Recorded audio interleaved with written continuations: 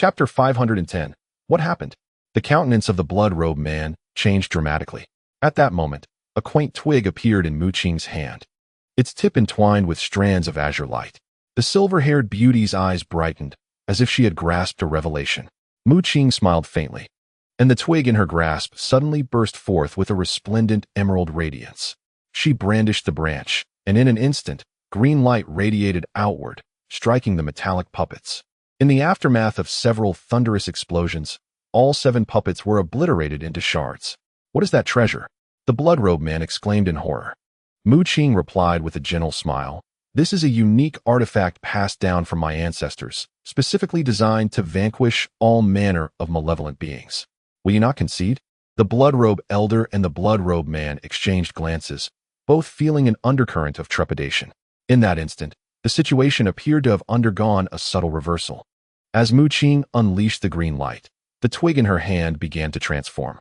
The branch morphed into entwined green vines, coalescing into a verdant energy that enveloped her being. These vines proliferated, exuding a vibrant vitality, rendering Mu Qing akin to a spirit of nature. "Mu Qing, what sort of treasure is this?" the silver-haired beauty inquired in astonishment. Mu Qing explained with a smile. "This is a special artifact I procured from an ancient and mysterious realm, capable of harnessing the life force of the earth. It is my pivotal weapon in moments of dire need." The intertwining green light and vines forged an indomitable defense, firmly restraining the black light formation in place. The stalemate ensued once more, yet this time, it was Mu Qing and the silver-haired beauty who held the upper hand. With the twig in hand, Mu Qing effortlessly dismantled the 7 metallic puppets, leaving the blood-robed man and his son astounded. However, at that moment, an eruption of searing heat surged from the black formation, expanding exponentially. The blood-robed man regained his composure, fixating on Mu Qing with a menacing glare. Gritting his teeth as he proclaimed, "Little demoness, let me show you true power." He abruptly spread his arms, incantations swirling around him, as dozens of blood-red orbs surged from his palms, thundering toward Mu Qing. The black formation regained its advantage, as the 7 metallic puppets retreated under the overwhelming force. The blood-robed man's brow furrowed, his fury ablaze like wildfire. The elder's puppets were liberated, injecting a refreshing surge into the chaos of the black formation, subtly altering the tide of battle. Without hesitation, the blood-robed man unleashed his blood orbs, which spun through the air, emanating a pungent scent of blood. Mu Qing's expression shifted dramatically, and she hastily wielded the twig to counter the assault. The 2 forces collided, resulting in a stalemate. "Ha!" the blood-robed elder cackled from the sidelines, casting a self-satisfied glance at Lin Mo, leisurely remarking, "Youngster, prepare to experience my formidable prowess." No sooner had he spoken than the puppet in his grasp suddenly broke free from its restraints, letting out a wild roar. This turn of events sent a shiver through the assembly. Mu Qing and the silver-haired beauty exchanged knowing glances, acutely aware of the urgency of the situation. They resolutely decided to abandon their assault on the black formation and swiftly redirected their efforts toward the blood-robed man. The 2 coordinated perfectly, with the silver-haired beauty transforming into a verdant hue, summoning extraordinary flora for protection. Simultaneously, Mu Qing employed her unique green light artifact, striving to neutralize the assault of the blood orbs. As the blood-robed elder cackled maniacally, he suddenly realized that the 7 metallic puppets, which had just been liberated from their bindings, had vanished. What? The elder's face turned ashen, a tremor coursing through him. Simultaneously, Mu Qing and the silver-haired beauty sensed an anomaly.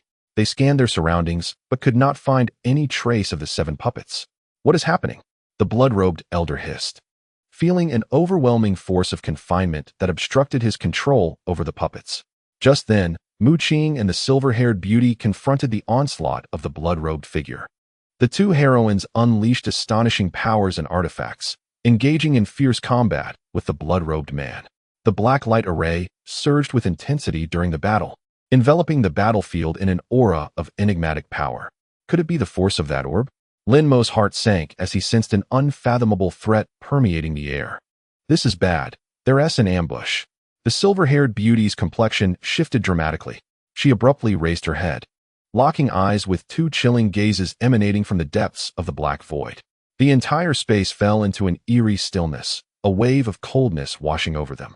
Countless hidden dangers seemed to emerge at that moment, sending shivers down everyone's spine.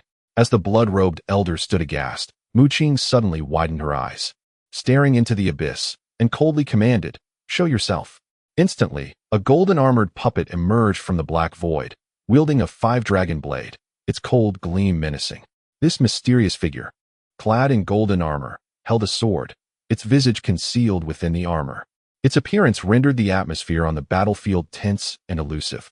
With all eyes fixated upon this enigmatic presence, hearts brimming with bewilderment.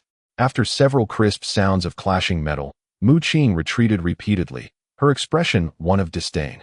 With a flourish of her hands, green threads sliced through the air, attempting to ensnare the golden-armored puppet, but she could not bind it. "I shall lend you my strength." Lin Mo's voice resonated.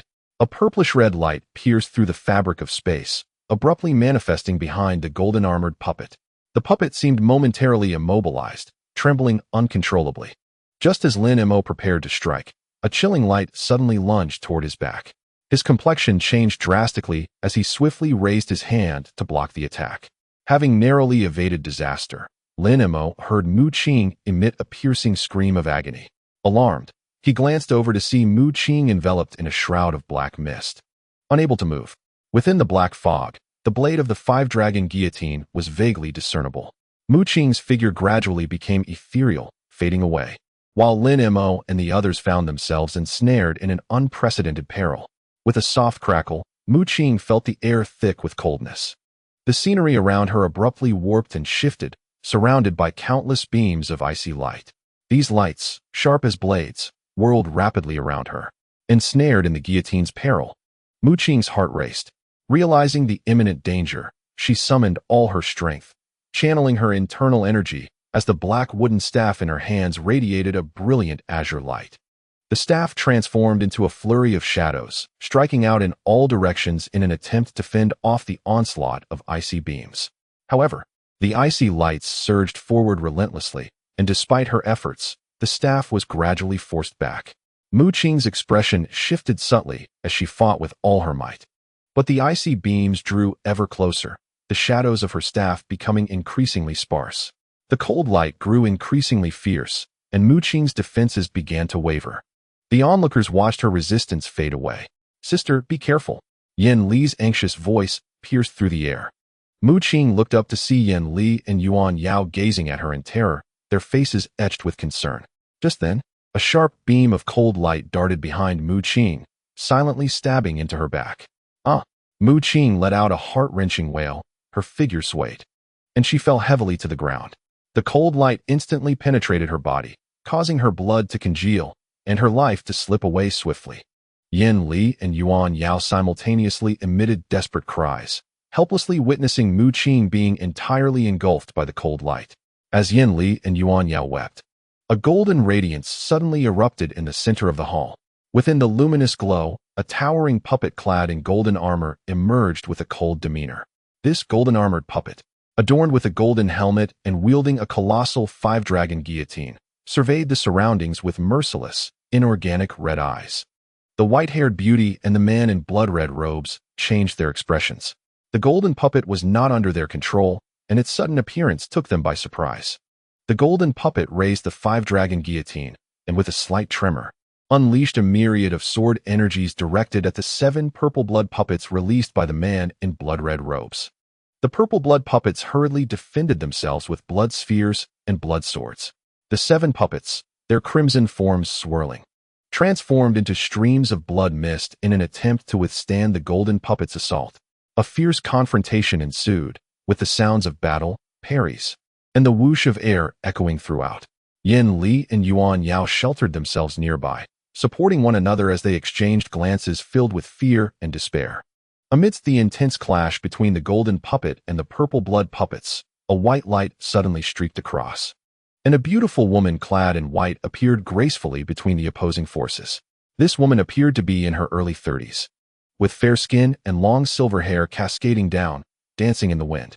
Her eyes sparkled with brilliance, her red lips slightly parted, and her demeanor exuded an air of pride, making her strikingly captivating. With a wave of her jade-like hand, a grand array formed in the air. conjuring over 100 iron-armored ghost soldiers, shrouded in malevolent energy. These ghostly soldiers bore expressionless faces and piercing eyes, brandishing long spears and large sabers, exuding a murderous aura as they materialized behind the woman in white. Ha ha! The woman laughed sharply yet sweetly. You shall all perish. No sooner had she spoken than the 100 ghost soldiers surged forth at her command, ravenously attacking the golden and purple blood puppets. The golden puppet accelerated its assault, splitting the 5-dragon guillotine to strike from both sides, joining forces with the ghost soldiers to besiege the purple blood puppets. The sudden turn of events left the blood-robed man in a fluster. Lin Mo's silhouette emerged from the shadows. The tall young man, clad in black, bore a look of desolation. He raised his hand, and 2 powerful arcs of blue lightning erupted from his palm, swiftly targeting Yin Li and Yuan Yao, who cowered in the corner. He transformed into a god of thunder, his cold gaze locking onto them. The sudden lightning attack caught the 2 women off guard, plunging them into peril. Lin Mo, why have you turned against us? Yuan Yao exclaimed in shock, having once shared a bond with Lin Mo, never anticipating he would turn against them. Lin Mo's demeanor remained impassive, offering no reply. As the relentless onslaught of electric arcs cornered Yuan Yao and Yin Li into a dire predicament, both women cried out in pain simultaneously, the arcs striking them like invisible whips, igniting a flurry of sparks. Bent over slightly, they clutched their bodies in agony, their fair skin marred by shocking burn marks, their garments utterly destroyed and unsightly. This cannot be the true Lin Mo. He must be under some form of control, Yin Li shouted anxiously, attempting to reach Lin Mo's consciousness. Yet, his attacks were merciless, embodying the wrath of a heartless thunderstorm, leaving no room for doubt. Despite the injuries inflicted by the electric arcs, Yuan Yao and Yin Li persevered, striving to withstand Lin Mo's assault while searching for a means to break the spell. As Lin Mo withdrew the electric arcs, his gaze swept over their wounded forms, a fleeting glimpse of unnoticeable tenderness flickering in his eyes before being swiftly replaced by cold indifference. Come with me, he commanded icily. You must accompany me. With that, he grasped the injured Yuan Yao and Yin Li, and the trio transformed into a streak of azure light, soaring toward the ceiling of the grand hall. In the midst of escalating chaos, Lin Mo, undeterred by the silver-haired matron's attempts to halt him, resolutely led Yuan Yao and Yin Li through the hall and into the azure mist. Stop! The matron shouted, a mix of fury and desperation in her voice, as she attempted to intervene, only to be besieged by several purple blood puppets, engaged in a fierce struggle. Lin Mo's figure morphed into a brilliant azure rainbow, whisking Yuan Yao and Yin Li away. Within the hall, the battle remained tumultuous, and the matron's expression darkened with disappointment as she realized her once firm grasp on the situation was slipping away, thanks to Lin Mo's sudden escape. He and the 2 women ascended to the pinnacle of the hall in an instant, the azure light flashing as they vanished into the night. In the distance, a crescent moon hung high, casting its luminous glow upon the azure mist. The moonlight illuminated Lin Mo and his companions, who appeared ethereal within the azure haze. Where are we headed? Yin Li inquired, her gaze darting around in confusion. To a place of safety, Lin Mo replied with a mysterious smile, his eyes deep and profound. To a realm even the deities cannot reach. Before his words could fully resonate, the trio gradually ascended under the moonlight, transforming into a long rainbow, disappearing into the depths of the night sky. Their sudden departure left the silver-haired matron in a state of utter shock. She dispatched the last purple blood puppet with a swift blow, biting her lip in frustration. This fellow runs remarkably fast, she muttered, her expression fluctuating between anger and concern as she surveyed the hall, realizing the golden-armored puppets had also vanished. Once in a position of dominance, she now found herself entirely on the defensive. At that moment, a light laugh echoed from the corner of the hall, and Mu Qing's figure slowly materialized. Though pale and faltering, her eyes shone with unwavering resolve. With a wave of her hand, the remnants of the purple blood puppets on the ground suddenly lifted, swiftly converging around her. We can join forces, Mu Qing stated, her tone calm, yet imbued with undeniable conviction. The silver-haired matron's expression hardened as she gripped her staff tightly. Bracing herself, she recognized that the entire situation had been abruptly disrupted, placing her in a precariously unfavorable position. Lin Mo, along with Yuan Yao and Yin Li, fled the grand hall, transforming into a streak of azure light as they soared out into the open. At that moment, several blood-red puppets suddenly emerged from the shadows, wielding blood spheres and blood swords, launching a fierce assault on Lin Mo. Startled, Lin Mo swiftly executed a levitation technique, lifting both companions into the air to evade the onslaught. However, his reaction was slightly delayed, and the blood puppets had already closed in, their chilling blades glinting ominously, presenting a dire threat. Die! A sharp female voice rang out from behind. Lin Mo's heart tightened, and he barely turned his head to see a beautiful woman with white hair and crimson eyes, brandishing a silver staff, advancing towards him. Chapter 511. Realizing he was caught in a pincer movement, Lin Mo understood that engaging directly would surely lead to his disadvantage. At that moment, a flicker of emerald green caught his peripheral vision. Alarmed, Lin Mo's expression shifted. A cold snort echoed as a girl clad in green gracefully appeared before the trio. Her pallid complexion revealed her as Qing, who had just begun to recover from severe injuries. "You are still alive?" Lin Mo exclaimed in astonishment, utterly unprepared for her survival amid the chaos. Qing sneered coldly, raising her hand, and a dark wooden staff transformed into a flurry of strikes, hurtling towards them. Realizing the gravity of the situation, Lin Mo quickly shielded Yuan Yao and Yin Li. Countless wooden rods, interspersed with arcs of lightning, surged towards the three in an instant. Alarmed, Lin Mo saw no way to retreat. He abruptly looked up as a thunderous roar erupted. A massive blood-red claw suddenly descended from above, ensnaring all three tightly. "Let us go!" Yin Li and Yuan Yao screamed in unison. With a sharp crack, the blood-red claw tightened its grip, while the wooden rods and the assault from the white-clad woman closed in. In this critical moment, Lin Mo's eyes flared open, emitting two beams of golden light from within. With a powerful leap, he broke free from the claw's grasp, cradling his companions. Channeling his inner energy, he soared upward at great speed, swiftly carrying them away. "Die once more, Qing!" Lin Mo shouted coldly. With a sweeping motion of his hands, arcs of electricity swirled around him, and he unleashed a torrent of golden lightning that surged outward in all directions. The myriad bolts of golden lightning erupted from Lin Mo's fingertips, striking the wooden rods, the claw, and the blood swords, all of which fell victim to the thunderous assault. Amidst the chaos, Lin Mo lifted the two women and transformed into a streak of azure light, rapidly traversing the heart of the melee. "Stop right there!" the white-haired woman yelled, swinging her silver staff towards Lin Mo. Yet, he evaded her lethal strike with the grace of the wind, effortlessly dodging the blow. The blood puppets relentlessly pursued him, wielding their blood spheres and blades, but they could not land a single hit on Lin Mo. He deftly maneuvered through the air, successfully avoiding their grasp. In the midst of the chase, Lin Mo skillfully manipulated his phantasmal form, transforming into an embodiment of lightning, employing the techniques of Yuan Magnetic Mountain and Thunder Dragon Claw to counter the puppet's ferocious attacks. With a flicker of azure light, a tempestuous brilliance enveloped him as he nimbly eluded the blood puppet's control. Lin Mo gestured with both hands, conjuring the image of a towering mountain in the void before him. The peak soared into the clouds, its steep cliffs rising majestically, thunder and fire swirling around it, a formidable sight. Seeing this, the blood puppets hastily summoned their blood spheres for defense. However, Lin Mo unleashed successive strikes of Thunder Dragon Claw and the crystal net of 10 directions, each technique erupting with tremendous force. In the midst of the sky, Qing Hong danced and twirled, successfully evading the relentless pursuit. Suddenly, a blood-red fissure tore open in the distant horizon.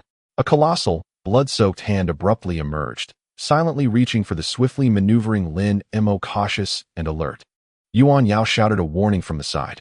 Yet, as her voice fell, the sanguine hand seized Lin Mo's form like a bolt of lightning. With a resounding crash, an overwhelming force, capable of crushing any divine defense, enveloped him instantly. Lin Mo felt as though he were firmly anchored in place, utterly unable to break free. "Where do you think you can escape to?" A seductive female voice echoed from beyond the rift, as a pale-skinned woman with cascading long hair stepped forth. She was the enchanting and formidable leader of the demonish tribe, Blood Moon. Though Blood Moon had restrained Lin Mo with merely a single hand, the golden scales shimmering around him emitted a brilliant glow, temporarily preventing her from breaching his defenses and sealing his doom. At that moment, a glint of determination flickered in Lin Mo's eyes. Suddenly, he split into three, manifesting two doppelgangers, which astonishingly turned out to be Yuan Yao and Yin Li, previously struck by lightning. Blood Moon's expression shifted dramatically, and just as she was taken aback, the two female doppelgangers broke free and launched a frenzied assault upon her. At that critical juncture, two golden figures plummeted from the heavens, swiftly targeting the blood hand that held Lin Mo captive. They were two golden-armored warriors from the Tianpeng clan. Arriving for support, one golden warrior transformed into a magnificent golden python, coiling around the blood puppet's form and rapidly constricting, rendering it unable to escape. The other golden warrior unleashed a barrage of golden wind blades, howling through the air, ensnaring the blood puppet within a formidable onslaught. The two warriors wielded their golden spears and swords with impeccable synergy, launching an assault upon the blood hand. Blood Moon was compelled to divide her focus, causing the grip of the blood hand to wane. Seizing the opportunity, Lin Mo broke free, swiftly standing back-to-back with the two warriors in midair. The trio coalesced into a radiant golden rainbow, emanating a blinding brilliance. Die! The two golden warriors shouted fiercely as they soared towards Blood Moon. One transformed into a massive golden flying python, wrapping around her body, while the other unleashed a flurry of golden wind blades to attack her. The two golden warriors exhibited exceptional combat coordination, seamlessly alternating their offensive strategies to unleash a relentless barrage upon the blood puppet. As the golden python constricted, the wind blades danced menacingly in the air, ensnaring the blood puppet's form. Under the relentless assault of the formidable golden warriors, the blood puppet began to show signs of fatigue, her once proud demeanor faltering under the combined onslaught. The appearance of the golden warriors drastically altered the battlefield dynamics, allowing Lin Mo, previously under immense pressure, to escape successfully while granting Yuan Yao and Yin Li a moment to catch their breath. Lin Mo exerted every ounce of his strength, summoning the Thunder Dragon Cannon and the Tianyu Whip among other techniques. The trio worked in perfect harmony, their battle prowess soaring, forcing Blood Moon, the clan leader, to retreat step by step. Damn it! Blood Moon's expression gradually twisted into a grimace, despite her immense strength. She found it increasingly difficult to withstand the collaborative efforts of the three. Spears, blades, whips, and cannons encircled her, forming a swirling vortex of golden energy. In a critical moment, Lin Mo finally discovered an opportunity to turn the tide. With a flash of inspiration, he teleported behind Blood Moon and struck her at the back of her heart with a decisive palm. Taking advantage of this opening, Lin Mo landed a blow that sent Blood Moon crashing to the ground with a muffled groan. Quickly, shouted the two golden-armored warriors, unleashing golden cannonballs to shield Lin Mo. Seizing the moment, he embraced Yuan Yao and Yin Li, transforming into a streak of azure light that soared into the sky. Under the protection of the golden-armored warriors, Lin Mo swiftly escaped the chaos of battle, the azure rainbow becoming a fleeting shadow that traversed the battlefield, distancing itself from the treacherous area. Though the golden scales on his body emitted a faint glow, Lin Mo's injuries had not fully healed. He felt a stabbing pain, remnants of the attacks from the Blood Queen's bloodied hands. The enemy was fleeing, and the blood puppets under Blood Moon hurriedly organized a pursuit. However, Lin Mo and his companions had already flown far away, quickly vanishing from sight. Despite sustaining minor injuries, Lin Mo successfully escaped the perilous battlefield with the coverage of the golden-armored warriors. Yuan Yao, Yin Li, are you unharmed? Lin Mo inquired sternly, addressing the two women within the azure light. Yuan Yao and Yin Li closely followed, their bodies bearing traces of electric arcs, yet overall, they appeared relatively unscathed. Yuan Yao steadied her racing heart and softly replied, "Thanks to you, we have evaded danger. Quickly, let us move away from this place. We still need to find an opportunity to heal." One of the golden-armored warriors transformed into human form, conveying a warning to Lin Mo while remaining vigilant of their surroundings.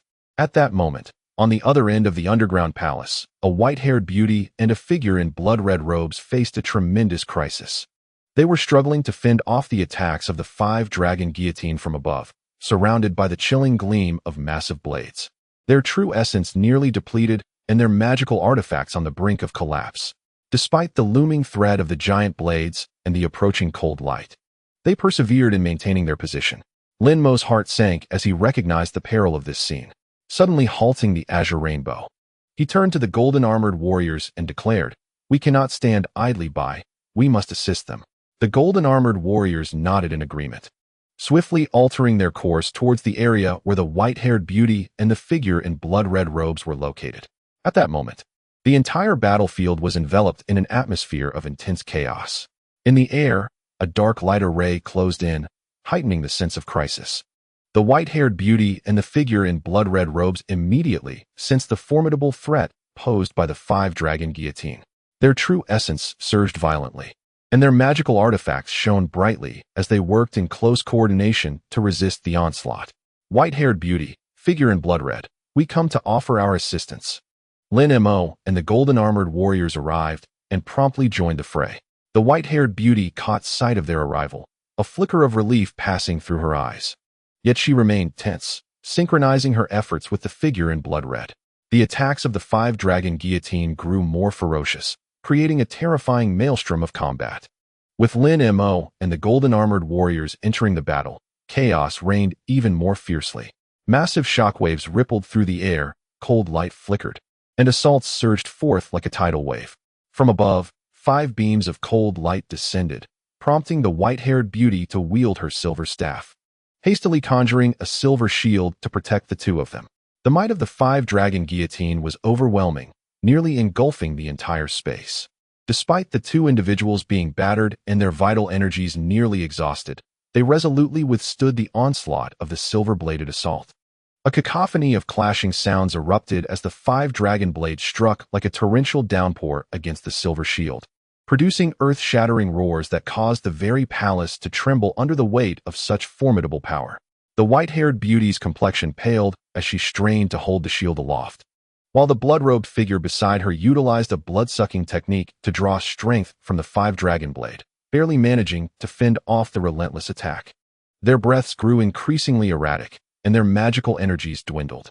At that moment, a dark net of light began to descend from above, the situation growing ever more desperate.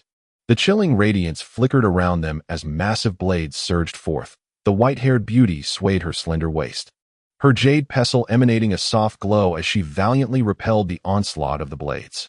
Meanwhile, the blood-robed figure summoned all his vital energy to form a protective blood mist, resembling a formidable fortress against the ferocious five-dragon blade.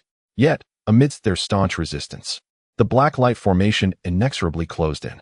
The white-haired beauty, drenched in cold sweat, pushed her magical powers to their limits, but the oppressive force of the dark formation intensified, and despair began to seep into her heart. "We cannot withstand this," the blood-robed figure cried out in anguish. The white-haired beauty's gaze sharpened as she unleashed the 100 Demons banner, waving it in all directions, successfully breaking through part of the five-dragon blade siege. Just then, a furious roar emanated from the depths below, and a massive red-eyed beast burst forth. It bore sharp horns, its body a deep crimson, its eyes radiating a chilling red light, exuding a foul stench and malevolence. "It is the blood-glutton demon." The white-haired beauty's expression shifted. This was an exceptionally ferocious high-ranking spirit beast among the monsters. The blood-glutton demon unleashed a torrent of blood arrows, crashing upon them like a tidal wave. With a wave of her hand, the white-haired beauty commanded over 100 spectral soldiers clad in ghostly armor to form ranks, striving to withstand the onslaught. A chorus of screams filled the air as the spectral soldiers fell one after another to the blood arrows, quickly suffering heavy casualties.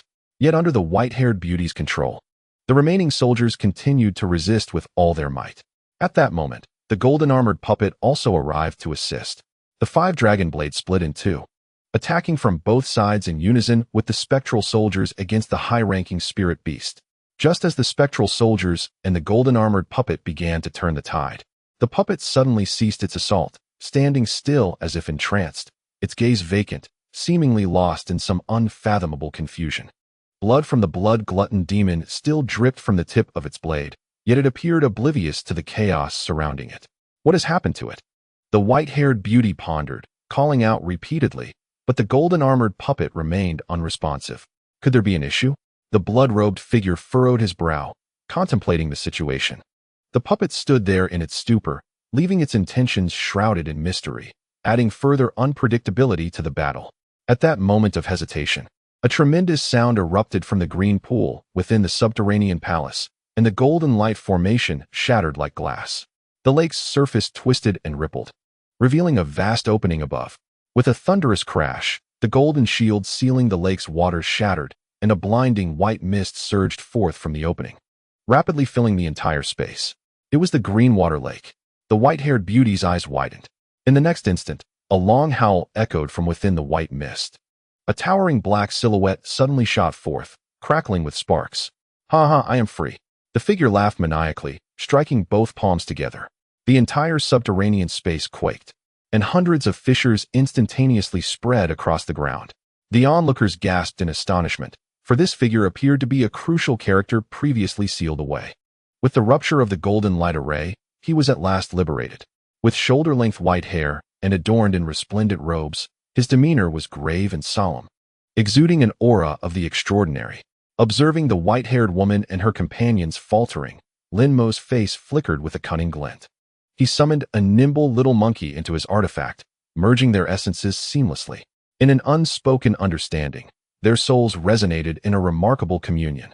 Amidst the chaos of battle, Lin Mo swiftly channeled his magical energy, the jade slip in his hand emanating a soft glow, forming an ancient and enigmatic symbol array. Chapter 512. Lin Mo fixed his gaze ahead and abruptly cast a golden Tianqian talisman. A deafening roar echoed as the Nine Palaces Tianqian formation rapidly materialized in midair, ensnaring the blood puppets within its grasp. The blood puppets struggled against the array. Yet the Nine Palaces Tianqian talisman exhibited formidable sealing power, rendering escape nearly impossible. The little monkey agilely leaped onto Lin Mo's shoulder, their minds intricately connected, working in perfect harmony. Lin Mo laughed triumphantly, directly manipulating the array to soar into the distance. His strategy evidently bore fruit. The blood puppets were momentarily thwarted, granting him the opportunity to withdraw safely. "Master, we must hurry. The situation is dire." The voice of the wailing beast echoed in Lin Mo's mind, filled with concern. "Indeed. We must evacuate swiftly." Lin Mo nodded, his gaze fixed on the tumultuous battle within the underground palace, sensing the encroaching blacklight array. Just as Lin Mo was on the verge of escaping, several thunder beads pierced through the air, unerringly aimed at his back. "Watch out!" Lin Mo gasped. But it was too late. As the thunder beads were about to strike, a burst of red light suddenly shot forth, accurately hitting the energy core of the thunder beads and neutralizing their attack. The wailing beast, utilizing its agile form and potent soul power, successfully deflected the assault. Its dark fur rippled, and its bright eyes sparkled with wisdom. "That was close." Lin Mo sighed in relief, as a nimble wailing beast leaped onto his shoulder, emitting a joyful cry, successfully joining him. Deep within the underground palace, the white-haired woman and the man in blood robes continued to struggle fiercely. They resisted the onslaught of the 5-dragon blade and the blood-gluttonous ghost, yet could not halt the oppressive descent of the black light array above them. Ensnared in a precarious predicament, the white-haired woman and the man in blood robes watched helplessly as the black light array drew nearer. The pressure within the underground palace felt like a heavy mountain, leaving them with a sense of inescapable fate. The bloodwind array cannot hold much longer. "We must find a breakthrough." The man in blood robes furrowed his brow, his gaze piercing through the chaos, seeking an opportunity to turn the tide. The light array shimmered with a hint of crimson, casting an atmosphere reminiscent of hell. The white-haired woman and the man in blood robes strained to hold their ground, but their magical energy was all but depleted, making continued resistance increasingly untenable. "It seems we are destined for mutual destruction," the blood-robed man remarked with a bitter smile. The silver-haired beauty clenched her teeth, her gaze fixated on the encroaching light formation, realizing the perilous nature of their situation. After a moment of silence, her eyes flickered with determination as she raised her hand. A radiant talisman orb materialized in her palm, emanating a soft spiritual glow. The aura released by the orb sent tremors through the malevolent spirits within the palace, as if they were yielding to this enigmatic power. "This is my final strike. We must find a breakthrough before the dark light formation arrives," the silver-haired beauty declared resolutely, aware that this was a crucial juncture with no room for retreat. At that moment, Lin Mo had successfully extricated himself from danger. He had ascended to the Nine Palaces Heavensian array, taking with him several blood puppets and leaving chaos in the underground palace. The golden-armored puppets were bereft of directives, the blood fiends were still rampaging, and the silver-haired beauty and the blood-robed man were on the brink of collapse. Lin Mo's departure had abruptly tilted the balance of the battle, placing the enemy at a significant disadvantage. Suddenly, the ground began to tremble violently, followed by a resounding crash as a massive pitch-black light curtain formed in the sky, instantly enveloping the entire palace ruins. Within the area shrouded by the black curtain, Lin Mo engaged in a fierce battle with a cluster of spiritual light. He exerted every ounce of his strength, striving to break free from this confinement, yet the sheer number of spiritual lights surrounded him in layers. In an instant, a beam of spiritual light shot towards Lin Mo's vital point.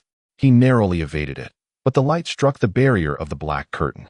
A tremendous sound reverberated as the entire dark space trembled, fissures appearing in the barrier.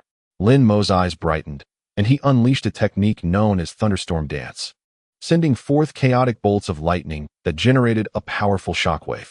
The spiritual light cluster retaliated fiercely, colorful beams exploding in a dazzling display, shattering the black curtain. A vast void emerged, revealing glimpses of the outside world. With a deafening crash, the palace above caved in, nearly crushing Lin Mo into a pulp. Fortunately, his reflexes were sharp. He hastily conjured a protective shield, averting disaster from this unforeseen turn of events. The spot where the palace had collapsed formed a massive pit roughly 100 meters in diameter, dense with swirling dust. At that moment, several clusters of spiritual light suddenly broke away from the main body, shooting outward like arrows. Alarmed, Lin Mo quickly summoned his true energy, transforming it into a mass of azure mist, racing to pursue. Two clusters of spiritual light flew far away, only to abruptly halt midair. They seemed to be communicating with something. Then, to Lin Mo's astonishment, they turned around and re-entered the black curtain. This unexpected maneuver left Lin Mo astounded. He ceased his pursuit, holding his breath in vigilance as he carefully examined the marks within his body. Upon confirming that the mark remained unchanged, he exhaled slightly in relief. He surmised that this sudden anomaly must have stemmed from some unforeseen event on the Demon King's side, temporarily diverting their focus from him. This was a rare opportunity to catch his breath, yet Lin Mo understood that it was only temporary. Once the Demon King resolved their matters, he would inevitably face the threat of pursuit once more. Sitting cross-legged in midair, Lin Mo swiftly contemplated his next move. The Demon King wielded the formidable Qing True Fire, making escape nearly impossible once locked onto by its divine consciousness. Simply fleeing was certainly not a long-term solution. Suddenly, Lin Mo's eyes illuminated with realization. He recalled having encountered an ancient formation known as the Gathering of Een, capable of dispelling various constraints and seals within one's body. If he could establish this formation in a place suffused with potent Een energy, it might alleviate his current predicament. Without hesitation, Lin Mo summoned his treasure ship, transforming it into a streak of azure light that raced across the wilderness. After traveling for hundreds of thousands of miles, he discovered a hilly region thick with dark energy, an ideal location for setting up the revolving Gathering of Een formation. Thus, Lin Mo descended, selecting this spot as a temporary refuge. He believed that once the formation was successfully established, he would be able to completely escape the crisis of being pursued. At that moment, the most pressing task was to locate Yuan Yao and her companion, seeking their assistance to complete this final step. Upon reaching the hilly area, Lin Mo immediately contacted the two women, succinctly explaining the situation and requesting their aid in arranging the revolving Gathering of Een formation. Upon hearing that Lin Mo was in such grave danger, the two women hastened to his side. Lin Mo detailed the entire sequence of events to them. Although they were taken aback, they promptly expressed their willingness to assist him in setting up the formation to dispel the seals within his body. This place, though shrouded in Een energy, serves as an excellent hiding spot, Yuan Yao remarked with a smile. Yanli nodded in agreement, adding, "Indeed, we can establish the revolving Gathering of Een formation here, enabling the swift removal of that seal within you. Thank you, both of you. Without your assistance, I fear I would be doomed." Lin Mo expressed his earnest gratitude. "Do not mention it. We require your guidance in deeper aspects of the mystical arts." "This small favor is no trouble at all," Yanli gently replied. The three then took flight, landing in the hilly region to commence their preparations for the formation. Under Lin Mo's protective watch, Yuan Yao and Yin Li began to arrange the revolving gathering of Yin formation, armed with their magical tools and channeling their inner energy. The Yin energy within the hilly area was activated, surging and converging. Yin Li's hands danced gracefully, conjuring countless strands of gray silk that gradually intertwined to form a massive circular eye of the formation in the air. Within this eye, numerous symbols appeared, representing the core barrier of the gathering of Yin formation. As the gray silk transformed into the eye of the formation, it pointed towards a nearby small hill, and the revolving gathering of Yin formation began to take shape. Meanwhile, Lin Mo remained vigilant in the skies, prepared to confront any potential threats. Now, Yin Li and Yuan Yao commanded in unison. Countless strands of gray silk shot forth from the air, radiating in all directions. Upon touching the surface of the hills, these strands rooted themselves firmly in the ground. Within a mere incense stick's time, the entire hilly area was thoroughly enveloped by the strands, with the dense Yin energy becoming visibly apparent. A small hill, rising at the convergence of these strands, formed a colossal eye of the formation. Yin Li, your skills in formation have reached new heights, Yuan Yao exclaimed in admiration, noting her deftness as if she could weave the mysteries of heaven and earth in her movements. Yin Li smiled in response. This is the result of years of accumulation. As the revolving gathering of Yin formation gradually neared completion, the entire hilly area was shrouded beneath a veil of ominous clouds. The formation of the array generated a potent aura of, guiding the trio towards its core. Poised to unleash the formidable power of, the array was successfully established to 70%. We shall proceed to draw in more of the worlds. And once the array is activated, we can commence the expulsion of the Great Formation, Yanli conveyed to Lin Mo. Lin Mo nodded in agreement, and the three figures shimmered before soaring towards the array's focal point on the small hill, ready to harness the immense strength of the, as the gradually neared completion, permeated the hilly region, creating a vast vortex. Lin Mo hovered in the sky, his gaze fixed upon Yuan Yao and Yanli as they arranged the formation, his heart brimming with anticipation. He understood that this endeavor was crucial for his escape from the relentless pursuit of the Demon King. Upon reaching the array's center, Lin Mo suddenly recalled something and quickly warned Yuan Yao and Yanli about the overwhelming in the area, urging them to be mindful of their internal energy flow, lest they fall prey to the malevolent energy that could erode their very essence. Yuan Yao and Yanli immediately took heed, hastily settling down to meditate and circulate their energy. They soon discovered that their internal energy was significantly obstructed, with impurities attempting to invade there. I possess several talismans to dispel the, allow me to assist you, Lin Mo declared, producing the silver needles and several talismans to aid the two women. He employed them to locate and eliminate the malevolent entities within their bodies caused by the abnormal fluctuations. Subsequently, he utilized the silver needles, talismans, and incantations to facilitate their recovery, ensuring they were in optimal condition for the impending confrontation. After a brief moment, the flow of their internal energy resumed smoothly, and their essence regained clarity. We are deeply grateful for your assistance, Lin brother, the two women expressed in unison. Lin Mo smiled gently. We must unite our efforts at critical junctures. I merely prepared in advance. Once the was purged from their bodies, Lin Mo elaborated on the situation regarding the binding mark within him. I suspect that the Demon King's consciousness lingers within this mark. Thus, should I exert my full strength, he could instantly pinpoint my location. This is why I have been cautious in my actions. Now with thee, we can harness the extreme of the heavens and earth to expel this mark from my body. If we succeed, I shall be liberated from the Demon King's pursuit. After deliberation, the trio resolved to unleash their combined strength at the peak of the accumulation to eradicate the mark from within. Time is of the essence. We must not seek other locations, Lin Mo asserted with conviction. This is the most suitable place to expel the mark. Yuan Yao and Yanli wholeheartedly agreed, pledging their utmost efforts to assist Lin Mo in his endeavor. They understood that time waited for no one, and the array had been meticulously arranged. This was their optimal opportunity to evade the Demon King's relentless chase. Thus, the three of them sat cross-legged facing each other, commencing the circulation of their internal energies, preparing to unleash their magical prowess to expel the mark once they reached its zenith. As they gathered, the trio congregated near the array's core. Yuan Yao wielded the jade fairy staff, Yanli formed seals with her hands, while Lin Mo focused his mind and breath, awaiting the most pivotal moment. Under the guidance of the formation, dark energy coalesced into a formidable force before the three individuals, poised to unleash a powerful spell to eradicate the marks within them. With the relentless efforts of Yuan Yao and Yanli, the wheel of shadow gathering array gradually took shape, its coverage extending across the entire hilly terrain. Countless dark gray threads emerged from the ground, intertwining in midair and enveloping the entire area.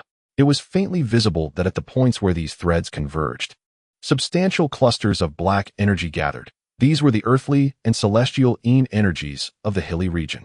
Under the influence of the threads, they continuously converged and guided, ultimately forming a colossal black vortex, the very core of the wheel of shadow gathering array. Lin Mo observed the scene before him, his understanding crystallizing.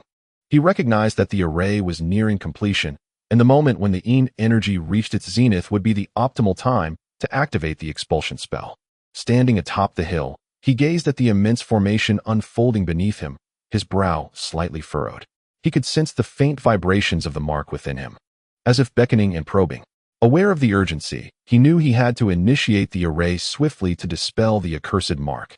His emotions flickered like a candle in the wind, unstable and restless.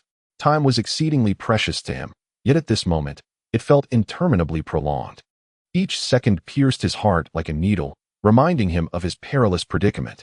He understood that the likes of Lu Zhu and others could activate the mark within him at any moment, thrusting him into an even more precarious situation.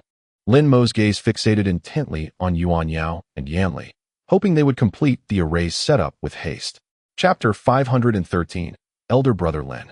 The array has been preliminarily established and requires final adjustments. A melodious voice resonated beside him. Lin Mo turned to see Yuan Yao and Yanli approaching in flight. A flicker of surprise crossed Lin Mo's eyes. He had not anticipated such remarkable efficiency from them, far exceeding his expectations. Well done. You have worked hard. Lin Mo smiled gently, his gaze warm. We can activate the array shortly. It may be somewhat painful, so be prepared. We are not afraid, Yanli affirmed with determination. And Yuan Yao echoed her sentiment earnestly. However, just as they reveled in their triumph, Lin Mo suddenly experienced an alarming transformation, eliciting concern from Yuan Yao and Yanli. As Lin Mo was about to speak, he sensed a chilling energy rising from within, the mark pulsing painfully, as if heralding the arrival of its master. He felt the mark within him being activated. A flash of golden light erupted, and his body underwent an anomalous change, as if disturbed by an external force. This unforeseen shift instilled a tinge of panic in Yuan Yao and Yanli, prompting them to intensify their care and attention towards Lin Mo, fearing he might undergo an irreversible transformation. Elder Brother Lin, are you all right? Yuan Yao inquired with concern. I am fine, Lin Mo replied, taking a deep breath to suppress the backlash of the mark. Once the array is ready, we shall commence. Do not worry about me. All right, let us prepare by the core of the array, Lin Mo instructed Yuan Yao and Yanli. The formation is ready. We can activate the spell to expel the mark now, Yuan Yao declared with resolute determination. Lin Mo nodded, feeling the formidable power of the formation, his heart brimming with anticipation. The trio gathered near the heart of the formation, focusing intently. They soon arrived beside the massive, vortex-like core. A continuous stream of dark energy surged into the whirlpool, producing a resonant roar that shook Lin Mo and his companions to their cores. Lin Mo raised his hands, conjuring a protective barrier to envelop them. He then sat cross-legged, closing his eyes in concentration, his body levitating in midair. Aware that time was of the essence, Lin Mo understood that the Demon King's awareness of his presence would only sharpen with each passing moment. He needed to eliminate the binding mark within himself before the Demon King arrived. Despite the immense pressure, Lin Mo remained remarkably composed, brimming with confidence and ready to unleash his full strength to activate the yin gathering formation and expel the mark. The formation is ready. We can initiate it at any moment, Yanli advised, casting a glance at Lin Mo, her eyes reflecting trust and expectation. Yuan Yao concurred, Brother Lin Mo. We will surely succeed in evading the Demon King's pursuit. Standing atop a hill, Lin Mo gazed down at the colossal formation taking shape beneath him, his brow slightly furrowed. He could feel the faint tremors of the mark within, as if it were being summoned. Aware that time was running short, he knew he had to activate the formation swiftly to dispel the cursed mark. His emotions flickered like a candle in the wind, uncertain. Time was invaluable, yet it felt excruciatingly prolonged. Each second felt like a needle pricking his heart, a stark reminder of his perilous situation. He understood that the likes of Lu Zhu and others could trigger the mark within him at any moment, placing him in even greater danger. Lin Mo's gaze was firmly fixed on Yuan Yao and Yin Li, hoping they would expedite the formation's arrangement. Brother Lin, the formation has been preliminarily arranged. It just needs final adjustments, a clear voice chimed in his ear. Lin Mo turned to see Yuan Yao and Yin Li soaring towards him. A glimmer of surprise crossed Lin Mo's eyes. He had anticipated such high efficiency from them, far exceeding his expectations. Excellent, you have worked hard. Lin Mo replied with a gentle smile, his gaze warm. We can activate the formation shortly.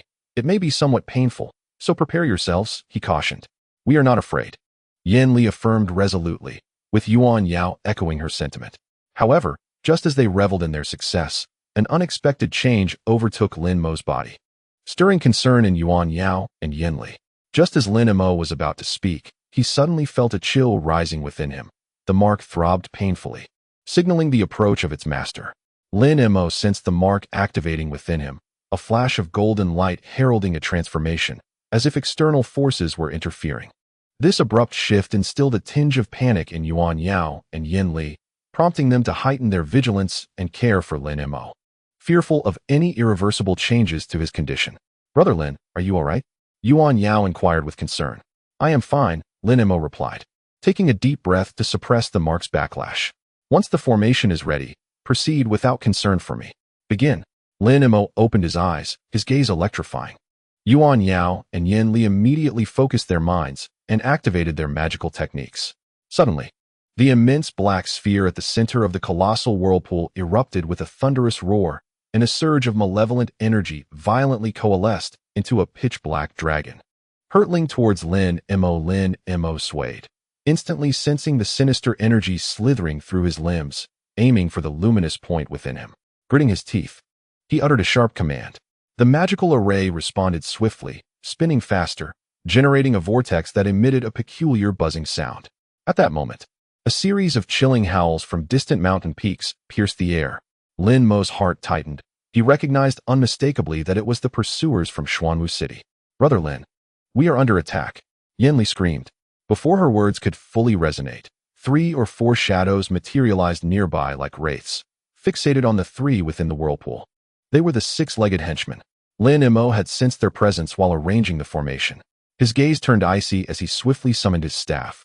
A resounding crash echoed as the leopard scale beast and the wailing soul beast manifested in the air, both lunging at the intruders with ferocious speed. Such swiftness! Yuan Yao exclaimed, her vision blurring as the henchmen were mercilessly torn to shreds by Lin Mo's spirit beasts. Lin Mo retracted his staff, snorting disdainfully, useless fools.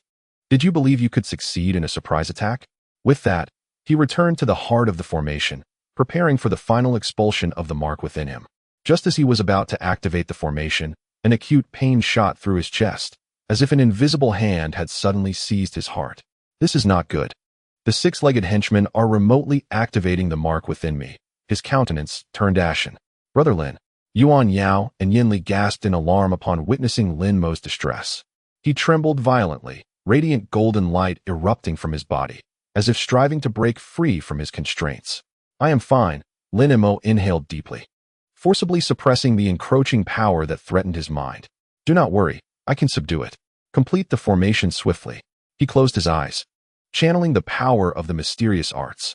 A bead of sweat trickled down his forehead. This backlash was far more intense than before. Hurry, Lin Mo gritted his teeth, uncertain how much longer he could endure. Brother Lin, we are ready on our end. Good, let us begin. Lin Mo opened his eyes, shifting his focus to the formation. The swirling malevolence at the center had coalesced into an immense black vortex, radiating an overwhelming pulling force. Yin Li, you shall preside over the formation. Yuan Yao, unleash your sonic attacks. I require your assistance to expel the mark within me. Lin Mo allocated the tasks. The two responded promptly, entering a state of readiness. At that moment, a series of eerie, ghostly wails echoed from the distant mountains. Lin Mo furrowed his brow, immediately comprehending that enemies were approaching. This is not good. Malevolent spirits are drawing near. Yin Li's brow knitted with concern, a flicker of worry flashing in her eyes. Before she could finish speaking, 3 or 4 malevolent apparitions appeared nearby, slowly advancing. I will handle this, Lin Mo declared, sweeping his hands. Suddenly, a giant leopard and a 2-headed owl beast burst forth from his staff, like 2 rays of golden light, charging towards the malevolent spirits. Such speed, Yin Li marveled, her vision blurring as the spirits were brutally dismembered by Lin Mo's spirit beasts. Lin Mo let out a light snort, dismissing the audacity of the mere evil spirit that dared to intrude upon him. It was utterly foolish. As the malevolent entity was swiftly expelled by Lin Mo's spirit beast, the atmosphere around them gradually calmed. Yuan Yao and Yin Li were astonished by the prowess of Lin Mo's spirit beast, exchanging glances that deepened their confidence in his abilities. How weak! Lin Mo waved his sleeve, nonchalantly retracting his staff. Turning to Yuan Yao and Yin Li, a faint smile graced his lips, as it seemed they were quite taken aback by the spirit beast he had summoned. Brother Lin, your spirit beast is incredibly powerful, Yin Li exclaimed, unable to contain her admiration. Its speed is so swift that I could barely see it. This is merely a trivial matter, Lin Mo replied indifferently. What I summoned is just an ordinary spirit beast. If I were to call forth a true beast, it would have long since reduced this mountain to rubble. Is there truly such a formidable beast? Yuan Yao's eyes widened in disbelief. Indeed, Lin Mo replied with a gentle smile. Once we overcome this current challenge, I may summon a true beast for you to witness. However, we must first address the pressing threat at hand. With that, he returned to the center of the formation, concentrating to activate the gathering in great array and expel the forbidden mark within him. Come, let us give it our all. Lin Mo's voice rang out, and the center of the formation suddenly radiated a blinding golden light. The whirlpool began to spin faster, coalescing a pitch-black mass of energy that rapidly expanded, soon forming a colossal black sphere several feet in diameter. Yuan Yao and Yin Li immediately sensed the change at the whirlpool's core. Their expressions shifted as they began to cast spells, utilizing the Yin energy within the vortex to assist Lin Mo in dispelling the mark within him. Hurry, we must accelerate, Yuan Yao urged anxiously, her fingers swiftly weaving intricate seals, conjuring a flurry of runes that surged toward the dark sphere. Yin Li followed suit, her brow furrowing as beads of sweat formed on her forehead. She understood the gravity of the situation. The black sphere had to be neutralized quickly, lest the consequences be dire. The black sphere at the center of the whirlpool emanated an overwhelming pressure, as if it sought to devour everything in its path. How powerful! Even from a distance, Yuan Yao felt the tremendous pull, as if all the Yin energy of the mountain was converging towards that point. Go, Brother Lin. Yin Li clasped her hands together, silently praying for Lin Mo.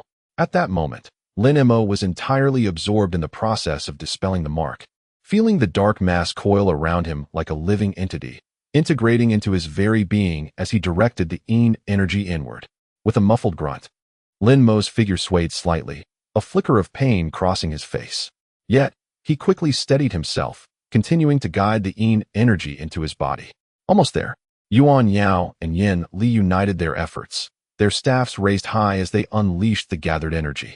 The immense whirlpool erupted with a thunderous roar, yielding several massive black dragons that surged forth, darting and spiraling towards Lin Mo. Show me the extent of your magical prowess. Lin Mo bellowed, and in an instant, his agile form soared into the air. As the black dragons were about to collide with him, he faced them unflinchingly, extending his arms to meet them head-on. With a resounding crash, the black dragon struck, unleashing a tremendous energy that exploded around Lin Mo. However, to the astonishment of the two women, Yuan Yao, Lin Mo exhibited no signs of discomfort. On the contrary, he radiated a brilliant golden light, as if he were eagerly absorbing and merging with the peculiar energy of the dark aura. Such a formidable presence elicited a faint smile from Lin Mo, his eyes shimmering with admiration. The massive vortex spun violently, exuding boundless black mist. Countless black whips shot forth, swiftly coiling around Lin Mo's body. After a brief moment of resistance, Lin Mo focused his thoughts and unleashed his protective true energy. The dark whips, charged with overwhelming energy, surged inward, aiming directly for the golden light. A thunderous sound echoed, causing his body to sway slightly and his expression to shift. The imprint within him retaliated, yet it remained entirely within my control. Lin Mo's gaze was resolute as he spoke to the two women, urging them not to worry and to continue channeling their energy into him. Hearing this, they intensified their efforts in wielding their staffs. Gradually, golden traces began to manifest across Lin Mo's body, as if revealing the marks of a seal within him being shattered. Success was imminent. Lin Mo and Yuan Yao remained focused on dispelling the imprint within. As Lin Mo closed his eyes to circulate his meridians, a sudden frown creased his brow, a foreboding sensation creeping into his heart. At that moment, a green light erupted from within Lin Mo, causing him to momentarily waver, his expression growing grave. Someone in the distance was activating the imprint within him, attempting to lock onto his position. Yuan Yao and the others were taken aback. How could this be? Who could it be? It must be Mu Qing. Lin Mo took a deep breath, striving to stabilize his energy. He could sense the lingering aura of the imprint. Having said this, he closed his eyes in concentration, releasing his spiritual sense in an attempt to trace Mu Qing's location in reverse. Meanwhile, at the edge of the woods, Mu Qing furrowed his brow, astonished by the changes occurring within Lin Mo. He had just activated the imprint, only to discover that its energy had noticeably diminished. Chapter 514. How could this be? Have they discovered a means of breaking the seal? Just as he pondered this, he suddenly sensed Lin Mo's spiritual awareness sweeping towards his direction, causing Mu Qing to startle. He quickly evaded, concealing his presence and stealthily departing. Simultaneously, Lu Zhu and the others continued to vie for the divine milk of the underworld river. On the desolate plain strewn with bones, 3 individuals quarreled over a piece of crystallized brick. Lu Zhu raised his hand and retrieved the crystallized brick, its surface etched with intricate formations, emanating an icy aura. This is the crystallized brick containing the divine milk of the underworld river. I have employed numerous methods to secure it, rendering it difficult to open. Upon finishing his statement, he squinted, proposing, if you wish to verify whether there is indeed divine milk within, I am willing to join forces to strike the brick and break it open. However, should we fail to extract the contents, this brick shall belong to me. The man in the blood robe and the silver-haired beauty exchanged glances, her red lips parting to assert, I possess the means to shatter this object and retrieve the treasures within, provided you are willing to compete fairly. Huh. Let us see if you can manage that. Lu Zhu smirked, lifting the crystallized brick to hover between the 3 of them. Instantly, they each began to cast their spells, a surge of demonic light intensifying, as numerous cracks appeared on the crystallized brick, threatening to shatter, only to instantly revert to its original state. As the 3 were engrossed in their thoughts, the 6-legged entity suddenly sensed an approaching presence from afar. Could it be?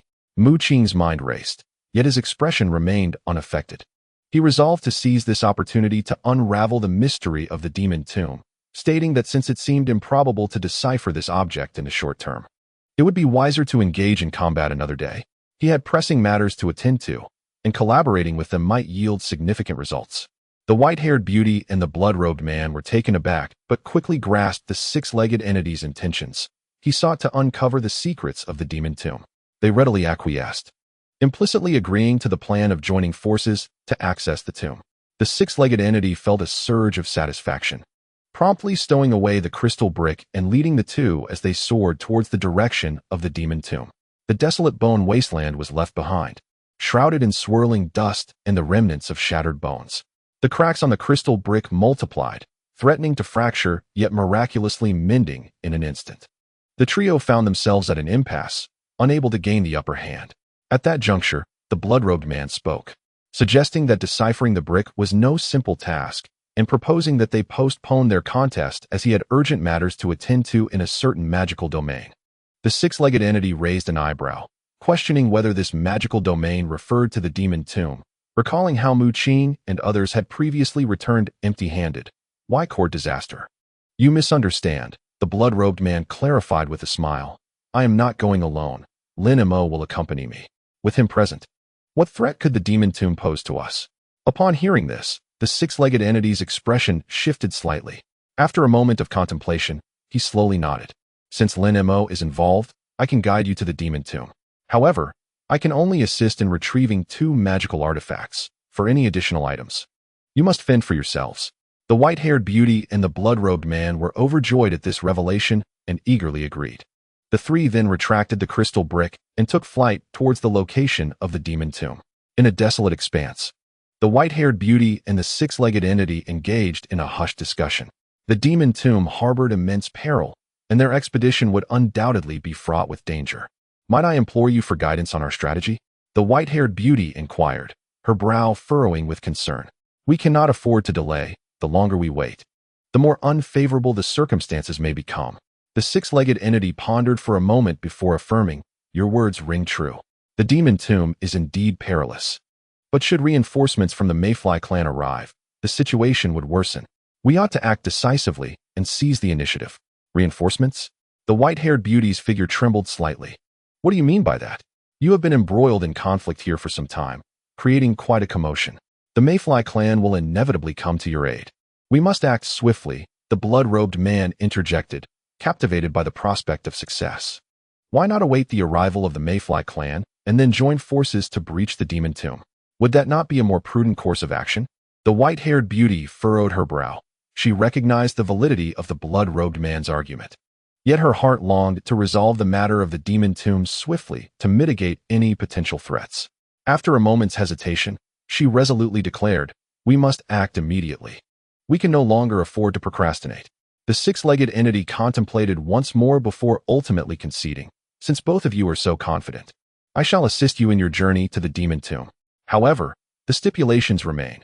I can only help retrieve 2 magical artifacts. For anything beyond that, you must manage on your own."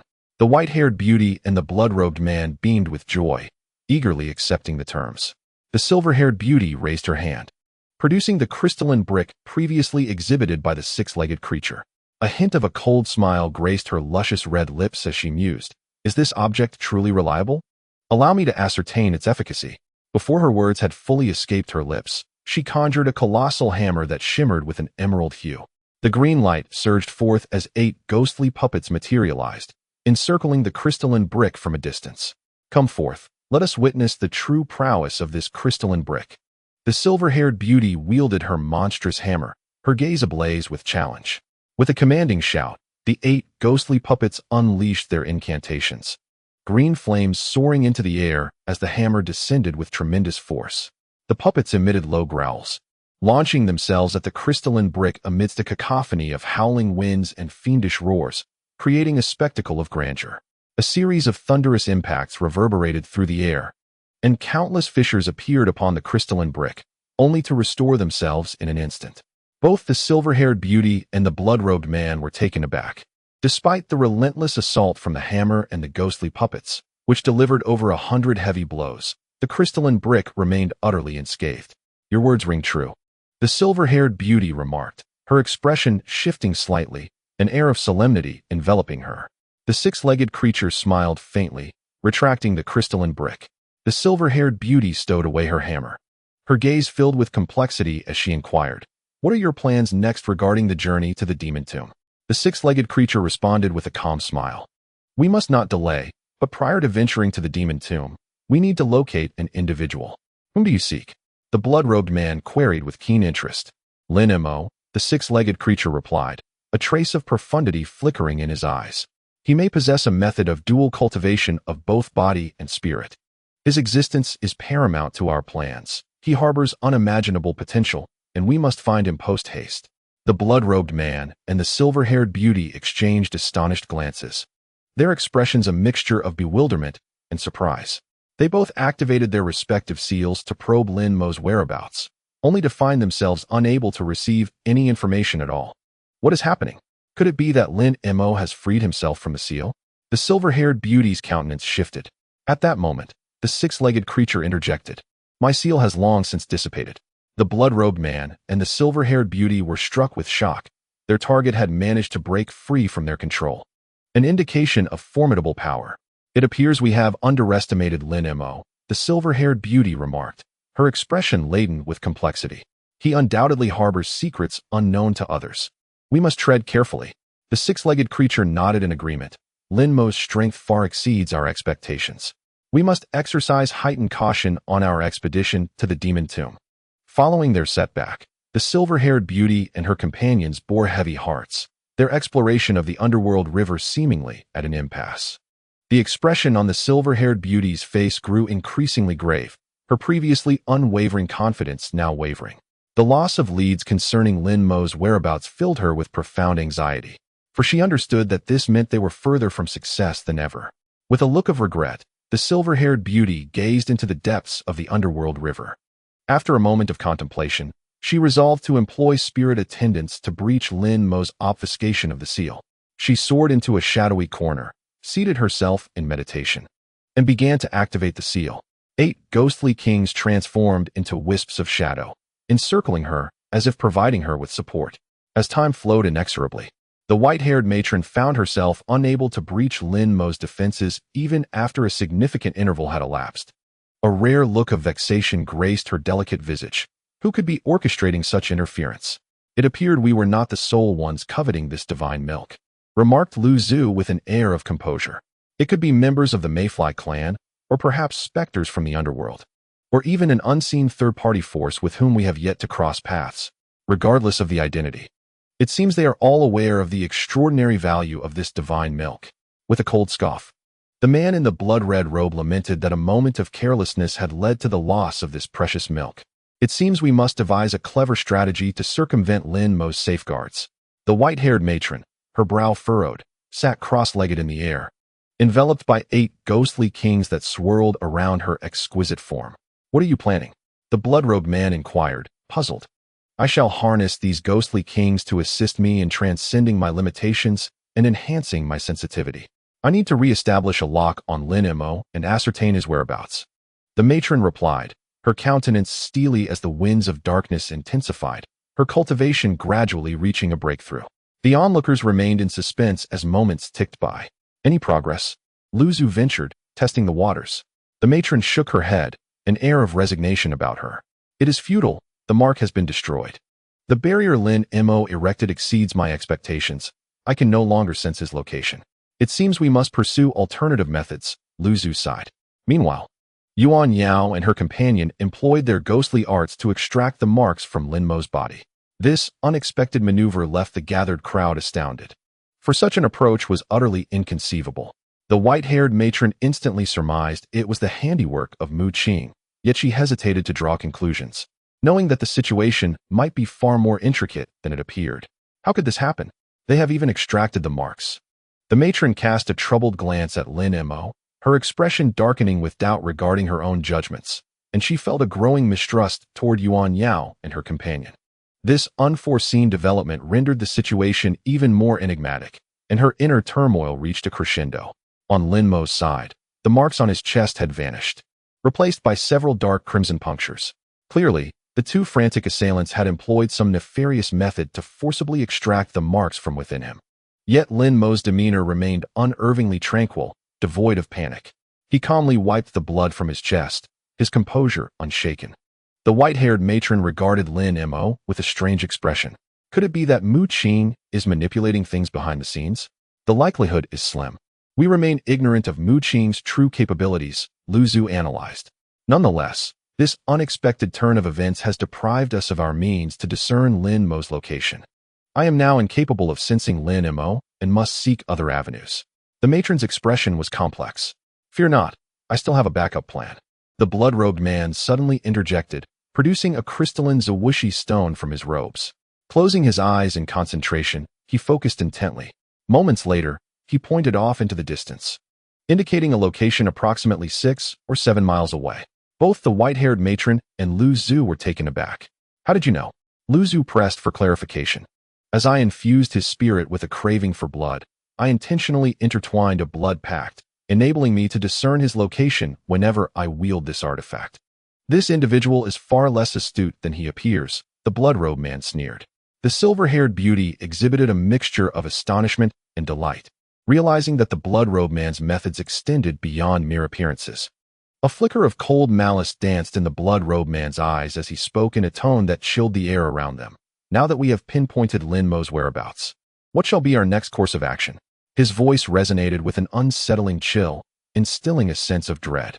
The silver-haired beauty gazed intently at the blood-robe man, a foreboding intuition welling up within her. She understood that both the blood-robe man and Lin Mo were formidable forces not to be underestimated. The current situation had grown increasingly intricate, necessitating her utmost caution to avoid plunging deeper into peril. Luzhu maintained a composed demeanor as he addressed the blood-robed man. Since you are aware of his location, let us proceed to meet this benefactor. I merely exerted a fraction of my magical prowess, and the blood armor puppet retreated without a fight, seemingly fearful of the might of my divine hammer, Luzhu remarked nonchalantly. How can you be so certain? The silver-haired beauty inquired. The puppet's demeanor clearly indicated fear, contrasting with your assertion that it was forced to withdraw. Both the silver-haired beauty and the blood-robed man were taken aback by this revelation. This five-dragon blade possesses unparalleled might, the blood-robed man murmured. No wonder the Mayfly clan sought to eliminate it swiftly. This hammer is an ancient artifact capable of subduing myriad demons, its power truly astonishing. The silver-haired beauty acknowledged with admiration. Luzhu smiled faintly, remaining silent as he grasped the five-dragon blade firmly. The trio deliberated for an extended period, outlining their forthcoming strategy to cautiously approach the adept spellcasters within the Mayfly clan, investigate the whereabouts of the river of the underworld's divine milk, and remain vigilant against the ambushes of the underworld thunder beast. As the three sat upright in solemn discussion, they were suddenly interrupted by the sound of approaching footsteps. To their astonishment, the gravely injured blood armor puppet staggered toward them, pleading for assistance. Please save me, save my true form, it implored, casting its gaze toward the aged figure at the cave's entrance. How could you have sustained such injuries? Elder Jiang inquired, astonished. I battled the master of the five-dragon blade and was grievously wounded. My current form has no hope of recovery, the blood armor puppet lamented. I can only beseech you, Elder, to show mercy and save my true self. I have come to acquire the divine nest. Chapter 515. The divine nest. Elder Jiang's expression shifted. Does the Mayfly clan even possess the qualifications to claim the divine nest?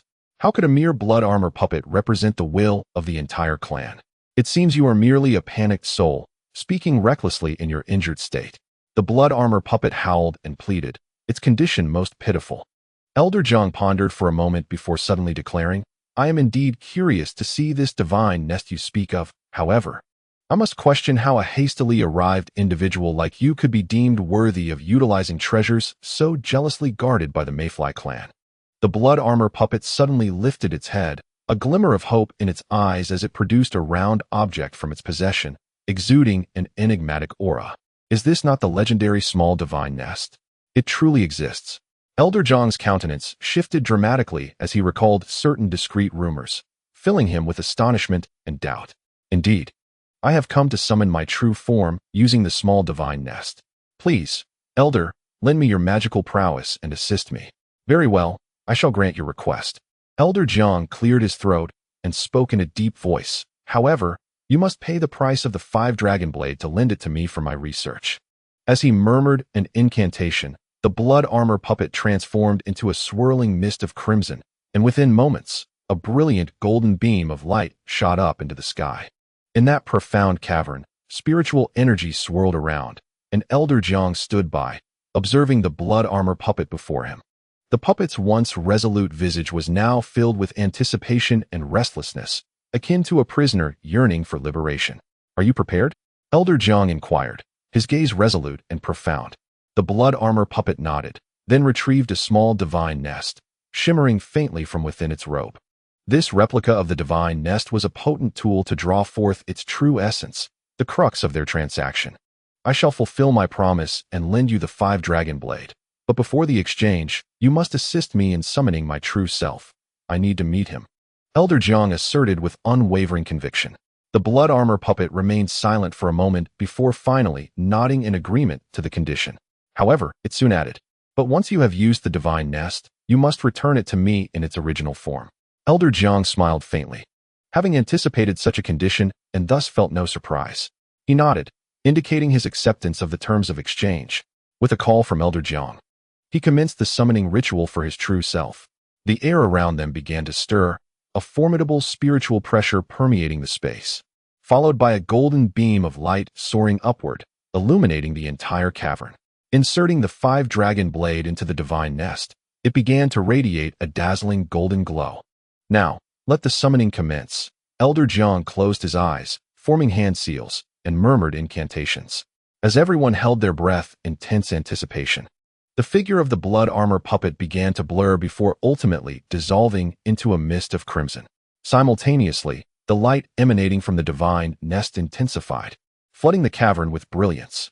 Just as the last word was spoken, a golden beam erupted within the cavern, shooting towards the heavens.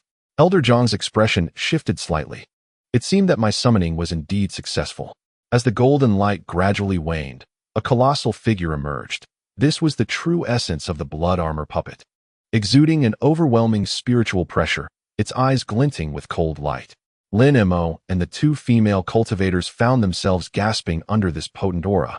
Moments later, a brilliant golden beam erupted from the White Mountain range, accompanied by a piercing shriek that caused the mountain to tremble. Lin Mo and the others instinctively raised their weapons. Watching as the light began to fade, replaced by an imposing spiritual pressure. It has arrived, Elder Jiang's expression shifted. The true essence of the blood armor puppet manifested from the beam, its eyes blood red, exuding an immense presence. I have finally returned to the mortal realm. It howled towards the sky, its roar echoing through the valley. Thank you, Elder Jiang, for helping me break that accursed seal. The blood armor puppet turned to Elder Jiang, saying, "We owe each other nothing. Let us part ways here." With that, it prepared to depart. Wait, Lin Mo interjected, retrieving several green elixirs from his sleeve. These are ancestral secret medicines, a token of our meeting.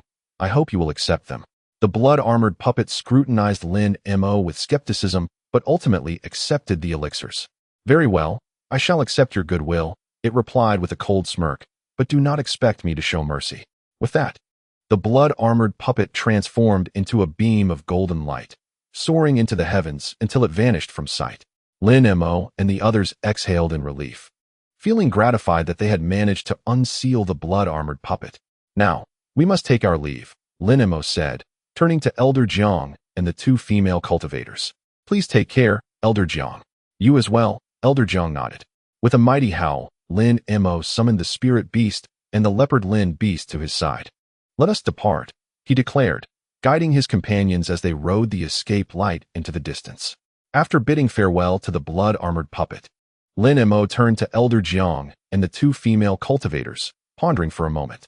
The Demon King and his minions will inevitably pursue us. We cannot linger here any longer. The expressions of the two female cultivators changed at his words. Indeed, the formidable aura emitted by the blood-armored puppet's true form had likely attracted the attention of the Demon King. If they did not leave promptly, the consequences could be dire. I will lead you away from this hilly terrain, Lin Mo proclaimed, gazing skyward before issuing a powerful howl. Soon, the figures of the spirit beast and the leopard Lin beast appeared from the horizon. Lin Mo stored the two spirit beasts in his spirit beast ring and turned to Elder Jiang. Take care, Elder, we must take our leave now. Go and stay safe. Elder Jiang replied, watching the three depart with a twinge of inexplicable worry. Lin Mo guided the two female cultivators as they traversed the escape light, swiftly departing the White Mountain range. After an undetermined duration of flight, Lin Mo finally descended into a dense ancient forest. We should have evaded our pursuers, he said, scanning the surroundings to ensure there was no immediate danger before he relaxed. Thank you for your assistance, my lord. Yanli and Yuanyao finally felt at ease. The trio decided to rest briefly before discussing their next course of action. Meanwhile, a slender figure suddenly appeared in a small valley adjacent to the White Mountain range. It was none other than Qing. She surveyed her surroundings and quickly realized that Lin Mo and his companions had already departed. Regrettably, it was too late. However, they would not easily shake off the Demon King. Qing seated herself in the valley, murmuring incantations as 10 wooden stakes descended around her, swiftly forming a massive wooden escape formation. Clapping her hands, countless towering trees surged forth from the formation, shrouding the valley in darkness and completely concealing it. Now, they will not be able to discover me, Qing declared, producing a luminous orb from her bosom, her eyes gleaming with fervor. With this, I shall undoubtedly locate that treasure and achieve a successful breakthrough. Ha ha ha. Standing within the formation, Qing's gaze turned cold and detached, her heart brimming with a desire for something hidden within the demonic tomb. She understood that this opportunity was not to be missed. She had to act swiftly to acquire what she sought. Suddenly, the milky white orb in her grasp emitted a faint glow, transforming into a beam of light that shot into the distant sky. This beam served as a signal to the Golden Spirit, indicating that she was prepared to commence her actions at any moment. Golden Spirit, I am ready. How about you? Mu Qing's voice was cold and hoarse, tinged with a hint of impatience. At that moment, a golden light flashed across the sky, gradually revealing the figure of Jin Ling. With a resolute gaze fixed on Mu Qing, he nodded, signifying his readiness. We shall wholeheartedly support your plan and will undoubtedly achieve our objective. Jin Ling's voice resonated with solemnity, exuding an unwavering determination. Mu Qing nodded in acknowledgement, a satisfied smile gracing her lips before she turned to depart, preparing to initiate the next phase of her endeavor. She understood that everything that followed would be pivotal. There could be no room for hesitation or doubt. It was revealed that within this valley lay a millennia-old spirit tree, imbued with potent wood spirit energy, which was the key to Mu Qing's breakthrough. She intended to harness the wood spirit's power here to manifest the wood spirit domain, utilizing a sacred artifact to aid her. Jin Ling readily agreed. Expressing his loyalty to Mu Qing, she instructed him to vigilantly guard the spirit tree while she began her preparations for the incantation. Timing was crucial. She needed to absorb the tree's power at the opportune moment, as it was vital for her advancement. Seated before the spirit tree, Mu Qing produced a translucent white orb from her bosom. This artifact, known as the Millennial Spirit Pearl, contained immense spiritual energy, precisely what she required for her breakthrough. With closed eyes, she raised the pearl and intoned, "Draw forth the essence of heaven and earth. Assist me in transcending my limitations." The spirit pearl emanated a brilliant golden light, merging into Mu Qing's being. "I am about to activate the wood spirit domain. You shall protect me," she stated. Upon opening her eyes, she thrust her palms outward, and an emerald green light enveloped the entire valley. The activation of the wood spirit domain demanded substantial energy, necessitating external forces to sustain it, hence the purpose of the spirit pearl. Mu Qing explained to Jin Ling that once successful, her cultivation would ascend to a significantly higher realm. Beneath the vibrant light of the domain, Mu Qing sat in meditation, channeling the wood spirit energy. She aimed to consolidate and refine this energy, absorbing the strengths of both the spirit tree and the spirit pearl. This was indeed a magnificent opportunity for her breakthrough. Jin Ling remained vigilant at her side, constantly monitoring her condition. To ensure a safe passage through this trial, he had to exercise utmost caution. Under Jin Ling's protection, Mu Qing successfully initiated the wood spirit domain. Upon emerging from her incantation, joy radiated from her face. "Thanks to your presence, I have finally succeeded," Mu Qing exclaimed with admiration. "You have been of immense help to me. Please accept these treasures as a token of my gratitude." As she spoke, she opened her storage pouch, retrieving two remarkable items, a heavenly wood mirror and a pair of evergreen wood spirit swords. She extended them to Jin Ling, her voice imbued with tenderness and appreciation. "These are the heavenly wood mirror and the twin evergreen swords, both of exceptional quality. I hope you will accept them." Jin Ling repeatedly gestured in refusal. "My lady, you bestow upon me far too much. I cannot accept such treasures. Please do not decline. I possess even finer artifacts," Mu Qing insisted. "This small token is but a gesture. You ought to accept it. Remember, your primary duty is to protect the spirit tree." Jin Ling hesitated as he accepted the gifts, fully aware of the significance they held for Mu Qing. Ultimately, he accepted them, recognizing that this was a testament to his master's trust and esteem. Watching Jin Ling accept the treasures, Mu Qing's heart swelled with joy and contentment. She knew that Jin Ling would safeguard these treasures and protect the spirit wood with them. Mu Qing once again urged it to guard this place diligently. She intended to leave for a while to investigate a matter, hoping that Jin Ling would remain vigilant and assist her. After departing from the valley, Mu Qing transformed into a fairy clad in a flowing gown, arriving near the hills. She concealed and enchanted the surrounding scenery, shrouding it in mist as she commenced her search. She discovered remnants of a shattered aura in this locale, evidently marred by some formidable force. It was clear that Lin Xiaozi and his companions had engaged in a fierce battle with pursuers here, ultimately escaping into the vast expanse of the sky. By deciphering the residual aura, she discerned the general direction in which Lin Xiaozi and the others had fled. Thus, they had ventured in that direction. Mu Qing narrowed her eyes. However, they would undoubtedly struggle to evade the relentless pursuit of the Yuan clan. I must hasten to find them before the pursuers do. Consequently, Mu Qing transformed into a streak of azure light, darting towards the direction of their escape.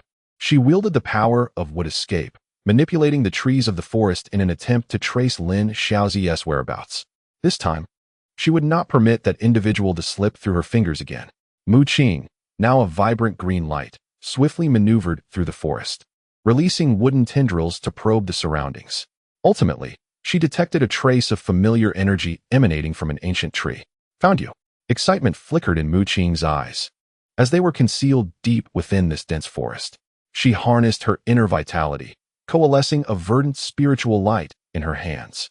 This luminescence permeated the soil, swiftly encircling a substantial area of the woods. With her eyes closed in concentration, Mu Qing confirmed that Lin Xiaozi and his companions were situated merely 500 meters away. This time, there would be no escape. Mu Qing murmured incantations, her fingers tracing several seals in the air. Instantly, the surrounding trees converged, obscuring visibility for miles around, with layers of vines shielding her form. I shall seize you now. A glint of ruthlessness crossed Mu Qing's eyes.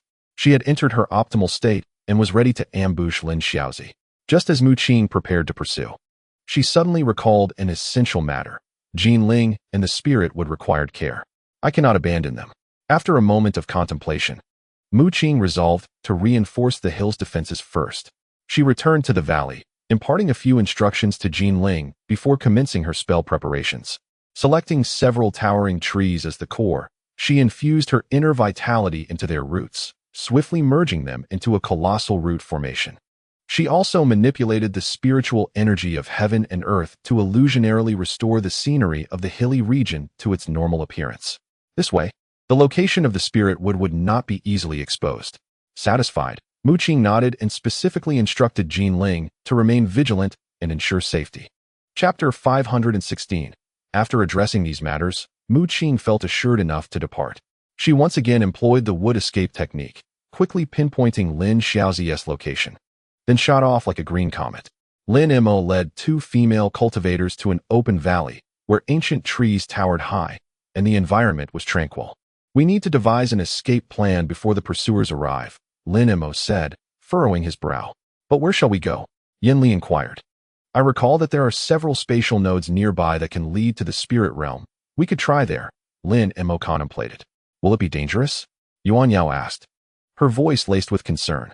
There may be certain risks involved, yet I am confident in guiding you safely through, Lin Moyen asserted with unwavering conviction. The trio agreed to remain concealed for a few days, seizing the opportunity to break through amidst the search efforts of their pursuers. We must be wary of the puppet reinforcements dispatched by the Mayfly clan. They could appear at any moment, Lin Moyen cautioned. Upon hearing this, the two female cultivators exchanged serious glances, scanning their surroundings with heightened vigilance. After several days of travel, they arrived above a peculiar body of water, shrouded in ominous black mist. This mist may conceal dangers. We must hasten our passage, Lin Moyen remarked, his brow furrowed in concern. However, the black fog was dense and impenetrable. Shall we force our way through? Yuan Yao inquired. Perhaps it would be wise to wait. A chance may present itself, Lin Moyen suggested. The three found a hillside to rest temporarily, remaining alert for any unusual occurrences while biding their time. Lin Moyen specifically reminded everyone that should they come under attack, they must remain calm and work together to resist. The two female cultivators nodded in agreement, affirming their commitment to fully support him. To successfully escape their predicament, they knew they needed to collaborate closely with Lin Moyen. Lin Moyen, Yuan Yao, and Yin Li emerged above the strange waters. The sky was cloaked in dark clouds, and the swirling black mist obscured their view. Scattered across the water's surface were islands of varying sizes, with steep cliffs and dense foliage partially visible. What is this place? Yin Li exclaimed. Were we not in search of a spatial node to return to the spirit realm? How did we end up in this bizarre waterway? Lin Moyen's expression tightened, and after a moment of silence, he replied, This does not seem to be an ordinary ocean. I cannot precisely identify this location, but I sense that something dreadful lurks within its depths. Nevertheless, this vast expanse offers numerous islands where we can temporarily evade the pursuits of the ghostly matron. Once they depart from the river of the underworld, we can reassess our strategy. Let us seek a secluded island to take refuge for a time, suggested Yuan Yao. This black mist is truly peculiar. It may be connected to the ghostly matron. We must remain vigilant. Lin Moyen nodded and transformed into a blue rock, carrying the two women toward the nearest small island. The island was lush with greenery and dotted with caves. The trio chose a deep cavern, setting up protective barriers as they commenced their first day in this enigmatic waterway. The island was alive with the sounds of birds and the fragrance of flowers, providing a momentary sense of relief. Yet, Lin Moyen harbored a lingering unease, faintly sensing a formidable presence lurking within the depths of the water, peering through the black mist towards their realm. In the days to come, they would need to exercise even greater caution. After several days, Lin Moyen and the others departed from the first small island, beginning their search for another place to rest within the waters. After flying over several isles, they encountered a vast expanse of black mist ahead. Lin Moyen squinted, his demeanor serious as he stated, "Let us delve into this mist. We may uncover some clues." "Could it be dangerous?" Yinli asked, anxiety evident in her voice. "With me here, you need not worry," Lin Moyen reassured her with a smile. They then plunged directly into the thick fog. The black mist was exceedingly treacherous. In certain areas, it seemed to devour spiritual energy, while in others, it remained entirely unresponsive. Lin Moyen shifted through various forms, cautiously testing the way forward. "What do you sense?" Yuan Yao inquired. "The black mist, though somewhat inferior to the ghostly fog of the human realm, possesses its own peculiar charm." Lin Mo pondered for a moment, sensing it seemed to connect to a certain special space or interface. "We must remain vigilant and not let our guard down." Yin Li, with wide eyes filled with astonishment, gazed into the connection to other realms. Lin Mo nodded, on the verge of articulating his thoughts when, suddenly, the black mist around them surged violently, thickening and pressing in upon them. A sense of foreboding washed over Lin Mo as his expression shifted. With a resounding boom, the dense fog coalesced into a sphere, encasing the three of them completely. Days later, Lin Mo and the others enjoyed a tranquil respite in the waters, preparing for an opportunity to breach the black mist and seek the spatial nodes. One morning, Lin Mo's demeanor turned grave as he addressed the two women.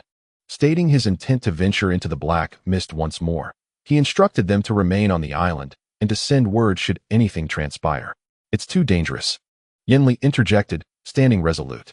"I will accompany you and my senior sister."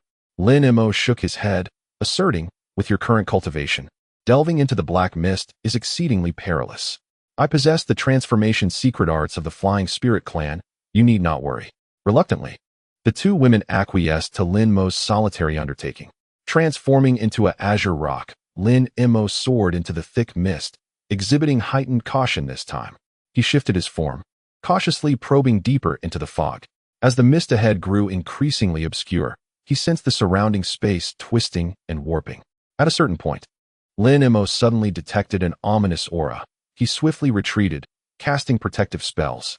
At that moment, numerous black beams of light shot towards him from all directions, densely packed and imbued with formidable force. Lin Mo's eyes glinted with cold light, his azure radiance erupting into myriad sword shadows that forcefully cleaved through the black beams. Thus, the depths of the black mist indeed concealed lethal dangers, and Lin Mo's countenance grew serious. He finally confirmed that this watery domain was no ordinary place. The space hidden behind the black mist likely led to a forbidden zone or otherworldly realm. For the sake of safety, Lin Mo resolved to retreat and report back to the two women. Once more, he unleashed his azure sword energy, carving a path to swiftly escape the clutches of the black mist. Soon, Lin Mo returned to the small island, recounting the various encounters he had just faced to Yuan Yao and Yinli. "It appears we must exercise even greater caution. I have conceived a bold idea," Lin Mo stated, his gaze profound, his voice trailing off. As the black mist thickened, their progress became increasingly arduous. Suddenly, a whistling sound pierced the air from afar. Lin Mo's expression changed dramatically as he shielded Yuan Yao and Yinli, channeling all his strength. Dozens of black arrows surged toward them from all directions, moving with incredible speed and exuding a chilling aura. "This is disastrous. We've fallen into a trap," Lin Mo exclaimed, swiftly revealing his true form. Azure beams shot forth, forcefully shattering the black arrows. Just then, the black mist above them began to churn violently, rushing toward the trio. Lin Mo glanced upward, his expression shifting in alarm. Countless black tendrils, imbued with corrosive energy, lunged at them with menacing intent. "Run!" Lin Mo bellowed, seizing the two women and transforming into a streak of azure light that soared into the sky. However, the tendrils, formed from the black mist, pursued them with astonishing speed. In midair, Lin Mo twisted and maneuvered, unleashing azure sword energy in a desperate attempt to combat the terrifying tendrils. "Senior brother, I shall assist you." Yanli could no longer restrain herself, pouring forth her full strength in a bid to counter the black mist. Lin Mo, startled, quickly positioned himself in front of her.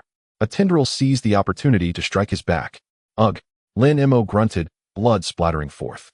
"Brother Lin Mo," the two women exclaimed in astonishment. Lin Mo's countenance turned ashen. His teeth clenched tightly, and his eyes emitted a fierce azure light, transforming into dozens of sword-like beams that relentlessly bombarded the surroundings. Finally breaking through the encirclement and escaping the black mist. "How are you? Are you gravely injured?" Yuan Yao inquired anxiously. Lin Mo shook his head, indicating he was unharmed, though his expression grew increasingly dazed. After emerging from the black mist, Lin Mo's complexion paled further. Yuan Yao and Yanli anxiously tended to his wounds, allowing him to regain his composure. "That entity was terrifying. It nearly consumed my very soul," Lin Mo stated gravely. "When you transformed into a rock, why were you unaffected by the black mist?" Yanli asked with curiosity. "Our flying spirit clan possesses the ability to transform into the Kunping. This is a secret technique that temporarily allows one to assume the form of an ancient spirit race by harnessing the power of our primordial bloodline," Lin Mo explained. "Additionally, I specially concocted the Qing to counteract the black mist, which enabled me to cope." "I see," Yuan Yao nodded, then inquired about the origin of the black mist and its possible connection to the ghostly fog. "I'm not entirely certain," Lin Mo replied, his expression somber. "It seems even older and more mysterious. Regardless, we must remain vigilant." The three exchanged glances, each reflecting profound concern in their eyes. They realized that this body of water was far more complex than they had initially imagined. Once Lin Mo had healed, he ventured back into the black mist to investigate, while Yuan Yao and Yanli anxiously awaited on the island. Navigating through the eerie darkness, Lin Mo sought clues. Suddenly, he sensed a peculiar vibration in the space ahead. Cautiously approaching, he witnessed the black mist swirling and morphing, attempting to devour his power. Shocked, Lin Mo swiftly retreated. At that moment, a pair of blood-red eyes glowed ominously in the mist, sending chills down his spine. "What creature is that, the master of this space?" A wave of coldness spread from his back. Before Lin Mo could react, the blood-red eyes shot forth two bolts of black lightning towards him. Lin Mo's expression changed drastically. He hurriedly unfurled the Qing and soared into the sky, but no matter how he maneuvered, the black lightning pursued him relentlessly, as if guided by some malevolent intent. "Damn it, I must divert them.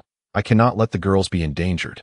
Lin Mo gritted his teeth and strained to fly in the opposite direction of the island where the two women were located. The three of them traversed the air above the water, strategizing. "The ghostly hag and her companions are searching for us. We must conceal our whereabouts for the time being," Lin Mo stated. "But can we hide indefinitely?" Yanli questioned. "I have an idea," Lin Mo said, his gaze sharpening. "The black mist seems to envelop a vast expanse of water. We can take refuge within it. I sense that the mist can obscure our spiritual presence, making it ideal for concealment. But how long do we have to remain in the mist?" Yuan Yao's face flickered with concern. "Do not worry, I have a plan." Lin Mo smiled. "We can use the islands within that water as a refuge, and I will investigate the mysteries of the mist. Perhaps we can leverage it to escape." The two women, upon hearing this, readily agreed. The trio then set their course towards the black mist. Upon entering the mist-covered waters, Lin Mo searched for a profound cave where they could settle. The numerous islands in this area would make it difficult to be discovered quickly. The three decided to recuperate their strength here before devising an escape plan. Days later, Lin Mo and the two women ventured deeper into the waters, searching for something. Lin Mo, accompanied by Yuan Yao and Yanli, ventured deeper into the black mist in search of anomalies. Transforming into a majestic blue rock, he soared gracefully, his wings flapping and enveloped in a halo of azure light. "We must exercise caution this time. We cannot allow the black mist to restrict our powers," Lin Mo cautioned. My senior sister and I will stay close behind you. Yinli nodded in agreement. The trio navigated through the eerie black fog. Suddenly, the mist began to convulse violently. The once slowly flowing darkness morphed into a rapid, swirling vortex, exuding a fierce energy as if it sought to devour everything in its vicinity. What is happening? Why has the black mist turned so ferocious? Yuan Yao cried out in terror, feeling herself being uncontrollably engulfed by the darkness. Yinli also sensed the change and urgently exclaimed, Lin Mo, what shall we do? The mist seems intent on consuming us. Lin Mo furrowed his brow, exerting all his strength to control his spiritual energy in an attempt to withstand the onslaught of the black fog. Suddenly, his vision blurred as a massive vortex appeared before him, with the black mist swirling violently within. This is a space-time vortex. Lin Mo's expression shifted dramatically. At that moment, a beam of black light shot from the vortex towards Yinli. Be careful, Lin Mo shouted, rushing to shield Yinli. The black light struck his rock wing, sending blood splattering in all directions. His two companions gasped in shock. Lin Mo grunted in pain, then raised his head abruptly, his eyes radiating a brilliant azure glow. Just then, the vortex expanded suddenly, emitting a thunderous roar. Lin Mo felt a powerful suction force pulling at him, and then darkness enveloped him as the three vanished into the black mist. When Lin Mo reopened his eyes, he found himself in an unfamiliar and chaotic dimension. What in the world is this place? He muttered to himself. Have I been drawn into an alternate dimension by the space-time vortex? He closed his eyes to attune himself to the surrounding environment. He could distinctly sense a strong spatial force distorting and oscillating around him, inducing a disorienting sensation of weightlessness. Someone is interfering with the stability of this dimension, Lin Mo realized, opening his eyes. Furthermore, his teleportation abilities seemed suppressed within this dimension, as if they had been sealed. Lin Mo grew increasingly vigilant while contemplating the origins of the recent space-time vortex. The aberration of the black mist, the emergence of the space-time vortex, and the distortion of the dimensional space all hinted at a greater secret lurking beneath the surface. The black light that had struck him was likely the key to understanding it all. I must uncover its origins swiftly to find a way back, Lin Mo resolved. His gaze resolute as he concentrated his spiritual energy, activating his bloodline sensing to locate Yuan Yao and Yin Li within this alternate dimension. The surroundings were shrouded in a hazy gray, with strange and grotesque creatures wandering about. What a bizarre place. I have been swept into an unknown alternate dimension by that space-time vortex, Lin Mo murmured. He attempted to harness his teleportation light to escape, but was alarmed to discover that his magical powers were severely restricted, rendering him unable to cast any spells. There are formidable dimensional rules suppressing my strength, Lin Mo thought in astonishment. Simultaneously, he sensed intense space-time fluctuations within this space, suggesting an unstable and tumultuous environment. Lin Mo pondered for a moment, choosing to embark on an adventure within this enigmatic dimension, seeking an escape while investigating the origins of the dark mist's transformation. He proceeded with caution, delving into the mysteries of this otherworldly realm. Meanwhile, Yuan Yao and Yin Li awakened in two distinct spaces. Yuan Yao opened her eyes to find herself in a deep cavern, its walls adorned with luminous stalactites and an array of peculiar minerals. Where am I? Have I become separated from Lin Mo and the others? She murmured to herself, straining to recall the events leading up to her disorientation. She remembered being engulfed by the dark mist and caught in a temporal vortex. Could it be that I, like my senior brother, have been drawn into an unknown dimension? Yuan Yao pondered deeply. She attempted to summon her magical powers, only to find herself severely constrained.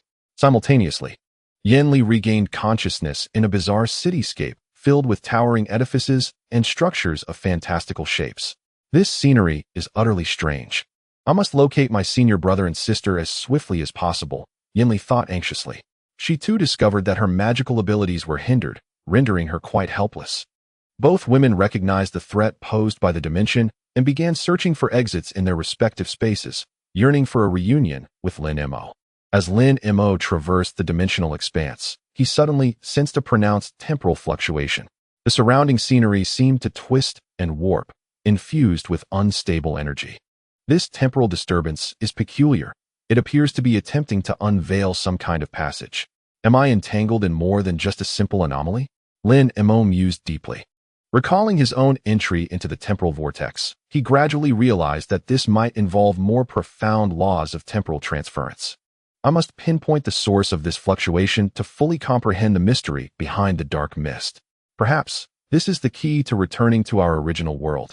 Lin Mo's eyes sparkled with determination as he concentrated his inner essence, employing secret techniques to perceive the temporal threads of the dimensional space.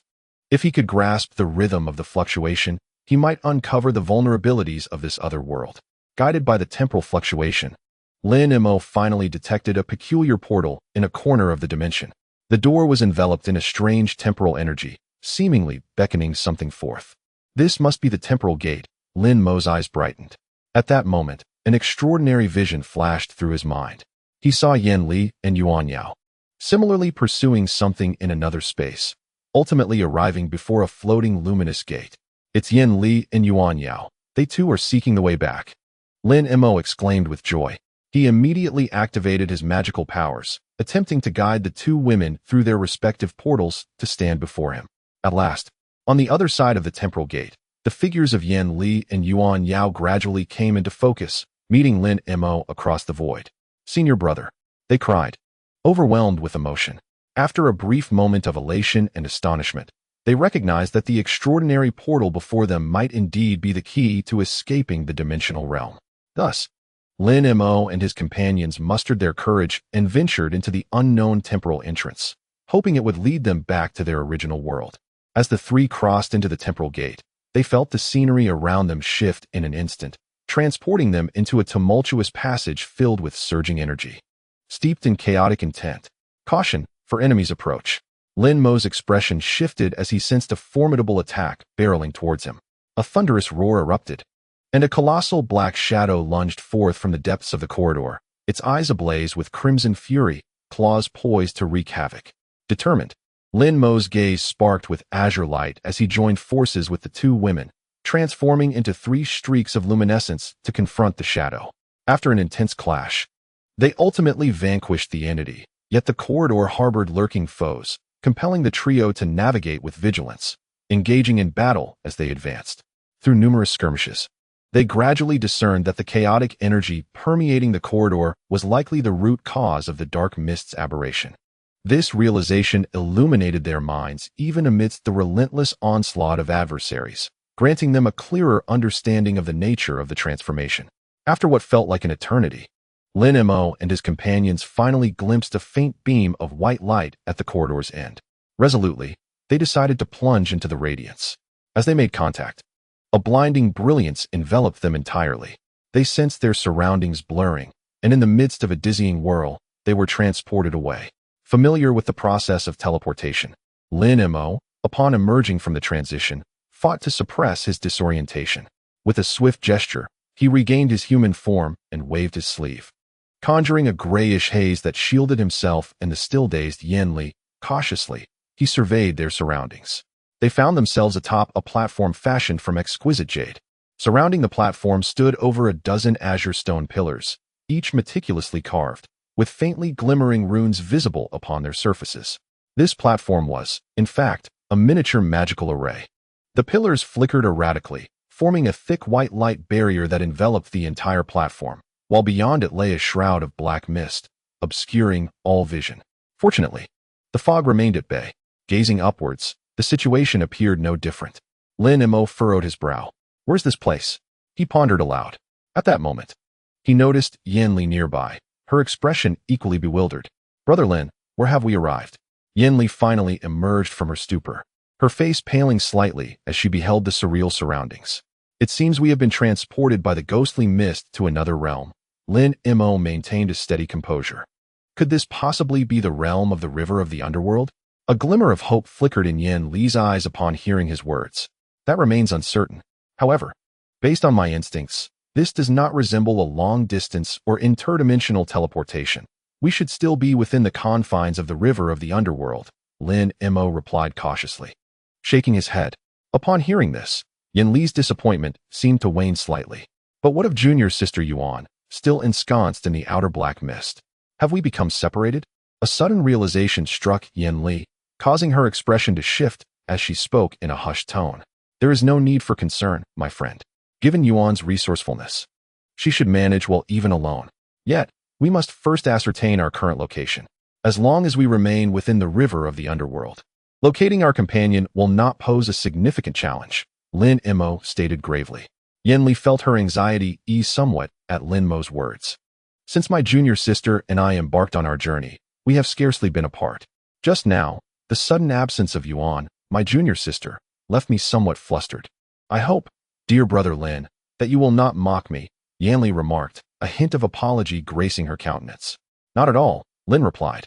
It is entirely understandable that you share a bond with Miss Yuan. However, even amidst our concern for her, we must first address our own predicament. With a wry smile, Lin Mo surveyed the surroundings and approached a nearby stone pillar. Summoning his spiritual energy, he ventured outside the platform, only to find that a pervasive black mist engulfed the area, suggesting that the platform was ensconced within a sealed space. Narrowing his eyes, he meticulously examined the runes etched upon the pillar before turning to gaze beyond the luminous barrier. Peering outward, he discerned the faint outlines of 6 similar structures encircling them, as if nestled within the heart of a mountain. A flicker of blue light danced in his eyes as he activated his spiritual vision. Despite the dense fog, his heightened perception penetrated through, revealing the concealed circumstances within. Ah! Lin Mo exclaimed softly, his expression shifting. What have you discovered, Brother Lin? Yanli inquired, approaching him with a look of concern. Aside from our current platform, there are 6 other identical edifices nearby, arranged in a circle. Moreover, it appears we are situated within the mountain's interior. Lin Mo inhaled deeply, speaking slowly. If we are indeed in the realm of the Nether River, why would anyone construct such structures in this remote location? Yanli's brow furrowed as she pondered aloud. It seems we have been transported into this luminous space, Lin Mo contemplated. We must first extricate ourselves from here before investigating the external conditions. This is indeed a perplexing situation. However, I am more curious about who orchestrated the ghostly mist that brought us here. Perhaps it is related to the Rahu beast, Lin Mo confessed, uncertainty lingering in his voice. Speculations will yield no conclusions, yet we cannot simply wait idly. Yanli sighed and remarked, certainly not.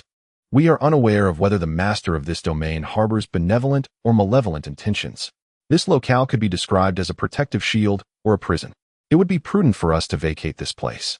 I glanced at the runes on those pillars earlier, and they are exceedingly profound. My knowledge of formations falls short in comprehending most of them. We must harness some power to breach this confinement, Lin Mo asserted, stroking his chin thoughtfully. With that, he led Yanli to the edge of the luminous barrier, preparing to dismantle the restriction. This barrier is truly enigmatic. I have also studied various formations. Allow me to take a look, Yanli mused, her confidence swelling slightly. Oh, it would be splendid if Miss Yen could unravel this restriction, Lin Mo replied, momentarily taken aback. Then smiled and stepped aside. Without hesitation, Yanli approached the pillar, her focus unwavering as she scrutinized the runes inscribed upon it. Meanwhile, Lin Mo stood with his hands clasped behind his back, continuing to observe the situation beyond the barrier, occasionally lost in thought.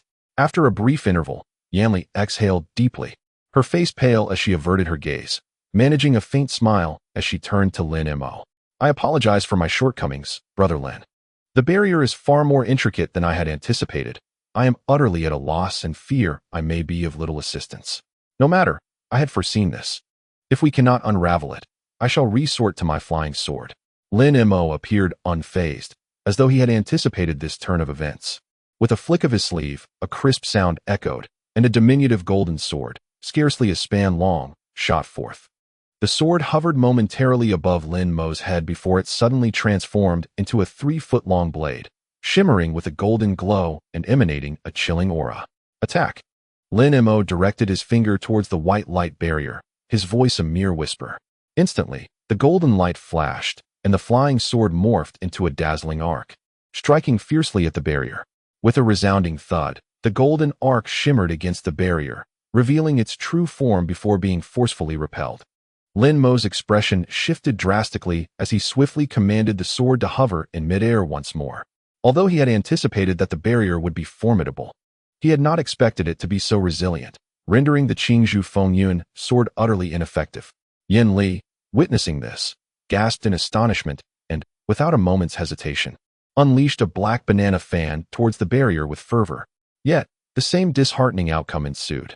The crimson flames erupted violently against the barrier, only to be rebuffed in return.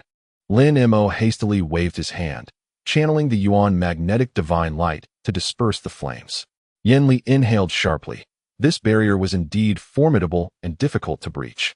Subsequently, Lin Mo and Yen Li joined forces to assault the barrier, but they soon discovered that this barrier was exceedingly resilient, remaining utterly unmoved. It appeared that ordinary techniques were futile against it. Lin Mo furrowed his brows, his expression grave. Allow me to attempt the Yuan magnetic divine light and see if I can forcibly breach the barrier. After a moment's contemplation, Lin Mo raised a hand as dark as ink. His 5 fingers pressed against the barrier, and gray mist surged forth from his palm. The once indomitable radiance emitted a low hum under the onslaught of the gray mist, causing the surface of the barrier to ripple. A faint smile crept across Lin Mo's lips, as he had surmised. A barrier infused with the 5 elements was indeed vulnerable to the Yuan magnetic divine light. He harnessed all his magical energy, and the gray mist grew increasingly blinding, causing the barrier to oscillate violently. The entire barrier began to warp at the center of Lin Mo's palm. His eyes gleamed with a bright azure light, and a golden halo manifested around him, gradually rotating. The halo flickered and morphed into countless azure light beams that twisted like serpents, charging towards the barrier. With a thunderous roar, the azure light beams penetrated the barrier, seemingly distorting it and forming a small aperture. Lin Mo's eyes sparkled with delight as he unleashed several more powerful azure beams, finally tearing open a crevice through sheer force. The black mist outside surged into the jade platform. Without hesitation, Lin Mo transformed into a great azure rock, with Yen Li following suit, morphing into a swirling azure light in pursuit. As Lin Mo surveyed his surroundings in his rock form, he soared unreservedly into the heart of the black mist. However, he and Yen Li soon encountered yet another barrier of intermingled azure and yellow light, obstructing their path. Lin Mo scrutinized the barrier closely, noticing the vague outline of a cave entrance beyond it. How peculiar! This barrier seems to be guarding that cave. We shall investigate it ourselves. Lin Mo discerned at a glance that this was merely a simple isolation barrier, and with a swift motion, Depung effortlessly tore it apart. Afterward, Lin Mo's gaze sharpened, and he transformed into a resplendent blue rock, plunging fiercely into the luminous barrier. Upon witnessing this, Yen Li followed suit. The pair passed through with ease, landing before a cave entrance. Why is it closed again? Yen Li furrowed her brow. Indeed, the barrier sealed once more after their passage, preventing any dark mist from pursuing them. Chapter 518. Someone has deliberately set up these dual layers of deceptive barriers. Lin Mo's expression turned grave. We must proceed with caution. This cave likely conceals profound secrets. Lin, there is an entrance over there. Shall we investigate?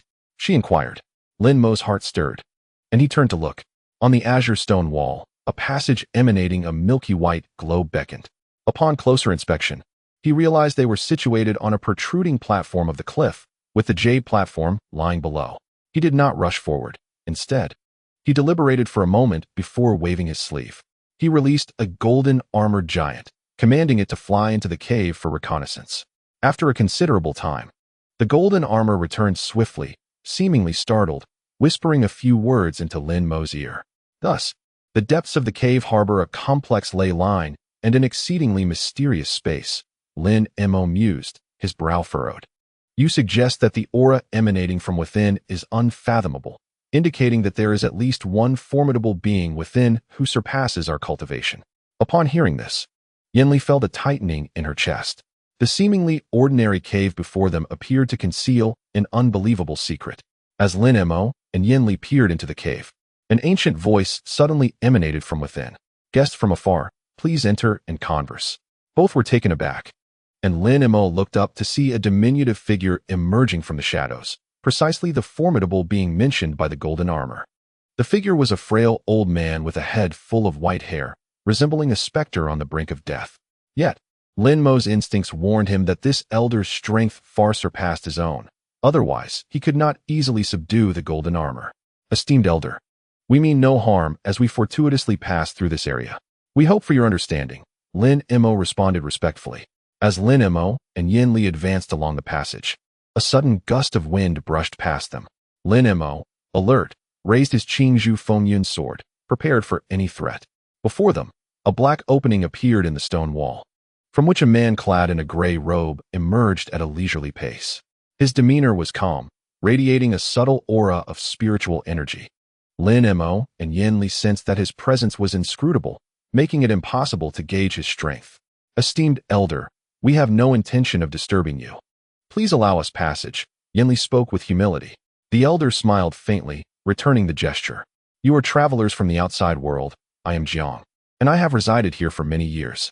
Please, enter my cave and rest a while, he said warmly, causing Lin Mo and Yin Li to hesitate. Before they could respond, several beams of white light suddenly surrounded them. I am merely extending an invitation. You wouldn't refuse, would you? Jiang chuckled amiably. Upon hearing the elder's aged voice, Lin Mo and Yin Li were taken aback, exchanging glances filled with astonishment.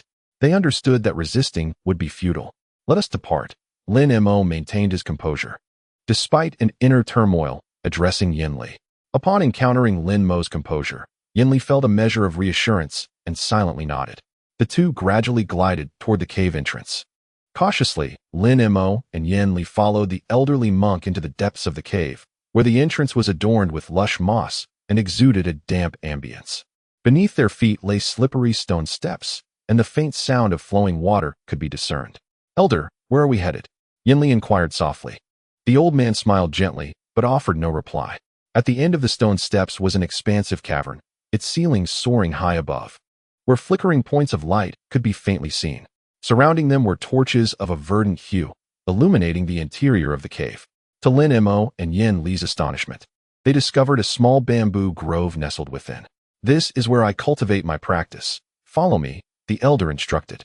The passage was rather narrow, constructed from ordinary bluestone, merely an unassuming square entrance. They traversed the corridor, flying over 100 yards, when suddenly, the space brightened, revealing an ancient hall adorned with fine white sand. This hall was not small, measuring approximately 100 yards across, yet apart from a few tables and chairs. It was sparsely decorated with peculiar potted plants positioned in each corner. Though these plants were not tall, only about a foot in height, the scent of grass and foliage they emitted was palpable, enveloping them in the essence of a dense forest. At the center of the hall sat an elder clad in gray robes upon a chair. His face bore a beard that extended 3 feet, his appearance unremarkable.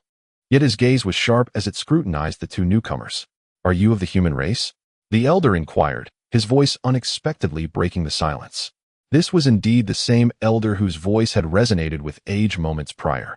Lin Mo cast a glance at the elder, a sense of surprise washing over him as he bowed slightly. Elder, we are indeed of the human race. May I inquire your esteemed name? Haha. Not only am I aware of the human race, but I am one of you. My previous name holds little significance now. I am simply known by the surname Jiang. The elder replied with a smile, a hint of warmth flickering in his eyes as he regarded Lin Mo and Yin Li. Is it truly so that you are also one of our kind? Lin Mo and Yin Li were taken aback, with Yin Li unable to suppress a quiet exclamation of surprise. Why? Is it strange for an old man like me to be of the human race? The elder chuckled. Not at all. We simply did not expect to encounter a fellow clansman so far from our homeland. Lin Mo quickly responded, the astonishment fading from his face, though he remained cautious, recognizing the elder's profound cultivation. Although I hail from the human race, my physical form has since transformed. It is now derived from the Changyuan clan, a gift I acquired by chance. The elder spoke in a leisurely manner. Though Lin Mo had never heard of the Changyuan clan, the elder appeared indistinguishable from an ordinary human, devoid of any apparent abnormalities, which intrigued Lin Mo greatly. There is no need for astonishment. While my current appearance resembles that of my human days, I invested considerable effort to refine the body of the Changyuan clan into its present form, the elder elucidated. Your mastery is truly profound, elder. We are merely unaccustomed to such wonders, Lin Mo remarked, astonished by the elder's casual discussion of such extraordinary matters, yet maintaining a demeanor of respect. Nonetheless, it has been quite some time since I departed from the human realm, and I am genuinely curious about the current state of our kind. Would you be willing to share this with me? The elder inquired kindly. The elder expressed a keen interest in understanding what the two were willing to share. Lin Mo cast a glance at Yin Li before responding without hesitation. That would be splendid. I am eager to learn how many of my old friends remain from those years past, the elder remarked, his face lighting up with joy. After a moment of contemplation, his gaze swept over the pair, and a glimmer of golden light flickered in his eyes, revealing a hint of astonishment. Though your cultivation is modest, the techniques you practice are quite intriguing. One of you bears a half-ghost, half-human identity. I encountered individuals who pursued such a demonic path eons ago. The other possesses a chaotic essence of magical power, yet harbors a trace of demonic nature within, showcasing an exceptionally robust physique. It appears that you have either cultivated multiple techniques or embarked upon a dual path of magical arts and physical enhancement, the elder remarked casually, as if engaging in light conversation. However, these words struck Lin Mo and Yin Li like a thunderclap. Yin Li's complexion instantly turned pale, and Lin Mo's expression mirrored her shock. The essence of their backgrounds was unmistakably laid bare with a mere glance exchanged between them. Lin Mo, struggling to suppress his inner trepidation, managed to force a smile and attempted to articulate a response, but the elder's demeanor abruptly shifted, his eyes shimmering with flickering golden light, followed by a soft sigh. Without warning, the elder gestured toward Lin Mo with an ethereal wave of his hand. Before Lin Mo could comprehend the elder's intent, he felt his 72 azure bamboo wind cloud swords tremble simultaneously within him, drawn forth by a tremendous force, swirling around him erratically. Alarmed, Lin Mo emitted a resonant hum. Enveloped in a haze of gray light and arcs of golden electricity, shielding himself within. In a fit of anger, he inquired, "Elder, what is the meaning of this? Have I inadvertently offended you?" As he vociferously questioned, a flash of azure light emanated from one of his sleeves, revealing a handful of azure thunder beads that rolled silently into his palm. Concurrently, his other hand glimmered with a dark radiance as a spirit beast ring, filled with devouring gold insects, materialized, firmly grasped in his grip. Despite possessing numerous treasures, these two items were the only ones capable of genuinely assisting him in the presence of such an unfathomable elder. It appeared that the method of refinement indeed pertained to the azure bamboo wind cloud swords, specifically the integration of other elements within the 72 flying swords. Remarkably, they had been crafted using golden thunder bamboo as the core material. A truly impressive feat. Even I could not possibly gather such an abundance of golden thunder bamboo. The elder mused, his gaze fixated on the dazzling golden light of the 72 small swords, neglecting Lin Mo entirely as he muttered to himself. Upon hearing the elder utter the name of the azure bamboo wind cloud swords, Lin Mo was naturally taken aback. Witnessing the elder's peculiar expression, an unbelievable hypothesis suddenly emerged in his mind, leaving him momentarily speechless. After a while, the elder sighed, finally ceasing his soliloquy and closing his eyes. Almost simultaneously, Lin Mo sensed the flying swords regain their freedom, and without a moment's hesitation, he hurriedly activated the incantations in his hand. Instantly, all the flying swords flashed wildly before vanishing from sight. He then regarded the elder before him with a similarly bewildered expression, falling into a profound silence. Yanli appeared to sense a peculiar tension between Lin Mo and the elderly man. Although her expression was one of surprise and curiosity, she wisely refrained from interjecting. After a brief interval, the elder named Jiang opened his eyes once more. This time, his gaze settled upon Lin Mo, and he smiled faintly, saying, "It seems that the Qing Yuan sword technique I left in the mortal realm has fallen into your hands. You must be a cultivator who ascended from the human world to this place. I had not fully perfected this sword technique in my time. Yet you have managed to forge 72 Qing Zhu Fengyun swords using the divine wood, Jinlaizu, as the primary material, transforming it into your life as treasure. Truly remarkable." As he spoke, the elder expressed his admiration, appraising Lin Mo as though he were a precious artifact. "Indeed, I am fortunate to have acquired the Qing Yuan sword technique, and I am also an ascended cultivator. So, might you be the legendary King Yuanzu?" Lin Mo inquired solemnly, performing a respectful bow. Having primarily focused on the Qing Yuan sword technique during his time in the mortal realm, his heart swelled with emotion at the prospect of standing before the very figure of King Yuanzu.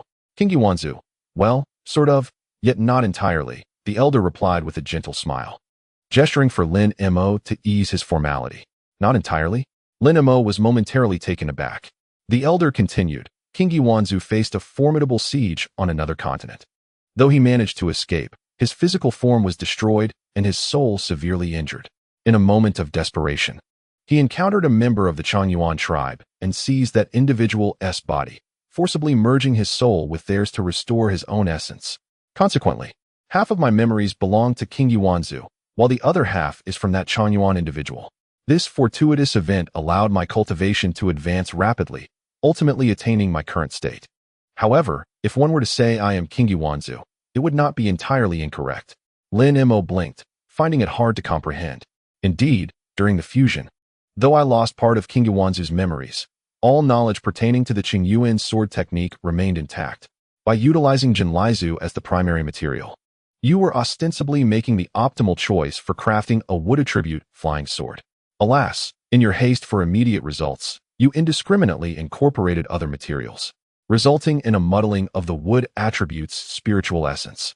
Had it not been for this, your flying swords could have attained sentience through the years of nurturing, allowing them to dominate their peers merely by virtue of their quality. The gray-robed elder expressed his regret. In his time, apart from a single Qingzhu Fengyun sword, King Yuanzu possessed no other treasures. He was capable of defeating entities in the refining void stage during his god transformation stage, and could instill caution in cultivators of the integration stage while in the refining void stage. Upon hearing the elder's words, Lin Mo rubbed his chin, a wry smile gracing his face. Perhaps the elder spoke the truth, yet given his circumstances in the mortal realm, how could he not have been eager for quick success? In fact, he could easily vanquish those in the refining void stage now. Should he ascend to the refining void stage himself, he would likewise possess the ability to safeguard himself against cultivators of the integration stage. Naturally, such thoughts were unsuitable to voice directly to the elder, leaving him to express only an awkward countenance. Regardless, since you have inherited the Qing Yuan sword technique, and I possess fragments of King Yuanzi's memories, there exists a certain connection between us. Now, I must inquire about something. Did you and your companions enter the Nether River realm alongside those outsiders? The elder's expression suddenly darkened, and his tone became grave. Upon hearing the question posed by the elder with the surname Jiang, Lin Mo's heart surged with tumultuous emotions. The inquiry suggested that they were still ensnared within the confines of the Nether River, unable to escape this space's grasp. Lin Mo contemplated the implications, believing that the elder's question confirmed their suspicions.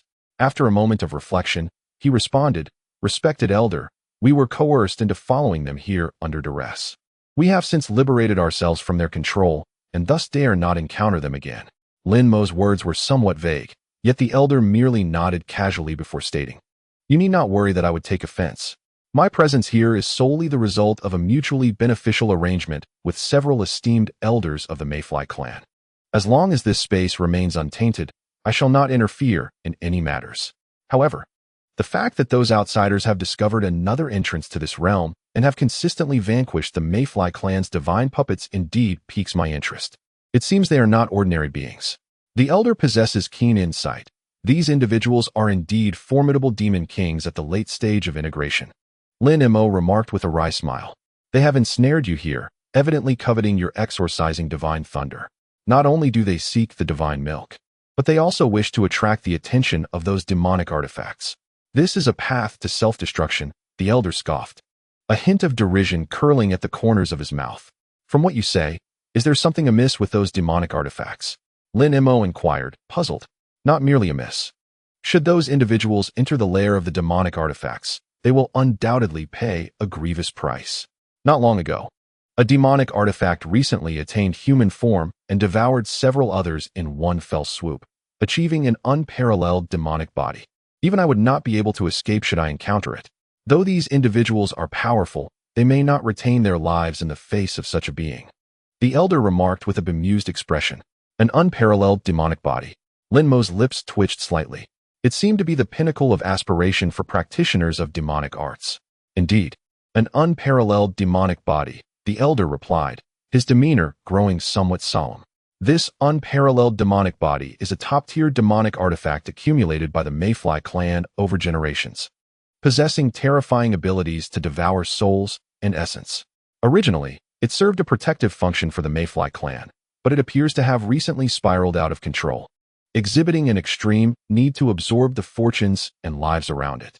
Lin Mo was deeply intrigued by the formidable nature of the unparalleled demonic body. The elder elaborated.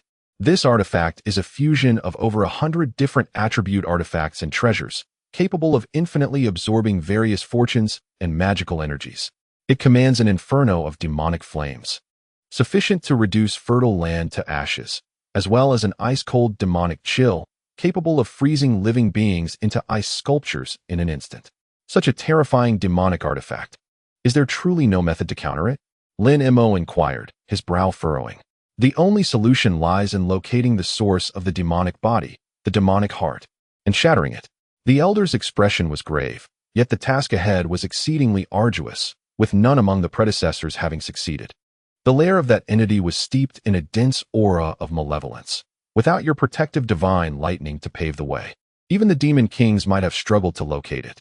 Of course, should they persist stubbornly and provoke that entity, it would be an entirely different matter. By the way, do you have any other companions?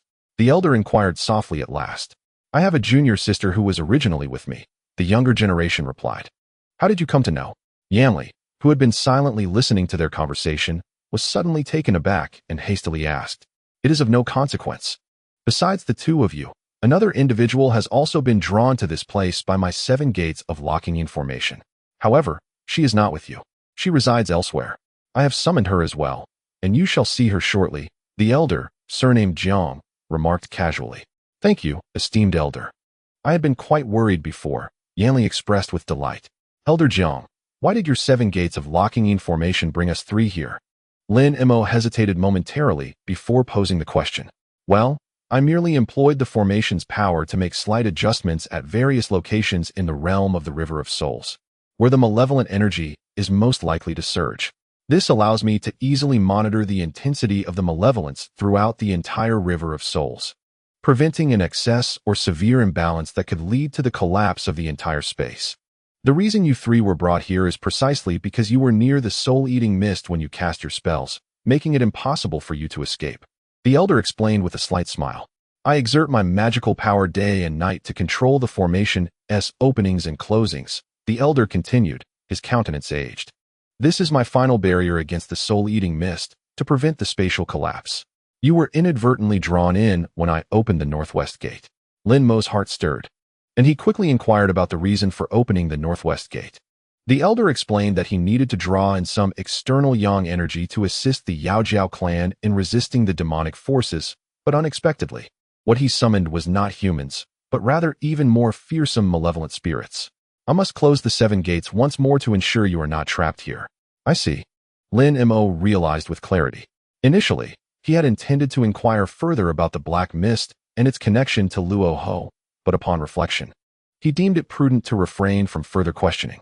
The matters of this space bore no significant relation to him, and he preferred not to provoke the elder. As they conversed, a sudden flash of azure light erupted from the stone wall on one side of the hall, revealing the entrance to a passageway. Then, with a flicker of darkness, a swirling mass of malevolence enveloped a graceful and beautiful woman who emerged from within. It was Yuan Yao. Upon her appearance, Yuan Yao wore an expression of vigilance. However, upon seeing Lin Mo and Yanli, her countenance transformed into one of joy. Lin, sister, you are here too. How wonderful! Yuan Yao exclaimed, swiftly moving to their side. Another practitioner of the ghostly arts. How intriguing. The elder, who had appeared composed and unruffled, displayed a hint of perplexity after casting a glance at Yuan Yao. This esteemed elder is. Yuan Yao gazed at the elder. Though unable to discern the depth of his cultivation, she recognized that he was no ordinary individual. Nonetheless, she felt bewildered by the elder's words. Lin Mo and Yin Li exchanged puzzled glances, both perplexed by the old man's reaction. What could Yuan Yao possess to elicit such a response from someone of his cultivation? Just then, the elder slightly bowed his head in contemplation, as if recalling something, and suddenly, a look of joy illuminated his face. He extended a finger towards Yuan Yao and gently pointed. In an instant, a flash of azure light erupted from his fingertip, and with a sharp sound, a single strand of azure thread shot forth. Its speed was so remarkable that it vanished into Yuan Yao's body within the blink of an eye, leaving no trace behind. Lin Mo and the others barely had time to react. Yuan Yao gasped, quickly adopting a defensive stance while inspecting her internal condition. Yanli, startled by the sudden turn of events, stood beside Yuan Yao, warily observing the elder. Were it not for the knowledge that she was no match for him, she might have been tempted to retaliate in anger. Lin Mo, however, merely narrowed his eyes slightly, remaining still. If the elder had any malicious intent, he would have acted when he had restrained Lin Mo's flying sword. At least for now, he sensed no ill will from the elder. Nevertheless, out of caution, Lin Mo instinctively tightened his grip on the spirit beast ring and thunder bead in his hand. Indeed, the elder spoke in a calm manner. There is no need for alarm, my friends. What I have unleashed is merely a testing technique, intended to confirm a thought that has occupied my mind. This friend shall experience no discomfort or harm. Testing? What exactly do you wish to ascertain, esteemed elder? I believe this is our first encounter, Yuan Yao replied, though trepidation coursed through her veins despite the elder's reassurances. Just then, the elder suddenly formed a series of intricate hand seals, and Yuan Yao felt a surge of warmth in her dantian, causing her to gasp in surprise. However, before she could display her astonishment, a layer of dark green light enveloped her face, and intricate leaf-like patterns began to emerge between her brows. What is this? Yinli exclaimed, unable to contain her surprise at Yuan Yao's unusual appearance. Yuan Yao, perplexed by the newfound markings on her forehead, was confused by Yan Li's reaction. My senses were correct. She truly possesses the heavenly Yin physique. I never imagined that after years of searching, I would encounter it just as I was about to give up. Fortunately, it is not too late. Time is still on my side, the elder said, his face aglow with exhilaration. Seeing the elder's uncharacteristic behavior, both Yan Li and Yuan Yao felt a twinge of fear and instinctively took several steps back, casting a glance towards Lin Mo for assistance. Lin Mo furrowed his brow and spoke, the heavenly Yin physique. I have seen much in my time, yet I have never heard of such a unique constitution. Might you enlighten us, Elder Jiang, on the reason for your elation? I have finally fulfilled a long-held ambition, and I must admit I have lost my composure for a moment. Please forgive my indiscretion, the elder replied with a smile. The so-called heavenly Yin physique does not originate from our human race, but is a term used by the Changyuan clan to describe a certain rare constitution.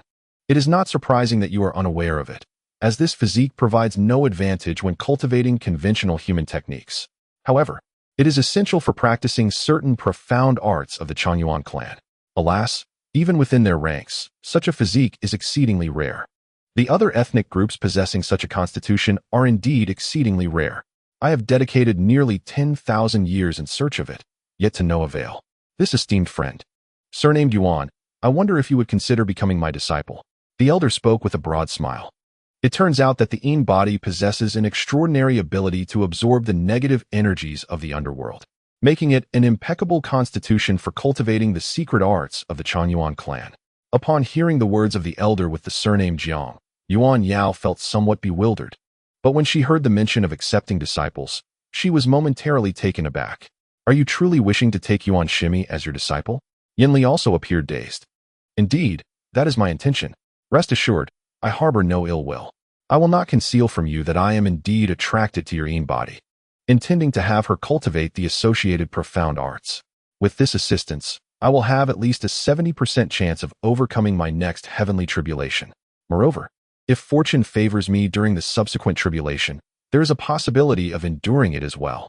With the time afforded by 2 tribulations, I could advance my cultivation by 2 more levels, reaching the later stage of the Great Ascension, making it conceivable to face another tribulation.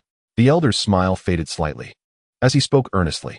Furthermore, you can indeed rely on this Yin constitution to navigate through the tribulations and achieve the great Tao. This is a once-in-a-lifetime opportunity. Yuan Yao listened in a daze, while Lin Mo and the others were equally astonished. They had never anticipated that Yuan Yao harbored such extraordinary talent, garnering the elder's profound regard. A tribulation period? Is the elder perhaps a cultivator at the Great Ascension stage? Yuan Yao inhaled sharply, her voice tinged with disbelief. Haha, I have been a cultivator at the early stage of the Great Ascension for over 10,000 years. Tell me, with my cultivation, should you choose to become my disciple, I cannot fathom how many high-ranking cultivators would line up to seek me as their master. The elder spoke with a sense of pride. Yin Li's eyes went wide. Although Lin Mo had anticipated this, hearing the elder's admission left him momentarily stunned, causing his eyelid to twitch suddenly. This elder was the first Great Ascension cultivator he had encountered since entering the spirit realm. Naturally, Having such a figure as a mentor would be an unparalleled honor. Yet, this matter was rather sudden. Might the elder allow us to discuss it briefly with our senior sister and fellow Taoist Lin? Yuan Yao hesitated to speak. I may have acted impulsively. This matter should indeed be given careful consideration by Taoist Yuan. Please rest in my cave for a while, and you may respond to me in 3 days. Of course, if you come to a decision before that, feel free to seek me out. The elder smiled, appearing quite confident. Lin Mo and the others expressed their gratitude to the elder. This cave was exceptionally grand, filled with spiritual energy, an ideal place for cultivation. They settled in and began to discuss their strategies. The elder's words relieved Yuan Yao and Yin Li, who hurriedly expressed their thanks. The elder smiled and clapped his hands twice. As the sound echoed, a flash of white light appeared at the side door of the hall, revealing a seemingly translucent white figure emerging from the void. Shadow Servant, please escort them to the guest quarters where I extend my hospitality. Should the 3 of you require anything, do not hesitate to inform him, the elder instructed the white figure. Yes, master, the white figure replied respectfully with a slight bow. Lin Mo cast a glance at the white figure, feeling a stirring in his heart. Though the white shadow exuded a formidable aura, it was not entirely insurmountable, clearly revealing itself to be a ghostly king at the late stage of the void refinement realm. Despite Lin Mo harboring some doubts, he could do naught but comply and follow under the gaze of the white shadow. Once Lin Mo and his companions vanished through a side door, the elder of the Jiang clan withdrew his gaze, sinking into contemplation, following the figure known as Shadow Servant. Lin Mo and his companions traversed several corridors and passed through various auxiliary halls, ultimately arriving before a courtyard. This courtyard comprised over a dozen stone houses of varying sizes. While not opulent, it was impeccably tidy. Without ceremony, the white shadow gestured towards the courtyard, stating, "You may rest here. Additionally, I must advise the 3 of you to refrain from wandering about the estate. Should you require anything, simply call my name loudly, and I shall come at once." With that, the white shadow flickered and mysteriously vanished, leaving Lin Mo and Yuan Yao in silent exchange. Let us enter and rest for a while. We have been on the move for quite some time, and you must be weary. We can discuss matters further after we have recuperated. There are still 3 days ahead, so there is no need for haste. Lin Mo sighed deeply, offering a smile to the 2 women. Yin Li managed a faint smile, very well, while Yuan Yao furrowed her brow and nodded mechanically. Lin Mo nodded in return, leading the way into the courtyard. Approaching one of the stone houses, he pushed open the door and stepped inside. The interior was not spacious, yet it was adequately furnished with simple, practical items crafted from ordinary bluestone. In one corner lay a mat woven from verdant grass, quietly awaiting use. Chapter 520. Lin Mo's eyes sparkled as he waved his sleeve, causing several formation flags to shoot forth, swiftly establishing a faint blue light barrier. This was merely a basic surveillance prevention measure, while it served no substantial purpose. It could deter clandestine observation. He removed his shoes and reclined on the bed, quickly succumbing to slumber. Since entering the realm of the underworld river, he had been preoccupied with confronting specters and had to remain vigilant against the schemes of figures like the ghostly matron, scarcely having the chance to rest properly. Now, although he held reservations about the Jiang elder, given the latter's prowess, excessive caution seemed futile. He could finally allow himself a moment of peace. Before long, the room echoed with the sound of snoring as Lin Mo sank into a deep sleep. That night, he dreamt sweetly, revisiting scenes from his childhood with his family and fleeting glimpses of childhood friends, their faces remaining perpetually blurred. Ultimately, he dreamt of Nangong Wan, his wife in the mortal realm. She spoke not a word, merely gazing at him with gentle eyes.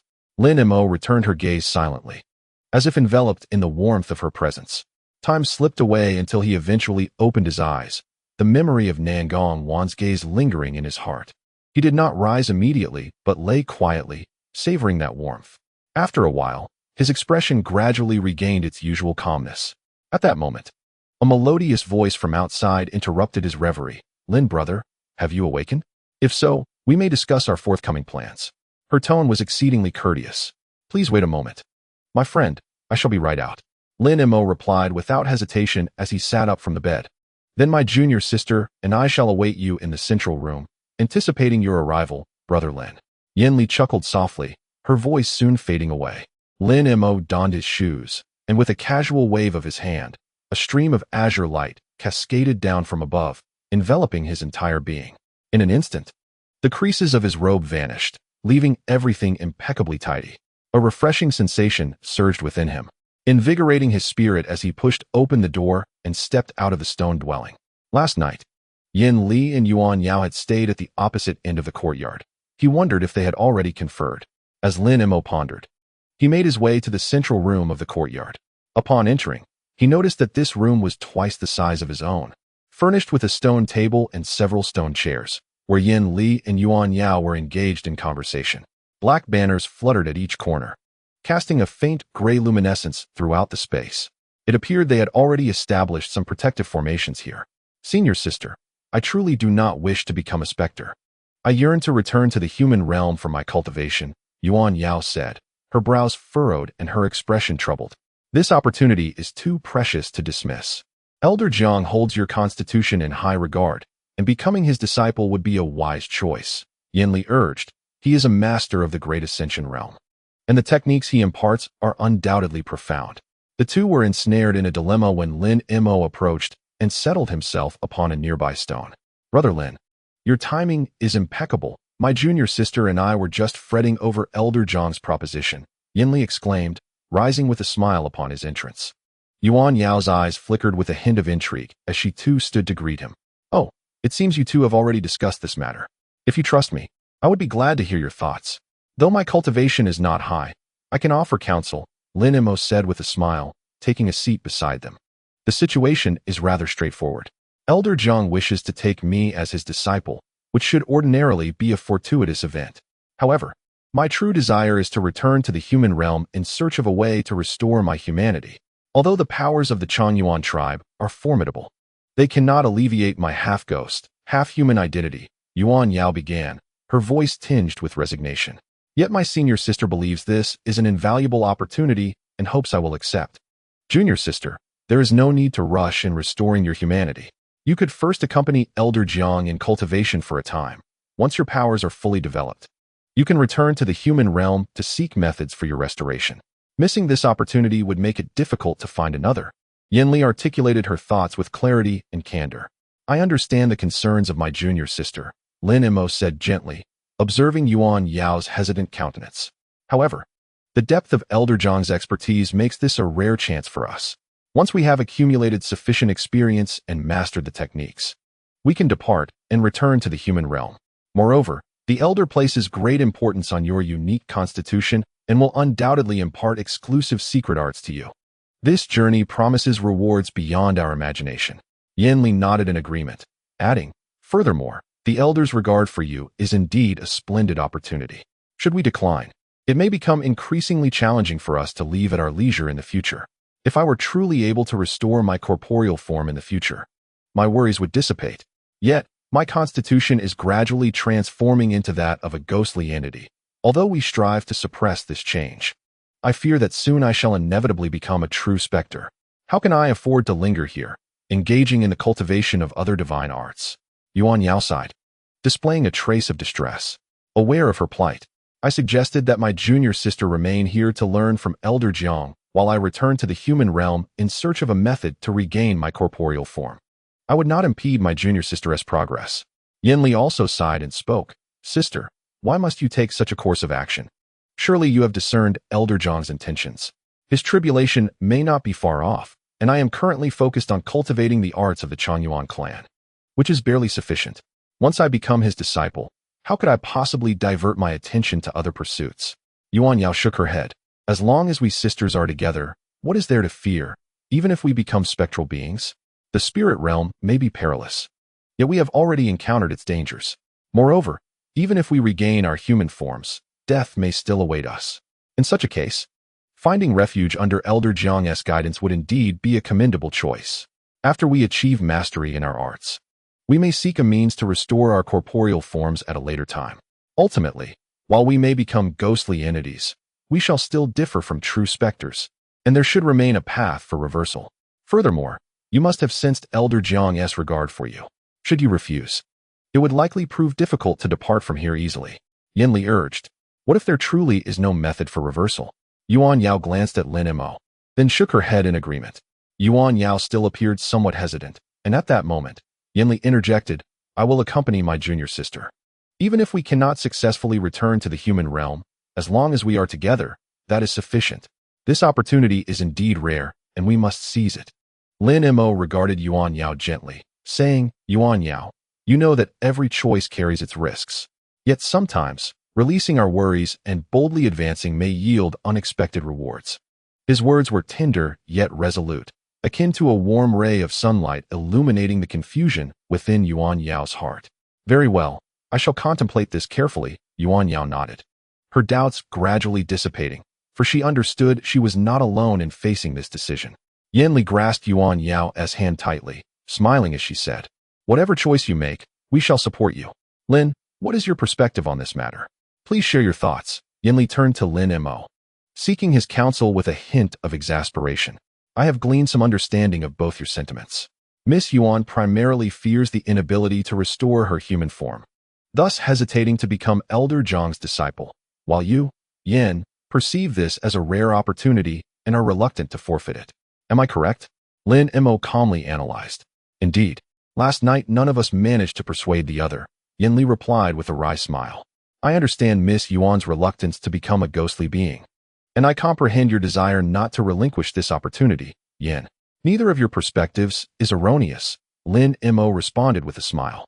Lin, our intention in consulting you about this matter is not to involve you directly, Yinli remarked, her brow slightly furrowed, revealing some dissatisfaction. Oh, I have no intention of intervening, he replied with a light-hearted chuckle. I merely believe that the differences between you may be resolved simultaneously, Lin Mo said with a beaming smile. What? Brother Lin, are you serious? Yinli inquired, perplexed. Yuan Yao also expressed her surprise. Lin Mo's lips curled into a faint smile, his mind already formulating a strategy. This matter is of utmost importance. How could I jest with you? His demeanor shifted to one of seriousness. If there truly exists a solution that satisfies both parties, it would be most ideal. Brother Lin, why not be forthright and tell us? Yinli urged, her excitement palpable. Observing the discord between Yuan Yao and Yinli, Lin Mo resolved to offer counsel. I comprehend your concerns. Transforming into a ghostly entity poses a significant blow to human cultivators. However, Elder Jiang is different.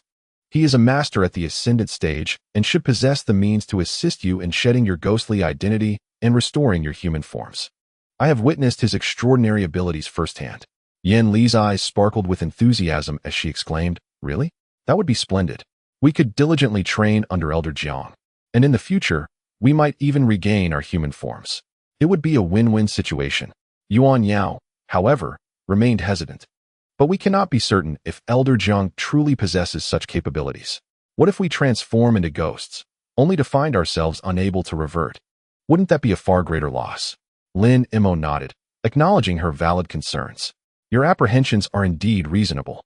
However, may I suggest that you directly inquire with Elder Jiang regarding the feasibility of this matter?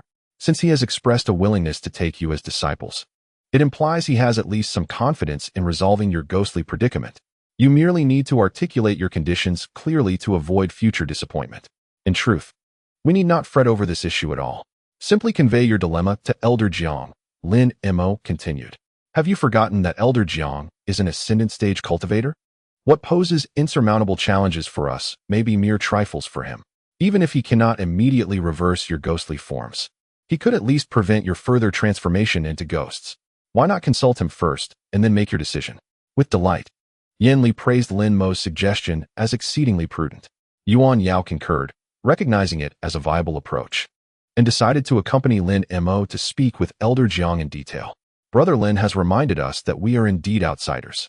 How could we have overlooked such a simple solution? Yinli exclaimed with excitement. Yuan Yao pondered for a moment before nodding in agreement. To be candid regarding this matter, I have certain reservations about Miss Yuan becoming a disciple of Elder Jiang. Lin Mo hesitated briefly before continuing with his unexpected remark.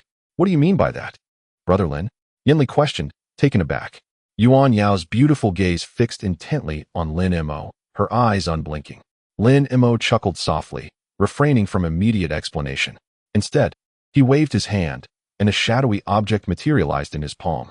In an instant, it rapidly expanded, transforming into a sizable mountain. It was none other than the Yuan magnetic divine mountain. With a flick of his wrist, the small mountain shot forth as a streak of dark light toward the stone roof. After swirling above the three of them several times, it suddenly radiated a grayish luminescence, enveloping them within its embrace. Gazing at the smoky gray luminescence outside, the two women were taken aback, yet they refrained from inquiring further. Lin Mo, maintaining his composure, remarked, "This is the Yuan magnetic divine light that I cultivate. Though it may seem trivial before a great ascension cultivator, it is impervious to any intrusive consciousness. As for what I am about to say, it may come off as somewhat disrespectful to Elder Jiang, but I have always adhered to the principle of prioritizing the lesser over the greater. I must caution you both. Taoist Yin is eager for Miss Yuan to become Elder Jiang's disciple. But have you considered that perhaps the elder does not seek her aid to withstand a certain thunder tribulation, but has ulterior motives? Or that the method employed to resist the tribulation might inflict harm upon Miss Yuan, or even jeopardize her life? How would you address such a scenario?" The two women exchanged glances, betraying no sign of astonishment. Yin Li forced a smile and replied, "Brother Lin, you are being overly cautious. How could Elder Jiang, as a great ascension cultivator, possibly deceive us?" Lin Mo raised an eyebrow, observing them for a moment before chuckling lightly and nodding. "It seems I have been overly concerned. Since you have contemplated this matter, I shall refrain from elaborating further. I will merely remind you that since Elder Jiang has invited you to join in a tone of negotiation, he must have his own considerations. Therefore, you must exercise discernment. Even should difficulties arise, you ought to be able to resolve them smoothly. Thank you for your reminder, Brother Lin," Yuan Yao said with a wry smile, expressing her gratitude. Lin Mo smiled faintly and waved his hand. The Yuan magnetic divine mountain suddenly vanished from the air, and the surrounding gray luminescence dissipated as well. Subsequently, Lin Mo and the two women deliberated on various other matters, speculating and analyzing the reasons for the Elder Jiang's presence in this place. Yuan Yao, unable to contain her impatience, proposed that they should meet the elder immediately to inquire whether there truly existed a solution to their predicament regarding the ghostly essence. Naturally, Lin Mo and Yin Li did not dissuade her, and thus the three of them exited the stone chamber together. After Yuan Yao called out thrice, a white shadow flashed, as if it had never left, and the specter appeared. Upon hearing the trio's request to meet Elder Jiang, the specter nodded faintly before turning to lead them. In chapter 521, not long after, within the hall where they had previously met the elder, Lin Mo and the others encountered the old man once more. The trio entered Elder Jiang's inner chamber, where he sat in a grand chair, eyes closed in meditation. Upon seeing them, he smiled and inquired, "So, has Miss Yuan made up her mind to become my disciple? Your esteemed favor overwhelms me, Elder. I would naturally wish to cultivate by your side. However, I find myself in a predicament that may prevent me from immediately becoming your disciple," Yuan Yao said, bowing first and choosing her words carefully. "A predicament? Haha, do share, for I am capable of anything," the elder replied, his eyes sparkling with interest at Yuan Yao's willingness to become his apprentice. "I wish to inquire, Elder. You previously mentioned the possibility of accepting me as your disciple, yet I harbor concerns that I may forever remain a ghostly entity, unable to reclaim my human form. Do you possess the confidence to assist me in restoring my physical form in the future?" Yuan Yao stated candidly, laying bare her desire to regain her humanity. "Haha, what difficulty could there possibly be? A trivial matter, requiring only that I forge a few elixirs for you and expend a modicum of my mystical energy to dispel the malevolent forces within your body. Restoring you to your original form would merely take a few years. This shall not impede your cultivation of the Longyuan clan's divine abilities." Upon hearing this, the elder of the Jiang clan burst into hearty laughter, as though this task were inconsequential. "Rest assured, my dear apprentice," he said, "I never speak lightly of my commitments. You need only focus on your training. If that is the case, to take the elder as my master would be an unparalleled honor." "Yaoer pays her respects to her master," Yuan Yao exclaimed with immense joy, promptly bowing once more. "Very well, dear disciple, do not worry. I can certainly wait a few years.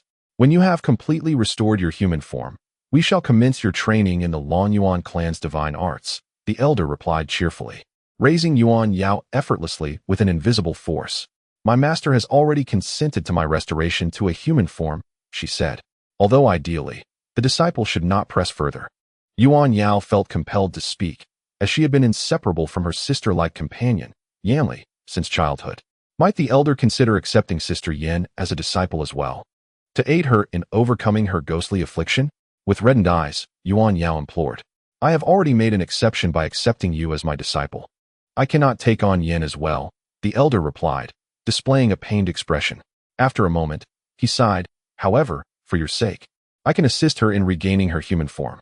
Yuan Yao longed to request more, but Yanli interjected, bowing respectfully to the elder and shaking her head at Yuan Yao, signaling her to refrain from further troubling him.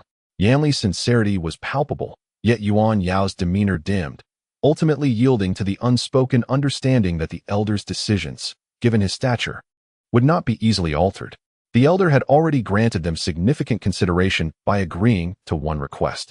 To ask for more would be rather unrealistic. Lin Mo, who had accompanied the two ladies, had remained silent, observing intently from the sidelines, his gaze fixed on the elder's expressions, searching for any signs of unease. Finding none, he felt a sense of relief, concluding that the Jiang elder might indeed be genuinely interested in taking on disciples. Lin, I wish to converse with you privately.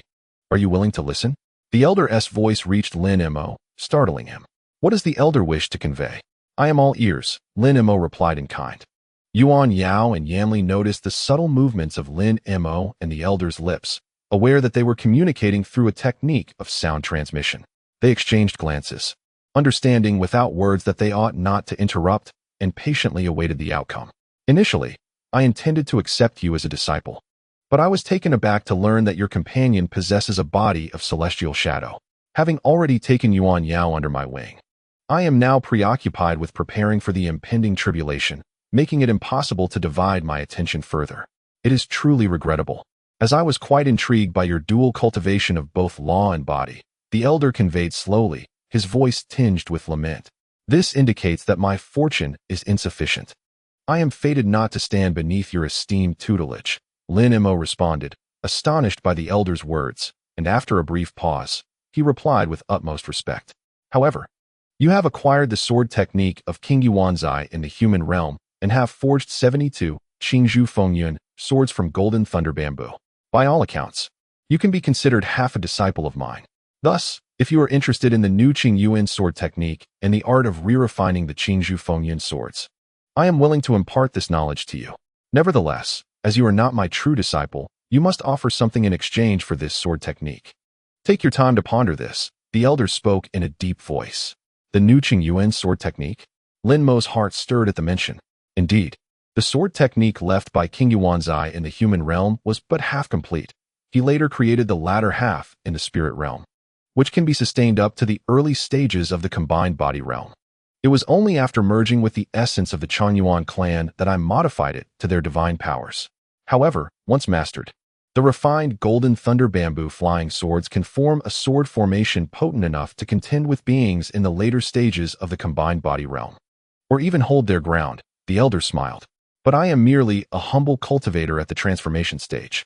What could I possibly offer that would be worthy of your esteemed attention? Lin Mo was greatly moved, but maintained his composure as he inquired. Besides other matters, you might have some residual golden thunder bamboo. The elder squinted his eyes. Golden thunder bamboo? You desire this material, esteemed elder? Lin Mo asked in astonishment. Indeed. If you possess enough golden thunder bamboo to forge 3 flying swords, I shall impart the new sword technique to you. If you have materials for more than 3 swords, I can even personally assist you in refining 72 flying swords, the elder spoke in a low voice. With such certainty, I surely possess golden thunder bamboo materials. Lin Mo replied, his expression slightly astonished. I cannot be certain.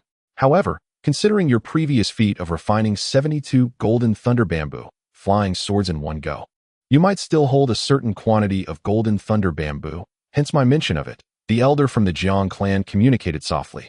I fear I may disappoint you. Esteemed elder, I do not have any surplus golden thunder bamboo at hand. The amount I obtained back then was merely sufficient to forge 72 flying swords. Lin Mo exhaled deeply and responded. None. The elder furrowed his brow, seemingly surprised. Indeed, it is true. Although I have acquired a mysterious small vial and the spiritual root of golden thunder bamboo over the years, the exorcising divine thunder contained within the 72 flying swords has been more than adequate, while the need for the mysterious small vial has arisen in numerous instances. Lin Mo said with a wry smile. He spoke truthfully. Despite having the mysterious small vial and the spiritual root of golden thunder bamboo, the exorcising divine thunder from the 72 flying swords had sufficed all these years, while the demand for the mysterious small vial was countless. Thus, he had never cultivated any surplus golden thunder bamboo. At this moment, the elder's sudden proposition regarding the golden thunder bamboo stirred his interest, yet he could only decline with regret. The elder gazed at Lin Mo for a moment, finding no signs of deceit in his calm demeanor, and softly remarked, "Without golden thunder bamboo, I cannot impart my sword technique to you. However, when I collected the golden thunder bamboo, I should have also acquired quite a few leaves from it." Lin Mo hesitated and asked, "Elder Jiang, why do you place such importance on my golden thunder bamboo? Does it possess a special efficacy in sword forging?" Elder Jiang nodded. "Indeed, this golden thunder bamboo is rich in spiritual energy, a rare treasure that can be considered a millennium bamboo, seldom seen in a century. It may assist me in forging the legendary 72 golden thunder swords. If we each utilize our strengths, we can significantly enhance our power, achieving a remarkable outcome." Upon hearing this, Lin Mo felt a flicker of uncertainty. He pressed on, inquiring whether the 72 golden thunder swords truly existed, and if the golden thunder bamboo he possessed was sufficient for crafting a few. Elder Jiang erupted into hearty laughter. Exuding an air of profound mystery, he began to elucidate. The 72 golden thunder swords are ancient divine blades, each rivaling celestial artifacts.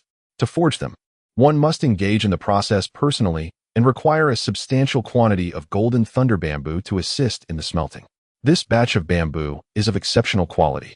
With 3 or more, one could forge over 10 swords. If you bring it to me, I can help you create 7 or 8 golden thunder immortal swords, or a singular golden thunder sword imbued with the essence of the Xian Huang sword qi. Lin Mo's heart stirred at his words. If he could acquire several golden thunder swords, his strength would undoubtedly soar. However, he indeed had no golden thunder bamboo left. The elder seemed to recall something and mentioned the leaves of the golden thunder bamboo. "I have indeed collected quite a few. These leaves are remarkably peculiar, neither wood nor metal, and I have yet to discover their purpose, though they appear extraordinary. Thus I have kept them safe." Lin Mo replied hesitantly. "Excellent. Since you lack the bamboo, hand over these leaves to me, and I shall impart the sword techniques and the methods of refinement to you. However, I cannot assist you in forging the flying swords personally. Are you willing?" A glimmer of delight sparkled in the elder's eyes as he asked. "Certainly," Lin Mo answered without hesitation. Although he understood these golden thunder bamboo leaves must hold some significance, as the elder would not request them otherwise, he was more than willing to exchange some unknown items for immense benefits. Lin Mo gently brushed his storage bracelet.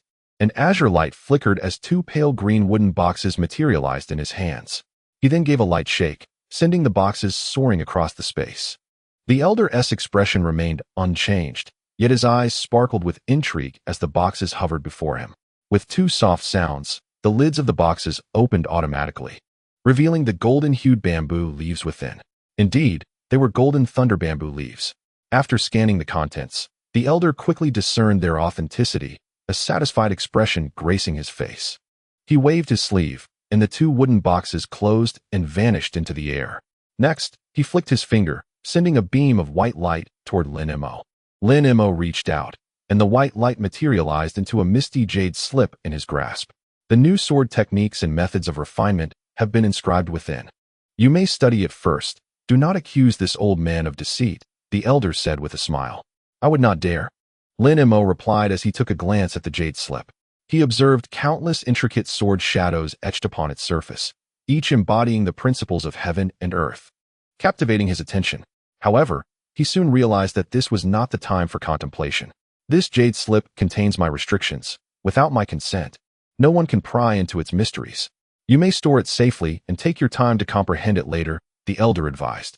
Lin Mo expressed his gratitude repeatedly, carefully stowing the jade slip close to his heart, his excitement palpable as he eagerly anticipated exploring the wonders of this shattered sword technique. The elder nodded. You have entrusted the leaves to me. Might I inquire about their true purpose, so that I may broaden my understanding? Lin Mo couldn't help but ask. Laughing heartily, Lin Dao reassured, rest assured, these bamboo leaves are ample for my needs. I shall no longer covet the portion you have left. Amongst the human race, this knowledge is scarce, yet it is well known within the Changyuan clan. The golden thunder bamboo leaves serve two primary purposes. Firstly, they are instrumental in concocting the Golden Gang demon-slaying thunder, a formidable weapon against fiendish beings, rivaling the exorcising divine thunder when combating demonic entities from beyond. Secondly, these leaves can be administered to certain spiritual insects, with a significant probability of inducing mutations. Naturally, this requires a copious amount of golden thunder bamboo leaves, which the elder divulged to Lin Mo without reservation. What exactly are the demonic entities from beyond? Lin Mo inquired, puzzled. The elder explained. The demons from beyond are akin to the tribulations faced by our cultivators, yet differ in that while our tribulations occur at fixed intervals, these demons represent a constant peril that cultivators may confront post-ascension. They are formless and colorless, resembling inner demons, but are far more terrifying. Typically, it is only when our powers wane or our mental state falters that we become vulnerable to their incursions. Should one succumb, their physical form disintegrates, and their soul becomes tainted, joining their ranks. I require the golden thunder bamboo leaves to forge the Golden Gang demon-slaying thunder, a safeguard against the onslaught of these extraterrestrial fiends post-tribulation. The elder's demeanor was buoyant as he spoke at length. Lin Mo's expression reflected deep contemplation, particularly stirred by the notion of the bamboo leaves' potential to induce transformations in spiritual insects. By the way, do you plan to reside here long-term, Lin Daoyu? The elder suddenly ceased his telepathic communication and inquired in a normal tone. This place harbors excessive yin energy, rendering it unsuitable for my prolonged cultivation.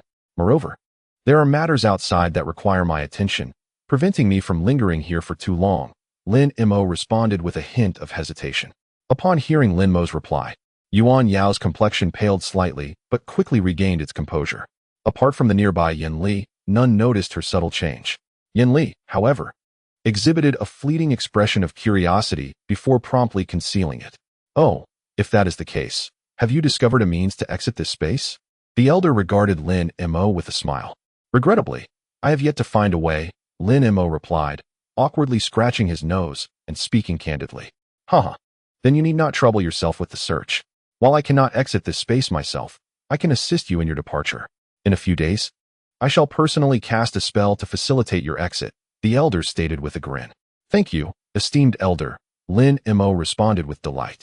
However, my assistance is not without cost. I require another transaction in return. The elder's voice resonated telepathically, shattering Lin Mo's joy. Another transaction? Lin Mo was taken aback. Chapter 522. Are you interested in the milk of the underworld river? The elder's voice took on a grave tone.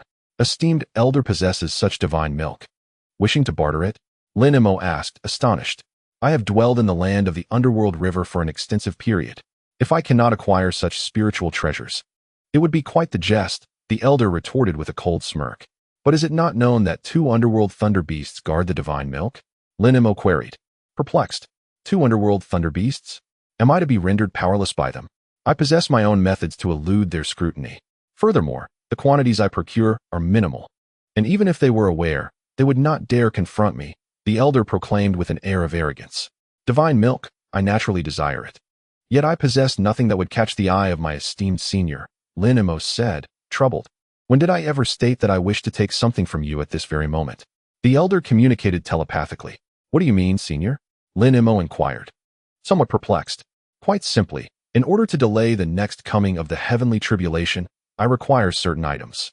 If you assist me in gathering them from the outside world and deliver them to me within a millennium, I shall exchange them for the divine milk, the elder elucidated.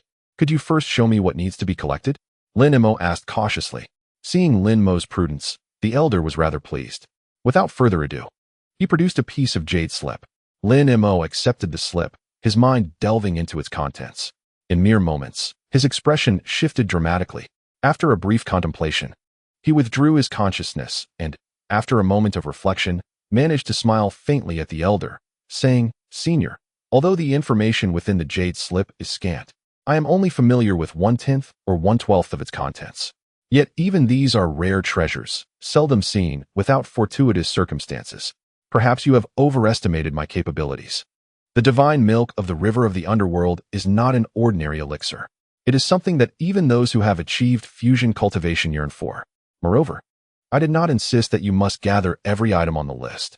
If you can procure 2/3 of them and return here, I will gladly exchange them for the divine milk, the elder replied calmly. If that is the case, there may yet be hope, Lin Mo pondered aloud. Then, do you agree to this transaction? If so, I shall ensure your departure from the river of the underworld in 2 days. The elder remarked with a slight squint and a smile. Lin Mo, after perusing the list of items, wore a solemn expression, unable to reach a decision for a long while. The items were exorbitantly rare, and to gather 2/3 of them already seemed an extreme challenge. However, the allure of the divine milk was overwhelming, promising a significant leap in his cultivation. Caught in a fierce internal struggle, Lin Mo observed the elder awaiting his decision. Senior, I truly desire this divine milk of the river of the underworld. However, the conditions for the exchange are exceedingly daunting, and I fear I may not be able to fulfill them. I humbly request that you reconsider and reduce the number of items, Lin Mo hesitated to voice. The elder shook his head, stating, the divine milk is the essence of my bloodline and cannot be relinquished lightly. The list I provided is already the minimum requirement. You need only do your utmost, without undue pressure. After a moment of contemplation, Lin Mo ultimately nodded. Since you are so gracious, I shall accept this transaction. However, I fear my abilities may be insufficient, and I ask for your understanding. The elder smiled with satisfaction. A deal is a deal. I trust you will endeavor to gather them. Today, our word shall be an oath as binding as the heavens. Although Lin Mo felt a twinge of anxiety, he resolved to complete the task, determined not to disappoint the elder's goodwill. Upon accepting the terms of the transaction, the elder expressed great joy. Now that we have reached an agreement, I shall escort you from this place as a form of advance. In 2 days, I shall cast a spell, and you will be able to return to the mortal realm. Lin Mo expressed his gratitude repeatedly, though his heart was filled with trepidation. He understood that he had taken on a formidable task, and to gather those precious items would undoubtedly require immense effort. Yet, upon reflection, perhaps this very journey would elevate him to greater heights. Lin Mo took a deep breath, solidifying his resolve. Having already committed, I shall exert my utmost effort to gather the items.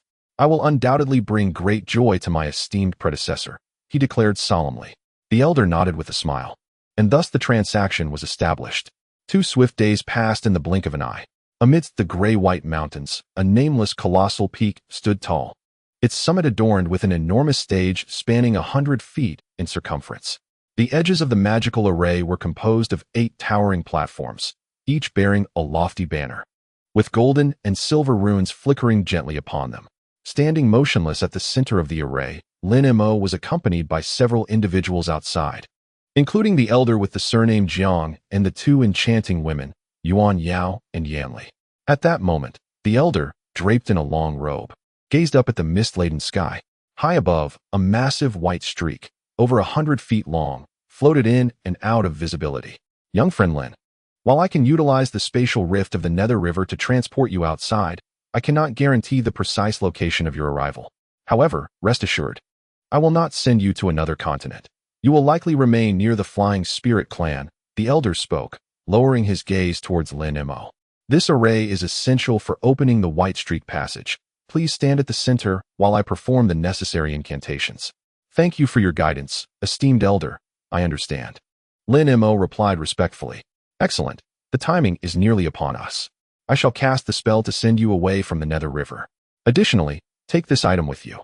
When you have gathered sufficient items and wish to return, you may utilize the instructions inscribed upon it to re-enter the Nether River. I possess only this single piece, and it is a one-time use, the elder stated, waving his hand as 2 objects soared forth. Lin Mo hurriedly reached out to catch them, and upon closer inspection, he gasped in astonishment. The reverse star plate, esteemed predecessor, you actually possess this. In his palm lay a luminous white disc and a blue jade slip. Oh, you are familiar with this. However, it is not the genuine reverse star plate, merely a replica. The materials used to forge this item are exceedingly rare. I have crafted a few in the past, but most have been consumed. Now, only this remains. The jade slip contains the method for utilizing this item to enter the Nether River. You may study it in detail at a later time. Furthermore, you should retrieve the gold-devouring insects you used for scouting, the elder added, a flicker of expression crossing his face, before he waved his sleeve. A verdant wooden pagoda flew forth from his robe, and 2 gold-devouring insects emerged from its base. Lin Mo joyfully beckoned, and the insects promptly returned to him. Lin, you are fortunate to have cultivated mature, gold-devouring insects. However, I must caution you, while mature gold-devouring insects are formidable, they are social creatures and can only unleash their true power in sufficient numbers. A mere handful can easily be subdued by high-level cultivators wielding treasures, serving only as unexpected surprises. The effort you expend on these insects might be better directed towards your own cultivation. Of course, if you manage to cultivate thousands of mature, gold-devouring insects and can command them, you would be virtually unstoppable in the spirit realm. Ordinary treasures cannot withstand such a multitude of gold-devouring insects. Yet, nurturing so many would be beyond even the mental capacity of our transcendent cultivators. If you can cultivate the legendary Golden Devourer King, even the true immortals would surely retreat in trepidation, the old man remarked with a light chuckle. The Golden Devourer King? Lin Mo was taken aback, for it was the first time he had ever encountered such a name. It is not unusual for you to be unaware. The legends surrounding the Golden Devourer King are known only to the Mayfly clan and other insect-related races, so your ignorance is understandable. I shan't elaborate further. If the opportunity arises, you may seek out relevant materials. The Golden Devourer King is merely a legend. There are no credible accounts of anyone having successfully cultivated one. Do not dwell on it. The old man smiled before closing his eyes and beginning to chant incantations. With a sudden thunderous roar, the sky darkened, and a fierce wind surged. The old man, eyes shut and murmuring softly, created a remarkable spectacle. He made no further movements. Yet the 8 towering banners began to tremble simultaneously, and the entire formation resonated with a low hum. Multicolored spiritual threads emerged, transforming into radiant light that surged toward the 8 banners. The banners shimmered amidst the luminous haze, emanating an astonishing spiritual pressure. The various parts of the formation illuminated, and runes sprang forth from it. Lin Mo, standing at the heart of the formation, clearly sensed the terrifying power encapsulated within these runes. Should they all detonate at once, even his current strength would be insufficient to withstand it. Lin Mo's expression shifted, and he inhaled deeply. Outside the formation, Yuan Yao's demeanor also changed, her eyes revealing a hint of concern as she glanced at Lin Mo, her gaze betraying her worry. At that moment, the old man suddenly issued a low shout. The 8 banners turned, unleashing 8 thick beams of light that vanished into the heavens in an instant. The white streak in the sky became exponentially clearer. With a flick of his robe, a massive azure sword of light spanning several zhang appeared above the formation. Strike! The old man commanded coldly, pointing with 2 fingers at the sword. The azure sword ascended vertically, aimed at the white streak, and struck down with force. A thunderous roar echoed through the air, which tightened around them as if the sword had siphoned the very atmosphere. In an instant, the colossal sword expanded several times, overshadowing the sky like a divine blade, enveloping the entire expanse above. A sound like tearing fabric reverberated through the heavens. The azure giant sword cleaved through the white streak, revealing a black fissure. The old man waved his hand, and the giant sword dissipated. Simultaneously, 8 massive runes emerged around the fissure, gleaming with golden light, their sizes akin to houses, rotating incessantly. Lin Mo felt the air around him grow taut as the runes from the formation surged towards him. Alarmed, he watched as the runes transformed into vibrant, swirling colors, encircling him at a rapid pace. His vision blurred, and he felt as though he were spinning. The wind howled in his ears, and the runes within the formation spiraled around him, engulfing him in a vortex as the world spun chaotically. With a piercing shriek, a multi-hued beam shot skyward, disappearing into the black fissure. Simultaneously, the formation's radiance dimmed, ceasing its operation. Lin Mo, at the center of the formation, had vanished. Master, has Lin brother truly been sent away? Yuan Yao inquired, her gaze fixed upon the old man. Do not worry. This incantation was a resounding success. He should have returned to the spirit realm, the old man reassured her. If destiny allows, he will return to the river of the underworld. You shall meet again. The elder replied with a smile. Yuan Yao, her cheeks slightly flushed, gazed gratefully at the elder. Let us return, Yanli said with a smile. Elder Jiang has said that fate will bring us together once more. Although Lin is quite formidable, with my master's guidance, I believe that in a few hundred years, I shall not be inferior to him. Junior sister is right. Though Lin is indeed impressive, with me as your master, your cultivation will surely surpass his. The elder stated confidently. With such words from my master, I shall dedicate myself to my training, Yuan Yao said, bowing in gratitude. At the same time that Lin Mo was being escorted out of the river of the underworld, in a desolate wilderness thousands of miles from the gray-white mountains, a six-legged creature, a white-haired beauty, and a man in a blood-red robe were besieged by dozens of monstrous insects. Surrounding them were winged creatures resembling centipedes, relentlessly attacking. Although the six-legged creature and its companions had the upper hand, their expressions were filled with anxiety, for the number of insects seemed inexhaustible.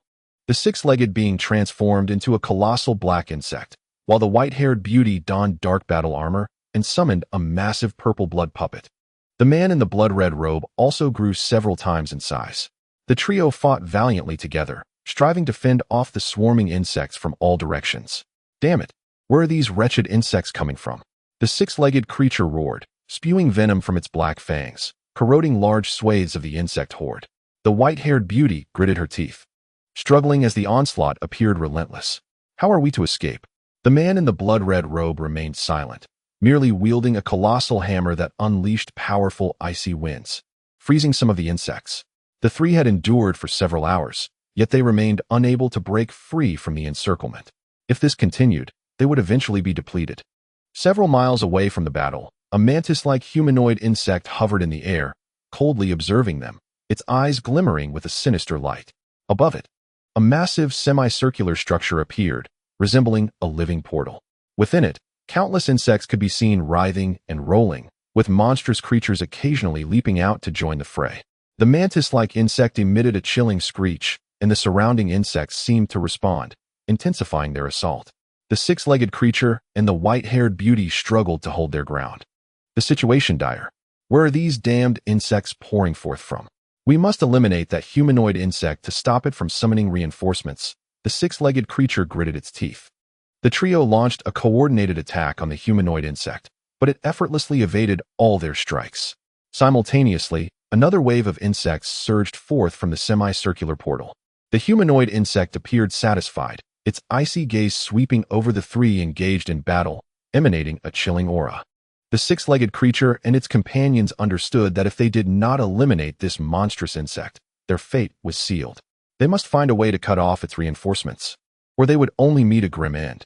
This is the sacred nest of our mayfly clan. It cannot be utterly destroyed. How could a golden mayfly possess such a thing? We must break through immediately. The six-legged creature roared, its voice shaking the heavens. At the same time, hundreds of monstrous insects were pierced by the dark light emanating from it, collapsing with anguished cries. Chapter 5:23. Where shall we flee? The speed of these peculiar insects is hardly slower than ours. If we become entangled with them, we shall inevitably exhaust our magical powers. The blood-robe figure stands upon the shoulder of the purple blood puppet, his tone grave. Let us flee directly towards the entrance. If we can endure until we reach that point, we can return to the realm of the river of the dead and evade the insect sea of the holy nest. The six-legged one responded without hesitation. Are you mad, my friend six-legged? Even if we exert ourselves to the utmost, retracing our steps will take us 2 to 3 months. Are we to continue battling these insects? The white-haired beauty suddenly interjected sharply. Moreover, what about the magic tomb? What of our magical artifacts? Humph. What use are even the finest magical tools if we lose our lives in the process? He retorted. Once we return, I shall compensate you and our companion from the Earthblood sect for your losses. The current holy nest is merely manifesting the lowest tier of holy insects. We can still force our way through the insect sea. Should it conjure higher tier holy insects, it would be too late for us to escape. The six-legged one said, his frustration palpable. Were it not for the necessity of their combined strength in this dire situation, he would have long since fled with the divine milk of the river of the dead. After all, none understood better than he the terrifying lethality of the holy nest of the Mayfly clan. However, Six-Legged was unaware that what they faced was not the true holy nest, but merely an imitation. Despite this, the power of this artifact was not something the three of them could easily contend with. Influenced by the holy nest, he immediately contemplated fleeing the realm of the river of the dead upon contact. Hearing Six-Legged's words, the white-haired beauty, though reluctant, fell silent. The blood-robe figure's attitude evidently aligned with that of six-legged, with no dissent expressed. Thus, the three simultaneously manifested their powers. The giant insect transformed from six-legged, originally smooth in form, suddenly radiated a dark light, and countless massive bone spines emerged from its surface, dark and sharp. Six-legged's eyes glowed crimson, a cold smile gracing his lips as he sharply gestured, launching beams of black light like dark arrows toward the swarm of insects. Upon release, these beams rapidly expanded, charging into the insect horde, each ring imbued with a surging momentum that swept past the bizarre insects. An astonishing scene unfolded. Wherever the rings passed, all the strange insects seemed to instantaneously lose their balance, tumbling in all directions. A vast expanse of ground appeared before them. The colossal form of the purple blood puppet opened its maw, unleashing a purple-red beam, wider than a human's arm. Wherever the beam traversed, all the insects disintegrated to dust. As the head of the purple blood puppet swayed, the beam followed suit, annihilating even more of the strange creatures. This attack cleared a wider area than six-legged's onslaught. The final assault came from the white-haired beauty. Seeing her companions unleash their powers, she unhesitatingly hurled her monstrous hammer toward another section of the swarm while simultaneously invoking her spell. The hammer erupted in green flames, revealing 8 skulls that transformed into wheel-sized forms, opening their gaping mouths. These skulls expelled not the green, ghostly flames, but torrents of biting white winds. As the frigid winds swept through the area, all the grotesque insects were first shrouded in frost, then shattered into varying sizes of white ice crystals with a brittle crack. Quietly descending from the air, 3 cultivators in the fusion stage acted simultaneously. Despite the seemingly endless swarm of bizarre insects surrounding them, their offensive was momentarily halted, creating a vast expanse of space. United, the trio successfully repelled the initial wave of the insect onslaught. However, they were acutely aware that this was merely the beginning. Observing from over 10 miles away, a man-faced mantis snorted coldly, its massive, blade-like arm lunging towards the silver object suspended in the air. The object rotated, unleashing more grotesque insects. Simultaneously, the 6-legged beings drew closer together, their combined magical powers coalescing into a massive sphere of light that surged toward an escape route in the sea of insects, reaching the periphery in mere moments. The sphere then dissipated, and the 3 transformed into 3 dazzling streaks, bursting forth from the insect horde. The swarm pursued relentlessly. Enraged, the man-faced mantis emitted a shrill cry, prompting the swarm to follow suit. The azure-hued grotesque insects fled at astonishing speeds, rivaling those of the 6-legged beings. The mantis's figure blurred, vanishing only to reappear atop a semicircular object, where it flickered with luminous energy before disappearing once more. The sacred nest emitted a resonant hum, and the specters of the insects it expelled paused momentarily before coalescing into a sphere of silver light, surging toward the sea of insects. Moments later, both the insect horde and the 6-legged beings vanished from sight. Breathless, the trio of 6-legged beings arrived at a rocky cave, temporarily evading the swarm's pursuit. With a grave expression, one remarked on the sheer number and organization of the insect horde, questioning whether this truly was the sacred nest of the Mayfly clan. A silver-haired beauty interjected, affirming that this indeed surpassed the realm of ordinary insect tribes, yet she sensed something amiss. Was this the genuine sacred nest, or merely an illusion? The man in the blood robe solemnly concurred, noting that the structure of this sacred nest was overly simplistic, lacking the complexities of true civilization. It resembled a mere imitation crafted from some impression. The 6-legged being furrowed his brow deeply, contemplating for a long while before speaking. Your analysis holds substantial merit. Perhaps this is not the authentic sacred nest of the Mayfly clan, but rather a facsimile born from legend. Nonetheless, the power contained within is formidable. We must hastily depart from this accursed place. The man in the blood robe agreed, asserting that such a level of illusion would require the strength of a formidable being beyond the realm of spirit and form to sustain it. We must retreat immediately to avoid attracting even more powerful swarms of illusions. The silver-haired beauty nodded, and the 3, in unison, swiftly gathered their belongings and departed from this eerie location. They understood that the power harbored within this mysterious, illusory, sacred nest far exceeded their imagination, and they needed to escape promptly, lest the consequences be dire. Meanwhile, Lin Mo found himself engulfed in the black mist hovering above the waters, while Mu Qing floated beneath a veil of green light. She gazed down at the swirling black fog, her expression shifting between uncertainty and resolve. It appeared as though she was within another realm of black mist, where a figure clad in blue robes was scanning the surroundings, muttering to himself. This individual, in his 20s with a slight furrow in his brow, was none other than Lin Mo, who had just awakened from his stupor, realizing he was ensnared within the black fog. Fortunately, his primal magnetic divine light instinctively enveloped him, shielding him without the need for conscious effort. Now, Lin Mo gazed upward. In the indistinct expanse above, the spatial rift he had expelled had already sealed itself, vanishing without a trace. At the moment the rift disappeared, he noticed tendrils of black mist escaping from it, merging into the surrounding darkness. Could it be that this mist emanated from the spatial rift? Lin Mo pondered, surveying his surroundings in an attempt to ascertain his location. Yet, as soon as his consciousness extended beyond 100 zhang, it immediately dissipated and recoiled, unable to probe any further. A slight furrow formed on Lin Mo's brow as a realization struck him, his expression tinged with curiosity. He clasped his hands together and then separated them, a flicker of azure light illuminating his palms as a few inches long spirit herb materialized in his grasp. With a gentle flick of his wrist, the herb soared from the light. To his astonishment, the moment the spirit herb made contact with the black mist, it withered instantly, turning dry and yellow before crumbling to ashes upon touching the ground. Guided by his instincts, Lin Mo navigated through the fog. He sensed a chilling aura in the air, reminiscent of the underworld, yet not purely the essence of death. The black abyssal mist sent a shiver down his spine as he confirmed his location.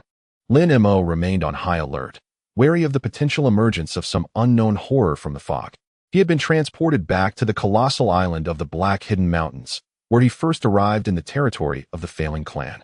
The black mist before him was none other than the abyssal mist sea he had not dared to enter on that fateful day. He had tested the murky depths then and discovered the oppressive energy that could siphon the vitality from flora and fauna alike.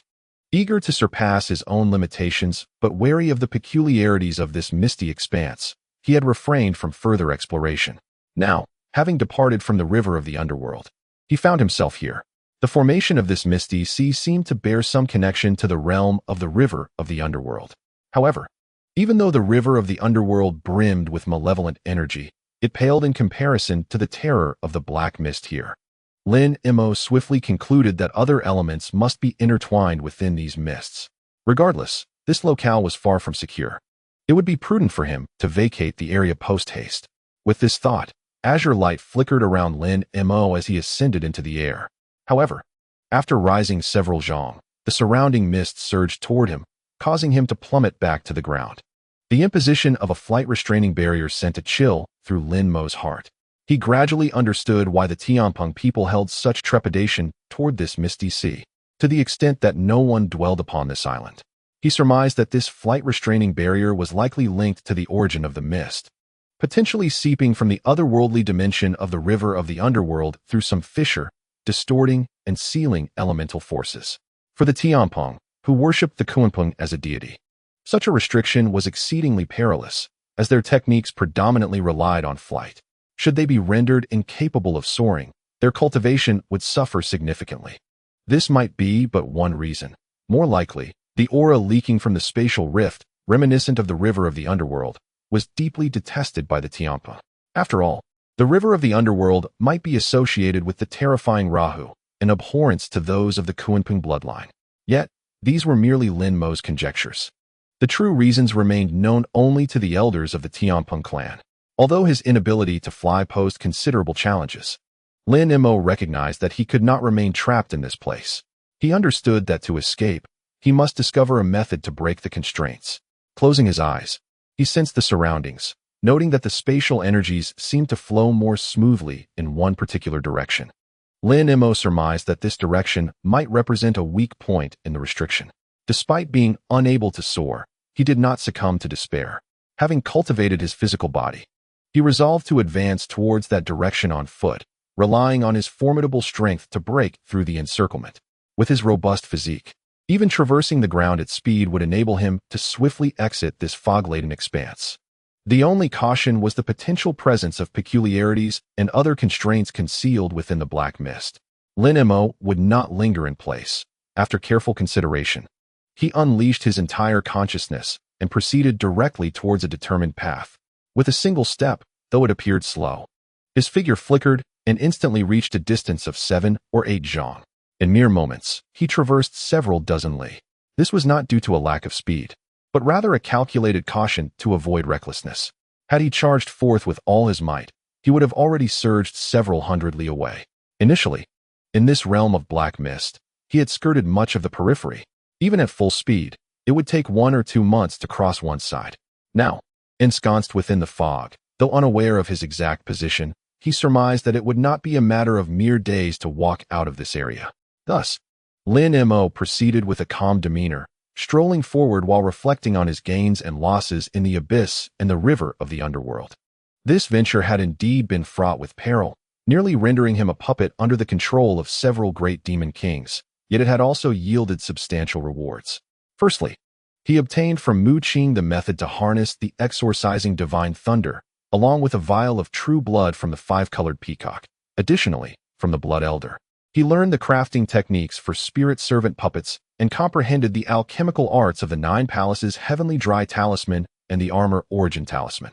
Moreover, in the land of the river of the underworld, the Elder Jiang imparted the new Azure Origin sword technique and provided methods for re-refining the Azure Bamboo B-Cloud sword. It could be said that, with some effort, he could elevate the power of the sword formation to new heights. However, none of these gains could rival the value of the underworld divine milk promised by the Elder. He had come to understand that the underworld divine milk possessed miraculous properties for reversing one's constitution and absorbing greater amounts of the world's vital energy. For someone of Lin Mo's moderate aptitude, this was undeniably crucial. Although most of the items listed by the Elder were difficult to procure, securing even the majority of them was not beyond hope.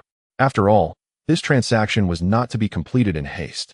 As long as he gathered the items within a millennium, all was not lost. In this regard, Lin Mo maintained a measure of confidence in his ability to succeed. However, his immediate task was to swiftly return to the cave abode on the island, to assimilate and digest the spoils of this journey, and to enter closed-door cultivation of his magical powers. Once his cultivation reached the pinnacle of the late transformation stage, he could consume the black flame pill and strive towards the refinement void stage. This trial had introduced him to numerous beings of combined form and beyond, allowing him to witness their battles and the enactment of their spells, instilling him with confidence in his ability to break through the late transformation stage. Despite the fact that these entities offered him little guidance, the presence of Qing and others, who were at least 2 realms above him, proved to be immensely beneficial. After all, ordinary cultivators seldom have the opportunity to witness the battles of entities at the fusion stage with their own eyes. Lin Mo's thoughts raced rapidly, and soon he had devised a plan for his future cultivation. Subsequently, with a flick of his wrist, a jade slip appeared in his hand. A gift from the Elder of the Jiang clan, containing the new Qing Yuan sword technique. Dividing his consciousness in 2, one half continued to navigate ahead, remaining alert to his surroundings, while the other half delved into the jade slip, silently reciting the sword technique. Initially, his expression was calm, but as his understanding deepened, his demeanor gradually became solemn, culminating in a furrowed brow. After a meal's duration, he exhaled deeply, and with a flick of his hand, the jade slip vanished in a flash of azure light. A glimmer of contemplation sparkled in Lin Mo's eyes. He meticulously reviewed the technique, committing it to memory. It was evident that this so-called new sword technique did not significantly alter the original 13 layers of cultivation. Even if there were modifications, they did not detract from what he had previously learned. The primary innovation lay in the addition of 5 new layers of sword techniques, corresponding to the 3 stages of the God transformation period and the initial 2 stages of the void refinement period. Mastering all 5 layers would enable him to enter the later stage of void refinement. Had he not practiced the Brahma Saint true demonic art, he might have found this technique more intriguing.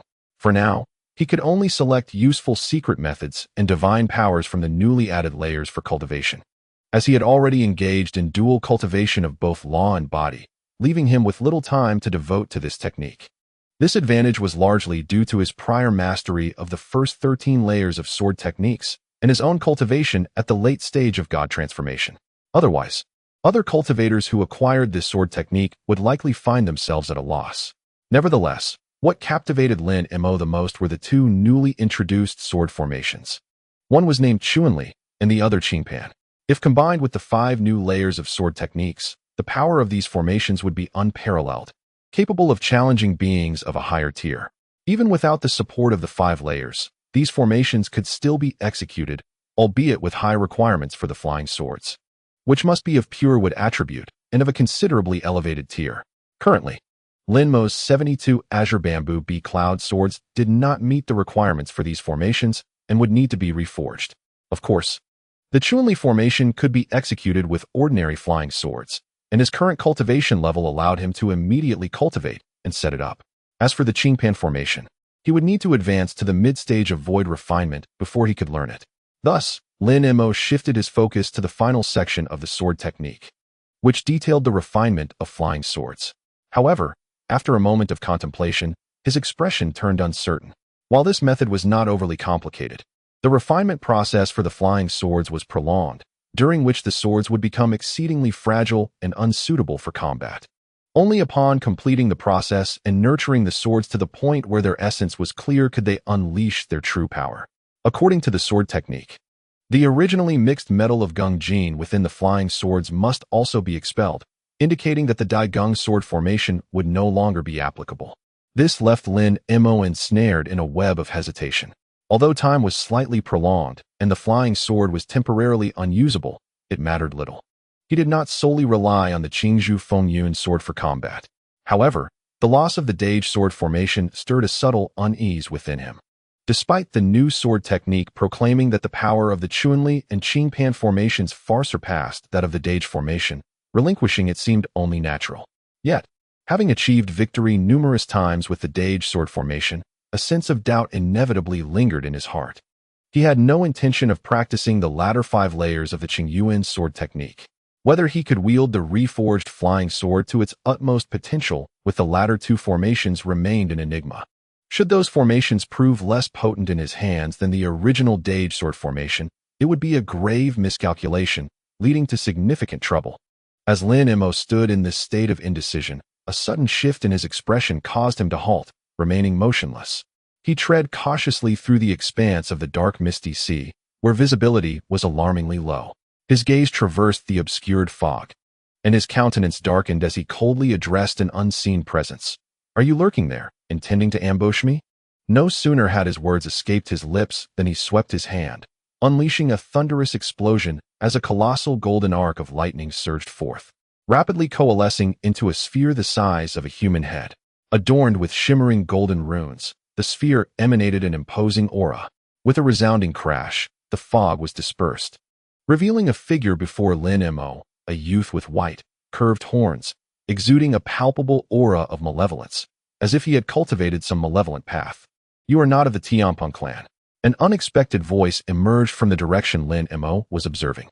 "Who are you? How do you know?" Lin Mo inquired slowly, his brow furrowing. If you were of the Tianpeng clan, neither the spirit general nor the spirit commander could remain unscathed here," the voice replied coldly. "Your tone suggests a familiarity with both the Tianpeng clan and this place. Yet, why do you lurk in the shadows? Why not step forward for a proper conversation?" No sooner had Lin Mo spoken than the golden lightning sphere vanished. In the next instant, a glimmer of gold flickered within the black mist, and the sphere reappeared in the void, only to explode spectacularly. Amidst the chaos of the blast, a shadow surged forth from the mist, materializing mere yards from Lin Mo. Upon closer inspection, Lin Mo was momentarily taken aback. The youth bore a pair of white horns and a face of an unsettling green hue. As his consciousness swept over him, he discerned that the youth was an entity at the virtual refinement stage, radiating a familiar aura.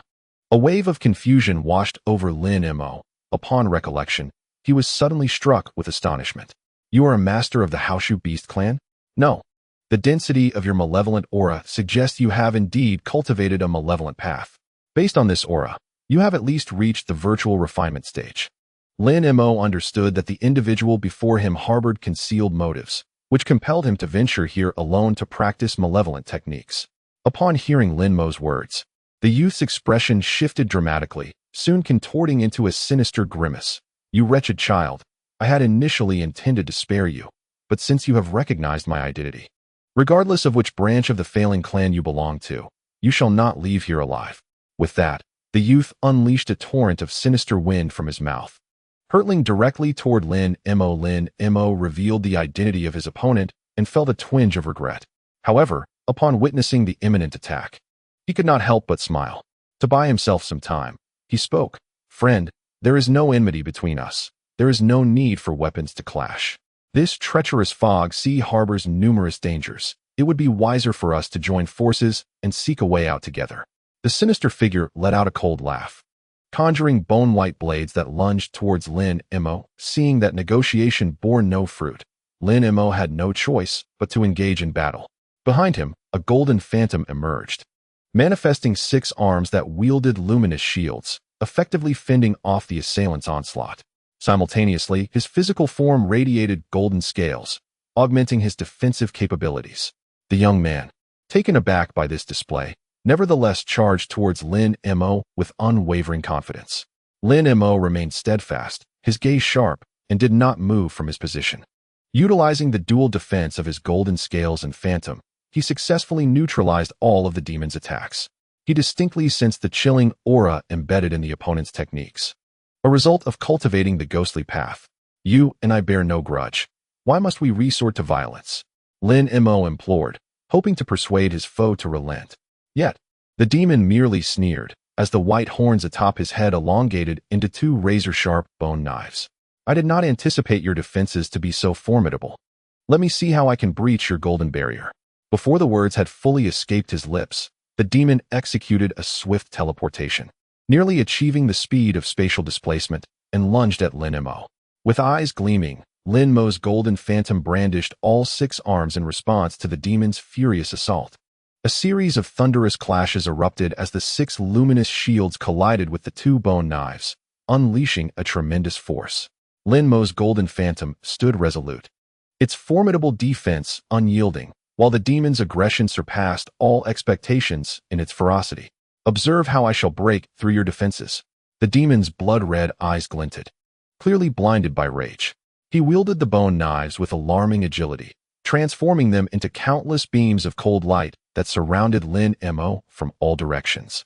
How perilous, Lin Mo thought, quickly channeling his true essence to activate the golden scales of his body, forming a protective golden shell to withstand the onslaught. This exchange of blows had already allowed Lin Mo to discern the true strength of his opponent. He understood that to subdue the demon, he would require more formidable means. Suddenly, the golden phantom behind him transformed into a colossal sword, its blade shimmering with innumerable spiritual runes. Lin Mo grasped the immense sword, its brilliance surging as he swung it towards the demon. The demon summoned his true energy, crossing the bone knives to block, producing a deafening sound. Lin Mo unleashed a flurry of strikes with the sword, each movement filled with exhilaration. Yet, the demon's dexterous footwork allowed him to evade Lin Mo's offensive time and again. What a formidable defense! Lin Mo marveled inwardly. With a flick of his wrist, the colossal sword fragmented into countless beams of sword light, surging towards the demon with the force of thunder. The demon's eyes blazed crimson as he intoned ghostly incantations, his aura swelling with sinister energy. In the thick, murky black mist, countless pairs of green eyes and ghastly visages began to materialize, manifestations of the vengeful spirits born from the demon's cultivation of the ghostly path. "Go, devour his essence," commanded the demon, and the grotesque faces transformed into black smoke, hurtling towards Lin Mo, furrowing his brow. Lin Mo realized that this was the terrifying killing move empowered by the demon's mastery of the ghostly path. He reversed the colossal sword, drawing the sinister winds and black smoke into a tempest of sword light. After a brief moment, the storm subsided, and the ominous winds and dark smoke dissipated into nothingness. The formidable swordsmanship, capable of manipulating the sword aura at will, caused the demon's countenance to shift dramatically. "Our strengths are evenly matched. There is no need for further combat," Lin Mo urged. "Humph, I have yet to unleash my full power," the demon sneered, as shards of bone suddenly emerged around him, forming an enormous skeletal armor. "This battle will be fought with all my might."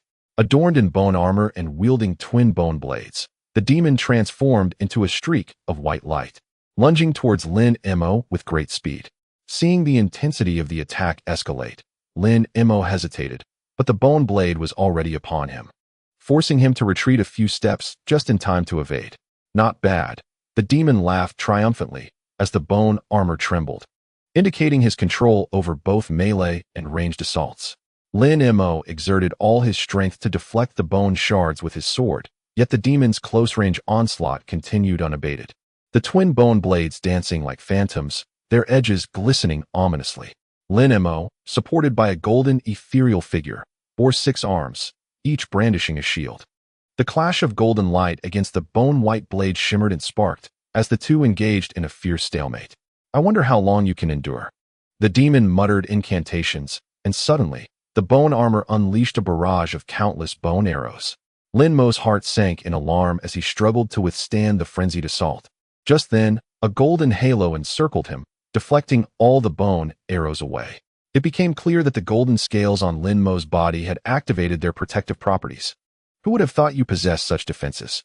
The demon's eyes gleamed with malice as he intensified his onslaught. The battle reached a critical impasse, with Lin Mo feeling increasingly strained. The demon, utilizing his ghostly techniques, transformed into a half-human, half-ghost state, his attacks growing ever more ferocious. Lin Mo resolved to reveal his trump card. The golden figure behind him blazed brilliantly, and his 6 arms morphed into golden wings, enveloping his entire form. This was the divine power of the holy bird, the phoenix. The demon recoiled in terror, confronted with Lin Mo's most formidable defense. With a resounding boom, golden light erupted forth, and the 6 wings flapped simultaneously, conjuring a tempest of golden winds that surged towards the demon. Not good, the demon exclaimed, hastily conjuring a dark mist in an attempt to counter the impending force. However, the brilliance of the golden light proved too radiant, swiftly consuming the dark flames and sending the demon hurtling back with tremendous force. Who are you truly? The demon roared in disbelief. Lin Mo offered no reply. As the golden light around him surged once more, the young man caught sight of Lin Mo's peculiar appearance and hesitated momentarily, yet he pressed on. Before he could reach Lin Mo, he crossed his dual blades and slashed at the air. In an instant, 2 dark blades of light intersected, forming a cross. As these blade glimmers emerged, the surrounding black mist churned and converged towards them. In the blink of an eye, the 2 blade rays swelled rapidly, hurtling towards Lin Mo at a visible speed. Lin Mo's eyes twitched, his hands flickered momentarily, and suddenly, 2 golden long swords materialized in his grasp. Without hesitation, he swung his wrists to meet the blades of darkness. A thunderous roar erupted as the surfaces of the long swords crackled with golden arcs of electricity. With 2 resounding clashes, the black blades collided with the golden lightning, instantly disintegrating as if utterly subdued. Ah! The young man gasped in astonishment. A cold smile crept upon Lin Mo's lips. Clearly, the opponent's blade rays harbored considerable malevolent energy. Otherwise, even his Qing Zhu Fengyun's sword, no matter how sharp, would not have been so easily vanquished. In this light, the opponent's aggression was tantamount to courting disaster. Lin Moxin's thoughts raced, and before the young man could recover from his astonishment, he unfurled the colorful crystalline wings behind him, unleashing a radiant burst of multicolored light. The brilliance was blinding and dazzling, as if a resplendent sun had risen from within Lin Mo. Even the half-demon, half-ghost youth instinctively closed his eyes at the sight of such intense illumination, realizing the danger and hastily retreating, his speed surpassing that of his earlier advance. Simultaneously, a thunderous crack echoed from the halo, and arcs of azure and white lightning flickered behind the young man as Lin Mo's figure materialized in a peculiar manner. With a swift motion of his hands, the sound of slicing air resonated as 2 long swords transformed into beams of golden light, hurtling towards the youth. Before he could fully open his eyes, his senses dulled momentarily, yet he could not afford to be careless against such an audacious assault. Without hesitation, he hurled the twin blades in his grasp backward, transforming them into 2 streaks of dark light. Following this, he executed a complex incantation, causing his muscles to disintegrate momentarily, revealing an exquisitely radiant skeletal frame. As the skeleton shuddered, it released a white protective shield, encasing him completely. With a resounding thunderclap, the golden light of the long swords was deflected by the twin blades. Lin Mo remained unfazed. It would have been peculiar if a creature of the void refinement level wielding its true form as a weapon lacked potency. He held no expectation that the two flying swords would vanquish this demon. In the instant the two swords were unleashed, the manifestation of the true demon magic of the venerable saint behind him moved with 6 arms, unleashing countless fists that blossomed like golden lotuses, then rained down upon the white shield with ferocity. Chapter 525 depicts seemingly ordinary fist shadows, yet each strike harbored the extraordinary strength of Lin Mo's formidable physique. This attack relied entirely on brute force. Under the relentless barrage of fist shadows, the white shield began to tremble, its once sturdy surface growing unstable beneath the interplay of white light and golden shadows. With a sharp crack, the entire shield shattered under the onslaught of the fists. All of this transpired in the blink of an eye. The demon had just turned its head and opened its eyes, its flesh stripped away, revealing hollow sockets with only 2 flickering green flames within. Upon witnessing the frailty of its protective barrier, the demon was struck with terror, and it immediately opened its mouth. Several pitch-black rays shot toward Lin Mo, while simultaneously, its head exploded, releasing a verdant orb that soared into the sky. The skeletal form, which had remained stationary, disintegrated and coalesced into a white bone shield that followed the orb, exhibiting a stance prepared for a desperate battle. This demon reacted swiftly. Realizing Lin Mo's formidable prowess rendered it incapable of victory, it hurriedly sought to escape. Having trained for many years within the dark mist, it believed that by increasing the distance, it could elude Lin Mo's pursuit. Yet, Lin Mo had already resolved to end its life. With a cold snort, a flash of gray light flickered before him, where several black rays swirled and then vanished without a trace. The myriad golden fist shadows dissipated in an instant, as the true demon magic of the venerable saint shimmered with golden light. As the 6 arms momentarily paused, 6 massive arcs of electricity coalesced into 6 golden thunder spears in his palms. With another sweeping motion of his arms, the 6 thunder spears shot forth in a straight line. The spears sliced through the air, approaching the vicinity of the bone shield, with surrounding runes flowing incessantly. The sharp tip of the spear struck fiercely against the shield, producing a resounding trio of booms, causing the shield to tremble and successfully deflect the first 3 spears. However, when the 4th spear collided with the shield, it could no longer withstand the force and shattered into fragments. The subsequent 3 spears swiftly penetrated through, flashing momentarily before simultaneously striking the nearby green orb. As arcs of electricity flickered, the emerald sphere glimmered several times before exploding with a resounding bang. A panic-stricken silhouette of a bull-headed beast erupted from within. Concurrently, the golden arcs rapidly contracted, transforming into an impenetrable electric net that ensnared the spirit of the creature. A piercing scream echoed from the crackling lightning as the bull-headed silhouette flickered within the electric confinement before vanishing entirely. This newly ascended creature was effortlessly vanquished by Lin Mo. This was attributed, in part, to the creature's overconfidence, and in part, to Lin Mo's power exceeding expectations. Although he had not invested excessive time in cultivation, he had first acquired the 12 decisive techniques of the Tianpeng clan and subsequently mastered the thunder sacrifice technique in the abyss, greatly enhancing the potency of the exorcising divine thunder. Coupled with the consumption of the true blood of the Kunping and the 5-colored peacock, his magical prowess surged. Before his ascension to the late stage of transformation, Lin Mo already possessed the capability to slay beings of the virtual refinement level. For him now, this was no longer a challenge. Moreover, this creature appeared to possess no treasures, rendering it no match for Lin Mo. Upon witnessing the annihilation of the creature before him, Lin Mo coldly surveyed the scattered bone fragments on the ground, flicking his fingers to unleash a crimson fireball. With a soft poof, the remnants of the creature were engulfed by flames, vanishing without a trace moments later. Lin Mo did not linger, swiftly departing the scene, and moments later, his figure disappeared into the black mist. Although he had easily triumphed over his adversary, a sense of frustration lingered within him. Unbeknownst to him, his actions had caused the disappearance of the power relied upon by several mid-tier beasts within the black hidden mountains. They had intended to leverage the strength of this half-demon, half-ghost creature to escape the control of the Tianpeng clan in pursuit of freedom, but now their aspirations lay in ruins. However, these matters bore little significance to Lin Mo. He continued toward the mist's periphery, contemplating the sword formations of the new sword technique and the refinement of flying swords. Approximately half a month later, on a desolate mountain at the edge of the misty sea, dark mist churned and gray light flickered as a figure burst forth. He ascended swiftly to the skies. After several flashes, arriving at the summit of the barren mountain, concealing his form. This individual was none other than Lin Mo, who had just exited the black underworld mist sea. He had finally emerged from the depths of the mist, standing atop a massive white stone, exultantly proclaiming his success. His voice pierced the heavens, reverberating through the surrounding air, causing the clouds to swirl tumultuously.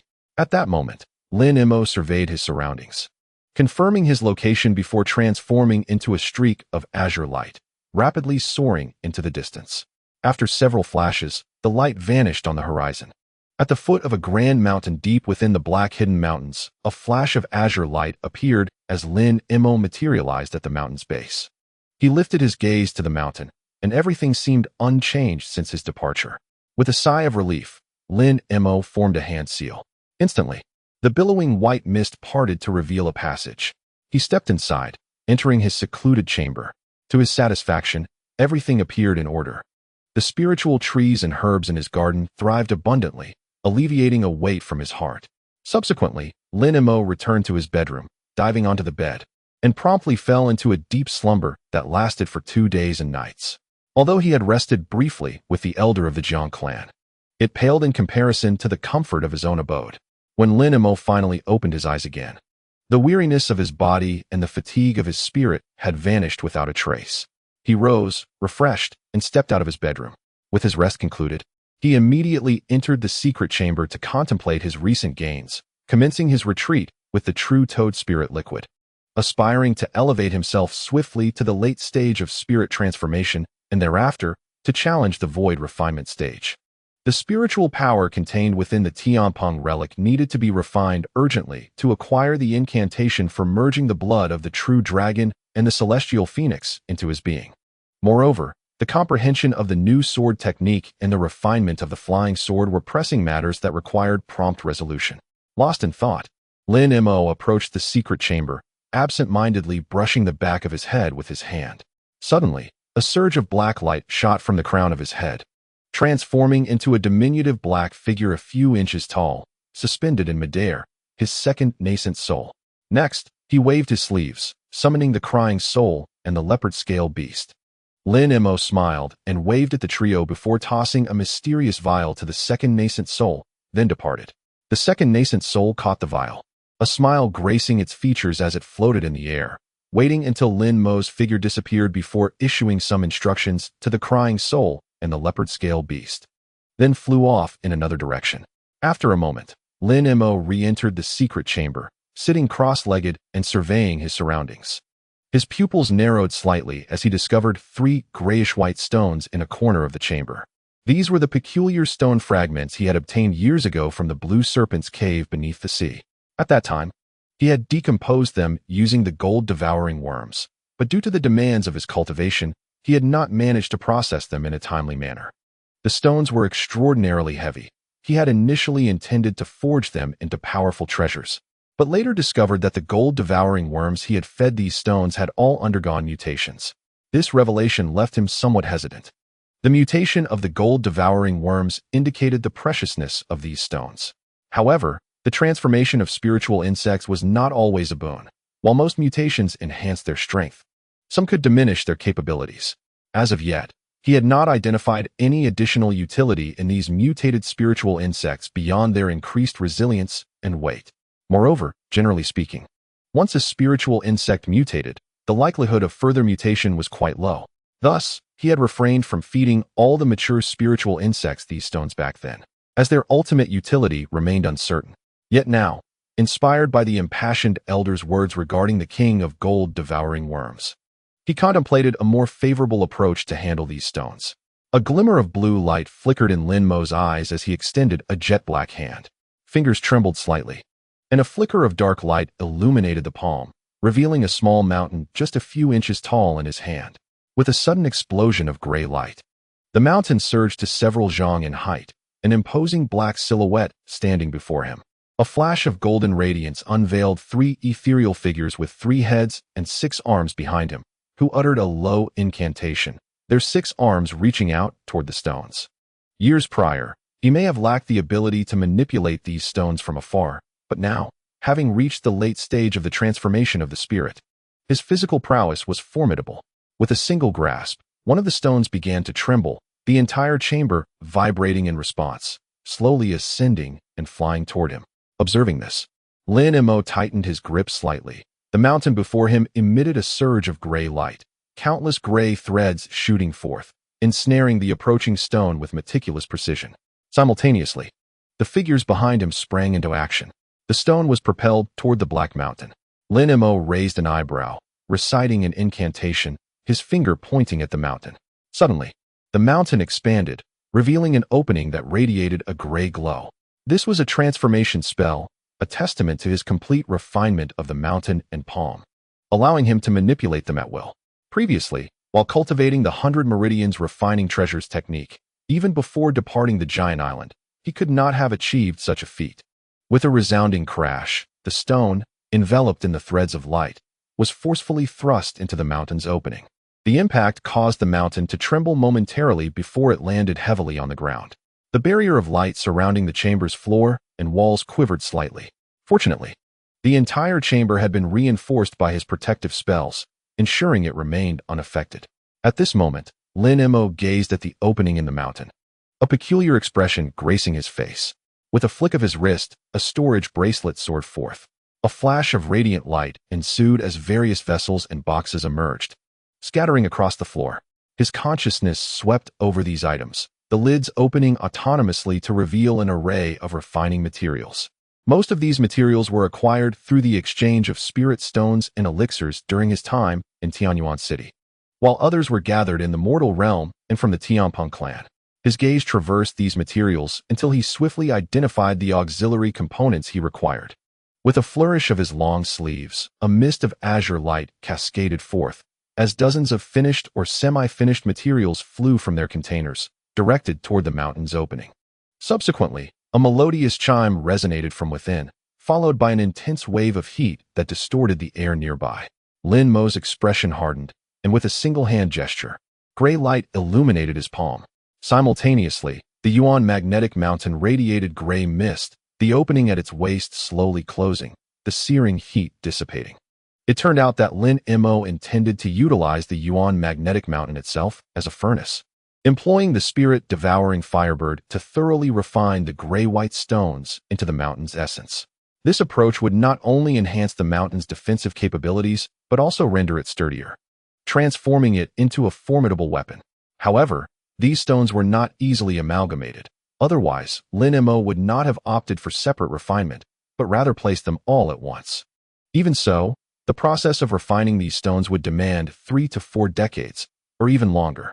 Utilizing his own nascent soul fire would undoubtedly have been far less time-consuming. With the acquisition of the soul-devouring celestial fire, the concern of time is rendered moot. Although he cannot reclaim the Yuan magnetic divine mountain during this prolonged period, it bears little significance. Subsequently, Lin Mo raised his hand and, with a swift motion towards the storage bracelet in the air, summoned a misty white jade box that gracefully landed in his palm. With his other hand, he gently lifted the lid, revealing a thumb-sized scarlet fruit pit, exuding a rich medicinal aroma. This pit was the seed of the Qing luo fruit he had obtained from the Tianpeng clan. With this in his possession, he could effortlessly hasten the ripening of the genuine Qing luo fruit and subsequently concoct the legendary Tianluo pill. The acquisition of this elixir would significantly enhance his chances of breaking through his bottleneck after consuming the black flame pill. Lin Mo pinched the seed between his fingers, scrutinizing it thoroughly before returning it to the jade box. He then projected his consciousness, sending the box out of the secret chamber. Moments later, the surrounding azure curtain flickered, and a swirl of dark light shot in, revealing the second nascent soul. Without needing to utter a word, Lin Mo placed the seed back into the jade box and tossed it to the second nascent soul, which received it and vanished into the light screen. After accomplishing these 2 monumental tasks, Lin Mo exhaled deeply and closed his eyes. Next, he intended to comprehend the newly acquired sword technique and evaluate the potency of the Chunli sword array. subsequently deciding whether to forsake the Daijing sword array in favor of refining his own 72 Qingzhu Fengyun swords. The Chuanli sword array was ideally suited for a late-stage divine transformation, yet its complexity far surpassed that of the Daijing sword array. As time passed, 3 months slipped away. Lin Mo opened his eyes, his expression tinged with hesitation. So that is Chuanli, he murmured, ultimately resolved to abandon the Daijing sword array in favor of the Chuanli sword array. This decision had not been made lightly, but he found himself unwavering in his choice. Given Qing Yuanzi's exceptional talent, it was evident that forsaking the Daijing sword array for the illusion-based Chuanli sword array must possess its unique advantages.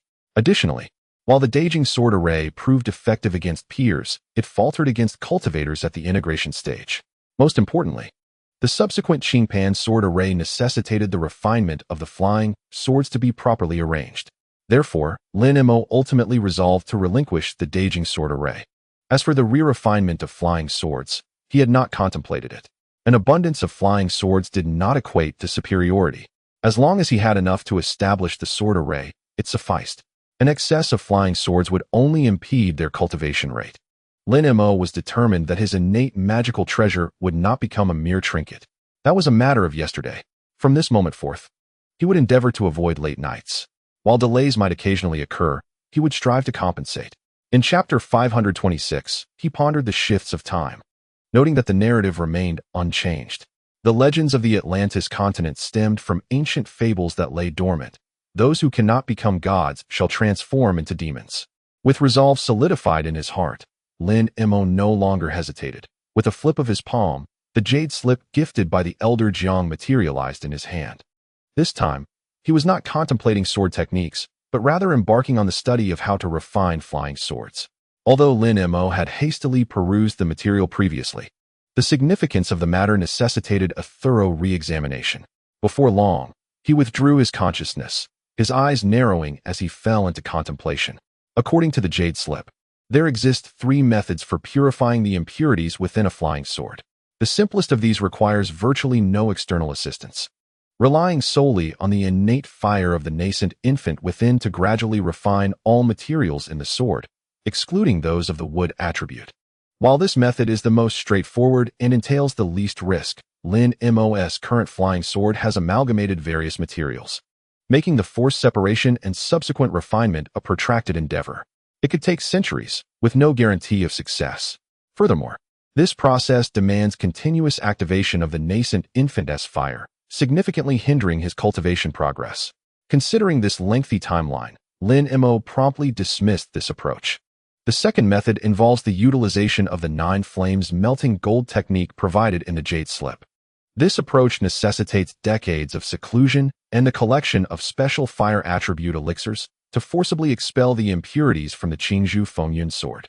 However, this method is perilous, as it risks damaging the essential wood attribute essence within the sword, potentially compromising its vitality. Moreover, those fire attribute elixirs are exceedingly rare and not easily gathered. When the elder surnamed Jiang initially offered to assist in refining the sword, he intended to adopt this method. Lin Mo was not optimistic about this self-harming approach. Thus, the final method, while deemed impractical for most, is the most time-consuming. The elder Jiang noted in his final remarks within the jade slip that this method was merely a theoretical conjecture, one he had not personally tested.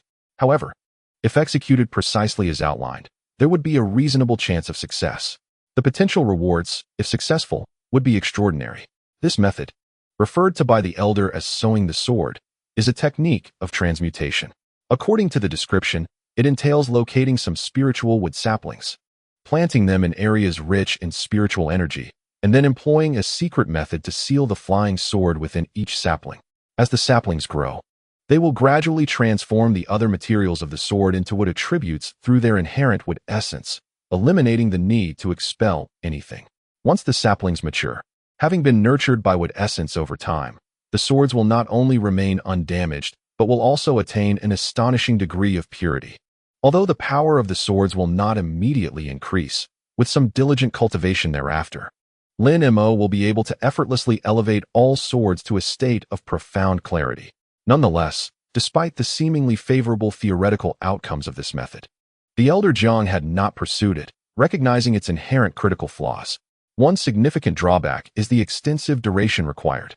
According to the Jade Slip, the time needed from the initial planting of the sword until the complete transformation of its material attributes far exceeds that of the previous two methods. After all, spiritual wood must grow gradually. Even the most ordinary spiritual wood cannot mature without millennia of careful cultivation. During this period, the flying swords must remain entirely inactive, and it is imperative to ensure that none of the saplings succumb to unforeseen circumstances. Otherwise, should an unforeseen circumstance arise, all previous efforts would be rendered futile. Even if the flying sword were to be replanted in another spiritual wood, the losses would remain irretrievable. As for the duration required for sword planting, there exists no definitive limit. However, it is assured that the longer the planting period and the rarer the spiritual wood, the purer the flying sword will ultimately become. Upon absorbing this method, Lin Mo felt an overwhelming joy and promptly resolved to adopt it. While sword planting might seem nearly impossible to others, for someone endowed with the ability to mature plants like him, it was exceedingly fitting.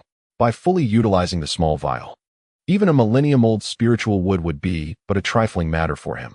Nonetheless, he harbored some skepticism regarding the efficacy of the vial in hastening the maturation of spiritual wood for sword planting. Regardless, since this method did not demand excessive exertion from him and could be comprehended with a mere passage of time, he decided to give it a try. If it proved ineffective, he could always opt for one of the previous two methods later. Having made up his mind, Lin Mo waved his sleeve, and a jade box of verdant green materialized. Upon lifting the lid, he discovered a seemingly ordinary withered green bamboo, its lower section still adorned with a few roots. This was a small segment of the golden thunder bamboo that Lin Mo had deliberately preserved during the crafting of his flying sword, kept for emergencies. Although the Jade Slip did not mention it, utilizing a spiritual wood akin to the primary material of the flying sword would undoubtedly yield superior results.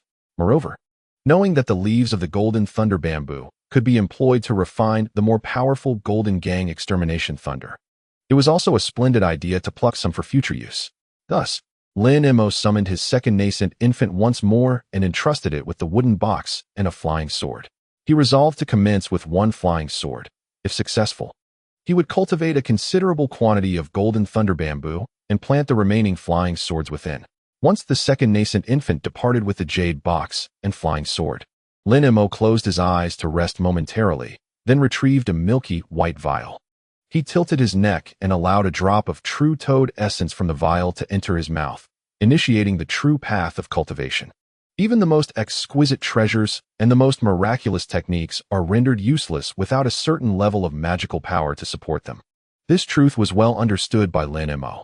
He formed hand seals, golden light shimmering around him, and the true magical form re-emerged behind him. This form bore 3 heads and 6 arms, with 6 hands executing a profound seal, while his legs crossed in a meditative posture, entering a state of cultivation. Lin Mo radiated golden light, as a golden halo enveloped the sacred, true magical form. This halo was immense, shrouding the magical form. As golden runes surged forth from the 6 hands, spiraling and dancing into the body of the magical form. With an expressionless demeanor, Lin Mo's golden scales shimmered faintly, and spiritual light coursed over his skin, giving an air of mystery. As the cultivation progressed, the door of the secret chamber remained steadfastly shut. During this time, the second nascent infant could be seen maneuvering the giant ape puppet, occasionally appearing in the medicinal garden before vanishing mysteriously.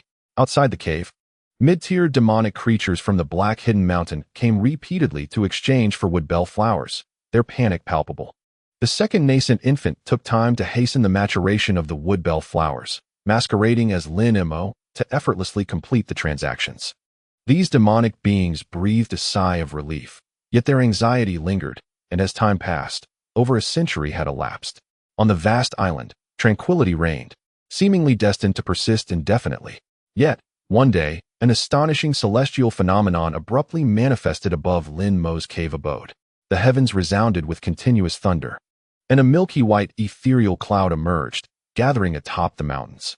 Within a radius of 10,000 miles, the luminescent points amidst the trees ascended skyward, transforming into a brilliant tapestry of 5-colored radiance that soared towards Lin Mo's dwelling. The majestic mountain of Lin Mo became enveloped in this resplendent aura, High above, the milky white ethereal cloud coalesced into a colossal ring, spanning over 100 miles in diameter, with a tempest forming at its center, drawing the five-colored radiance into its swirling vortex.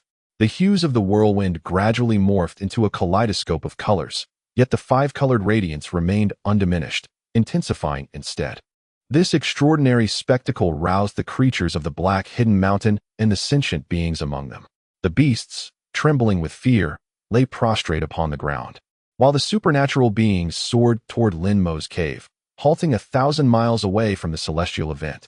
They gazed in awe at the phenomenon, their hearts racing with trepidation.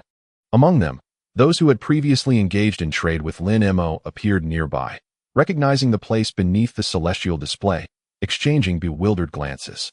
That individual is on the verge of a breakthrough.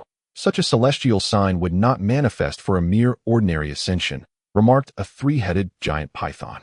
Indeed, it seems plausible, affirmed a bovine-headed creature. Should this individual truly ascend to the rank of spirit commander, perhaps they might assist us in shedding our shackles. The three-headed python exclaimed joyously. Logically, that would be the case. Yet why would they choose to aid us? The bovine-headed creature's eyes flickered with a glimmer of hope, quickly overshadowed by a rueful smile.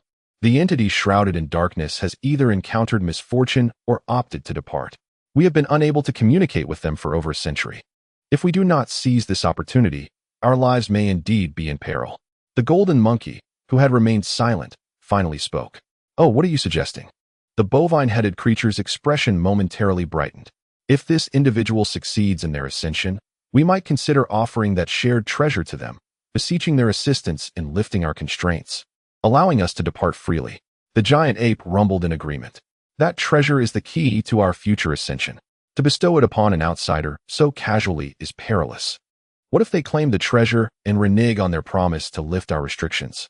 The bovine-headed creature hesitated. Even if the treasure is invaluable, what use is it if we lose our lives? As for this individual, though they are not of our kind, past transactions have seemed equitable. They should not deceive us.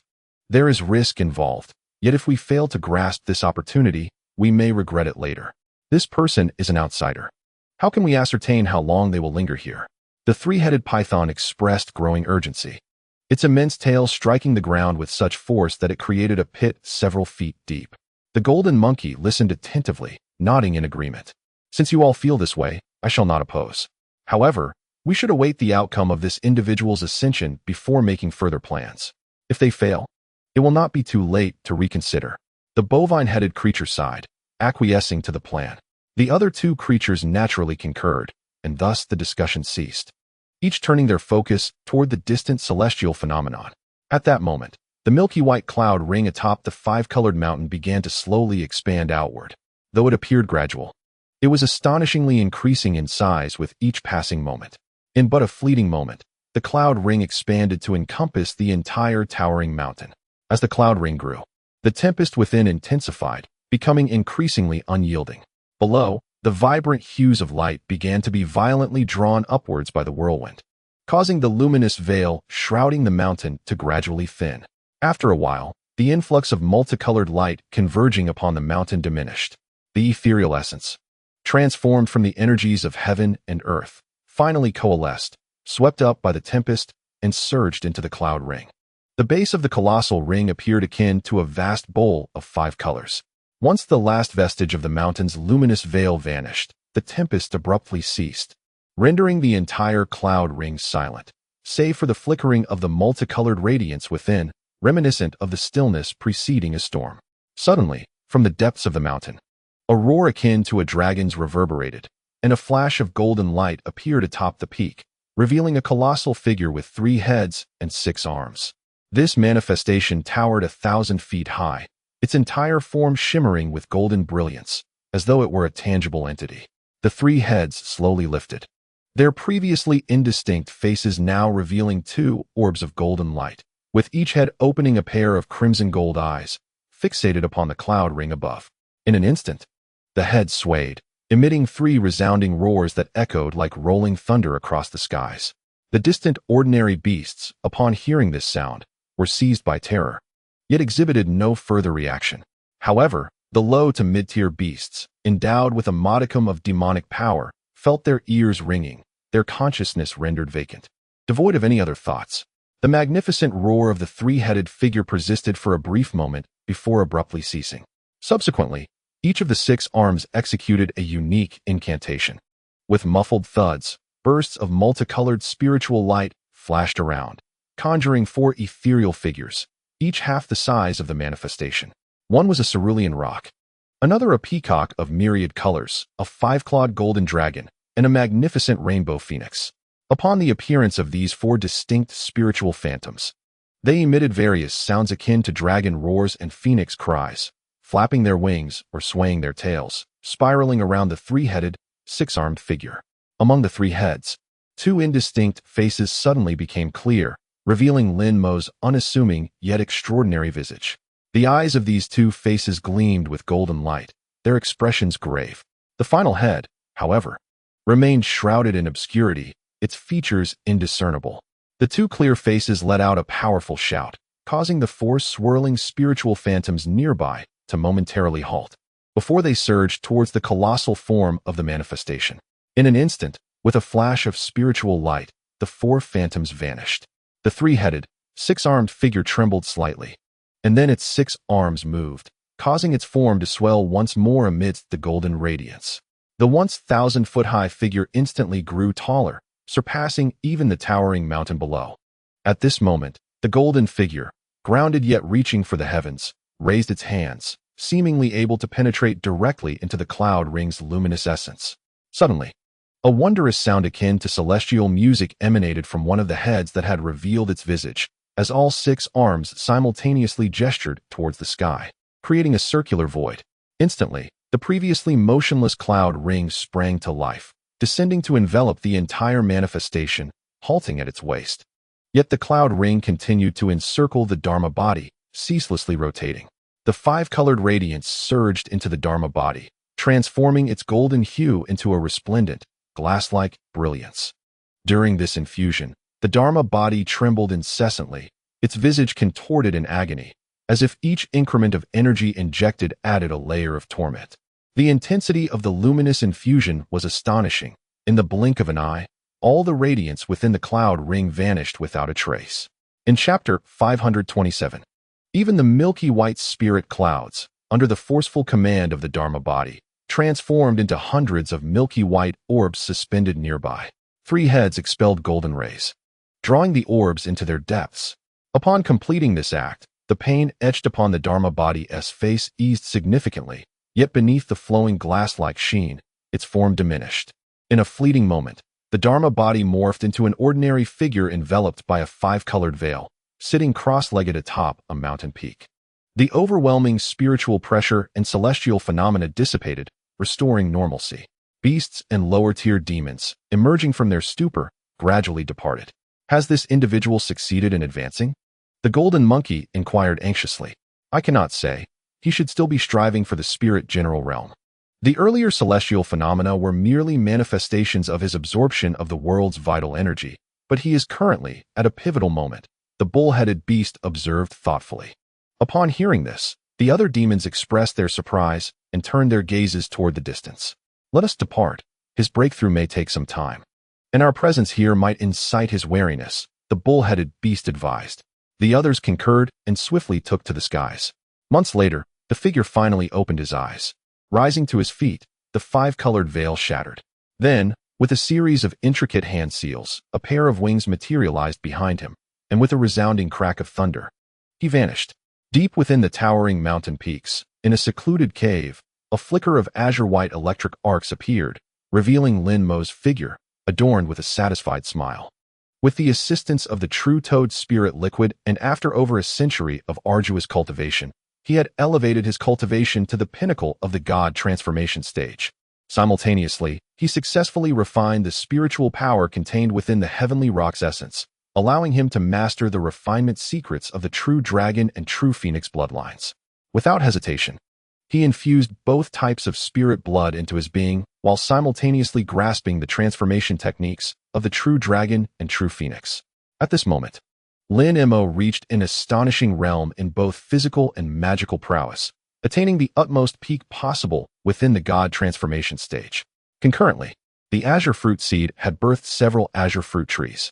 Utilizing these fruits as primary ingredients, after numerous failures, he finally succeeded in concocting a batch of over 10 heavenly luo pills. With all preparations in place, Lin Mo, aided by 3 black flame pills and 3 heavenly luo pills, commenced his endeavor to break through into the void refinement realm. Notably, fortune smiled upon Lin Mo, as 2 of the heavenly luo pills unexpectedly proved effective, enhancing the efficacy of the black flame pills by 2 to 3-fold. Under such favorable circumstances, Lin Mo dedicated several months and ultimately succeeded in mobilizing the world's vital energy within a radius of 10,000 miles to infuse his body, smoothly entering the void refinement realm. His cultivation and spiritual awareness had surged more than twice over. At this moment, Lin Mo floated in the air of the secret chamber, his eyes closed, attuning himself to his surroundings. The once indistinct essence of heaven and earth now manifested clearly, as if he could effortlessly gather this energy and wield it with ease. His eyelids fluttered, and he genuinely reached out towards the void. A sound of air being torn apart echoed as 5 radiant beams shot forth from his fingertips, followed by a myriad of ethereal lights appearing around him. Countless tiny multicolored dots materializing out of thin air, only to be drawn into the crystalline glow. Subsequently, the crystalline light rapidly expanded, revealing a magnificent, translucent hand of 5 colors emerging from the void. Indeed, after entering the void refinement stage, his mastery over the essence of heaven and earth had far surpassed that of the spirit transformation stage, Lin Mo mused. In the spirit transformation stage, he could only vaguely sense the existence of this energy and barely utilize a fraction of it. Now, however, he truly commanded the essence of heaven and earth. Regardless of the technique employed, it would be significantly amplified by this energy. Should he employ those formidable powers that specifically harness the essence of heaven and earth, the potency would be even more terrifying, potentially achieving multiple-fold increments. Lin Mo opened his eyes, a satisfied expression illuminating his face as he waved his hand, causing the crystalline hand hovering before him to dissipate. He gently descended to the ground, his gaze sweeping the surroundings until it settled upon an object in the corner of the chamber, the Yuan magnetic divine mountain, which had remained there for centuries. Over the years, Lin Mo had gradually infused the remaining 2 stones into this mountain, refining them. Now, it seemed the time was ripe. With that thought, Lin Mo unhesitatingly extended his finger and lightly pointed towards the distance. With a thunderous roar, the entire secret chamber trembled. As the small black mountain slowly ascended and glided towards him, he separated his fingers, halting the black mountain a short distance away, which emitted a low hum. Lin Mo scrutinized it closely. The Yuan magnetic divine mountain appeared unchanged, still bearing its dark visage. Yet, the ease with which he summoned it indicated that the fragments of stone had completely fused with the mountain. Otherwise, even with his formidable powers, he would not be able to manipulate it so effortlessly. Nodding, he performed a spell towards the small mountain. A flash of azure light surged, and the spell vanished upon contact with the mountain's surface. Simultaneously, the mountain shimmered with silver light, as a ball of silver flame burst forth, transforming into a swirling silver firebird. This was the devouring spirit firebird. Compared to before, this firebird appeared diminutive and somewhat lethargic. Clearly, the continuous refinement of the stone fragments over the years had drained much of its primordial essence. Lin Mo felt a pang of sympathy, softly commanding as he reached out towards the firebird. The firebird darted toward him, vanishing in an instant, only to burrow into his body. It seemed he would need to nurture it carefully to restore its vitality. A faint smile graced Lin Mo's lips as he cast another spell towards the black mountain. The mountain spun once before vanishing in a haze of gray light. In the next moment, Lin Mo's palm turned over, revealing a miniature mountain, merely 3 inches tall, which then gently descended into his palm before vanishing in a flicker. Simultaneously, a silver mountain pattern emerged on the back of his hand. In a brief span, Lin Mo had once more sealed the Yuan magnetic divine mountain within his grasp. However, his expression shifted dramatically. His raised arms suddenly plummeted, pulling his form forward as he stumbled. Alarmed, Lin Mo instinctively bent his knees, extending his other hand in a blur to support the descending palm just in time, swaying slightly before finally stabilizing his posture. At the moment he sealed the Yuan magnetic divine mountain, his arm had inexplicably grown exceedingly heavy. nearly overwhelming even his remarkable divine strength, forcing him to struggle just to maintain his stance.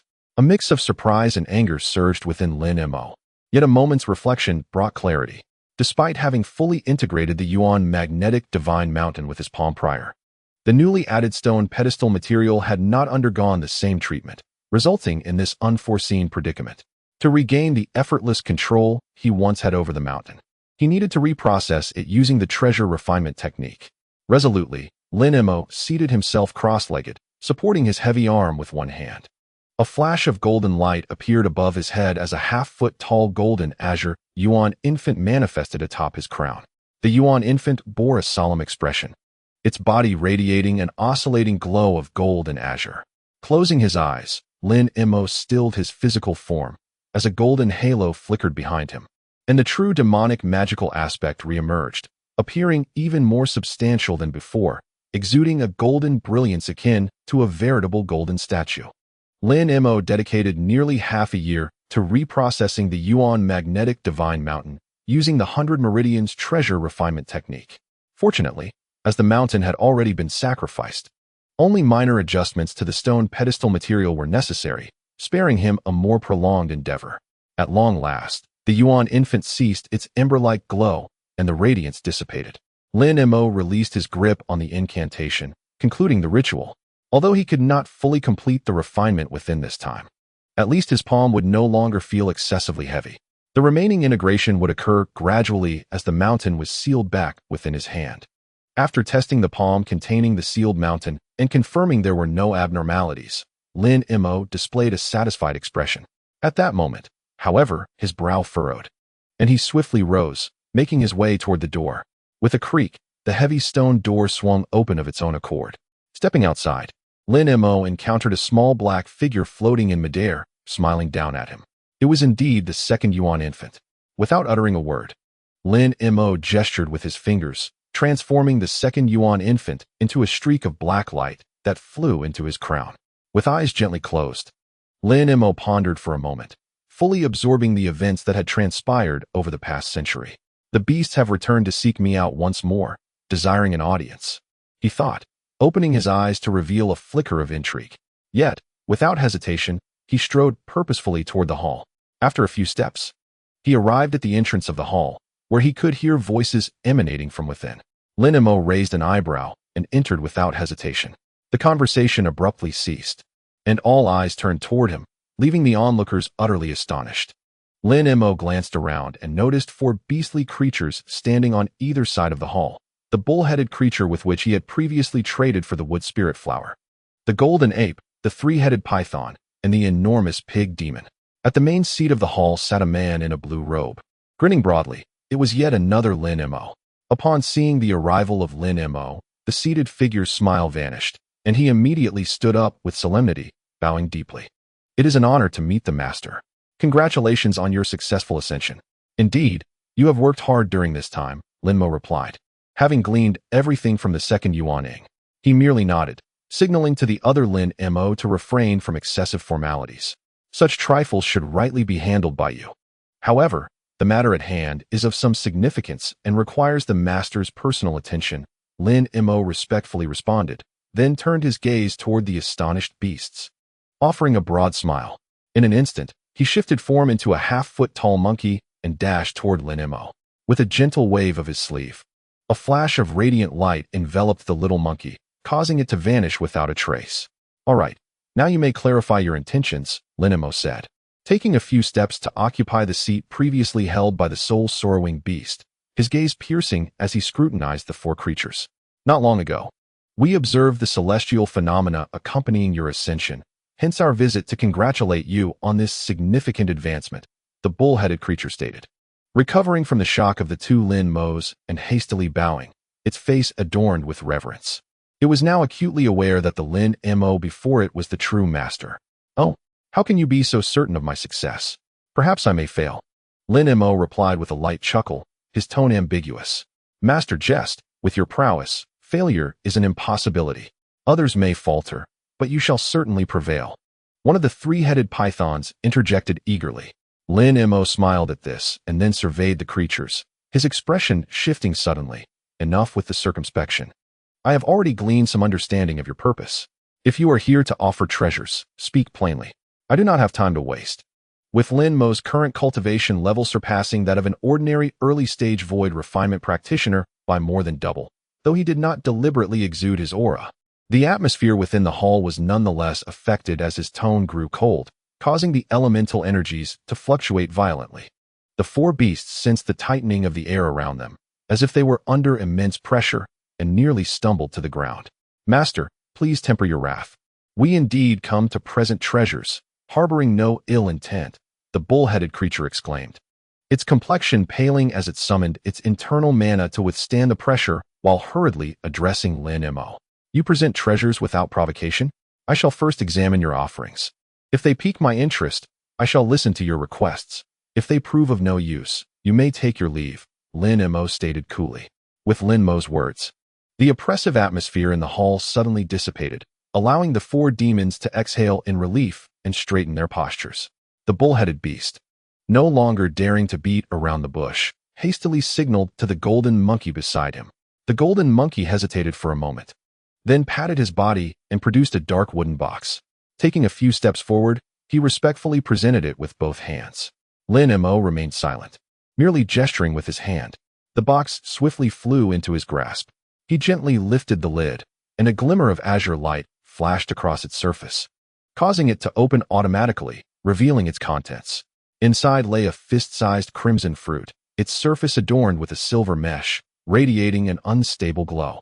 Lin Mo, somewhat astonished, did not require an explanation from the four demons. He immediately extended 2 fingers and lightly touched the fruit, infusing it with his spirit sense. Within mere seconds, his expression shifted through various emotions, from initial surprise to curiosity, finally settling into a state of anxious uncertainty. The four demons exchanged glances, sensing Lin Mo's demeanor, yet refrained from speaking. After a moment, Lin Mo exhaled and withdrew his fingers from the box. You have indeed found this blood apricot, which is no small feat remarkably. You managed to uncover such a rarity, Lin Mo remarked casually as he resealed the box, turning to the four demons with an ambiguous smile. Chapter 528. Your discerning eye, esteemed senior, has immediately recognized the provenance of this item. It was discovered by us four in an ancient site within the Black Hidden Mountains. We present it to you with utmost respect, the bull-headed beast replied, a hint of astonishment flickering within him upon realizing Lin Mo's recognition of the fruit, yet maintaining a tone of profound reverence. Indeed, if my memory serves me right, this item possesses extraordinary benefits for the advancement of demon beasts, a treasure rare in a millennium. Since you have brought it forth, it seems you harbor certain requests. This item holds some utility for me as well. Feel free to voice your demands, Lin Mo said slowly, narrowing his eyes. Seeing Lin Mo's demeanor, the four demons exchanged glances, and eventually, it was the bull-headed beast who spoke softly. Since you have discerned our intentions, there is no need for us to conceal anything further. We have come concerning a matter of life and death, and we humbly seek your assistance. The bull-headed beast spoke with a hint of desperation. Lin Mo's expression remained impassive as he silently regarded the bull-headed beast. Perceiving this, the beast forced a smile and cautiously continued. We must offer tribute to the Tianpeng clan, a fact you have likely sensed. However, spiritual resources in the mountains are dwindling, and in 1,000 years, they may be entirely depleted.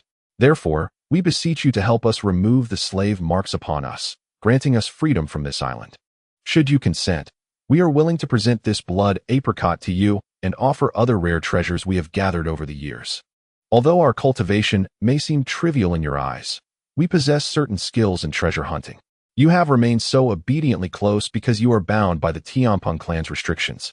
We shall assess the situation before proceeding. A glimmer flashed in Lin Mo's eyes as he suddenly raised his hand and grasped. A swirl of golden brilliance erupted from his fingertips. The small beast, caught off guard, felt its body ensnared by an unseen force, losing control and being drawn towards Lin Mo. This petite creature, already diminutive in stature, was swiftly pulled several feet away. Suspended in midair, rendered immobile. The 3 other demon beasts, startled, retreated a few steps, their expressions tinged with caution. Yet, Lin Mo paid them no mind, remaining engrossed in his task. His eyes shimmered with a cerulean light as his consciousness penetrated the small beast's body, meticulously searching for any abnormalities.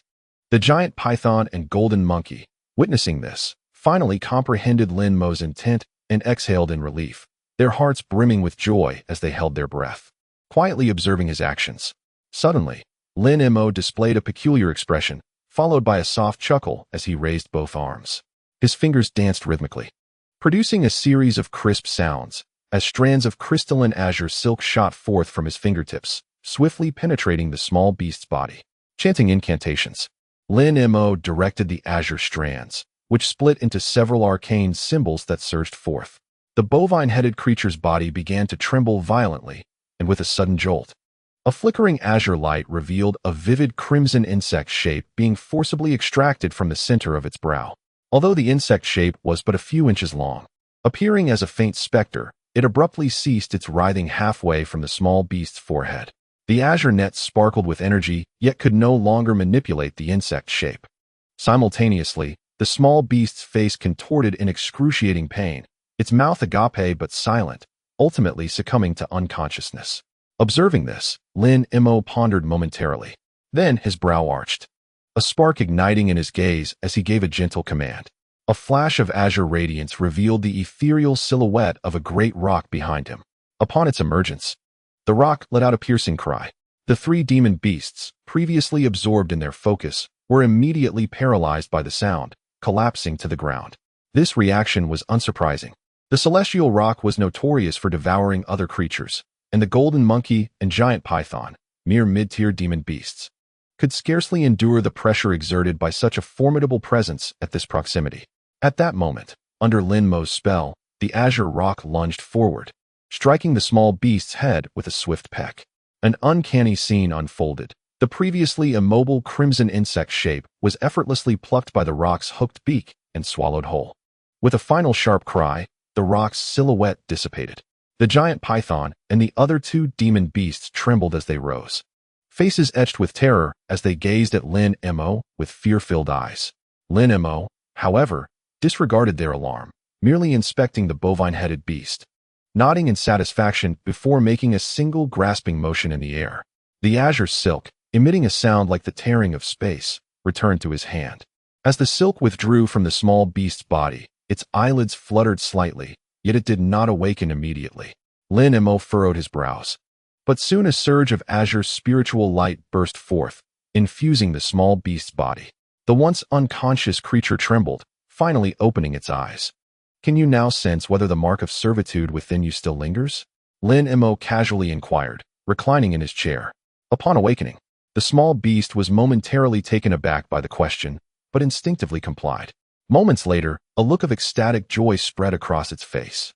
The mark had vanished. It had truly disappeared. Thank you, esteemed senior, the small beast exclaimed, bowing gratefully to Lin Mo. The lingering mark had made it feel like a maggot, and now that it was finally eradicated, the joy in its heart was immeasurable. The other three beasts, equally elated, congratulated the small creature and turned their hopeful gazes towards Lin Mo. No need to rush. One at a time, Lin Mo replied with a faint smile, casually gesturing towards the golden monkey. The golden monkey immediately leaped forward in delight. After a meal's time, Lin Mo successfully eradicated the marks from all four beasts. The quartet expressed their profound gratitude, repeatedly bowing in thanks. You may now depart. I'm merely engaged in a transaction with you, Lin Mo stated, waving his hand. Rest assured, we have just completed our tribute. The Tianpeng clan will not return to this island for centuries, the bull-headed small beast remarked respectfully, having sensed Lin Mo's concerns. Very well. You may leave, Lin Mo responded, his last trace of worry dissipating as he waved goodbye to the three beasts. In a few centuries, he would be long gone. And even if trouble arose, they would be unable to find him. After the four beasts expressed their gratitude and took their leave, Lin Mo sat back in the hall and retrieved the container holding the blood apricot wood box. He delicately pinched the treasure between his fingers, examining it closely. What a fortuitous acquisition, having obtained one of the materials required to refine the true magic form of the venerable saint, this blood apricot wood.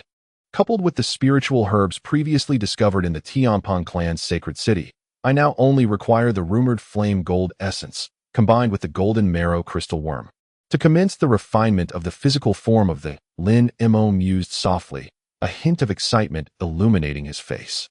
After placing the blood apricot wood back into the box, a flash of azure light swept across his hand, rendering the box completely empty. Lin Mo pondered for a moment while seated, then rose and exited the hall. Shortly thereafter, he arrived at a corner of his cave's medicinal garden. Before him stood 72 verdant bamboo stalks, towering high and enveloped in a soft golden glow. Lin Mo stood before the bamboo, observing for a moment, before suddenly reaching out to grasp a nearby bamboo leaf. However, as his fingers brushed the leaf, a thunderous crack echoed, and a golden arc surged from the bamboo trunk, mercilessly striking the back of his hand. His palm instantly darkened, as if coated in ink, while the golden arc vanished without a trace, seemingly absorbed. Lin Mo remained unfazed, closing his eyes as if silently attuning himself to the bamboo leaf he held. After a brief moment, he opened his eyes and released the leaf, though his brows slightly knitted together. While the method proved effective, the conversion process appeared to be slower than anticipated. It seemed more time would be required for sealing, ensuring greater safety. I should attend to other matters first, Lin Mo mused aloud, stroking his chin. Subsequently, a flash of golden light emanated from him, transforming into a radiant beam that shot forth from the medicinal garden, vanishing after a few fleeting moments. Soon after, Lin Mo arrived at another square stone chamber. The room housed 7 or 8 cauldrons of varying sizes, arranged in a circle, with a tall stone platform at the center. Upon this platform lay a circular opening, securely covered by a white jade lid, which emitted a faint aura of white mist, exuding an exceptionally chill as if crafted from a massive block of profound ice. Surrounding the stone chamber, wooden shelves displayed an array of bottles and jars, releasing an intense fragrance of medicinal herbs. This was Lin Mo's alchemical chamber, where those containers held various finished or semi-finished auxiliary medicines, though common, were indispensable. Lin Mo, disinclined to store them in his storage bracelet, allowed them to remain in their places. His gaze swept across the cauldrons, finally resting upon a medium-sized azure cauldron. He raised his hand and pushed against the jade lid of the stone platform, causing the azure cauldron to soar into the air and crash heavily onto the ground, producing a deep, resonant sound. This created an atmosphere of remarkable weight. Simultaneously, a surge of crimson flames erupted from the opening, rendering the entire chamber unbearably hot. Without hesitation, Lin Mo dashed towards the azure cauldron, giving it a gentle tap, causing it to vanish instantly. In the next moment, the azure cauldron appeared above the crimson flames, spinning erratically in the glow of the fire. Lin Mo chanted incantations, his hands forming a series of intricate seals. The azure cauldron fluctuated in size before finally descending directly onto the fiery opening, completely obscuring the crimson blaze. Witnessing this scene, Lin Mo let out a long sigh of relief, then lightly brushed his wrist's storage bracelet, which emitted a flash of azure light, revealing a jade box. Carefully opening the box, he revealed several purple fruits, each the size of a fist, round and plump, seemingly filled with translucent coconut juice, emanating an enchanting fragrance. Encased within the fruit was a vividly realistic dragon-shaped seed, crystalline and lifelike. These were the Zhilong fruits Lin Mo had acquired during his journey to the Wood Spirit clan. The Tunglong pill, crafted from these rare spiritual fruits, promised astonishing enhancement effects for cultivators in the early to mid-stages of the Void refinement realm. Having recently advanced to this stage, Lin Mo was naturally prepared to begin the preparation of this elixir. However, the formulation of such a spiritual pill was extraordinarily intricate, even rare in Lin Mo's experiences.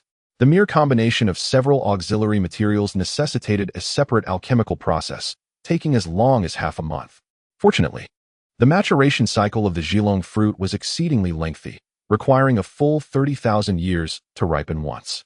Previously, he had been preoccupied with hastening the growth of the golden thunder bamboo and the Qingluo fruit, and had yet to expedite the ripening of these fruits, thus needing to wait several more years.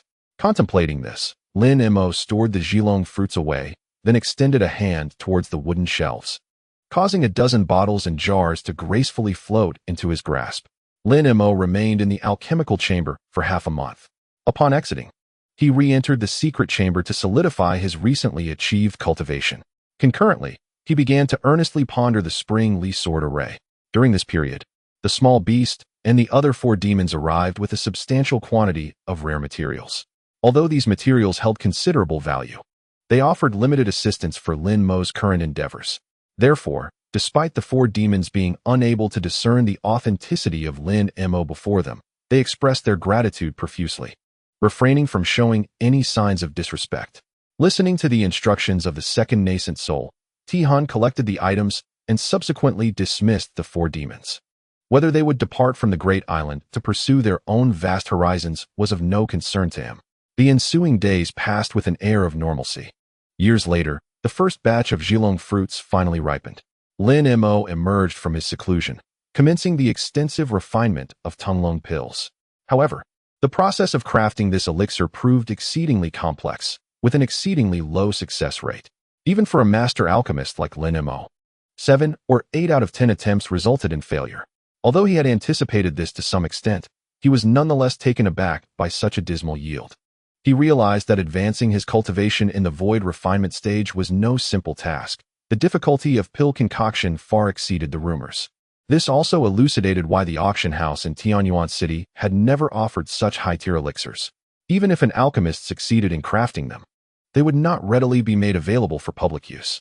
Despite feeling somewhat disheartened, Lin Mo retained a mysterious vial and found that other auxiliary materials were not difficult to procure, thus he did not abandon his efforts. Time slipped quietly by during Lin Mo's alchemical seclusion. 40 years later, Lin Mo sat cross-legged in his secret chamber, wholly absorbed in his cultivation. Suddenly, an inexplicable sense of dread washed over him, prompting him to cease his practice and rise. Could it be that a formidable practitioner was scanning this location? Lin Mo pondered to himself in uncertainty. He realized that the entity capable of penetrating the restrictions he had set and exerting such pressure was certainly not a practitioner of the same tier. Yet, it was also improbable that a cultivator above the integration stage would venture into such a desolate place. Could it be an elder of the Tianpeng clan or another ancient being from the flying spirit race? After a moment of contemplation, Lin Mo resolved to vacate the chamber. Shortly thereafter, he arrived in another hall, where a colossal formation was inscribed on the ground. At its center stood a stone platform, upon which rested a hexagonal bronze mirror, emanating a silvery glow. This was his improved Wanlong Pearl restriction, based on the newly comprehended 9 Palaces celestial dry symbol. Now, this pearl not only expanded its range to several thousand miles, but also underwent significant refinements in its subtleties. Lin Mo stepped into the center of the formation, channeling a beam of azure light into it. The formation immediately resonated, various hues of light swirling towards the bronze mirror. Chapter 529. The bronze mirror quivered gently, then radiated a silvery luminescence. Lin Mo chanted incantations, expelling a surge of essence blood from his mouth. With a sound akin to a burst, the blood mass exploded, enveloping the mirror in a mist of crimson. Without hesitation, Lin Mo, transformed by Ti-hun, accepted it. The mirror's surface shimmered with silver, drawing in the blood mist from the mahjong. The once gleaming mirror instantaneously became stained with bright red. Subsequently, the silver light curtain that had been ejected vanished without a trace, only to reappear adorned with a myriad of colors. An astonishing sight unfolded before him. The vibrant colors coalesced once more into a light curtain, its surface surging with milky white spiritual mist. This mist rolled downward, astonishingly solidifying into vivid imagery. Everything depicted within the image was a product of the mist's transformation, reduced in size several-fold, yet remarkably lifelike. Lin Mo gazed intently at the scenes within the mist, his pupils suddenly constricting. The imagery was eerily familiar. It was a small mountain near the edge of the black nether mist sea. Atop the summit stood 2 beings of foreign descent, each bearing distinct identities. One individual stands tall and handsome, adorned with a shimmering silver horn upon his head, appearing to be a youth in his 30s. The other possesses long, fiery red hair, lifeless eyes resembling those of a fish, faint, scale-like markings on his cheeks, and is clad in green beast hide. The 2 are engaged in a hushed conversation, facing the direction of the obsidian misty sea. However, despite the clarity of the scene, sound eludes transmission, no words can be discerned.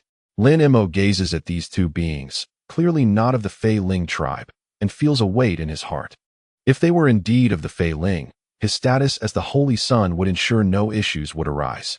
Yet, Should they be other terrifying entities? The circumstances could prove dire. Such peculiar beings are often capricious. An unprovoked attack from them would be an egregious misfortune. Nevertheless, to retreat immediately, to temporarily evade them, raises the question of whether such an action would incite their wrath. Lin Mo finds himself in a quandary, uncertain whether to depart or remain hidden. At that moment, an unexpected occurrence transpires. The white-robed horned youth abruptly turns his head, locking eyes with Lin Mo, his gaze igniting with blinding silver light. Lin Mo feels a sharp pain in his eyes and instinctively steps back, tightly shutting them in alarm. Simultaneously, the once clear image blurs, accompanied by a resonant buzzing before shattering amidst the flickering silver light, dissipating into a cloud of white mist. Lin Mo stands in stunned silence, astonishment gripping his heart. What he had just witnessed was the result of expending his vitality to forcibly activate a wondrous effect of the Ling Pearl. This pearl can utilize several nearby orbs buried in the ground to temporarily relay surrounding scenes while concealing anomalies. Yet, he never anticipated that the horned youth's divine consciousness would be so formidable, effortlessly discerning his ruse and dismantling his enchantment with but a glance.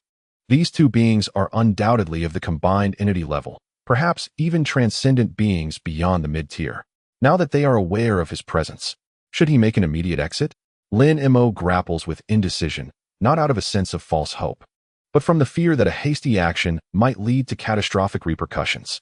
Meanwhile, thousands of miles away, a scene unfolds that mirrors the previous one. As the blue light in the eyes of the dull-horned youth gradually dissipates. "Min, have you noticed anything?" inquires the being with fish-like eyes. "Nothing significant. Someone was covertly observing us with a form of enchantment, but I have already dismantled it. These enchantments are rather intriguing," responds the horned youth with a smile, gesturing towards a nearby direction with a casual sweep of his hand. With a soft sound, a white orb, deeply buried beneath a mountaintop, is drawn forth and lands directly in the horned youth's palm. He examines the orb closely, emitting sounds of astonishment. "I did not expect to find such exquisite surveillance apparatus in this place. Though of low rank, it is remarkably practical, even among our two tribes. Such delicate artifacts are seldom encountered. Brother Min holds this object in such high regard. There must be more than one buried here." The fish-eyed alien inquired with a hint of surprise. Then his consciousness swept through the vicinity. A flash of blue light enveloped him, and he vanished from sight. In the blink of an eye, he materialized in a distant location, deftly grasping another one-long pearl, which soared into his hand. He then disappeared once more, returning silently to his original position. Though somewhat unique, it is not particularly significant for our two races. We possess superior monitoring artifacts within our clan. After observing, the fish-eyed alien scoffed, as the one-long pearl in his hand froze solid. With a resounding crack, the pearl shattered into a flurry of ice shards, vanishing completely. Brother Jean's assertion is misguided. While our clan also possesses similar items, the craftsmanship of the flying spirits appears far more refined than the rumors suggest. "It seems our clan's estimation of the flying spirit race may be somewhat flawed," remarked the young unicorn alien with a hint of indifference. "Ah, since you say so, perhaps we should capture this individual for thorough interrogation," the fish-eyed alien said with a sinister grin. "Yet, we are merely here to negotiate with the flying spirits, not to instigate war. The proficiency of the flying spirits in artifact crafting will be evident once we enter their territory. There is no need for unnecessary provocation. Moreover, this individual is quite formidable. Should we provoke the ancient beings of the flying spirits, we could find ourselves in a precarious situation. We have already made unexpected gains," the unicorn youth said, his gaze greedily fixed on the distant black mist. "Hee, Brother Min speaks wisely. These flying spirits are indeed affluent, carelessly allowing such precious true spirit energy to remain here. We stand to benefit greatly." Upon hearing his companion's words, the fish-eyed alien also grew excited. It is hard to say about the ordinary flying spirits, but those ancient beings among them surely cannot be unaware of the mist's value. We should remain cautious. Were it not for our pressing need for this substance, I would prefer not to stir trouble on the flying spirit's territory, the unicorn youth expressed with a hint of hesitation. "Haha, does Brother Min truly worry that the flying spirits would dare to act against us? We represent our two races. They would not dare act rashly. Even if they were aware we had taken this energy, they would not dare retaliate." The fish-eyed alien laughed heartily, seemingly unconcerned. "Perhaps, But our journey across the ocean has left us uncertain whether we are fortunate or unfortunate. The area where the Xiantian spirit-slaying sword was detected after the blood sacrifice failed to summon this treasured artifact. Had it not been for our clan's high priest making another prediction, we would have remained oblivious to the fact that this treasure had been taken to the abode of the flying spirits. This is rather peculiar. Could it be that the Xiantian spirit-slaying sword has fallen into the hands of the flying spirits prematurely? The unicorn youth sighed. That seems plausible. Otherwise, it is possible that those smaller clans intentionally dispatched someone to remove this treasure from its birthplace, bringing it to the flying spirits' domain. But what difference does it make to us? The fish-eyed alien sneered, acknowledging that there is indeed no difference. Our two races have expended an astonishing amount of spirit stones to transport ourselves to this continent. One must never allow the Xiantian spirit-slaying sword to fall into the hands of other esteemed clans. While ordinary treasures of Xiantian may be tolerable, the emergence of the Xiantian spirit-slaying sword, ranked third among them, is a matter of grave consequence. Such a powerful artifact must not be entrusted to those few clans. Any clan on the Tianyuan continent that dares to refuse the surrender of this sword shall face the obliteration wrought by the alliance of our two clans. The failing clan possesses some strength on the Tianyuan continent, yet they are utterly ineffectual against our two clans. It is merely the distance that complicates matters, as otherwise there would be no need for such courtesy. A glimmer of murderous intent flickered in the eyes of the horned youth as he spoke. Indeed, while the Horned Chi clan and our Sea King clan could easily annihilate a clan like the failing with merely a fraction of our strength, the undertaking of a distant campaign might inadvertently provide those clans with an opportunity to exploit. It is in the best interest of the failing to comply. The fish-eyed alien grinned ominously. Very well, since neither of us is willing to relinquish these true spirit essences, let us proceed swiftly. Then we shall hasten our journey to pay a visit to those ancient beings of the failing clan. The horned youth exhaled deeply, finally resolved in his decision. Indeed, Brother Min speaks wisely, the fish-eyed being laughed heartily, his hands clasping together as his body radiated layers of blue ripples that expanded to cover a vast expanse of sky. In an instant, the shimmering light transformed the blue ripples into surging waves. The fish-eyed being opened his mouth and expelled a crystal-clear gourd a few inches in height, cradling it delicately in one hand amidst the tumultuous waves. The resonant sounds echoed continuously as the surrounding waters spiraled frantically around the gourd, each wave towering higher than the last, ultimately conjuring monstrous waves dozens of feet high that engulfed the fish-eyed being entirely. Observing this, the horned youth smiled slightly and suddenly struck his palm against his crown. A howling wind erupted. A verdant tempest surged forth from the youth's crown, expanding rapidly until it transformed into a colossal entity with a diameter of several yards, soaring into the ethereal heights. A piercing cry resonated through the heavens, the tempest dissipating to reveal a towering figure, 100 feet tall, shimmering with a green hue. This monstrous being bore silver horns upon its head, a broad maw revealing fangs, adorned in verdant bronze armor, with elongated upper limbs and stout lower limbs, wielding a black, bizarre blade in one hand and cradling a jade vial of azure hue in the other. The jade vial was cast into the air, and with a flourish, it was summoned forth. Suddenly, a surge of green light materialized in the sky, followed by a muffled sound, as an ethereal silhouette identical to the jade vial emerged. After several flickers, it expanded rapidly, reaching a height of 10 feet, accompanied by a resonating hum from within the vial. As its opening gradually widened toward the distant misty sea, almost simultaneously, the blue waves underwent a remarkable transformation. At the center of the blue tides, a blinding beam of light erupted, the surface of the water cascading like a waterfall in all directions, while amidst the swirling waves, a blue gourd of comparable size to the vial's illusion suddenly emerged, spinning rapidly, its opening directed toward the distant abyss of the black misty sea. Two individuals of different races simultaneously cast spells to activate their treasures. Instantly, a remarkably thick azure beam erupted from the bottle-shaped insect, while a cascade of cerulean radiance unfurled from the blue gourd. The two phenomena flashed past, swiftly vanishing into the sea of mist, as the nearby black fog surged towards the light and blue radiance. Subsequently, the black mist transformed into two columns, racing towards the two vessels, and was rapidly absorbed within. The rate at which these treasures consumed the black mist was astonishing, seemingly boundless. Where the beam and azure light traversed, a vast expanse was swiftly cleared. Yet the black fog soon spread forth once more. Despite the incredible amount of black mist being absorbed by the treasures, the scope of the black abyss mist was immensely extensive.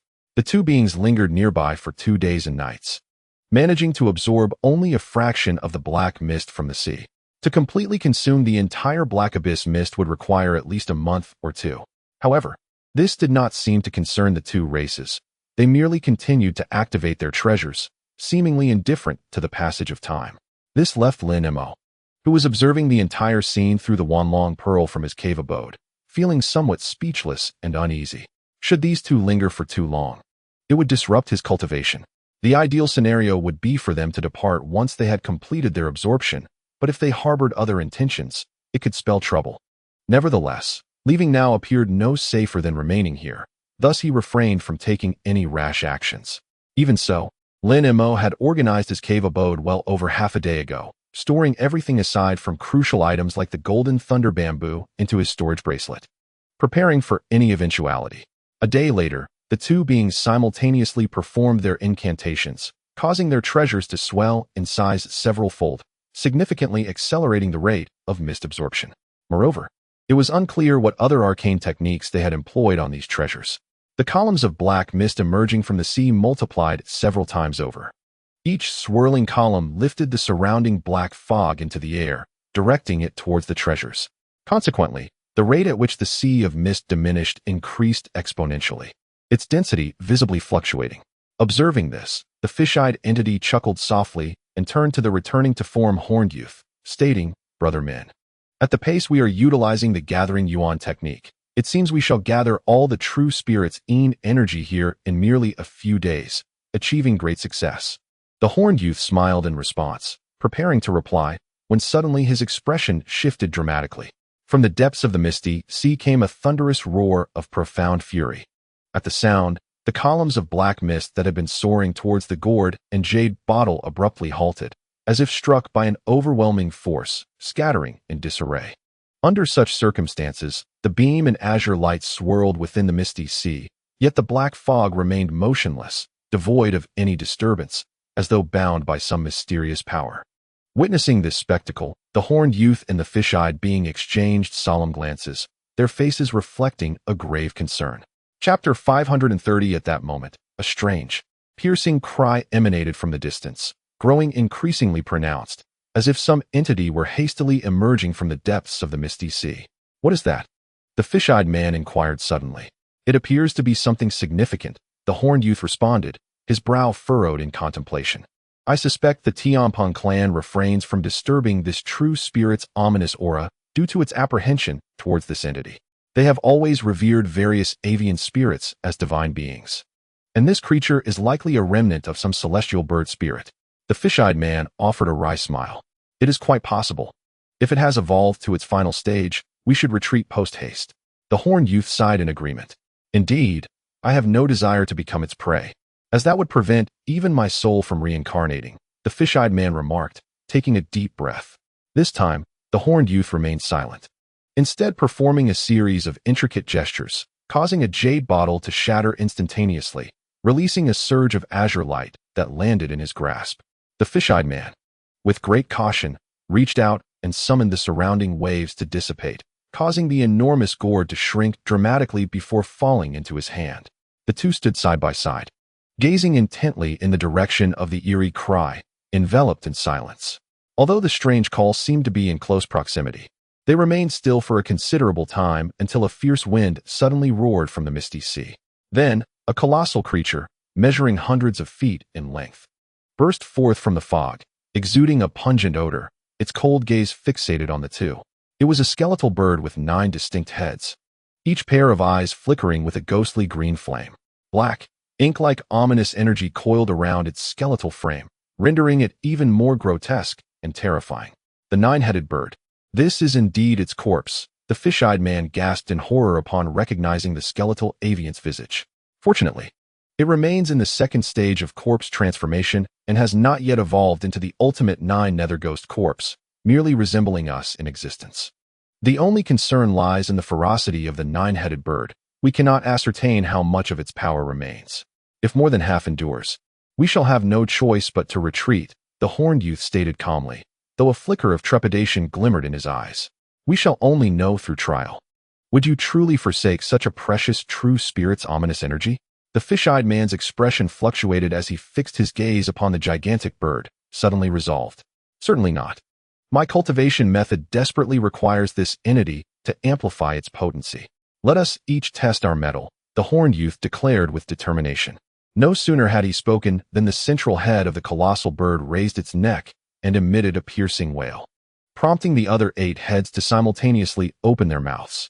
A resounding roar erupted as fireballs, wind blades, ice spikes, and bolts of lightning surged forth from the 8 heads, densely blanketing the sky. The ferocity of these assaults was astonishing. Yet, the horned youth and the fish-eyed man remained composed. I shall take the lead. The fish-eyed man resolved to act first, his deep blue aura shimmering incessantly as he extended a hand and pointed casually towards the onslaught of attacks. With a sudden whoosh, a beam of azure light shot forth from his fingertips, initially small, yet swiftly expanding into a vast blue curtain that enveloped him and the unicorn youth. The fish-eyed man chanted incantations once more, and the curtain instantly transformed into a formidable wall of blue ice, standing resolutely before them. All assaults rained down upon the ice wall, producing a cacophony of explosive sounds, piercing shrieks, and deafening thuds. However, amidst the interwoven brilliance of the various attacks, a cold snort resonated, followed by an eruption of deep blue radiance. This luminescence rapidly spread over 100 yards, warping the very fabric of space, rendering all assaults utterly vanished. The fish-eyed man recited his incantation with urgency. Subsequently, the deep blue light blazed even brighter, racing towards the colossal bird. Let us see how this unfolds. The skeletal bird, taken aback, maintained its composure, extending its colossal claws, each the size of a house, fiercely grasping towards the azure glow. Hissing sounds erupted as dozens of ebony claw lights flickered in the void, slashing towards the cerulean radiance. In an instant, the black claws collided with the blue glow, producing a thunderous roar. As the blue light met the black claws, it tore apart like tattered fabric, opening numerous gashes. Yet, in a flash of insight, the blue light seemed unfazed, rapidly mending the rifts and ensnaring the black claws within. As the azure brilliance shimmered, the ebony claws were encased in blocks of blue ice. The lights surged again, ascending to the apex of the enormous skeletal bird, menacingly descending upon it. The central head of the bone bird emitted a deafening shriek, as its massive bony wings flapped vigorously into the air. 2 plumes of gray mist erupted from the wings, striking the descending blue light. In their collision, the blue radiance and gray mist intertwined, resonating with a thunderous rumble. Suddenly, the blue light intensified, rolling and consuming the gray mist, transforming into ice chunks of varying sizes, suspended in midair. However, the azure glow was thwarted from descending, perpetually obstructed by the relentless gray mist. Abruptly, an unforeseen occurrence transpired. Amidst the eerie roar of the 9-headed skeletal bird, all the ice chunks shimmered, their surfaces erupting with countless tiny pores, through which the gray mist surged forth, devouring the ice and rendering it void. This gray mist possessed a profound corrosive quality, swiftly obliterating the airborne ice and azure light within mere breaths. Indeed, it retains the malevolent aura of the 9-headed bird in its prime. I shall witness how much remains. A cold voice echoed from a distance, presumably that of the fish-eyed man. Subsequently, the blue light in that vicinity trembled violently, radiating brilliantly as a piercing sound erupted, unleashing countless azure orbs. These orbs, each the size of a fist, glimmered with crystalline transparency and emitted an odd humming sound, racing towards the skeletal bird. Having experienced the might of the azure glow, the colossal bone bird did not underestimate its foe. It promptly opened its maw, exhaling a torrent of gray mist. With a powerful flap of its bony wings, 3 streams of gray mist converged into one, surging forth. Upon contact with the opposing assault, the blue orbs were engulfed, leading to a series of explosive detonations. All the luminous orbs transformed into ethereal glimmers akin to ice lotuses amidst the gray mist, only to be subsequently engulfed. Their power appeared minimal. However, the blue orbs were abundant, seemingly endless. When they burst together, they impeded the swirling force of the gray mist, halting it in its tracks. Indeed, there was still a considerable amount of malevolent energy. I shall attempt once more. The voice of the horned youth resonated from within the blue light, and in an instant, a figure slowly emerged, revealing the strikingly handsome, horned young man. At this moment, he formed intricate gestures with his hands, causing the short white horn atop his head to elongate, while behind him, a flickering shadow materialized, revealing the massive monster form he had previously adopted. A blue arc of electricity surged forth from his horn, accompanied by a thunderous crackle. The young man slightly bowed his head, and from his horn shot forth a blue arc, rapidly widening to the thickness of a bowl and extending approximately 10 yards in length. With another swift motion of his head, the colossal arc appeared somewhat blurred, instantly dividing into 2 segments, which in turn split into 4, and those into 8. In the blink of an eye, half the sky was awash in these blue arcs, roaring towards the skeletal bird with deafening thunderclaps. The enormous bone avian was momentarily startled by this spectacle, but showed no hesitation. Its central head expelled gray mist, altering its course towards these astonishing arcs. Upon their collision, most arcs flickered and transformed into blue electric nets. The thunder rumbled on. The azure light and gray mist intertwined in the air. One side was shrouded in dense gray, while the other sparkled with arcs of electricity, accompanied by relentless thunder. The 2 powers remained in a stalemate. However, moments later, a hint of peculiar expression crossed the young man's face as he formed another gesture with one hand, unleashing another arc from his horn. The same scene unfolded again, with hundreds of blue arcs striking simultaneously. The fragile balance was shattered in an instant. The blue electricity surged forcefully, driving back the gray mist. Amidst the thunderous roars, the blue electric light morphed into serpentine forms, writhing within the gray haze. Observing this, the massive bone bird let out a simultaneous cry from its 9 heads, each expelling black beams of light. The speed was astonishing. 5 beams targeted the blue arcs in the sky, while 4 aimed at the blue light below. Where the beams passed, the air crackled from the searing heat, causing the arcs and blue light to dissipate as if annihilated. In an instant, the 9 beams traversed the horned youth and the fish-eyed man concealed within the blue light. Yet, the bodies of both vanished like bubbles at the moment the beams passed through them. They had merely been illusions.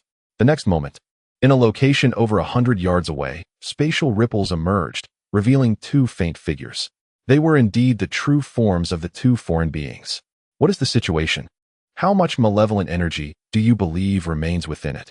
The horned youth asked, exhaling deeply. I estimate less than half, perhaps only about a third, the fish-eyed man replied, his eyes narrowing without hesitation. That aligns with my thoughts. If there were sufficient malevolent energy to sustain it, it should not have unleashed the annihilating divine light so prematurely, the horned youth remarked, furrowing his brow. It seems Brother Min intends to persist with the true spirit's dark energy, preparing for a grand confrontation. The fish-eyed man chuckled lightly. Since the malevolent aura lingering on this 9-headed bird is insufficient, I cannot abandon these true spiritual energies. However, it is somewhat peculiar that, judging by these remains, there does not seem to be enough power to generate such a vast quantity of pure, true spiritual energy. The horned youth gazed into the distant black sea of mist, his brows furrowed in concern. It is indeed rather unusual.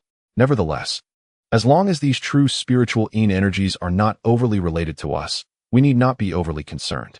The fish-eyed man chuckled. You speak wisely, my friend. I shall exert my utmost effort to defeat this savage beast in the shortest time possible. After a moment's contemplation, the horned youth nodded in agreement. I share this intention. The fish-eyed man replied, a fleeting glint of coldness crossing his face. At that moment, the distant 9-headed skeletal bird, realizing that its attack had missed its mark, was filled with fury. It flapped its enormous wings downward, its massive form suddenly plunging into the black sea of mist, followed by a piercing cry as a colossal shadow ascended rapidly from the depths of the fog. The mist within several miles was stirred, transforming into a dark, ominous wing as it charged aggressively toward the horned youth and the fish-eyed man. Observing this scene, the confidence of the 2 alien beings faltered, yet they remained undaunted. Without hesitation, the horned youth struck his own head, transforming into a towering copper-armored creature, his entire form shimmering with countless azure arcs of electricity, boldly advancing forward. Meanwhile, The fish-eyed man reached into the void, grasping a gleaming golden trident that materialized in his hand. He gently waved the trident, and immediately, 3 distinct spiritual lights, blue, white, and yellow, manifested at its pointed tips. The fish-eyed man's body radiated blue light, and in an instant, he morphed into a colossal being with a fish's head and a human body, his form and the trident in his grasp magnifying exponentially, transforming him into a gigantic titan. This enormous creature wielded the trident, and the surrounding space erupted with blue waves, white gales, and azure lightning, all surging toward the center of the battlefield. A tremendous roar resonated through the heavens, akin to thunder crashing in the ears, causing the air and ground to tremble. Lin, sensing the distant battle from within his cave dwelling, was struck with astonishment. Upon catching sight of the colossal figure vaguely discernible within the black mist, he could not help but gasp in shock. Hidden within this dark, ominous fog lay such a formidable presence. It was indeed fortunate that he had previously emerged unscathed from it. He understood that if that skeletal bird were to attack him, he would undoubtedly find himself in a life-or-death predicament. Observing the immense spiritual vortex and the churning sea of mist stirred by the clash between the 3 entities, Lin's brows knitted together, his expression shifting restlessly. His keen sight discerned that the 2 alien beings appeared to hold the upper hand, and the battle was gradually encroaching toward his sanctuary. This is bad. I cannot remain here any longer. Regardless of whether this conflict will impact my cave dwelling, now is the optimal moment to depart. Otherwise, it may be too late to leave once a victor emerges. Lin resolved firmly. Without hesitation, he shimmered momentarily, transforming into a streak of azure light that soared forth. Moments later, the azure glow dissipated, revealing him in the medicinal garden. Before him stood rows of ancient golden thunder bamboo, lush and vibrant, glistening with emerald dew. Lin inhaled deeply, and with a flourish of his sleeves, the medicinal garden was instantly revitalized. 72 phantasmal sword figures erupted from his cuffs, swiftly weaving through the clusters of emerald bamboo. He then gripped a particular stance with one hand and uttered a singular word. An astonishing spectacle unfolded. All the golden thunder bamboos suddenly erupted with a thunderous roar. Their trunks and leaves transitioned from vibrant green to withered yellow in an instant. They trembled slightly, their hues shifting to a ghostly gray, as if they had become desiccated remnants. At that moment, a gentle breeze swept through, and the golden thunder bamboos transformed into gray smoke, vanishing without a trace. In their place remained 72 azure flying swords, hovering several feet above the ground, each radiating a chilling luminescence. With a delicate wave of his hand through the air, a flying sword, imbued with a cerulean glow, shot forth with a resounding whoosh, captured deftly by his grasp. Lin gazed at the azure sword in his hand for a moment. Then suddenly, with his other hand, he flicked the back of the blade.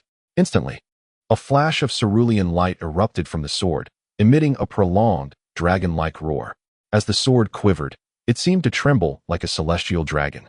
Lin raised an eyebrow, his gaze flickering, and with a surge of potent spiritual energy emanating from his grasp, the sword's azure glow intensified, causing its previously ominous blade to blur into obscurity. Lin narrowed his eyes, extending a finger to lightly tap an inconspicuous spot on the blade. The sword shimmered slightly, and his finger penetrated the blade effortlessly, as if it were an ethereal illusion devoid of physicality. Overjoyed by this revelation, Lin swiftly formed a hand sign, directing his consciousness towards the multitude of flying swords before him. The 72 swords soared into the air, spiraling gracefully before vanishing into Lin's being. A flash of azure light enveloped him, transforming into a stunning rainbow as he darted out of the medicinal garden, disappearing without a trace after a few swift movements. Moments later, at the foot of the colossal mountain where Lin's cave abode lay, an azure rainbow ascended into the sky, racing towards the opposite direction of the abyssal mist sea. Despite the presence of 3 formidable beings with combined consciousness in the distance, Lin's attempts at concealment proved futile against their watchful eyes. Thus, he chose not to disguise himself, instead steering his escape with unyielding resolve. The distant rumble of battle resonated, and the horizon shimmered with astonishing light. Even if the 2 alien beings wished to notice his departure, they were momentarily preoccupied. Seizing this opportune moment, Lin fled the scene without hesitation. In the midst of the distant conflict, A fierce-looking young man with a single horn unleashed a multitude of azure arcs from his hands, repelling the oncoming skeletal birds. With a slight expression of surprise, he glanced towards Lin Mo's fleeing direction, a flicker of cold light flashing in his eyes. "Men, do not lose focus. We must eliminate this individual with all our might. Just a bit more effort, and we can severely wound him," spoke the giant fish wielding a trident in a low voice. Clearly, these aliens had taken note of Lin Mo's retreat, yet they were unwilling to let this opportunity slip away. "You need not remind me. I am already aware." Transforming into a monstrous unicorn youth, a low snort escaped its lips, and immediately a resounding crack echoed from the sharp horn atop its head.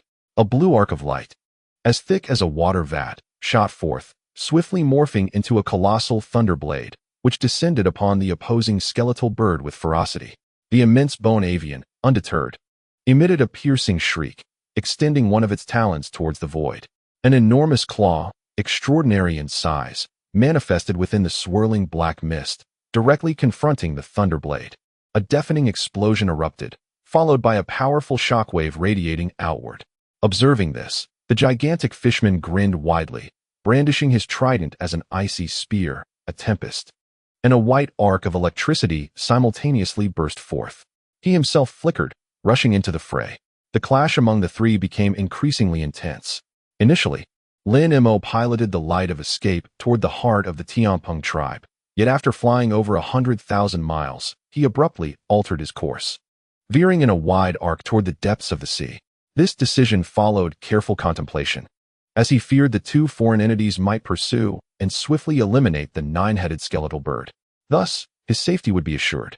Nevertheless, for the first 10 days, Lin Mo dared not linger, perpetually traversing the ocean's depths, only exhaling in relief upon confirming he would no longer encounter those two foreign beings, before finally changing direction.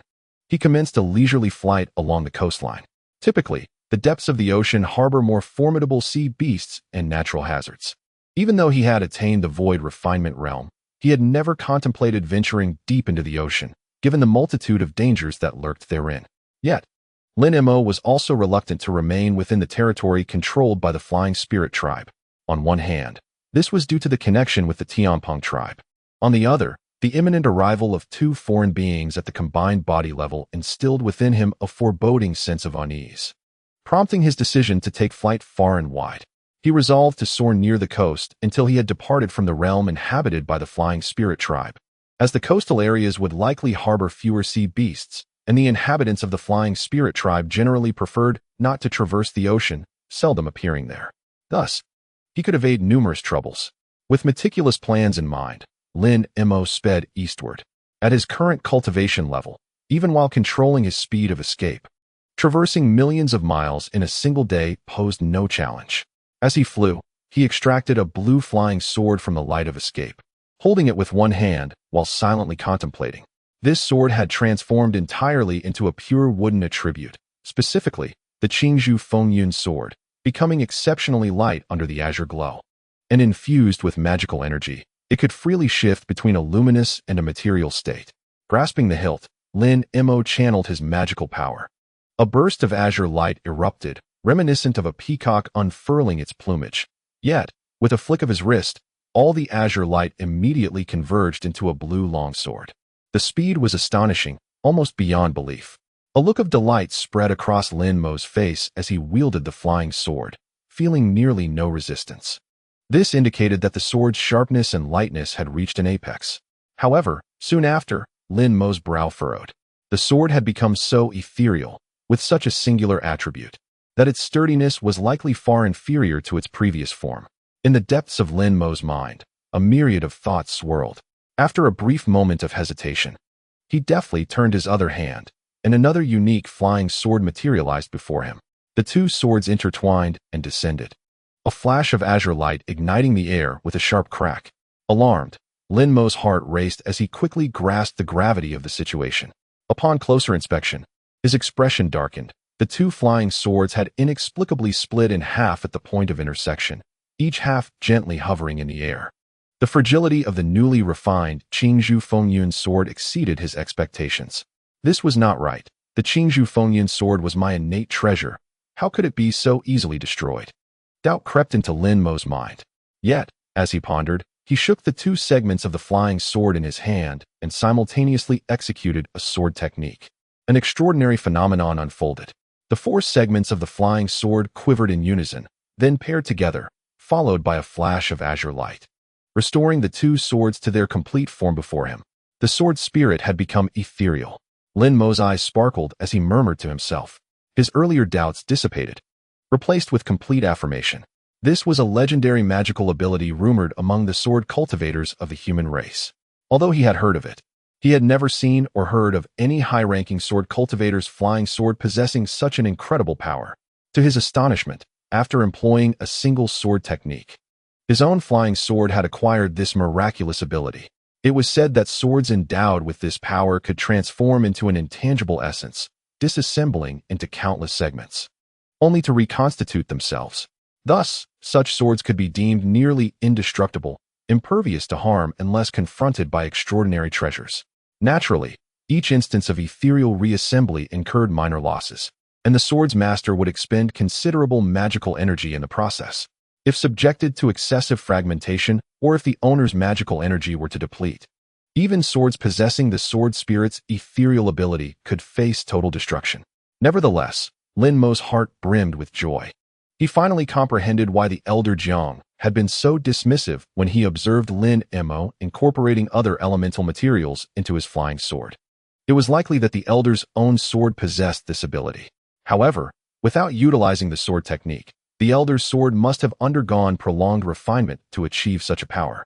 In contrast, Lin Mo had harnessed the power of Jinlei bamboo and a small vial, achieving such a high level of refinement in just over a century. He exhaled a breath of azure mist, causing the two flying swords to shrink within its embrace, which he then inhaled, drawing them into his body. To further refine these swords to the realm of sword heart clarity, he would need to rely solely on his true essence, nurturing them gradually. With a heart full of delight, Lin Mo navigated through the skies, continuing to delve into the intricacies of the Qing sword array. Days turned into months as he soared along the coastline for over half a year. One day, after commanding several flying swords to slay a sea python that had emerged from the depths, intent on attacking him, his expression suddenly shifted. He lifted his gaze to the sky, where the previously clear and cloudless expanse had transformed into a brilliant crimson, reminiscent of evening glow. Subsequently, countless crimson clouds rolled in silently, enveloping Lin Mo's head and spreading into the distance.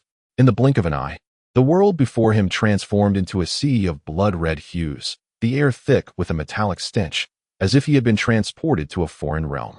Lin Mo inhaled the pungent odor lightly, his complexion paling slightly. It was unmistakably the scent of fresh blood. The sheer volume of blood clouds raised a chilling question. How much blood was required to conjure such a horrifying spectacle? Cautiously, Lin Mo heightened his vigilance. He halted his flight, and the thunderous robe manifested around him, morphing into a layer of azure-white arcs of electricity, shimmering with intensity.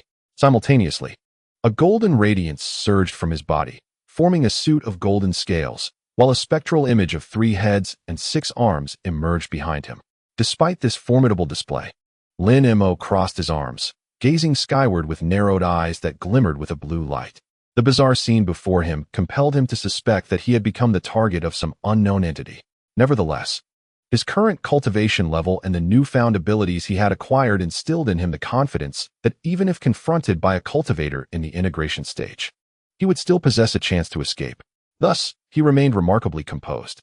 In that fleeting moment, he unleashed his spiritual sense, probing in all directions to uncover any potential adversaries. However, his heart sank when he realized that he did not detect the anticipated foe. Instead, the areas his spiritual sense scanned were similarly shrouded in blood-red clouds. Lin Mo couldn't help but draw in a sharp breath. Could it be that he was ensnared within some mysterious confinement rather than being pursued by an individual? Doubt began to creep into his mind. After a moment of fluctuating emotions, he suddenly transformed into a streak of azure light, shooting toward the horizon, disappearing into the distance after a few flashes. Regardless of the cause of this ominous phenomenon, he concluded that leaving this place was his best course of action. With his current cultivation, his speed of flight had reached its zenith, making it nearly impossible for any cultivator in the integration stage to catch up with him. One contributing factor was the newly acquired 72 flying swords, which were remarkably swift and virtually weightless. It was on one of these swords that he was able to achieve such astonishing velocity. Lin Mo marveled at the speed of his flying sword. Feeling a surge of joy, however, his smile faded swiftly, replaced by an expression of disbelief. After flying millions of miles, he remained ensnared by the eerie blood-red clouds, which seemed endless. Alarmed, Lin Mo urged his escape light to accelerate further. After flying for the better part of half an hour, he discovered that the blood-red hue in the sky had not faded. He was compelled to reveal himself once more. At this moment, Lin Mo's expression darkened considerably, clearly indicating that he had fallen into a mysterious confinement unlike anything he had ever encountered. The vastness of this confinement was truly inconceivable. Suspended in midair, Lin Mo's mind raced as he pondered his escape. Yet, before he could devise a strategy, the blood clouds above suddenly roiled violently, revealing numerous blood-red runes, each the size of a fist. These runes spun within the clouds, emitting a low, ominous hum. As the deafening hum crescendoed, Lin Mo felt a jolt of trepidation within him. Without hesitation, he summoned his magic, unleashing 72 azure flying swords that erupted from various points of his body, swirling around him to form a circle of 72 azure lotuses. Yet, Lin Mo's actions did not cease there. He extended his hand and grasped at the void, conjuring a miniature mountain just a few inches tall into existence. He hurled this diminutive peak with abandon. In an instant, the mountain surged to a height of over 10 zhang, positioning itself above Lin Mo, providing formidable protection. Although uncertain of what was to unfold, Lin Mo had prepared multiple layers of defense. As he remained vigilant, blood-red runes suddenly surged towards him from the air. Despite the obstruction of the Yuan magnetic divine mountain above, the surrounding and below blood-red runes charged at Lin Mo with frenzied abandon. Lin Mo's expression shifted, and he promptly unleashed the surrounding azure lotuses. The lotuses spun into action, transforming into countless beams of azure sword light that relentlessly cleaved at the blood-red runes. The sounds of slicing echoed all around as the runes were severed into clouds of crimson mist, which then exploded. The blood mist billowed upwards, attempting to infiltrate the gaps in the azure sword light. However, with a sharp command, Lin Mo expanded the azure-white electric arcs enveloping him, forming a vast electric net that repelled the blood mist. Just as he exhaled in relief, the blood mist suddenly swirled back, vanishing into the blood clouds above. The blood clouds trembled violently, emitting a thunderous sound as a massive blood rune, 30 zhang wide, slowly descended into view. Upon witnessing such an enormous blood rune, Lin Mo's complexion paled. He inhaled deeply, then nodded at the black mountain above him.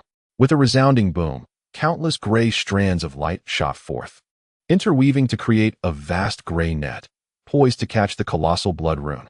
However, to Lin Mo's astonishment, the gigantic rune did not plummet as he had anticipated. Instead, the area beneath the blood clouds began to rotate, the surface of the rune flickering with an eerie crimson glow. Lin Mo stood still for a moment, but nothing transpired. Furrowing his brows, he found himself perplexed by the rune's intentions. Suddenly, his expression shifted as if he had discerned something. He abruptly tapped his storage bracelet. A flash of azure light erupted, and a jade box soared forth, spiraling before settling into his grasp. The box was adorned with various colorful talismans, which trembled incessantly, radiating spiritual light. Even more astonishingly, the blood-red runes high above began to flicker in response. Amidst the crackling sounds, several talismans spontaneously ignited, turning to ash in an instant, vanishing without a trace. Almost simultaneously, a colossal explosion echoed. The surface of the jade box shimmered with an otherworldly light, and it instantaneously shattered into a brilliant white light, sending countless shards hurtling outward. For an ordinary cultivator, such an event would have caused grave injury. Yet, Lin Mo's physical form had already reached an unparalleled pinnacle. The shards struck his hands and body as if hitting tempered steel, clattering to the ground. However, as the white light dissipated after the explosion, an object hovered in the air. It bore a faint yellow hue, embossed with intricate emerald green patterns, slender as a mere stick. It was, astonishingly, the Shantian fruit belonging to Lin Mo. Upon sighting the Shantian fruit, the blood sigils in the air trembled violently, and with a flash of crimson light, they disintegrated into nothingness. Lin Mo's expression shifted multiple times, revealing profound astonishment and suspicion. The scene before him was undeniably bizarre. Could it be that these blood clouds were originally drawn to the Xiantian fruit? Such a thought crossed his mind. Yet, before he could unravel the mystery, a thunderous roar emanated from the blood clouds above. Lin Mo was taken aback and quickly looked up, only to be astounded. Countless phantoms materialized from the blood clouds amidst the rumbling. Most were the silhouettes of various beasts, while others were figures of alien races Lin Mo had never encountered, including those resembling the flying spirits. However, whether beast or alien, each phantom bore a contorted visage, seemingly enduring unimaginable torment. A blood sacrifice. With Lin Mo's experience, he discerned the truth at a glance and gasped in shock. At that moment, all the crimson phantoms converged towards the blood clouds, and the crimson light surged, gradually forming a colossal blood-red formation. Taking a deep breath, Lin Mo suddenly grasped the Xiantian fruit, and in a flash of azure light, transformed into a streak of blue silk that shot away from the scene. Realizing the peril, he immediately turned to flee. After several swift movements, the azure silk vanished at the horizon's edge. However, the massive light formation in the sky continued to take shape, showing no signs of halting due to Lin Mo's departure. He fled with all his might, covering a distance of over 100,000 miles, yet remained ensnared beneath the blood clouds. The immense light formation had already vanished from sight. Lin Mo exhaled deeply, slightly slowing his pace. Yet, in that very instant, the blood clouds erupted with a resounding roar. Hearing that familiar sound, Lin Mo's heart sank, and he quickly looked up. The previously tranquil blood clouds suddenly dispersed, distorting much of the sky as crimson light flickered, revealing a colossal blood-red formation. This mysterious array spun, perfectly enveloping Lin Mo at its center. His face turned pale as he realized. Despite not knowing the purpose of this formation, such a terrifying pursuit was certainly ominous. Without a second thought, Lin Mo's azure light flickered again as he intended to flee once more. Yet, at that moment, the blood-red formation underwent a transformation. It abruptly contracted, swiftly converging towards Lin Mo with unimaginable speed. His heart sank. He immediately quickened his escape, exerting every effort to evade the terrifying pursuit of the formation. However, no matter how hard he tried, the blood-red formation relentlessly followed him, akin to an invisible hand intent on capturing him. Suddenly, a massive beam of light erupted from the center of the formation, over 100 feet in diameter, enveloping Lin Mo entirely, vanishing in the blink of an eye. The speed of the beam left Lin Mo no chance to evade, and he was taken aback by this unforeseen development. He remained utterly oblivious to the enigma of the luminous pillar that pierced through the very body of the Yuan magnetic divine mountain, manifesting directly before him. Instantly, a sanguine mist enveloped the surroundings. Simultaneously, Lin Mo felt an oppressive force constricting his body, rendering even a single finger immobile. His countenance paled as a sudden thought flashed through his mind. In that moment, the azure lotuses swirling around him shimmered and transformed into flying swords, each approximately the length of a foot, all striking with fervent precision towards the same direction. The blades of light flickered, effortlessly penetrating as if the entire pillar of light were but an illusion. Yet, despite this, Lin Mo remained immobile. The air around him had hardened into an unyielding steel, binding his limbs and body with an iron grip. He inhaled sharply, his gaze fixed upon the blood-colored runes appearing within the light formation above, foretelling impending upheaval. Without hesitation, he sprang into action. With a resounding shout, golden light radiated from his body, and a three-headed, six-armed Brahma saint, true demon manifestation, emerged above him. This manifestation sat cross-legged, its 6 hands forming intricate seals, surrounded by a halo of golden light. As the halo passed, the previously tranquil sanguine pillar rippled with energy. Concurrently, Lin Mo sensed the air around him lighten slightly. His heart surged with joy as he murmured incantations, channeling his inner power to unleash the full potential of the Brahma Saint true demon technique. However, at that very moment, the blood-red light formation in the sky erupted with blinding brilliance. The central blood-colored runes dispersed, revealing a black void of considerable size, from which emanated wails of anguish and despair, with countless blood shadows swirling within. Simultaneously, the sanguine pillar began to rotate rapidly. Lin Mo felt his strength plummet, the newfound space for movement vanishing in an instant. Meanwhile, An array of runes materialized amidst the bloodlight, hurtling towards him. Even the usually composed Lin Mo turned pale at this sight. Although the power of these runes remained uncertain, he was now so constrained that he could barely move, akin to a target awaiting impact. In his desperation, he invoked a sword technique within his mind, causing the surrounding flying swords to flicker into existence and dart in various directions. Yet, the runes appeared unaffected, continuing their relentless approach towards him. Gritting his teeth, dark energy coursed through him, manifesting a layer of black armor, while simultaneously he connected with the gold-devouring insects within his spirit beast pouch. A flicker of resolve shone in his eyes as he prepared to release thousands of these insects.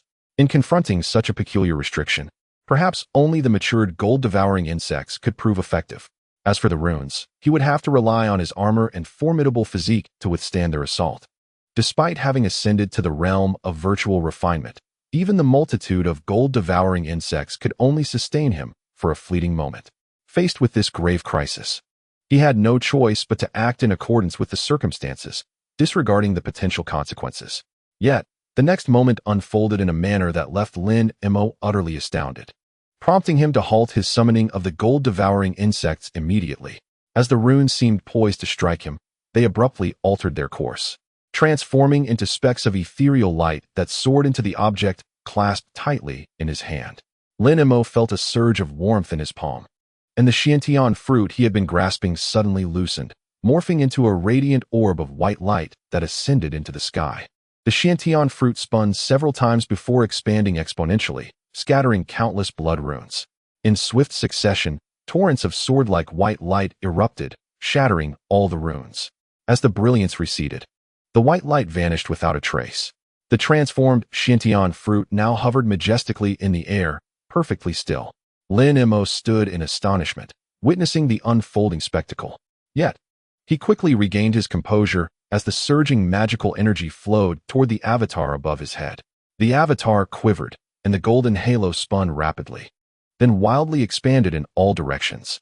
This time, the golden halo radiated with an extraordinary brilliance, resembling a golden sun rising above Lin Mo's head. "Holy demon sun control," Lin Mo suddenly exclaimed. In unison, the three heads of the avatar lifted, and the 6 arms waved simultaneously, emitting a deep, resonant howl. The golden sun radiated outward, unleashing a wave of golden ripples that cascaded forth. As the golden wave swept past, the previously motionless golden light became animated, retreating forcefully. Centered around Lin Mo, the golden light within a radius of several dozen feet was forcibly pushed away. He regained his freedom. This technique, Holy Demon Sun Control, was a secret art Lin Mo had comprehended after advancing to the void refinement stage, harnessing the power of the avatar to concentrate and release the might of his cultivation. The recent strike had drained a significant portion of his magical energy. However, Lin Mo remained unaware that, had it not been for the dual attributes of the Buddhist and demonic arts inherent in the venerable Saint True Demon technique, other cultivation methods might have been unable to escape the bloodlight's constraints. His fortune had been consistently favorable. Nevertheless, just as Lin Mo exerted immense effort to break free from his bindings, a multitude of crimson threads suddenly surged forth from the black hole of the blood-colored light array, swiftly enveloping the Xiantian fruit. Yet, the Xiantian fruit seemed to react. After a slight tremor, it released a flurry of white light. The white light intertwined with the crimson threads, and the sound of explosions reverberated through the skies. Although the white light was piercingly sharp and shattered most of the blood threads, it could not prevent the remaining threads from cocooning the Xiantian fruit in a blood-colored chrysalis. Despite the fruit's desperate struggles, quaking unceasingly under the thread's restraint, the energy from the previous 2 bursts of white light had already been exhausted. As the threads tugged, the fruit continued to hurtle toward the black hole. Suddenly, the golden radiance from below erupted, dispersing a vast expanse of blood light. In the wake of that, a green rainbow pierced through the blood light, swiftly racing toward the vicinity of the blood chrysalis, and in an instant transformed into a massive green hand that seized the chrysalis. Countless sword lights within the hand struck at the crimson threads, but were rendered ineffective. Vanishing in an instant, the green hand morphed into Lin Mo's form. With a flick of his sleeve, he ensnared the Xiantian fruit. However, the strength of the thread's pull was immense, far exceeding Lin Mo's expectations. Even as the fruit persistently struggled against its fate, it was gradually pulled skyward. Were it not for the fruit's own resistance, it would have likely been drawn into the black hole. Yet, despite its efforts, the fruit was ultimately drawn into the black hole in a short span of time. In a moment of desperation, Lin Mo suddenly pointed into the void with his other hand, unleashing a cerulean flying sword that emitted a resonant cry before vanishing in an instant, leaving behind only a faint azure trace. This was the transcendent skill of the sword's spirit transforming into the void. The azure trace flickered, followed by a series of muffled sounds, as invisible strands of blood were swiftly severed into countless fragments. Lin Mo, filled with joy, flicked his sleeve, sending forth a strand of azure silk, while the other flying swords quickly returned to his body. In a heartbeat, Lin Mo made his escape, disappearing into the distance. However, just as he breathed a sigh of relief, an anomaly occurred in the air.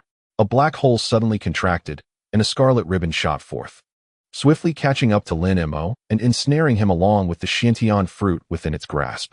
The ribbon's speed was astonishing, leaving Lin Mo no time to react as he was engulfed in the crimson abyss. The ribbon shot back with equal swiftness, vanishing into the black hole in the blink of an eye.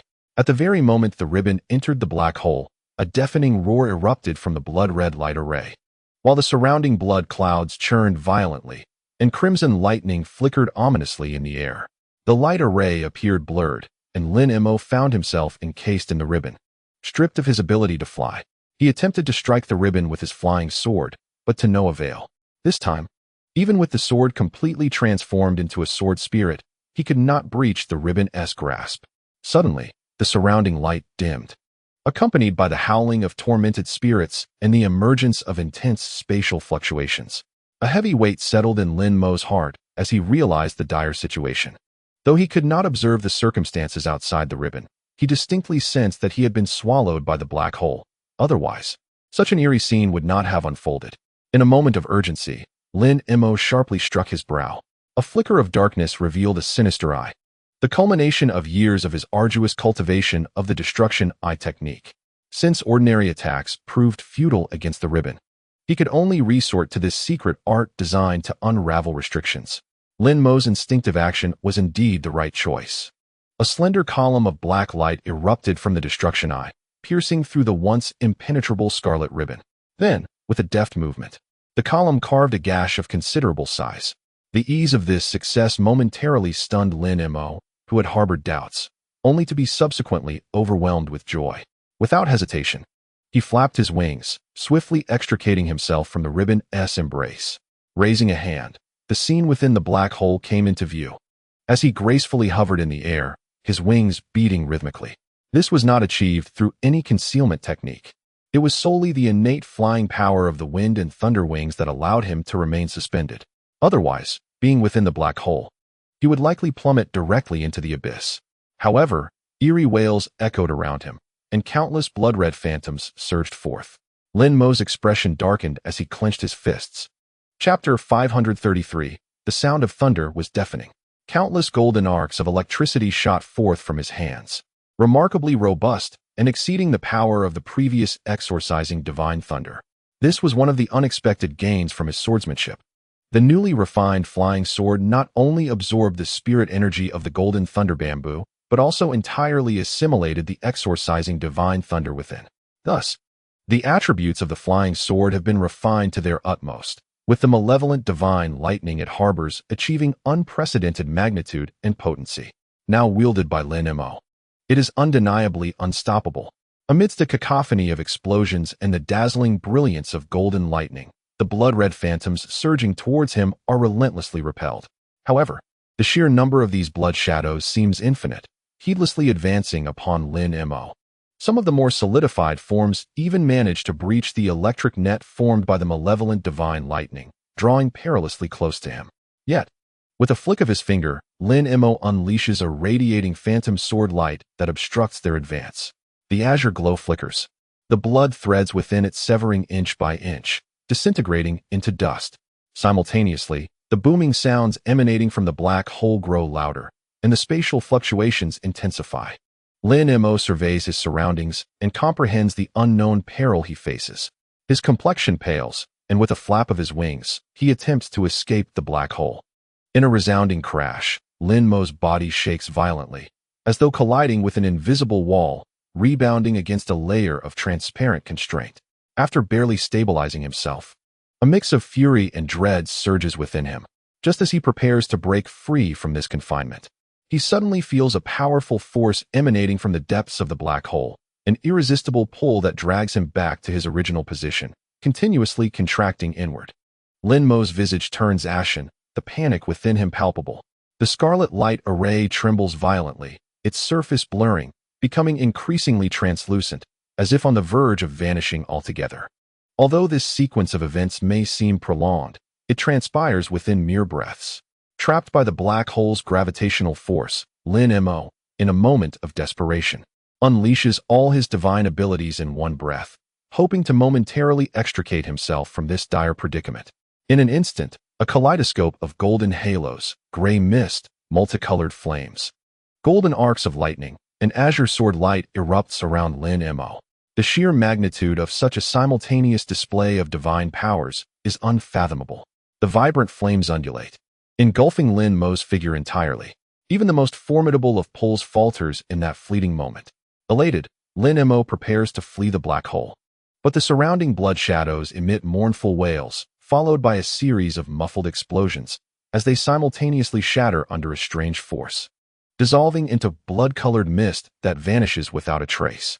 Instantly, Lin Mo senses the scenery around him becoming hazy, a familiar sensation surging within him, an unmistakable sign of imminent teleportation. This is perilous. Though Lin Mo cannot ascertain where he will be transported, he understands that it will undoubtedly be a treacherous locale. Therefore, without hesitation, he releases the black radiance of his annihilation spell, projecting a beam of darkness. The beam flickers and vanishes into the surroundings. Subsequently, the indistinct imagery momentarily coalesces before reverting to its previous state. Lin Mo's expression darkens, the black light in his eyes blinding. Streams of darkness shoot forth as the three-headed, six-armed manifestation above him waves its 6 arms, golden radiance flickering, attempting to disrupt the teleportation. However, within the black hole, a resounding hum echoed, as all assaults vanished in an instant, seemingly yielding no discernible effect. Clearly, this transmission was unlike any previous experience, entirely unaffected by any attack. A sense of foreboding gripped Lin Mo's heart, and for the first time, he felt a flicker of impotence, while simultaneously sensing something peculiar. Based on prior encounters, he anticipated that when the scene became blurred, the next moment would herald his transportation. Yet, why was this process taking so long? Just as Lin Mo's anxiety mounted and his thoughts spiraled, he suddenly felt a sharp pain in the palm that grasped the Xiantian fruit, as if pierced by a pointed object. Startled, he quickly glanced down. To his astonishment, his palm, glimmering with gold, had been punctured by a sharp wooden splinter, blood oozing from the wound. From the fruit he held, an unusually pointed wooden thorn protruded, stained with blood, clearly the culprit. Lin Mo gazed in astonishment at the transformation of the Xiantian fruit, barely able to halt the bleeding, when suddenly it emitted a white light, drawing all his essence into it. Immediately thereafter, a crisp sound resonated from the fruit, soaring into the heavens. In the next moment, Lin Mo's expression shifted dramatically. It felt as if he were bitten by a snake, causing him to jerk his wrist in an attempt to discard the Xiantian fruit. However, it seemed glued to his palm, refusing to budge. His complexion turned pallid in an instant. He felt his vital essence surge through the small opening in his palm into the Xiantian fruit, and despite his frantic attempts to employ his techniques, he could not halt the flow. In the blink of an eye, he had lost more than 2/3 of his vital essence before he managed to bring it to a stop. Such a significant loss of essence would have overwhelmed even Lin Mo's formidable strength. A mere ordinary cultivator would have likely succumbed immediately.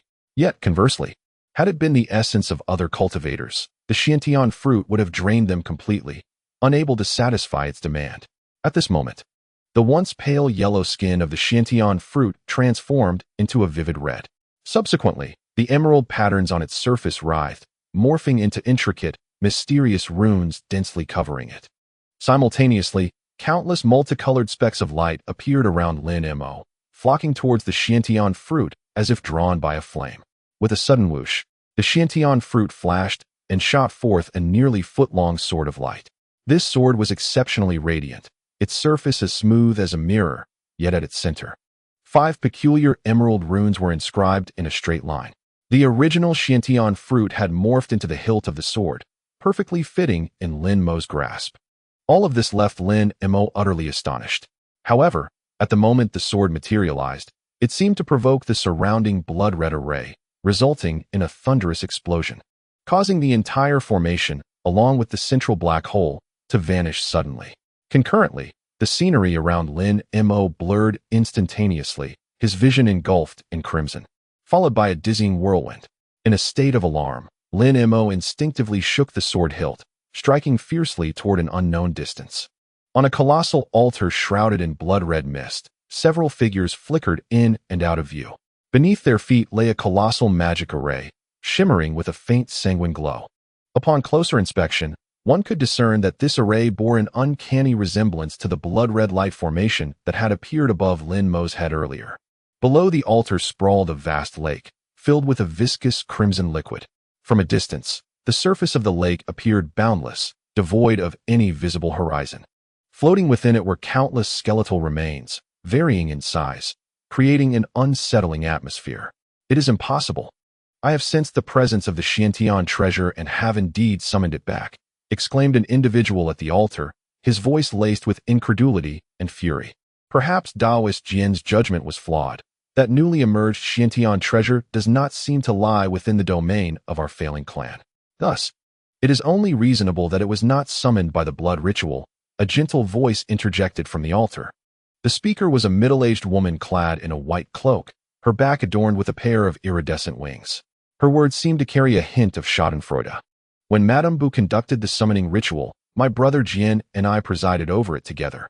Through the power of the blood sacrifice, we indeed sensed the presence of the Xiantian spirit-slaying sword. However, it appears there were complications during the transmission, as the sword vanished along the way.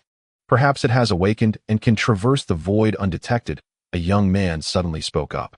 This youth bore a luminous white horn upon his head, the very same Lin Mo had encountered 6 months prior on the Great Island. The previous speaker was naturally the fish-eyed individual from the Sea King tribe, whose face now bore an expression of anger and urgency. Only the two Taoists orchestrating the array can ascertain the true existence of the Xiantian treasure. We are merely here to assist them, remarked an elder clad in a black robe, his back adorned with 2 pairs of gray wings. He leaned on a dragon-headed staff, his words laced with a subtle mockery. Meanwhile, the other members of the failing clan, though silent, regarded the youth from the Horned Chieftain tribe and the fish-eyed man with barely concealed hostility. Yet, the Horned Chieftain youth did not respond. Instead, he exchanged a glance with the fish-eyed man. Their lips moved in silent communication, sharing secrets without uttering a word. Observing their audacity, the expressions of the failing clan members grew increasingly grim.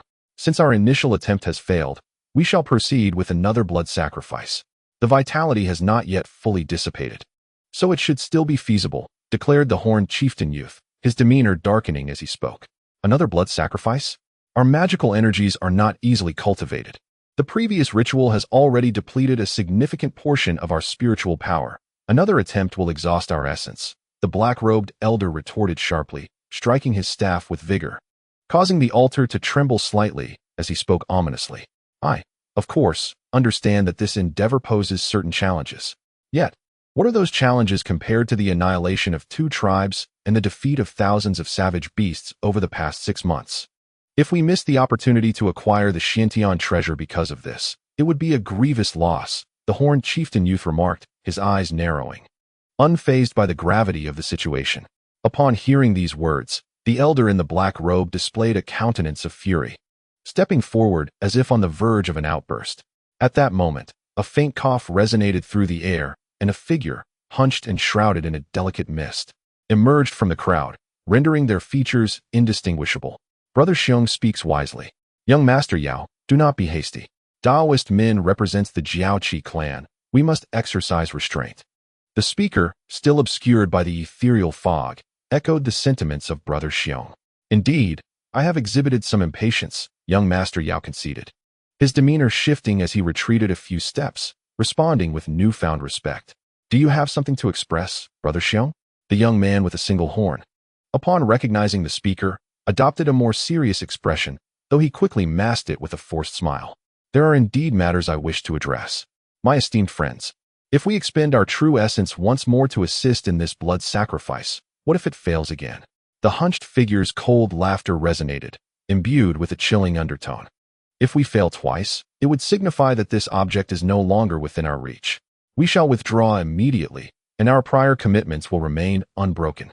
The young man with the single horn replied without hesitation. While the alien conversed, the figure with fish-like eyes remained silent, seemingly acquiescing to the discourse. Very well.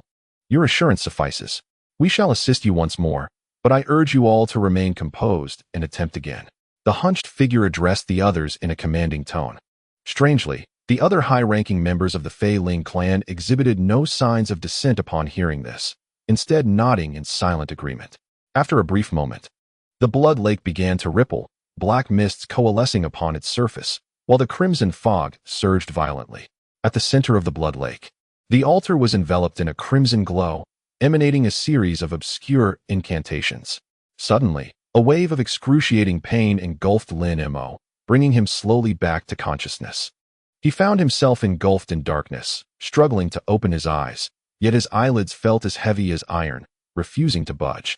This revelation startled him, and as he realized he was sprawled upon the ground, he attempted to rise, only to find that even a single finger was beyond his capability to move. A sense of despair washed over Lin Mo as he endured the agony, striving to probe the condition of his body through his spiritual awareness. The result elicited a bitter smile. He had not only lost a significant portion of his vital essence, but his internal mana had also been entirely depleted. Worse still, his spiritual consciousness had been severely diminished, leaving only a scant remnant. The source of this predicament was merely the sword he had wielded moments ago. He recalled the astonishing scene when he unleashed the sword formed from the Xiantian fruit, his heart churning with tumultuous emotions, yet feeling a tinge of relief. That strike had nearly reverberated through the heavens and earth, interrupting the transmission and leaving traces in the void. However, the cost of that strike was exorbitant, draining his mana and stripping away much of his spiritual consciousness, plunging him into unconsciousness as he was drawn into the void. In retrospect, it seemed that the sword he had unleashed had only managed to exert a faint flicker of power. The power of this sword evidently correlates with the consumption of magical energy and mental focus, possibly even linked to his previous loss of vitality, Lin Mo speculated inwardly. However, upon understanding his physical condition, the panic within him diminished significantly. Neither the loss of essence nor the depleting of magical energy constituted mortal wounds. With the aid of some elixirs and a few years of recuperation, he could return to his former state. The crux of the matter lay in his current predicament. Yet the surrounding environment appeared tranquil, allowing him to remain here safely, at least having escaped the immediate peril. In chapter 534, although his eyes could not fully open and his mental focus could not extend outward, he could still perceive the damp air and a hint of briny breeze, indicating he was situated by the sea. The sensation beneath him was remarkably soft, reminiscent of a grassy meadow. Could it be that I have not been transported far? A flicker of doubt crossed his mind, soon replaced by concern. Nonetheless, the state of his body and magical energy rendered him immobile, forcing him to lie in silence. After an indeterminate period, he managed to pry his eyes open a narrow slit. A pale blue sky immediately filled his vision. Noticing the absence of that ominous blood cloud, he breathed a sigh of relief, finally feeling reassured. Several hours later, he found he could twist his neck and move it from side to side, enabling him to clearly observe his surroundings. It appeared to be a small valley, bordered by low hills on one side and a narrow exit. The entire valley spanned merely 1,000 feet in width, and he lay in the very center of it. A faint smile appeared on his face, soon replaced by a wave of muscle soreness. He realized that every muscle in his body ached intensely, a sensation he had never encountered since beginning his training of the sacred true demon art. He pondered that in wielding the sword transformed from the Xiantian fruit, not only had he absorbed magical energy, but it seemed he had also drawn from some essence within himself. He continued to contemplate while reclining on the grass. After the passage of a significant portion of the day, one of his fingers finally moved, suggesting a restoration of some strength.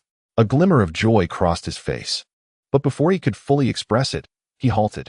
From outside the valley came a series of thumping noises, as if a massive entity were approaching. His gaze shifted toward the valley's entrance, and his expression grew grave. Moments later, an enormous crab, towering over 10 feet tall, suddenly invaded the valley. Its body was covered in spines, and its hard shell shimmered with a greenish hue, resembling a suit of armor. The sharp spines of its armor instilled a sense of dread. The crab seemed oblivious to Lin Mo's presence, charging straight toward the hills.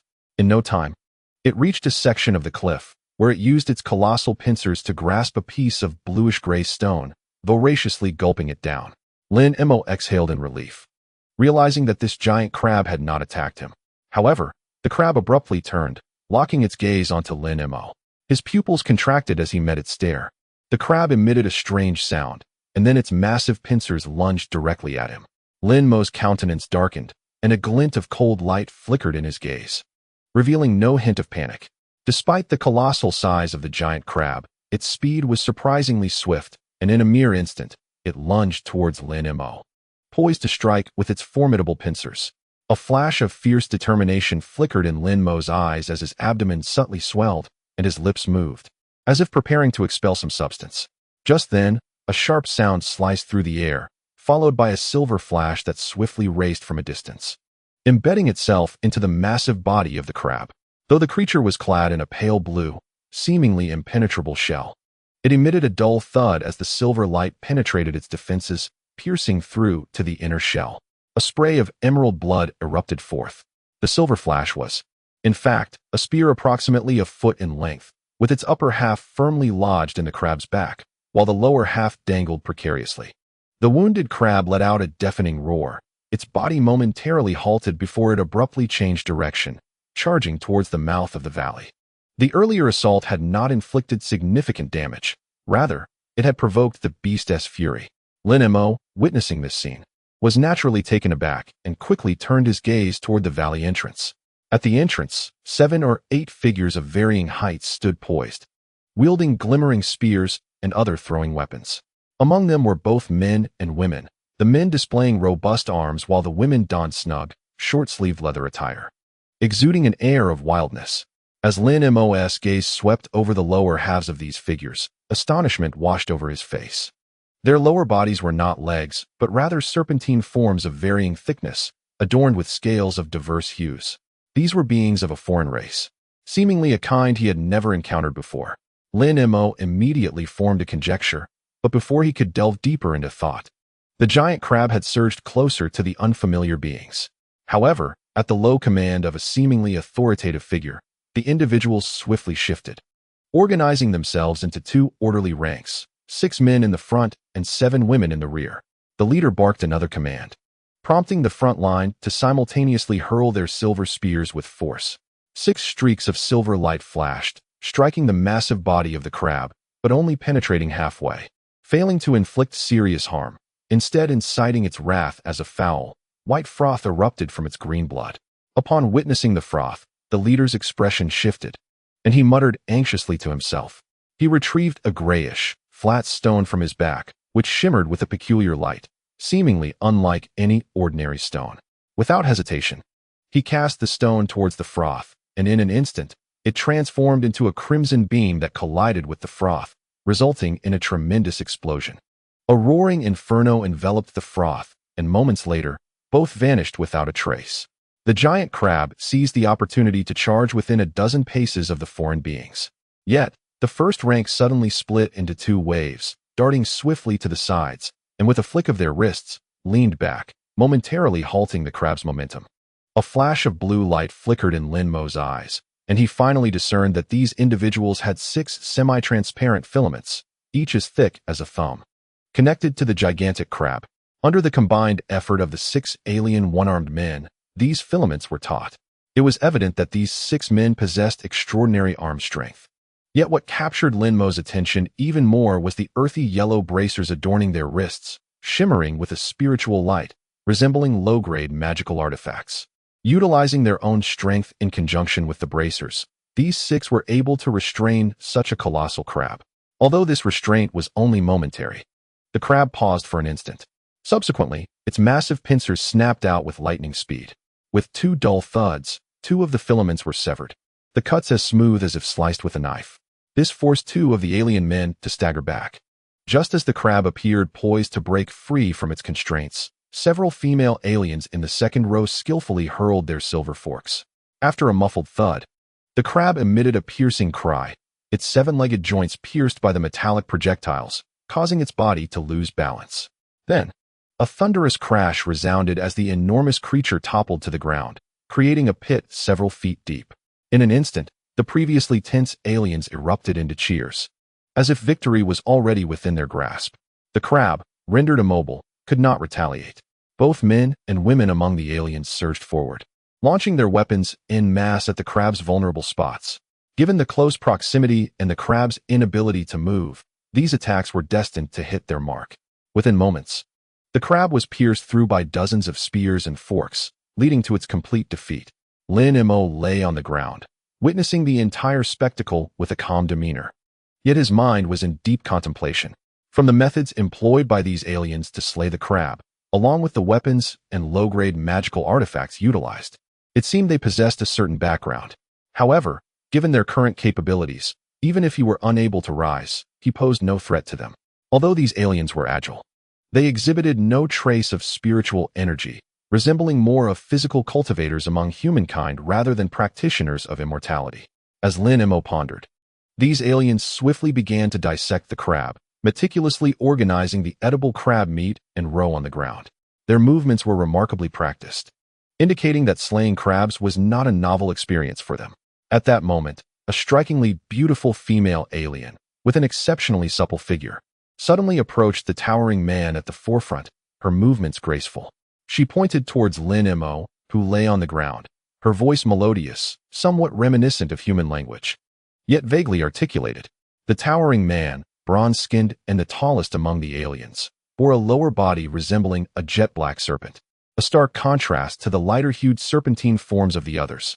Upon hearing the woman's words, a glint of intelligence shone in the man's eyes as he turned his attention towards Lin Mo. Their gazes met briefly in the air. Lin Mo's eyes remained as tranquil as still water, causing the man's heart to quiver, and he subsequently glanced down at Lin Mo's legs, his expression suddenly shifting to one of terror. After hastily exchanging a few words with the woman, he swiftly approached this way. Despite the fact that the robust man possessed a serpent's lower body, his movements were remarkably agile, allowing him to cover over 10 paces in a mere few twists. In just a few breaths, he stood before Lin Mo. Lin Mo gazed silently at the alien before him, refraining from uttering a word. However, a closer inspection revealed that his abdomen still bore a slight bulge. Of course, the man, encountering Lin Mo for the first time, was oblivious to such subtle nuances. Upon reaching Lin Mo, the man suddenly bent his body, placing his arms across his chest, as if to pay homage. He spoke in a language that Lin Mo could not comprehend. Lin Mo managed a faint smile of resignation. Though he had mastered nearly all known alien tongues during his time in Tianyuan City, the words of the man were evidently unfamiliar to him. After a moment's hesitation, Lin Mo inquired a few questions in a common tongue. However, the man appeared utterly bewildered, clearly unable to understand. Lin Mo furrowed his brow and attempted several alien languages. Yet the man remained as perplexed as ever. With a sigh, Lin Mo ceased his attempts at communication. At that moment, the man seemed to notice Lin Mo's immobility and swiftly called for other aliens. 4 female beings immediately abandoned their tasks and rushed over. The man imparted a few serious instructions, and the women gazed at Lin Mo with expressions of surprise, followed by awe. They performed a gesture of respect towards Lin Mo before dashing towards several large trees in the valley. With a glimmer of silver, they wielded peculiar silver blades, felling a few small trees. Subsequently, they utilized the timber and animal hides to construct a massive sled. Then, in pairs, they lifted one end and briskly approached Lin Mo. He now fully comprehended that these serpent beings harbored no malice towards him, and his abdomen had returned to a state of calm. The 4 serpent women positioned the sled before him, inquiring about his willingness. Despite the language barrier, Lin Mo grasped their intent and nodded slightly. The women beamed with delight, bowed once more, and carefully lifted Lin Mo's legs and upper body onto the sled. They meticulously adjusted his posture, ensuring his comfort. Meanwhile, in the distance, other male serpent beings had completed the dismemberment of a giant crab, wrapping the materials and food in soft animal hides to carry on their backs. The bundles towered over 2 paces high, nearly double the size of the serpent beings themselves. Nonetheless, they bore the loads with remarkable ease, showcasing their astonishing strength. As the 4 serpent women carried Lin Mo past, a shout from one of the robust men prompted other male serpent beings to join the procession, laden with their burdens. The group made their way out of the valley. Upon exiting the mouth of the gorge, Lin Mo was greeted by a brilliant sight. He discovered a shimmering expanse of ocean not far from the valley's entrance. The proximity of this valley to the seaside was astonishing, explaining the influx of creatures like the giant crab. However, at that moment, the sea lay unusually tranquil, with hardly a sound of waves crashing, save for the gentle caress of a mildly briny breeze. This also elucidated why the sounds of the ocean were absent within the valley. The serpent people carried Lin Mo along the coastline, and after traversing a considerable distance, the path abruptly curved. Lin Mo glanced around, a profound realization dawning upon him. This was not the mainland's coast, but rather an unfamiliar isle. Furthermore, the island was not particularly large. After walking for several more miles, the serpentine entourage arrived at a cluster of rocky outcrops. Among these stones rested 7 or 8 peculiar skeletal boats. Aside from one larger vessel capable of accommodating 4 or 5 individuals, the others could only seat 2. Each skeletal boat bore a pointed end and was adorned with intricately carved wooden effigies of various fantastical beasts. Lin Mo, accompanied by 2 serpent maidens, boarded the largest boat, while the others embarked on the smaller vessels, propelling themselves into the sea with their oars. Regardless of gender, these serpent folk exhibited extraordinary physical prowess, tirelessly rowing the boats with scarcely a pause. This enabled the skeletal vessels to surge forth like arrows, cleaving through the waves. The sea was remarkably calm, devoid of any marine beasts threatening the small boats. An hour later, a distant black emerged on the horizon. It was another island. Lin Mo squinted slightly, his azure irises shimmering as he discerned the general outline of the isle. This island, of medium size, spanned several hundred miles, characterized by rolling hills and lush greenery, presenting itself as a habitable locale. However, atop the highest peak, a faint crimson hue glimmered, while the base appeared grayish-white, suggesting the presence of an active volcano. Furthermore, due to Lin Mo's magical energy not having fully replenished, he was unable to employ his spiritual sight to investigate further. The skeletal boat swiftly approached the island. Chapter 535. Shortly thereafter, less than 10 miles from the island, the previously serene and clear sky transformed abruptly. Countless dark clouds materialized in an instant. Following this, a fierce wind arose, and torrential rain began to pour. The rapidity of the weather change on the sea was astonishing. Yet, this tumultuous shift posed no hindrance to the progress of the skeletal boats, as the serpent folk pressed a protruding section of the vessel, revealing a small magical array beneath the hull. Instantly, white luminous domes manifested, enveloping all the boats within their protective embrace. Nevertheless, the expressions of the serpent people remained tense, unyielding despite the shelter provided. Just as the weather on the sea turned perilous, a towering wave, akin to a building, surged forth, threatening to engulf the small vessels. These boats, measuring only a few yards in length, appeared minuscule in the face of such a colossal wave, unable to withstand its might. However, thanks to the protection of the white domes, they did not immediately face capsizing. Even so, they remained precariously adrift amidst the tumult, rendered helpless and unable to advance. Observing this scene, Lin Mo felt a stirring within him. His gaze swept over the 2 serpent maidens, noting that though their expressions were grave, they did not exhibit overt panic. Clearly, the serpent folk possessed other means of coping with the situation. Indeed, just as the skeletal boats found themselves in peril, a pearlescent beam of light suddenly shot forth from the nearby island, swiftly piercing through the clouds and vanishing into the distant storm. Suddenly, a tremendous roar emanated from the dark clouds, and a colossal white shockwave erupted, blasting a vast hole in the surrounding mist that spanned over 100 yards. Lin Mo was taken aback and couldn't help but gaze intently towards the island. However, the beam of light moved with such swiftness that it vanished in the blink of an eye, leaving him unable to discern from which part of the island it had originated. As the gaping void in the clouds appeared, the turbulence on the sea began to subside slightly, although calm had not been fully restored, under the control of the serpent folk. The bone boats accelerated once more toward the island. Before long, The fleet of bone vessels entered a natural harbor on the island, and the passengers disembarked. Lin Mo was once again lifted ashore by 4 serpent maidens using their poles. At this moment, he turned to glance back at the sky and realized that the atmospheric changes could not last long. The hole was quickly filled by the clouds, and the sea's waves began to churn once more. Yet, for the serpent folk who had safely landed, this was no longer a matter of concern. Lin Mo felt a stirring in his heart, developing a keen interest in the source of the white beam. Despite the limitations of his spiritual sense, he could still perceive the dense spiritual energy contained within the beam, which appeared to emanate not from a powerful divine presence, but rather from some form of magical array or artifact utilizing the power of spirit stones. While such power seemed inconsequential to him, its manifestation on this small, alien island was indeed unusual. Nonetheless, these thoughts flickered briefly before his gaze returned to the scene before him. The harbor was not devoid of life. Several stone houses of varying heights had been constructed along the shore, and a towering stone pillar stood majestically among them. Atop the pillar, a small wooden cabin suggested the presence of other serpent folk. Just then, 7 or 8 serpent beings emerged from the stone houses, most of them female, with a few males among them. Leading the group was a young serpent maiden, exceptionally voluptuous and strikingly beautiful, likely in her 20s. Her gaze swept over the burly men and their burdens, revealing a captivating smile, but when her eyes fell upon Lin Mo at the rear of the group, she momentarily froze. At that moment, the burly man swiftly approached, bowed respectfully, and spoke a few solemn words to the serpent maiden. Upon hearing him, the radiant serpent maiden's gaze once again settled on Lin Mo's legs, and astonishment flickered across her face. Suddenly, the maiden swayed gracefully and, after a few undulations, elegantly approached Lin Mo, opening her mouth to utter a peculiar language. Lin Mo raised an eyebrow and shook his head.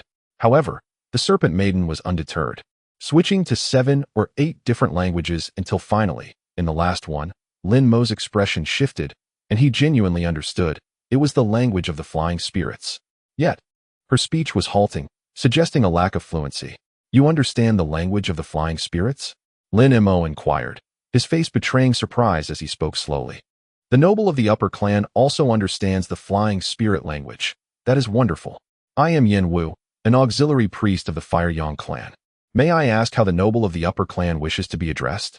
The serpent maiden's face lit up with joy upon realizing Lin Mo understood her tongue, and she bowed in response. "You may simply call me Mr. Lin. This is the first time I have heard of the Fire Yang clan. I find myself here by unexpected fortune. What is this region of the sea?" Lin Mo furrowed his brow and inquired slowly. "We, the Huiyang clan, are merely a minor branch of the Wu clan, so it is entirely understandable that Mr. Lin is unaware of our clan's name. It is an immense honor for our clan to have someone of noble lineage visit us. However, my role is simply to assist in the rituals, and I possess little knowledge of the affairs in the surrounding seas, nor do I have the qualification to personally receive Mr. Lin. I shall escort you to meet our high priest. Should you have any inquiries, the high priest will undoubtedly provide thorough answers."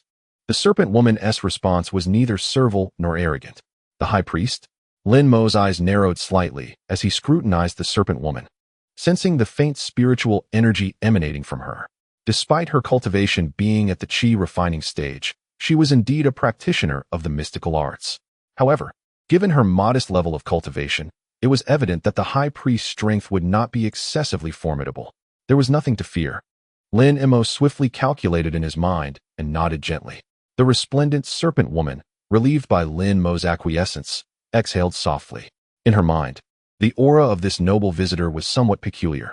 It appeared potent, yet the pressure of his spirit seemed rather inconspicuous, not significantly surpassing her own. Nevertheless, she had scanned his divine consciousness and could not discern his level of cultivation. In light of such an enigmatic situation, it was prudent to leave the matter to the high priest.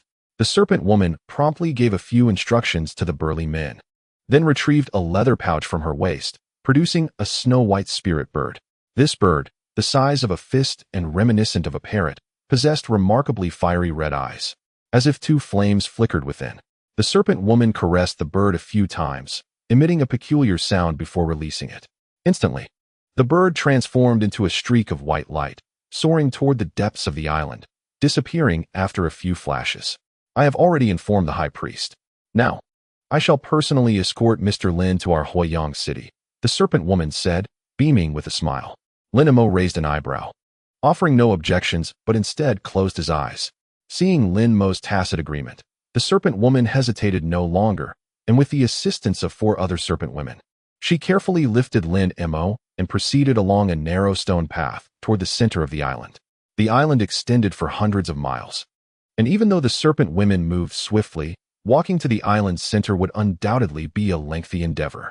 However, under the guidance of Yen Wu, the group advanced several miles into the island, where they encountered a simple structure resembling a tea pavilion. There, several serpent men and women tended to a dozen lizard-like creatures, and at one end of the pavilion, a sleek black carriage lay covered with an unknown dark fabric. Upon noticing the approach of the enchanting woman, the serpent people immediately greeted her with reverence. Yen Wu issued a few brief instructions and pointed toward the black carriage. The 2 serpent men displayed expressions of surprise and cast quick glances at Lin Mo, responding eagerly. They promptly returned to the hut, retrieving the black carriage, harnessing 2 lizard beasts to it, and bringing over 3 more. Thus, Lin Mo was carefully lifted into the black carriage by the serpent women, while 2 serpent women seated themselves at the front. The remaining 3 mounted the backs of the lizard beasts. Due to the absence of legs in these serpent women, each of the lizard mounts bore a peculiar barrel-shaped saddle, perfectly designed for them to tuck their serpentine tails within. The group set forth once more. Although these lizard beasts appeared somewhat ungainly and their gallop was jarring, their quadrupedal motion enabled them to effortlessly leap over distances exceeding 20 paces. While their speed was not particularly swift, it was nonetheless impressive. The pace of the procession multiplied several times, and within merely 2 hours, they arrived at an earthen city. This was indeed a genuine earthen city, its walls modest in size, spanning merely a dozen miles, constructed from pale yellow clay. Through the city gate, one could glimpse an array of earthen structures, varying in size, with few stone edifices in sight. Lin Mo observed this through the carriage window, feeling a twinge of surprise. Yet his expression betrayed no unusual emotion. Instead, he turned his gaze towards the dozen or so serpent guards stationed at the city gate. These sentinels, predominantly male, were clad in armor of indeterminate material, wielding glimmering silver halberds, and carrying shorter silver-tipped javelins and other throwable weapons, appearing fully equipped. From a distance, many armed serpent beings could be discerned standing vigil on the nearby earthen wall, suggesting a heightened state of alertness. Yen Wu approached the city gate, bringing her lizard mount to a halt, and with a single leap, dismounted gracefully.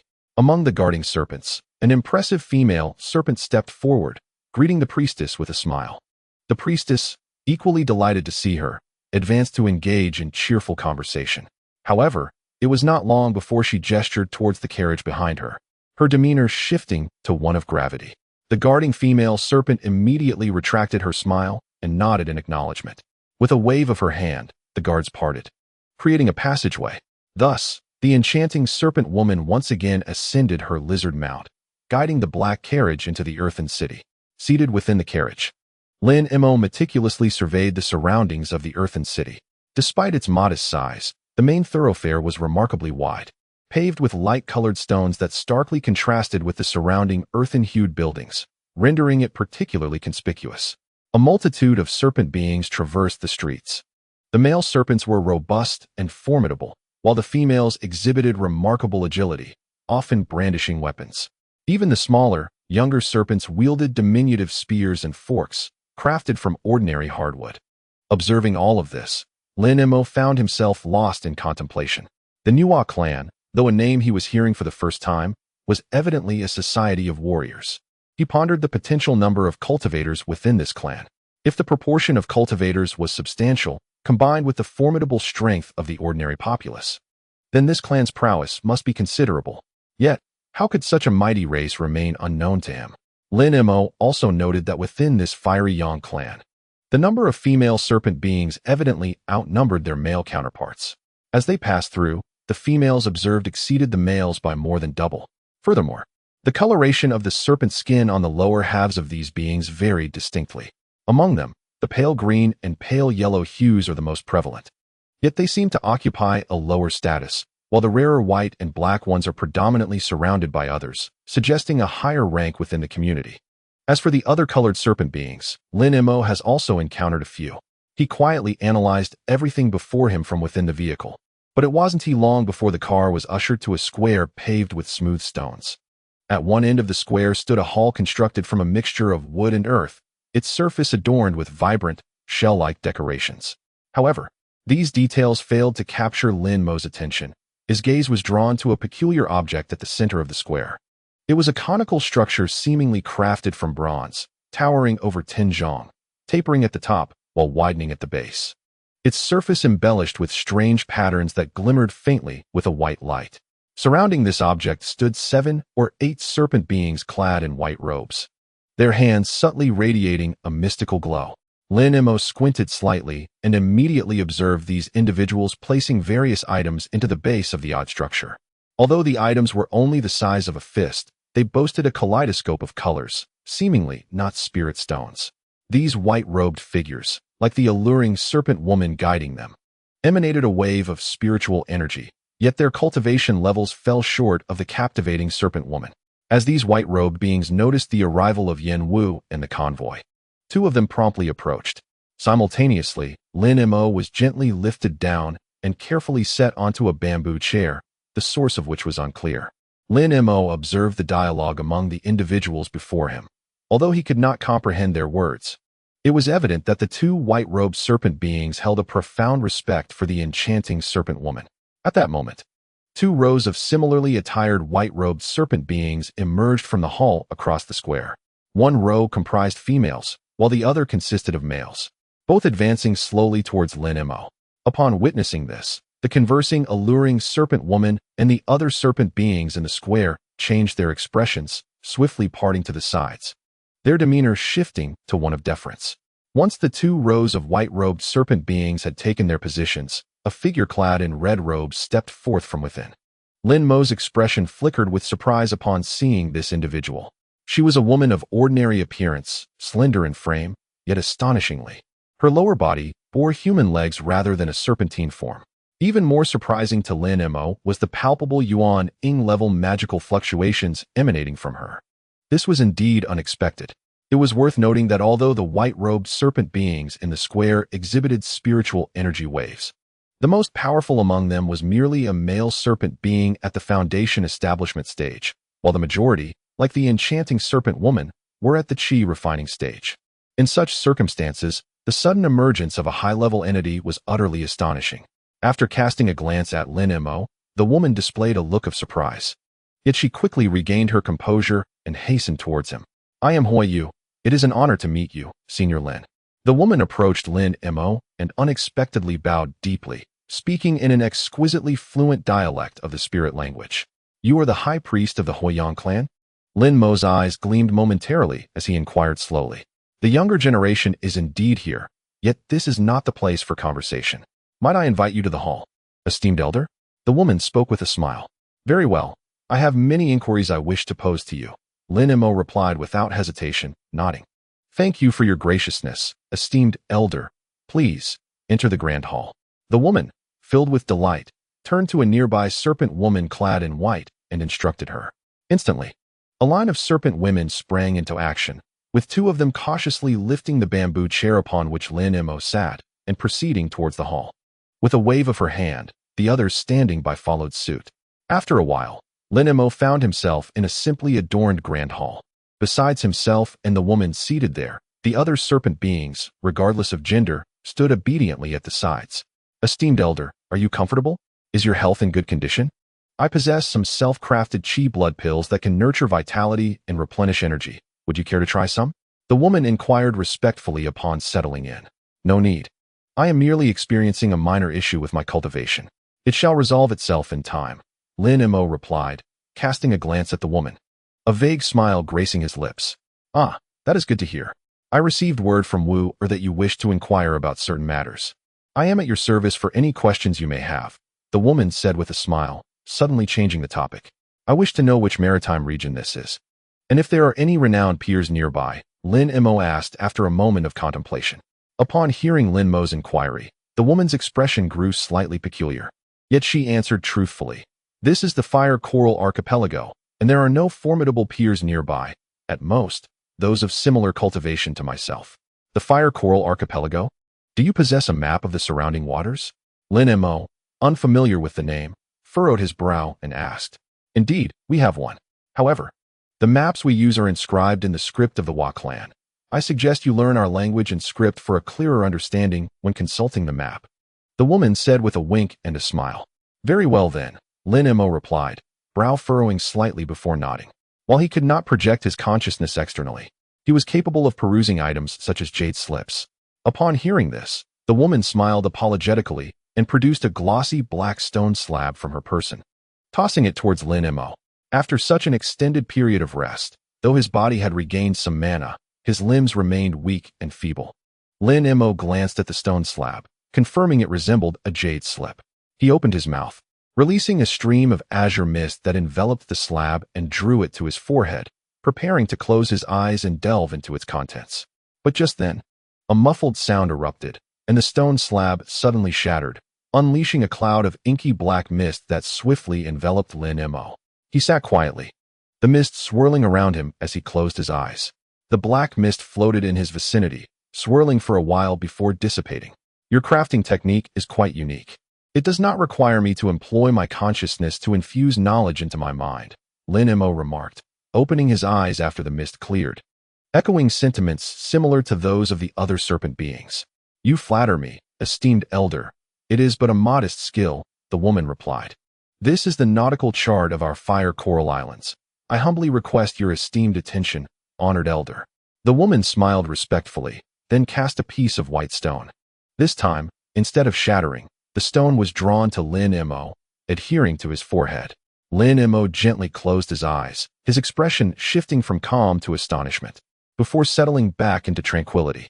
The woman observed the changes in Lin Mo's demeanor from a distance, a flicker of something unusual flashing in her eyes, quickly vanishing. After a moment, the stone gleamed on Lin Mo's forehead and soared back towards the woman, who deftly caught it. Lin Mo remained silent for a moment, seemingly deep in thought. The woman did not disturb him, merely sitting there with a smile.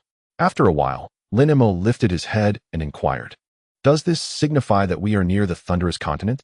It may take just a few years to reach it, and for one of your caliber, perhaps only half a year. However, for ordinary folk like us, it could take decades, fraught with numerous dangers. The woman offered a wry smile. Lin Mo nodded in agreement, tacitly accepting her words, then asked, according to the chart, the islands occupied by the Fire Yang clan are few. Are there inhabitants on the other islands? Indeed. Our islands are scarce. Only Fire Cloud Island is habitable. The others are merely for resource gathering and are generally uninhabited. Most are dominated by powerful clans, while some are monopolized by individuals akin to your esteemed self. We, the Fire Yang clan, are not particularly strong in these waters, the woman sighed, candidly admitting. However, after a brief hesitation, she queried Lin Mo, it appears you are not a native of this region. May I inquire about your purpose for being here? Although my cultivation is modest, there are still some capable individuals in my clan who might be of assistance. The woman displayed an extraordinary eagerness. I am indeed not from this vicinity. I inadvertently triggered a restriction elsewhere, resulting in my unexpected arrival here. An error occurred during the transportation process, leading to my current appearance, which may amuse you, Lin Mo stated with a hint of detachment. You jest, honored elder. Although your current condition is inconvenient, I can sense your profound cultivation. Our Fire Cloud Island, though modest, has several decent spiritual veins. If you require, I can designate a tranquil place for you to recuperate and restore your vitality, the woman respectfully proposed. Resting on your island? Lin Mo chuckled lightly, seemingly noncommittal. The woman, feeling a bit anxious, pressed on, please rest assured, the spiritual veins on our island are not inferior to those of the larger nearby islands. Moreover, we possess some rare spiritual herbs and accumulated spiritual stones for your use. Upon hearing this, Lin Mo's smile faded. I do not accept favor without reason. If you have something to convey, please do so directly. I do not favor circumlocution, he replied, his voice tinged with frost. Realizing her misstep, the woman's expression shifted through several phases before she ultimately sighed. Since you have discerned my intent, I shall no longer conceal it. All of you, please step back for the time being. She instructed the serpent-like beings beside her. The white-robed serpent beings bowed in unison before departing the grand hall. Lin Mo remained silent, observing without uttering a word. Once the woman and others had departed, she gravely inquired, What is your assessment of my cultivation, esteemed senior? It is adequate. Lin Mo replied calmly, casting a glance at the woman. However, merely a month ago, like my kin, I had yet to refine my legs, and thus could not be regarded as one of our clan. The woman's expression shifted slightly. When you speak of our clan, what do you imply? Lin Mo asked, furrowing his brow. Naturally, I refer to those who can refine their forms into those of the exalted clan. Only by attaining this level of cultivation can we truly transcend the mundane and become beings of the elite, she explained with a smile. From your tone, it seems you did not reach this state through conventional cultivation. Did you perhaps consume some elixirs or employ secret techniques to forcibly elevate your prowess? A chill ran through Lin Mo's heart, yet he maintained a serene demeanor and nodded without revealing any surprise. Unaware of Lin Mo's apprehension, the woman replied candidly, "You see clearly, esteemed senior. I did indeed utilize several rare elixirs treasured by my clan and resorted to a formidable secret technique to reach this level. However, as a consequence, my cultivation will forever remain at this stage, and my lifespan will be significantly shorter than that of my peers in the exalted clan. The reason for my actions is that our Fire Yang clan is facing annihilation, and I must exert every effort to survive." Annihilation? Do elaborate, Lin Mo said, raising an eyebrow with a hint of interest. 6 months ago, our neighboring branch of the Wa clan, the Sharp-Toothed tribe, was entirely exterminated. All the women were devoured, leaving only a pile of bones, while all the men vanished without a trace. Shortly thereafter, another adjacent tribe, the Scorpion-Tail clan, faced a similar fate. Among the Wa clan, we are the last 3 tribes in this maritime region. Though diminutive, we managed to sustain ourselves through mutual support. However, with the loss of 2 tribes, our Fire Yang clan is likely the next target. I remain uncertain about the reasons behind this extermination, but it is evident that more than one entity is involved, possibly a more powerful clan. The high priests of the other 2 tribes possess abilities that rival my own. I had no choice but to temporarily elevate my cultivation, the woman recounted in detail. "Oh, so you wish for me to stand guard against this calamity? You seem quite confident in my abilities, unafraid that I too might be unable to save myself," Lin Mo chuckled. "Although I am unaware of your true level of cultivation, your magical prowess is undoubtedly superior to mine. As for your injuries, our Fire Yang clan possesses a Sunfire Divine elixir that can regenerate flesh and restore life. If you are willing to assist us, I would gladly offer this elixir to ensure your swift recovery," she replied, biting her lip as she revealed her trump card. "The Sunfire Divine elixir is a fire-attributed elixir. My injuries are beyond your comprehension. I doubt this elixir will significantly aid me," Lin Mo remarked, his brow furrowed in contemplation. "Rest assured, esteemed senior. This divine elixir is not only crafted from the inner core of a twin-headed flame serpent, but has also been nurtured in the earth's fire for thousands of years since its creation. I hold considerable confidence in its efficacy," the woman explained, sensing Lin Mo's wavering stance. Upon hearing her words, Lin Mo's face still bore a trace of hesitation, as if he were caught in indecision. "Very well. I shall temporarily remain among your clan and assess the efficacy of the divine elixir. Should it prove futile in addressing my injuries, I shall refrain from making further requests for assistance. However, if it indeed holds the power to heal my wounds, I am willing to aid your Fire Sun clan in overcoming its crisis. It is the least I can do. Yet, I must state in advance that if the adversaries you face are overwhelmingly formidable, I may be powerless to assist, thus rendering this agreement void." Lin Mo appeared resolute, interrupting the woman before she could finish her words.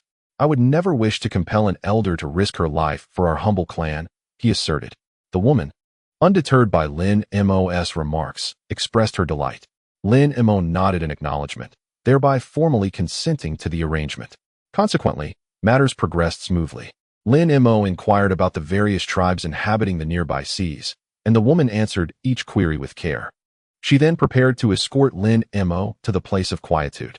From her bosom, she produced a white, gauzy artifact, and with a gentle flourish, it transformed into a cloud of considerable size. This ethereal cloud lifted Lin Mo and the chair beneath him, suspending them several feet above the ground. Remarkably, the woman also stood upon it, reciting incantations as the cloud spiraled forth, soaring out of the palace. As the cloud emerged from the grand hall, the waiting serpent folk outside bowed respectfully in farewell. Though the cloud traveled at a leisurely pace, the island was but a few hundred miles across. Thus, within the span of a single meal, the woman skillfully guided the cloud to a serene hill bordered by crystal-clear waters. At the foot of the hill, several verdant wooden cottages were artfully arranged to form a quaint courtyard. The woman brought the cloud to a halt before the courtyard and smiled at Lin Mo, inquiring, "Elder Lin, what are your thoughts on this place?"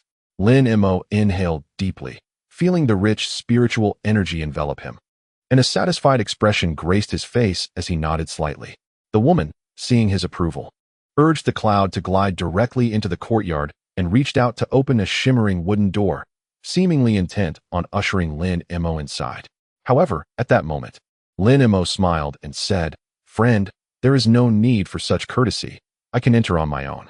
With that, he shimmered and stepped out from the cloud, gently descending to the ground. "Ah, friend," the woman exclaimed, taken aback by his sudden movement. "Though my injuries persist, I believe I can manage my mobility now." Lin Mo replied with a smile. "Congratulations, Elder. I initially intended to send some disciples to attend to you, but it seems that may not be necessary. I suspect you would prefer solitude." The woman nodded calmly in agreement. "Indeed, I would prefer not to be disturbed while I recover. This place is quite suitable, and I plan to rest here for a time. Regarding the Rending Sun elixir, it would be best if it could be delivered promptly. If it proves effective, I shall swiftly regain my magical prowess to protect your clan." "Rest assured, that is certainly the case," the woman responded, providing an explanation. "However, the Rending Sun elixir has been undergoing refinement in the Earth's fire, and I shall require some time to retrieve it. I ask for your understanding." "I can wait a few days. It is of no consequence," Lin Mo replied. "Once you acquire the divine elixir, simply deliver it here. You may leave now. I shall commence my recuperation shortly." Lin Mo nodded calmly and spoke. Chapter 537. Upon hearing Lin Mo's words, the woman naturally felt no desire to linger any longer. She bowed to Lin Mo and then summoned the white cloud to depart from this place. Lin Mo stood still, gazing quietly at the sky until the white cloud had completely vanished beyond the horizon, before turning to walk towards the open wooden door. The room was modest in size and decor, furnished only with some wooden pieces. Lin Mo paid little attention to the surroundings and walked straight to the wooden bed in the corner, sitting cross-legged upon it. He let out a long sigh, a hint of fatigue evident on his face. To his surprise, merely standing for a short while had drained the energy he had just accumulated. "It seems I have lost too much blood," he murmured to himself, then reached for his storage bracelet. A flash of white light revealed several small bottles of varying sizes and designs in his hand. Without hesitation, Lin Mo poured a few pills from each bottle into his mouth, swallowing them all at once, and then closed his eyes to quietly await the effects. After a moment, he felt a warmth surge from his dantian, followed by a cool sensation coursing through his meridians, tirelessly mending his bodily injuries. Lin Mo's heart leaped with joy. These pills, indeed, lived up to their reputation as miraculous healing elixirs, exhibiting remarkably potent effects. Soon, a faint golden light enveloped him, and a shimmering golden aura flickered above his head. The wooden house fell into a profound silence, while simultaneously, the woman piloted the white cloud back to the Earth City, landing beside the Grand Hall in the square. Dozens of low-ranking priests clad in white robes awaited silently. "Yen Wu, follow me. Additionally, summon all the hunting teams that first discovered Mr. Lin. I wish to inquire in detail," the woman commanded promptly. "Understood." A white-robed serpent man immediately took his leave, while the enchanting serpent woman who had accompanied Lin Mo obediently followed the woman into the Grand Hall. "You have been alongside this individual. Begin by sharing your impressions of him, along with all that you have observed. Do not omit any details," the woman spoke with a grave expression. "I shall report truthfully." "I was on duty at the port," Yen Wu replied nervously, then proceeded to detail everything she had noticed during her time with Lin Mo. Although it sounded rather mundane, the woman listened intently. Several hours later, the serpent men who had first discovered Lin Mo finally rode into the Earth City upon lizard beasts, arriving at the Grand Hall. They exchanged a few words with the white-robed serpent men stationed outside before hastily entering the hall. However, they remained inside for a considerable time before emerging alongside Yen Wu. At this moment, the woman sat in the main seat of the Grand Hall, her expression fluctuating, seemingly deep in thought. Suddenly, a clear voice resonated within the hall. "Mother, is there a dilemma?" "Jure, you have returned. When did you come back to the clan?"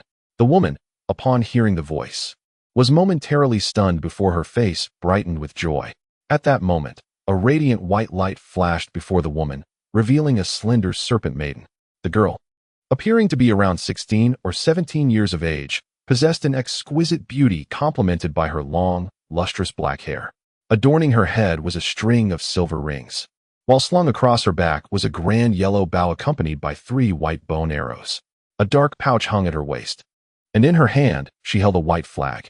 The lower half of her body was that of a snake, remarkably pale, almost devoid of scales. She stood there with a charming smile, beaming at the woman, her cheeks dimpling sweetly. Who would have thought, Jouer, that after these years apart, your cultivation has advanced to such a remarkable level? The woman exclaimed joyfully, rising to embrace the maiden with a face full of maternal affection. Mother, I was also taken aback. You have broken through to the transformation stage after years of absence, the girl replied with a smile. How could I possibly have surmounted the bottleneck of several centuries? I merely consumed a celestial fruit, the woman said, her smile faltering as a sigh escaped her lips. What? Mother, you actually consumed a celestial fruit? That could greatly diminish your lifespan. The girl's expression shifted dramatically as she grasped the woman's wrist, probing with her spiritual energy, her complexion turning pale. What use is lifespan if one no longer possesses life? The woman responded. By the way, did your master not accompany you back? With a bittersweet smile, the woman inquired hopefully. When I received the letter from you, master was visiting a friend off the island. Fearing complications, I hastily returned with a few treasures he left behind. I noticed you inquiring about Mr. Lin upon my arrival, so I refrained from appearing immediately, the girl explained, her expression tinged with worry yet articulate. Your master couldn't hasten back? This is rather concerning, the woman remarked, her countenance shifting slightly. Mother, is our clan truly in such dire straits? I brought Master S heavenly bow. As long as the cultivators who arrive do not exceed my strength tenfold, we should be able to manage, the girl said, blinking with a mixture of reassurance and confidence. Jouer, although your cultivation has significantly improved, it is still comparable to my former self. Even with a tenfold increase, I fear it may not suffice against the impending crisis. Perhaps if your master were to come in person, there may still be hope. The woman gently stroked the girl's head, speaking softly. Though my return was hasty, Mother spoke vaguely of the great calamity. What on earth has transpired to cause you such distress, even to the point of consuming a celestial fruit and recruiting unknown cultivators? The girl nestled in her mother's embrace, gazing up at her face, sorrow evident in her expression. You have returned, yet your departure may prove even more perilous. Let me tell you, the woman hesitated briefly before continuing. The other 2 clans have been annihilated. You should be aware of this. Yes, Mother mentioned something of the sort. However, even so, there is no need for such alarm. Those 2 clans were inherently weaker than our Huiyang clan, and the high priest cultivation was even inferior to what yours was before consuming the celestial fruit. Although the girl's complexion changed, a hint of teasing laced her words. But do you know what has caused their extinction? The woman asked slowly. Mother mentioned there were no leads, the girl questioned. 2 clans have been wiped out. There should be traces left behind. The potential perpetrators may indeed be the ancient enemies of our clan, the Washi, the Euro tribe, the woman remarked. The Euro tribe is impossible. They were completely eradicated by us tens of thousands of years ago. How could they possibly resurface? The young girl said, her face pale and voice trembling. Indeed, but if any remnants manage to escape overseas, it is not beyond the realm of possibility. Aside from the Euro, which other tribe would exhibit such habits? The woman's expression darkened, and a flicker of suspicion crossed her eyes. Although the young woman could not fathom the doubts swirling in the mind of the adult, she took a deep breath and countered. Even if the Euro were to attack the other 2 tribes, with my mother having ascended to the upper echelons, coupled with my assistance, is there truly any dilemma we cannot resolve? If it were merely common Euro tribesmen, I would naturally possess some confidence after consuming the immortal fruit. However, the crux lies in the indications of their actions, which suggest that perhaps members of the Euro royal family are among them. The woman shook her head. The Euro royal family cannot be. Some of our Washi priests have employed forbidden divine techniques to investigate and discovered that all bloodlines of the Euro royal family have been extinguished. The young woman gasped, her disbelief evident. Yet, if the Euro have indeed returned, it is conceivable that 1 or 2 royal members might have evaded detection back then. Furthermore, The Euro royal family's innate powers almost inherently counter our Washi clan, aside from the Washi royalty. The rest of our kin could scarcely wield even a fraction of their full capabilities before them. Moreover, the cultivation speed of the Euro royals would not fall far behind that of the upper echelons of the major clans on the Thunderous Continent. The fact that they dare to brazenly attack our three clans signifies that their prowess has reached a formidable level. Worry constantly etched itself upon the woman's face. After a moment of silence following her mother's words, the young woman's bright eyes suddenly flickered with thought before she spoke. However, mother, there is no need for excessive concern. If these Euro are indeed as fearsome as we suspect, why would they leave our Huiyang clan any opportunity to breathe? Perhaps they sustained losses during their previous assaults on the other two tribes. We are not without the means to retaliate. But let us not forget the male kin from the other two tribes who were abducted, the woman reminded. Are you suggesting that they? The young woman suddenly recalled something, her complexion paling further. Yes, this was also the reason we opposed that tribe back then. I suspect they will only turn their attention towards us after accomplishing their objectives. After all, our Huiyang clan is the most powerful among the three tribes, and our island's defenses are far more robust than those of the other two. It is only logical that they would prepare thoroughly before launching an assault against us. If that Mr. Lin possesses the cultivation I anticipate, perhaps our fate hangs in the balance because of him. A glimmer of hope shone in the woman's eyes. Yet, he is gravely injured now. He may prove of little use, the young woman said, her brow furrowing in confusion. I have already resolved to give him the Sunfire Divine Pill. Mother, you intend to bestow such a precious elixir upon him? That is out of the question. Even though the mother had consumed the ingestion of the might still restore some of her longevity. Should it be given to that individual, we would forfeit all chances of salvation.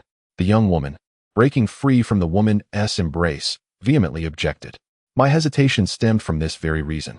If that person possessed a cultivation level akin to Master Zhuer, then bestowing the divine elixir upon him would be justified. However, if he merely surpassed me by a tier or two, his prowess only masked by extraordinary treasures, it would be a squander. The woman replied with a rueful smile. How could this person possibly compare with my master? My master has already ascended to the 5th tier of the upper clan.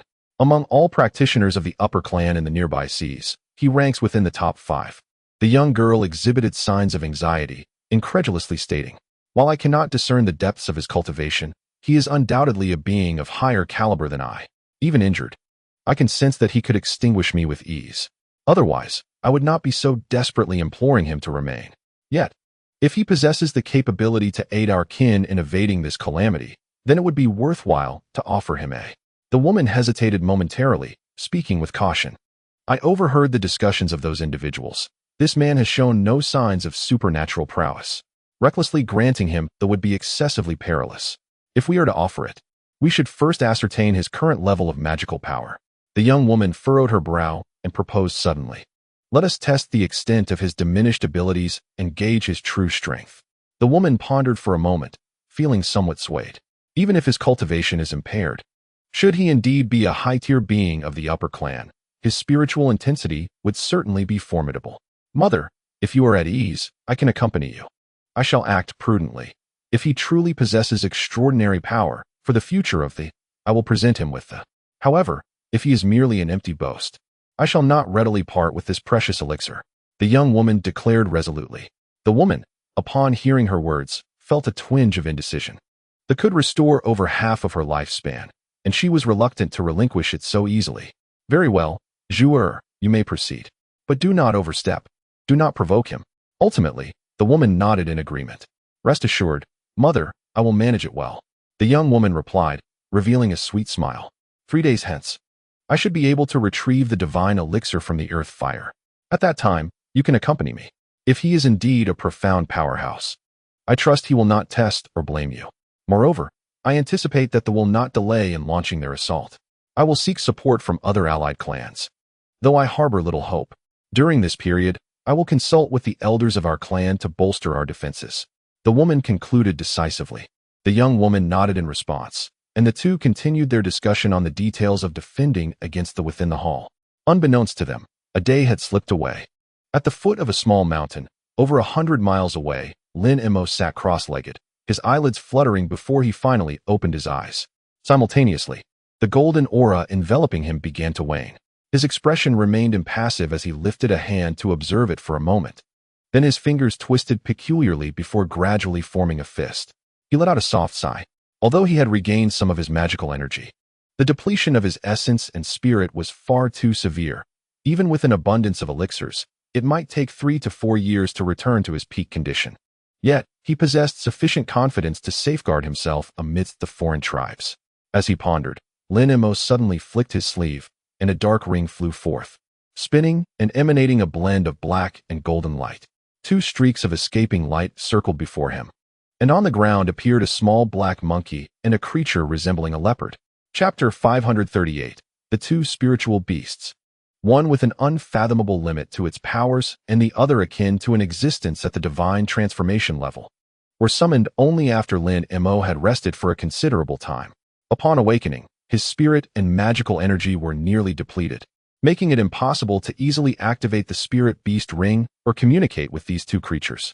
Once the spiritual beasts manifested, the entity known as T-Hun swiftly leaped from Lin Mo's shoulder, rapidly enlarging into a figure almost identical to Lin Mo himself.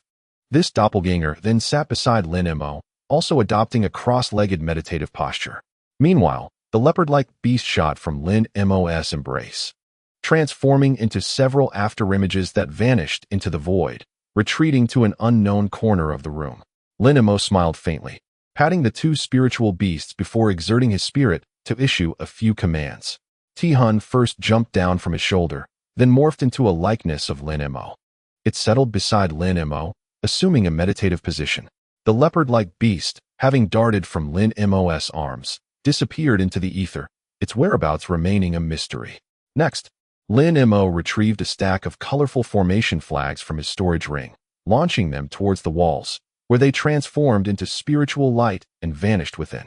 Simultaneously, a faint white glow enveloped the exterior of the house. Completing these tasks, Lin Mo finally exhaled in relief. After a moment of contemplation, he suddenly raised an arm. Gazing intently at it, a faint yellow mark shimmered into view on his arm. Lin Mo's eyes glimmered with a blue light as he scrutinized it, then abruptly concentrated his magical energy at the sight of the mark.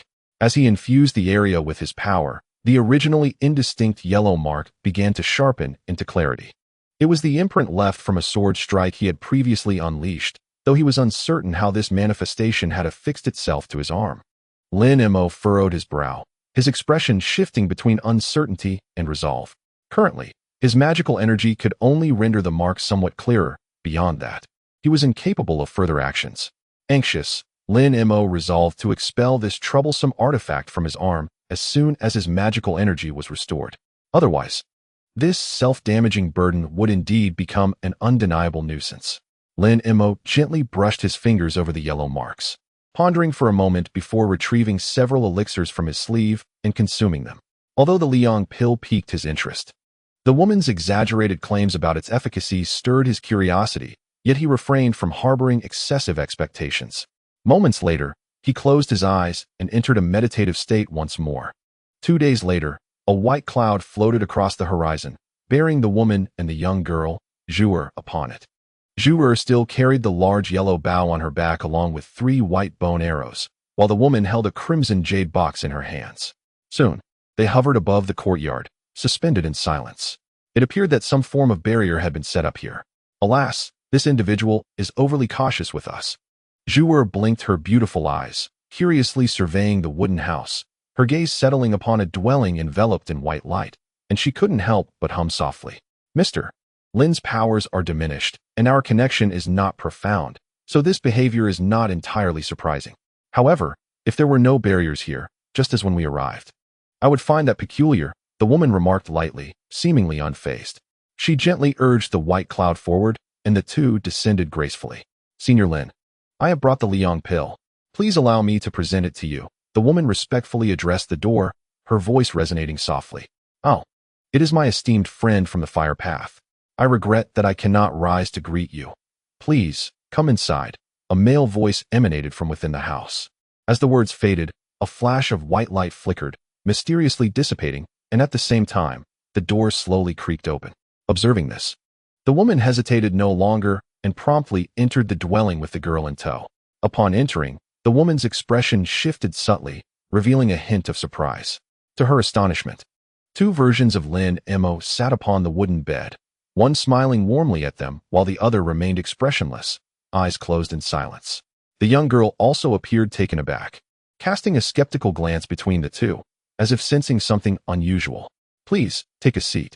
The Lin Mo with open eyes gestured toward a nearby chair and glanced at the girl, conveying a sense of inquiry.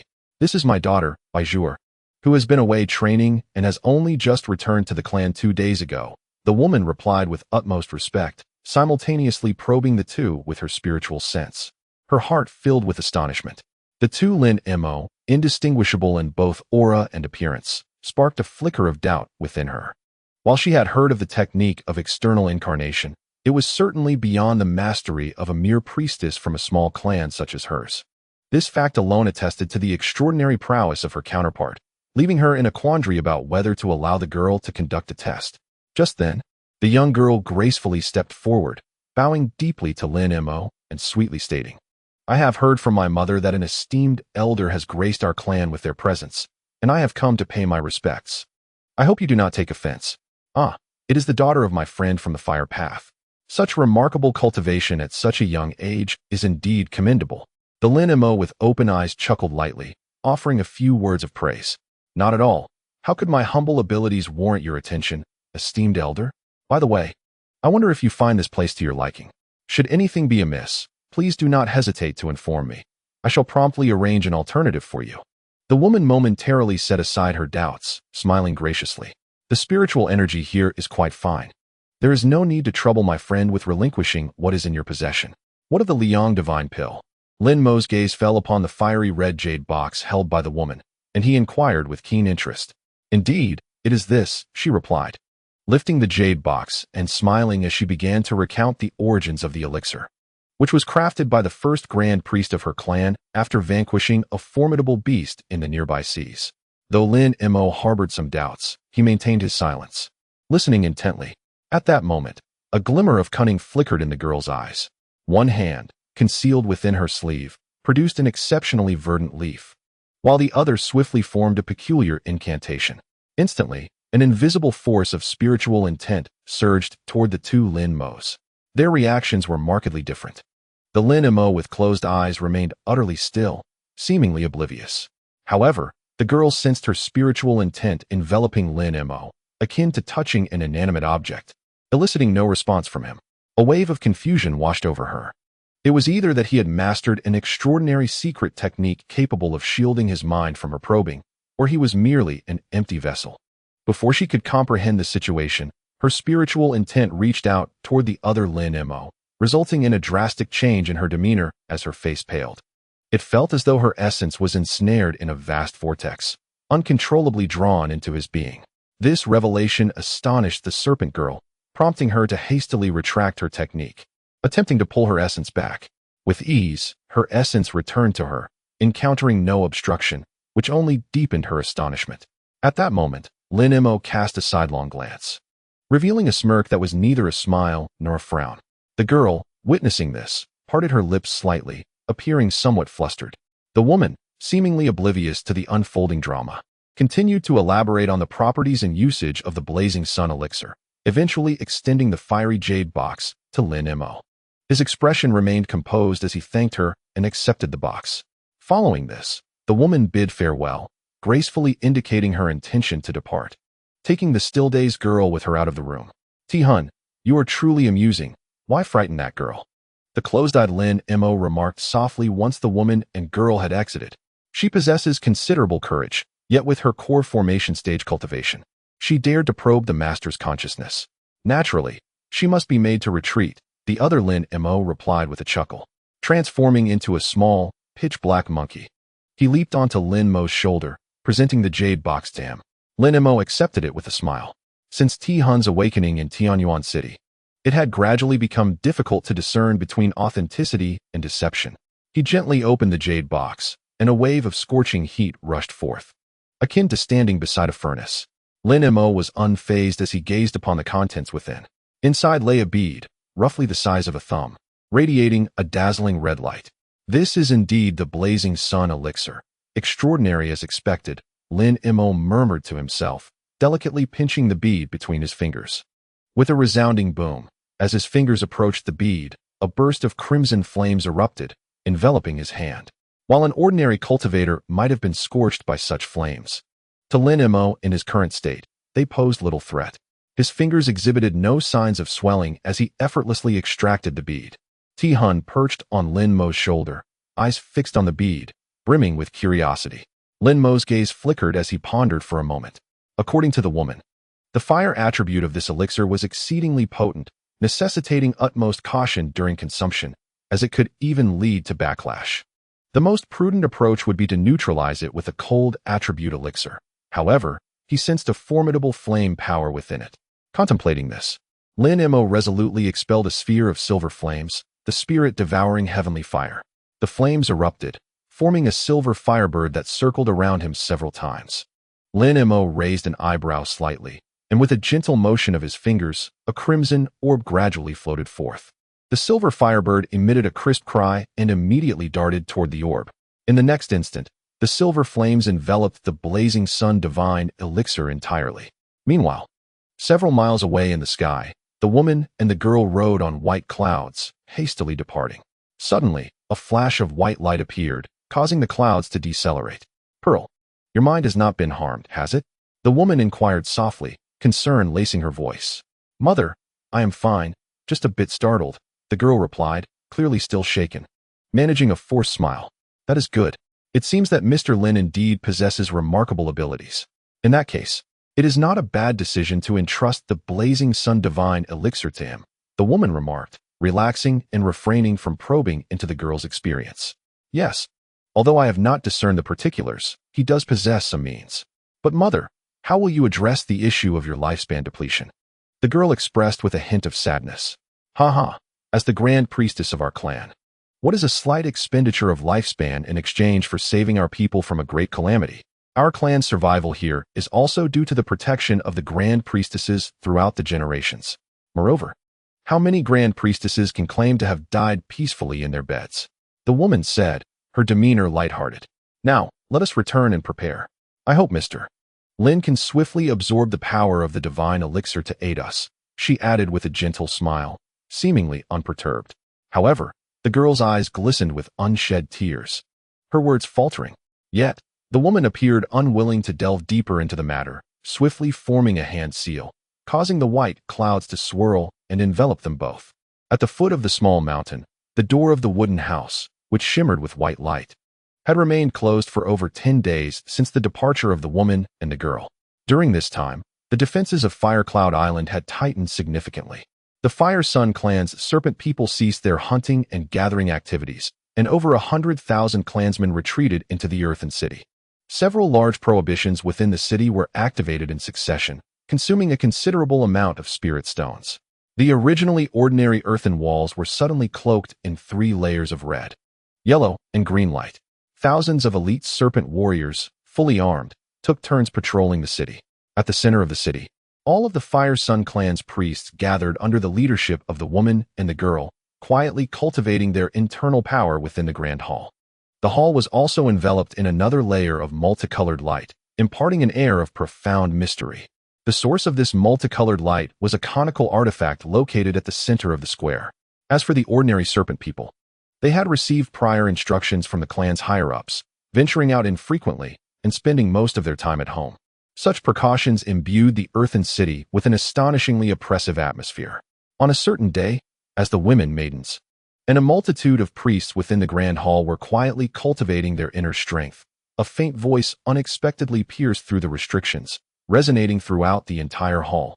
"Fire friend, I have successfully refined the elixir and am now emerging from seclusion. Please lift the barriers to allow my entry." This voice belonged to Lin Mo. Upon hearing this, the other priests in white robes stirred slightly, yet the woman displayed a look of joy. She had previously harbored concerns about whether Lin Mo would remain true to his word, but in the face of the impending extermination crisis, she had no alternative. Bestowing the elixir upon him could yield immense assistance. Failing to do so would extinguish even the slightest glimmer of hope. Clearly, her gamble was justified, as Lin Mo had indeed not broken his promise. In her elation, The woman deftly flipped her hand, revealing a resplendent red jade plate, and promptly tapped it a few times. A flash of multicolored light enveloped the hall, creating a rift momentarily. Yet, in the blink of an eye, the brilliance restored to its original state. Just then, a flash of golden light appeared at the entrance of the hall, and a figure emerged mysteriously, gradually approaching. Clad in a blue robe, this individual bore an unremarkable appearance, yet his eyes shimmered with a luminous glow. It was Lin Mo. His complexion had undergone a remarkable transformation compared to a mere fortnight prior, evidently indicating that the effects of the solar divine elixir surpassed the ordinary. Thank you for your timely assistance. Your magical prowess has evidently been restored, the woman warmly greeted him. Although the maiden Jouer seemed somewhat reluctant, she could only pout slightly and rise to her feet. While the solar elixir is indeed marvelous, my injuries are rather extraordinary. I have only recovered about 70 to 80%. The remaining portion cannot be healed by the elixir. However, should the adversary not be excessively formidable, I can still wield some power, Lin Mo replied with a smile. Upon hearing that Lin Mo had not fully regained his abilities, the woman's expression shifted slightly, but she soon relaxed upon hearing his subsequent words. It appeared that his strength was likely beyond her expectations. Otherwise, he would not exude such confidence. Some of the priests from the Fireyang clan were familiar with Lin Mo, while others were encountering him for the first time. His arrival naturally sparked a flurry of whispers. He paid no heed to the myriad gazes surrounding him, allowing the woman to guide him to his designated seat. After exchanging a few polite words, he closed his eyes and fell silent. The woman cast a stern glance at either side, causing those serpent people who had been whispering to immediately fall silent in fear. The grand hall returned to tranquility. Yet, at that moment, Lin Mo sensed a gaze cautiously directed towards him. Raising an eyebrow, he opened his eyes and locked onto a pair of exceptionally dark pupils. It was Bai Jouer, seated on the woman's other side, who was furtively observing him. As soon as she met Lin Mo's gaze, the maiden's expression shifted to one of alarm, and she quickly averted her eyes. Recalling the earlier encounter when she delivered the elixir, it was evident that she had been quite startled. A smirk danced at the corners of Lin Mo's mouth, a subtle amusement flickering across his features, before he closed his eyes once more, contemplating the events unfolding before him.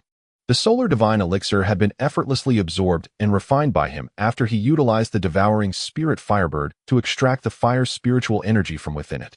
The woman did not exaggerate the efficacy of the elixir, although it did not restore him to his former self immediately.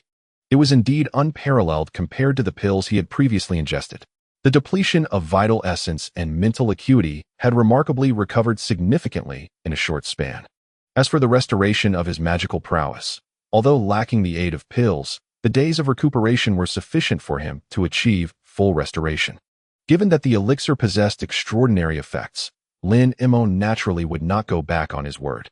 He had ascended to the void refinement stage, and his various divine abilities had significantly advanced, granting him a measure of self-preservation even in the presence of those in the integration stage.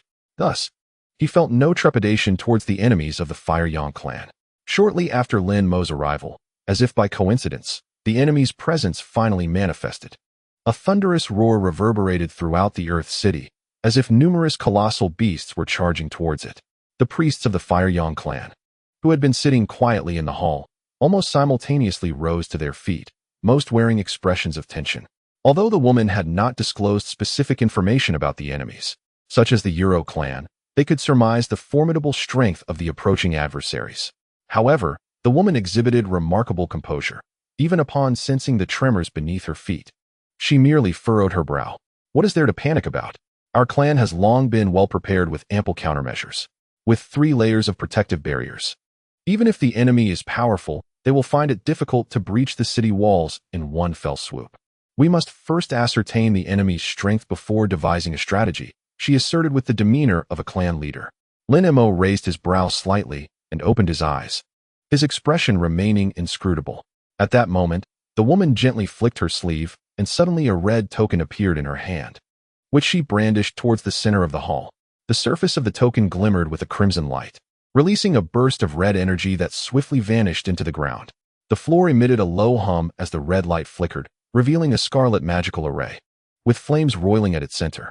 After swiftly shaking the token a few times, the flames converged into the center, forming a crimson crystal sphere approximately a meter in diameter. The surface of the sphere sparkled, rotating slowly amidst the flames. 8 white-robed serpent beings emerged from the sides, resuming their seats at the perimeter of the magical array. They began to chant incantations, casting successive spells into the crystal sphere. The flames within the magical array surged, transforming into numerous fire serpents the thickness of fingers, all of which darted into the sphere. An astonishing spectacle unfolded. The once glimmering crystal sphere flickered wildly before a vivid scene materialized within the flames, revealing events transpiring throughout Earth City. In the imagery, squads of fully armed serpent beings surged towards the city walls, while others mounted lizard beasts gathered near various city gates. Among these ranks, some higher-ranking serpents barked orders, each exuding an aura of menace.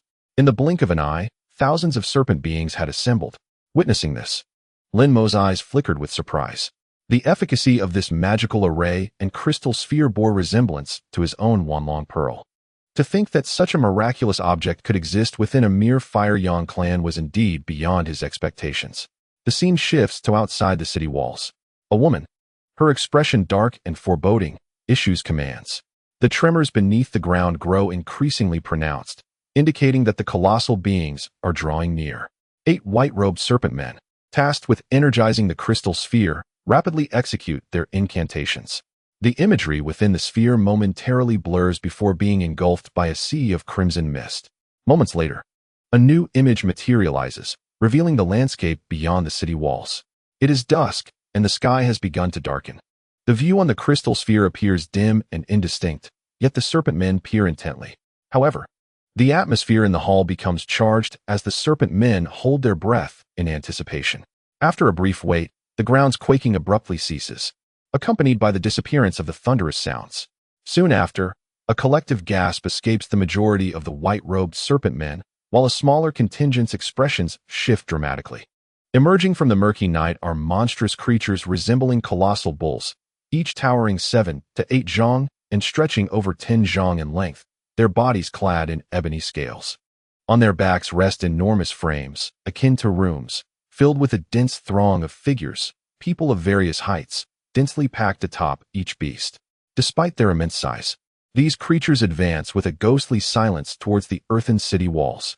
What appears to be Ujib beasts. But who are those atop them? Stammers one wide-eyed serpent man. The Euro tribe, it cannot be.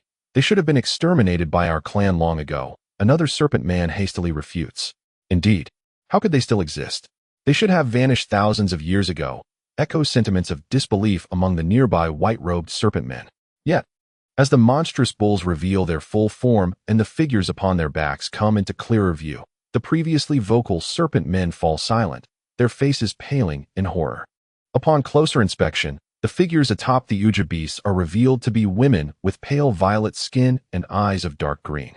Each boasts long, cascading hair, clad in black battle armor, wielding an array of shadowy weapons, embodying a striking and formidable presence. The Uja beasts come to a halt, and the women silently descend from their backs, showcasing their full forms. Lin Mo gazes into the crystal sphere, his pupils narrowing in sudden shock.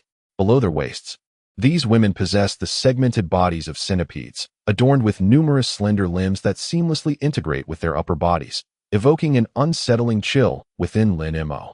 Nevertheless, these foreign women appear well-trained, swiftly arranging themselves in formation. Among them, one woman of apparent stature steps forward, casting a glance towards the earthen wall before breaking into a smile. As she opens her mouth, revealing a set of sharp fangs and a serpent-like tongue, her previously delicate visage transforms into a grotesque and fearsome countenance. This stark contrast could easily induce fainting among the timid witnessing this scene for the first time. Though Lin Mo does not succumb to such weakness, he too is startled, his eye twitching involuntarily as the others absorb the shocking sight. The young girl's expression darkened ominously, while the other fire-wielding serpent kin remained silent, their eyes betraying a palpable fear. What of the Euro clan? They are merely remnants of a bygone era. In the past, our Wa clan succeeded in eradicating them completely. We can achieve the same now. The other two clans faced annihilation precisely because they launched a surprise attack against us. Now that we are prepared, why should our clan fear these pitiful survivors? The woman scoffed, waving her sleeve. Suddenly, a crimson light flashed, and the flames surrounding the crystal sphere extinguished, causing the entire formation to cease its operation, erasing all images without a trace. The other serpent kin, clad in white robes, perked up at her words, bowing in unison to acknowledge her command. Their panic visibly diminished, replaced by an unusual vigor. Lin Mo observed this scene with a slight change in his expression, a subtle yet profound smile gracing his lips. Moments ago, the woman had seemingly emitted a soft hum, utilizing a form of spiritual energy secret technique. Although this technique was exceedingly covert, it was easily discernible to him, who practiced the Grand Yin method. Otherwise, how could these lesser priests have been so readily stirred to combat? Now that we are aware of our enemy's situation, matters become simpler. You shall divide into 4 teams, each tasked with overseeing and engaging at one of the city gates. Should you encounter any priests of the Euro clan, be sure to intercept them. If anyone dares to retreat at this juncture, they shall be punished according to clan laws. The woman rose, commanding with a chilling authority. The serpent kin stood at attention, bowing in compliance, and subsequently divided into 4 teams as previously arranged, exiting the grand hall. In the blink of an eye, only the woman, the girl, Lin Mo, and 4 other serpent kin remained within the chamber. These 4 serpent kin, not youthful in age, had all reached the initial stage of the core formation, ranking just below the woman within the clan. Lin Mo cast a fleeting glance at the 4 serpent kin before indifferently withdrawing his gaze. The woman exhaled deeply, turning to Lin Mo, as if she wished to convey something to him. Yet, at that moment, thunderous drumbeats erupted from all directions, followed by a relentless series of explosions, causing the ground to tremble once more. The siege had commenced. The woman's expression shifted slightly, a bitter smile escaping her lips. "What is it? Are you not planning to join the fray, friend of fire?" Lin Mo inquired, a peculiar expression on his face. "There is no need to go out at all. If I am not mistaken, the higher-ups of the Euro clan will seek us out here," the woman replied, shaking her head. "Ah, I see," Lin Mo responded, slightly taken aback. "Our Wa clan and the Euro clan are sworn enemies. We are well-versed in their habits. Even though we have activated all defenses, it is likely we cannot thwart the true masters among their ranks. They excel in concealment and infiltration techniques. In battle, they will first eliminate the opponent's strongest cultivator before effortlessly dispatching the lower-tier enemies," the woman explained with some reluctance. "I understand now," Lin Mo mused, stroking his chin with a contemplative expression. However, after a moment, he chuckled softly, uttering a statement that caused the woman and the others to change countenance dramatically. "Thus, it appears that the friend lurking nearby is not a helper arranged by the Fire Dao companions in advance. How about I summon him forth?" "What? They have already arrived?" the woman exclaimed in shock. Yet, no sooner had her words left her lips than Lin Mo suddenly reached out towards a nearby wooden pillar and grasped at the air. Instantly, a resplendent hand materialized from thin air, lunging fiercely at the pillar. With a soft thud, before the hand could grasp the pillar, a streak of black light shot forth from it, darting swiftly over 20 zhang. In the blink of an eye, the black light transformed into a member of the Euro tribe. The Fire Yang clan members, upon sighting this Euro individual, were engulfed in terror, immediately adopting defensive stances. The woman deftly turned her hand, revealing a crimson short staff that appeared to be crafted from stone. The other 4 serpentine figures in white robes also waved their hands, each summoning a gleaming silver long knife, its cold light shimmering like writhing silver serpents. The young girl, in a vague motion, conjured a large yellow bow and a white bone arrow into her grasp. The Euro individual, compelled forth by Lin Mo, bore a pale purple complexion, yet his eyes gleamed with silver light, rendering his visage somewhat eerie. He stared impassively at Lin Mo, disregarding the reactions of the woman and others, and coldly remarked, "Your aura is amiss. You are not of the Wa clan. Which tribe do you truly belong to that you can see through my concealment technique? Is it the Bai Mu clan or the Qianhuan clan?" This Euro individual evidently mistook Lin Mo for one of the 2 foreign entities renowned on the Thunderous Continent for their spiritual eyesight. Lin Mo offered a slight smile, refraining from a response, instead glancing towards a shadow in the corner of the grand hall, then pointed with a single hand. With a soft thud, a small azure sword shot forth like lightning, instantly reaching the shadow and shattering a strand of black light, while a figure gradually emerged from the shadows. A flicker of blue light flashed in Lin Mo's eyes. The azure glow of the small sword surged forth, completely obliterating the black light, before turning to strike at the newly manifested shadow. The speed was astonishing, more than doubling that of before. The shadow, startled by the azure light, was no ordinary foe. It swiftly transformed into a black thread and retreated. However, the small sword was undeterred, morphing into a pursuing azure thread. The black thread initially intended to halt, but upon seeing the azure thread flash, it immediately surged forth once more. In an instant, a hissing sound of rupturing air filled the atmosphere. The azure light thread and the black light thread, one preceding the other, danced in and out of visibility as they chased above the grand hall. In one moment, the two threads were at one end of the hall, and in the next, they inexplicably appeared at the opposite corner. Chapter 540. The swiftness of both entities rendered the onlookers in the grand hall utterly astounded.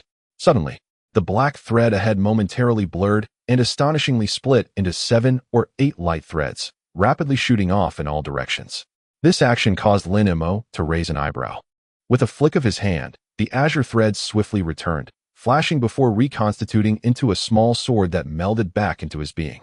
Throughout, Lin Mo maintained an air of composure, as if the entire affair required no effort at all. The scattered black threads above the grand hall reconvened, coalescing back into a singular form. Then, with a flash of dark light, a Euro individual with pale golden eyes emerged. The woman glared at Lin Mo, her face a mask of fury. Upon seeing the golden eyes, her body trembled slightly. The golden and silver pupils were indeed characteristics of the Euro royal lineage. The other high priests of the two clans must have also fallen victim to your hands, she remarked, her expression filled with disbelief as she regarded the newly arrived Euro. Humph, you possess quite the discerning eye. Yet, since we have taken matters into our own hands, the fate of your clan is already sealed, the golden-eyed Euro coldly declared. At that moment, the previously appeared Euro flickered and vanished, only to reappear beside the golden-eyed Euro, standing in unison. Lin Mo narrowed his eyes as he observed the two Euros, a peculiar aura enveloping them, rendering him unable to discern their true cultivation depth. It seemed they possessed some extraordinary treasures for protection, though their exact nature eluded him. Lost in thought, Lin Mo refrained from making an immediate move. A flicker of concern crossed the woman's eyes, and before she could speak, the young girl beside her suddenly drew a large yellow bow, releasing the bone arrow with a swift motion. With a whoosh, a yellow and white arrow shot forth, swiftly followed by a flurry of yellow arrows flooding the air, enveloping the two Euros entirely. The girl realized that since combat was unavoidable, there was no need for further dialogue. She would strike directly. Witnessing this scene, the woman was taken aback, but gritting her teeth, she swung the red short staff in her hand, transforming it into a scarlet fire serpent that surged toward the Euros. The other 4 white-robed serpents exchanged glances, brandishing their silver blades, glimmering fiercely as they charged toward the Euros with great momentum. In an instant, the people of the Fire Sun clan united in their assault, various auras intertwining as if to utterly annihilate the two Euros. However, amidst the relentless barrage, the two women suddenly raised a hand, and a dark radiance erupted. The dark light morphed into 2 swirling black halos that spun rapidly before them, a deafening roar resonating through the air. As the myriad of attacks converged upon them, a multitude of colorful bursts exploded near the halos, creating an astonishing spectacle. It seemed as though the next moment would see the black halos torn asunder. Yet, at this critical juncture, profound golden and silver light surged forth from within the black halos. The halos then rapidly expanded and fused into one, a vast black light materializing out of thin air, its center shimmering with interwoven golden and silver brilliance, absorbing the countless arrows and the silver blades of the 4 serpent priests. Even the fire serpent conjured by the woman vanished without a trace. The once formidable assault now seemed feeble and powerless. Only the 2 figures standing motionless beneath the black light, their gazes icy and unyielding, remained. The swirling sinister light had evidently reached an extraordinary level of cultivation. The members of the Fire Sun clan who witnessed this scene felt a weight settle in their hearts, their attacks abruptly halting, while the woman murmured to herself, her expression laden with bitterness. In stark contrast, the Euro with the golden and silver pupils moved with alacrity, gathering their hands and pointing a finger towards the woman and the girl. Immediately, the black halo shattered, and 2 slender golden and silver threads shot forth like lightning. Quickly evade, do not confront directly. The woman was taken aback, hastily calling out to Baizhuer, while a flash of white light enveloped her, transforming into a radiant beam that swiftly evaded the danger. The young girl felt a tightening in her heart, with her cultivation merely at the golden core stage. It was too late for her to escape. The strands of gold and silver arrived before her in the blink of an eye. In desperation, she swiftly moved her hands, summoning a bone arrow that appeared on her yellow bow. With a powerful tug and a quick release, the arrow soared, its piercing sound slicing through the air, bursting forth in a yellow-white spiritual glow. The bone arrow transformed into a beam of light, colliding with the strands of gold and silver. Although their diameters were vastly different, the point of contact was utterly silent. Then, the light beam rebounded. Despite the girl's quick reflexes, the close-range attack was unavoidable. With a startled cry, she braced the bow defensively before her. Aware of the tremendous power behind the previous strike, she understood the peril she faced. With no means of defense, she could only close her eyes and await her fate. However, in that critical moment, a hand gently grasped her collar and tugged her away, causing her to vanish in a flash of azure light. A loud crash resounded. Upon opening her eyes, she was astonished to find herself relocated several dozen feet away, while the light beam had pierced through to the great hall's wall. Subsequently, the beam collided with a barrier of colorful light, erupting into a dazzling brilliance before vanishing without a trace. Yet, the strands of gold and silver, instead of striking the wall as anticipated, suddenly changed direction and shot back towards the girl. "Ah!" she exclaimed. However, before she could react, she felt the collar of her garment tighten around her neck, and the surroundings blurred instantaneously as she was transported once more. Realizing the gravity of her situation, she quickly turned her head. Behind her stood a figure, one hand casually resting behind him while the other firmly held her collar, his expression indifferent. It was Lin Mo. In the distance, another strand of gold and silver missed its target, quickly coming back with the apparent intent to kill the girl. In another corner of the hall, yet another strand pursued the woman, attempting to trap her in peril. Nevertheless, the woman possessed cultivation at the nascent soul stage, and with all her might, coupled with the interference of the four white-robed serpent beings beside Lin Mo wielding silver blades, she managed to maintain a precarious defense. The ability to repel attacks was indeed intriguing, Lin Mo mused softly as he waved his sleeve, conjuring a veil of gray light before Baijuer. However, as the strands of gold and silver penetrated the veil, they hesitated momentarily before effortlessly passing through, seemingly unperturbed by the primal magnetic divine light. Baijuer's complexion paled once more. But then, with a resounding bang, a layer of five-colored flames appeared behind the gray light, consuming the strands of gold and silver. Although these strands were known for their incredible speed, upon entering the flames, they seemed to be ensnared, slowing down immensely. Lin Mo displayed a hint of a smile, but in the next moment, his expression froze. The strands of gold and silver suddenly emitted a fierce, radiant glow, regaining their agility and easily breaking free from the five-colored flames, racing towards the girl. This unexpected turn of events sent a chill through Baijuer, as if calamity was imminent. Yet, what followed was even more astonishing. The strands of gold and silver shimmered without warning, then mysteriously vanished before the young maiden. In the next instant, the space behind Lin Mo rippled, and the golden and silver threads shot forth once more, aimed directly at the maiden's face. The transformation occurred with the swiftness of lightning. A flicker of surprise crossed Lin Mo's visage, yet his stance remained unwavering. Only a glint of cold light flashed in his eyes as he uttered a soft command. With a resounding bang, a sphere of silver flame erupted, colliding with the golden and silver strands. Astonishingly, the strands were enveloped by the silver flame, as if they had encountered their nemesis, shrinking instantaneously to the size of an egg. The silver fireball flared and morphed, ultimately taking the shape of a small silver bird. The golden and silver orb rapidly dissolved within the silver bird's form, vanishing in an instant. The silver firebird spread its wings and emitted a triumphant chirp before vanishing eerily from sight. Simultaneously, on the opposite side of the grand hall, the golden and silver threads pursued the woman, only to be suddenly engulfed by a burst of silver light, followed by the explosion of the silver firebird, leaving no trace behind. At that moment, Lin Mo's gaze shifted, a smile that was neither a smile nor a frown directed at the two individuals shrouded in darkness. What had appeared to be a complex skirmish transpired in reality within just a few breaths. The women displayed expressions of fortunate survival, finally grasping why the high-ranking members of the other two clans had been so effortlessly annihilated. It was clear that even if the high priests of those clans surpassed the woman in cultivation, they could not withstand a single strike from the malevolent spiritual vortex light. Lin Mo's unexpected ability to counter this sinister light filled their hearts with joy and relief. Clearly, the presence of the two Euro clan members was not something they could confront alone. Their only hope rested with the temporarily summoned Lin Shengxing. With this thought, the woman unhesitatingly cautioned, "Senior Lin, be wary. The spiritual vortex light not only rebounds attacks, but also disregards most supernatural restrictions, and it is exceptionally venomous. Once struck, the toxin swiftly infiltrates the body, rendering it impossible to expel. Many great powers of our clan perished under this malevolent light in the past." The woman expressed her genuine concern, hoping to ease Lin Mo's worries. "A peculiar poison?" Lin Mo furrowed his brow slightly, taken aback. However, since his devouring spirit flame could consume this so-called spiritual vortex light, it would undoubtedly neutralize its toxicity as well. He said nothing further, merely nodding to indicate his understanding.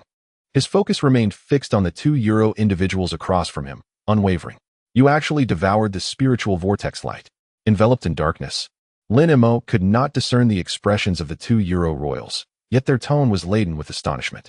"Heh, your ability is quite intriguing.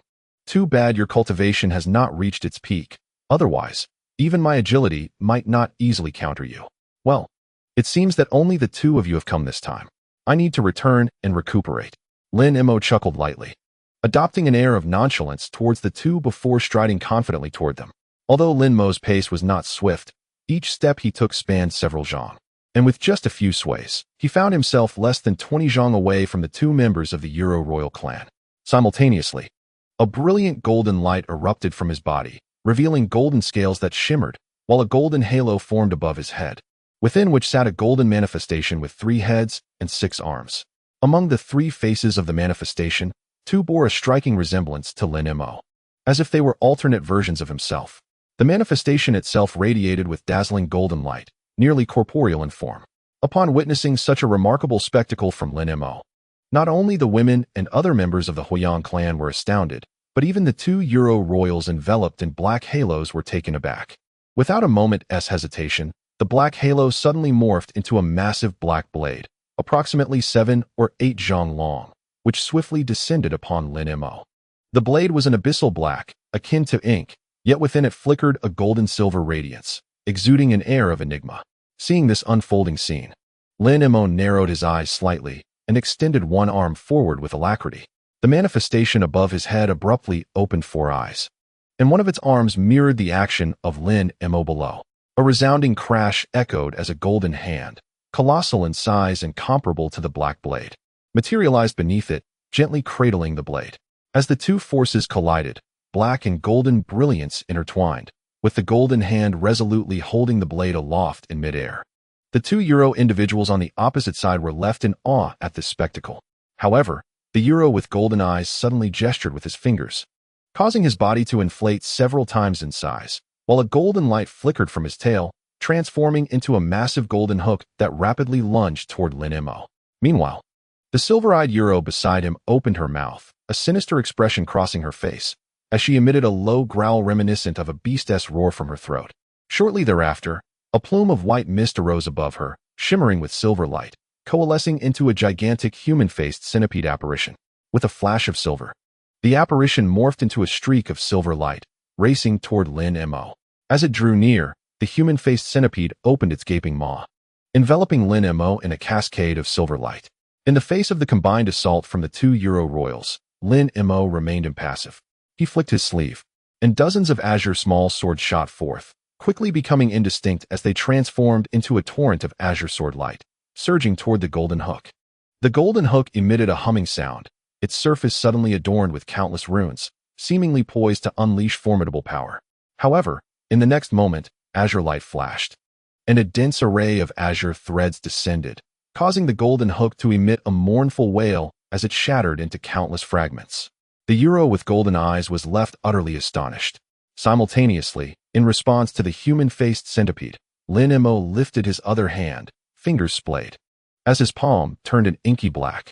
With a gentle motion of his fingers, a gray light curtain materialized before him, intercepting all the silver light emitted by the centipede. Subsequently, with a flick of his palm, a shadowy small mountain mysteriously emerged, surging toward the human-faced centipede with a casual gesture. An astonishing scene unfolded. In the instant Lin Mo's palm flipped, the small mountain vanished.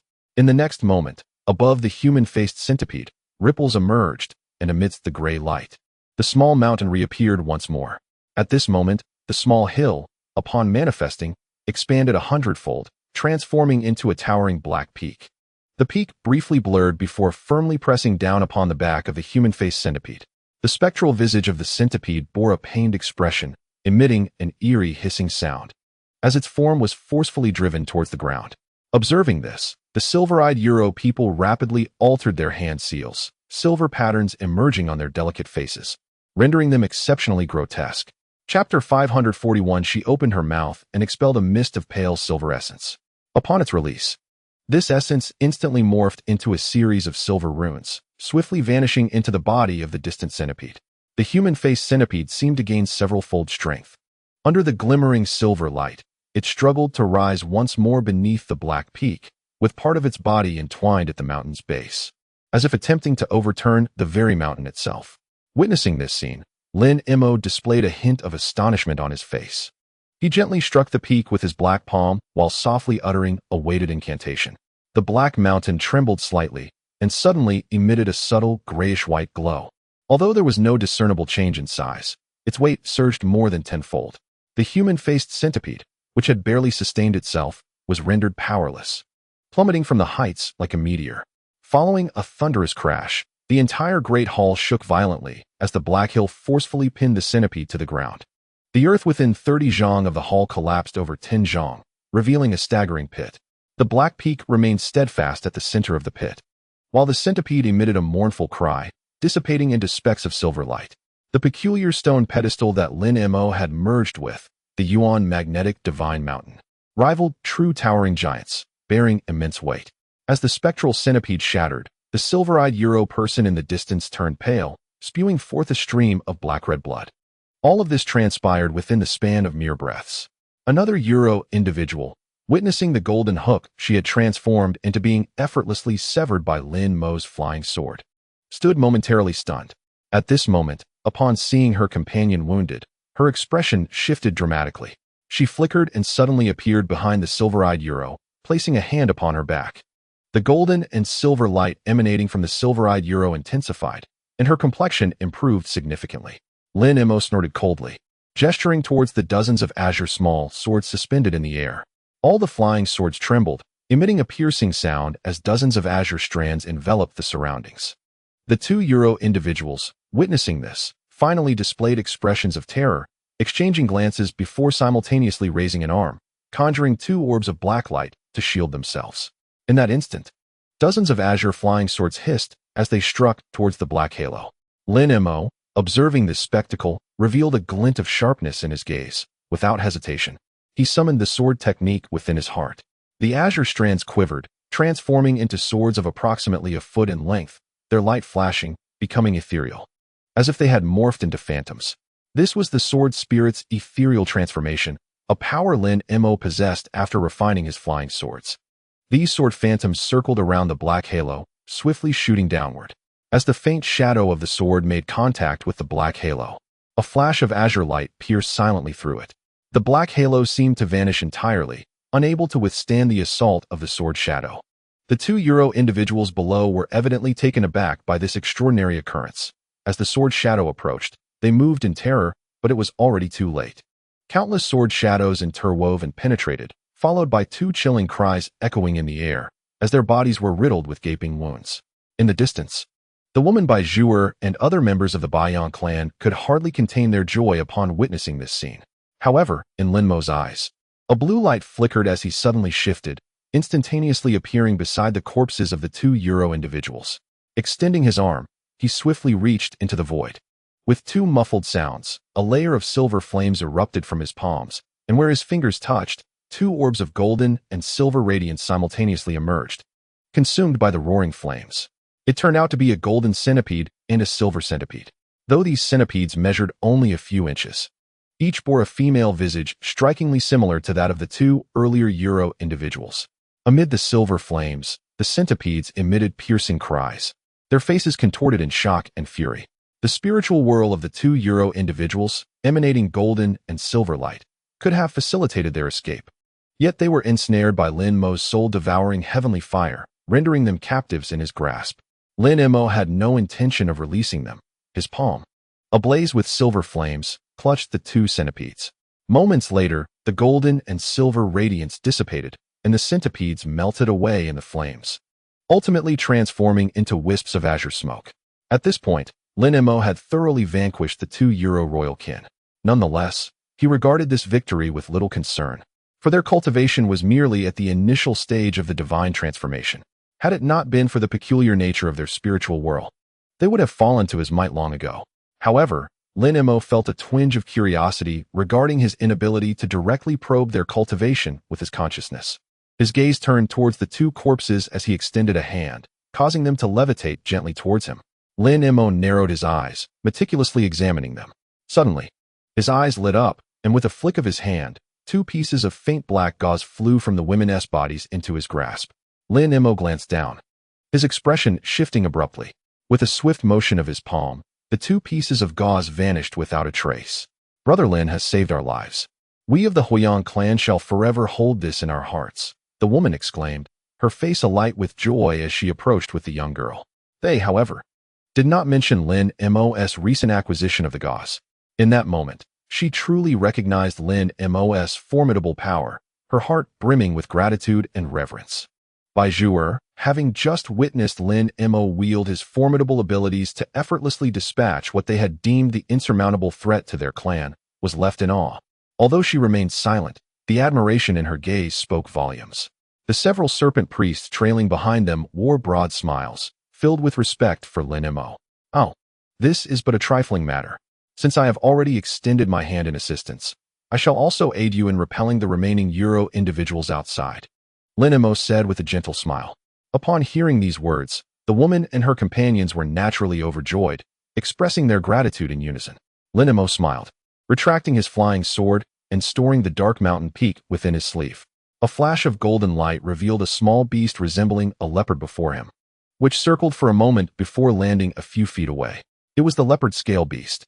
The woman and the other serpent priestesses were momentarily taken aback upon sighting the creature, but after scanning it with their spiritual senses, they gasped in astonishment. The beast emanated an extraordinarily powerful aura that sent chills down the spines of even the most seasoned among them. Go, eliminate those Euro people, Lin Mo instructed calmly. The leopard scale beast obeyed, a fierce glint flashing in its eyes. In an instant, it transformed into multiple phantoms, dashing toward the palace entrance. The beast's shadow flickered, reaching several dozen yards away before vanishing at the doorway, its speed leaving onlookers dumbfounded. The woman's expression shifted several times as she struggled to maintain her composure, her inner shock palpable. However, she quickly recollected herself, retrieving a token from her person. With swift gestures and incantations, the token shimmered with spiritual light, dispelling the multicolored radiance enveloping the grand hall. Now that the matter is resolved, I shall not linger here any longer. I will return to recuperate. This spiritual beast poses no concern. It will find its way back to me afterward, Lin Mo stated with tranquility. Without waiting for further expressions of gratitude from the woman and the Fire Sun clan, he shimmered with azure light and transformed into a green comet, vanishing beyond the threshold, leaving the group of serpent people in silent contemplation. High Priest, had you not retained Mr. Lin, we might have faced utter devastation, one white-robed serpent man sighed, reflecting on the gravity of their situation. Indeed, we once questioned the High Priest's decision to so readily bestow the Sunfire Divine pill to an outsider. In hindsight, your foresight is commendable, another white-robed priest concurred, nodding emphatically. Hearing their praises, the woman offered a wry smile. You flatter me. My actions were merely a matter of necessity. It is fortunate for our clan that Mr. Lin's abilities exceed my expectations. Zhu'er, how do you think Mr. Lin compares to your master? She turned to ask, her expression grave. Upon hearing her mother's inquiry, Bai Zhu'er furrowed her brow, hesitating before responding. My master is a fifth-tier being of the upper clan. Yet even if he were present, it would not be so simple to deal with those two Euro royals. The woman understood the implication behind her daughter's vague response and nodded, concealing any unusual expression. The nearby white-robed priests exchanged bewildered glances, with one murmuring, could it be that Mr. Lin is a high-tier existence of the upper clan?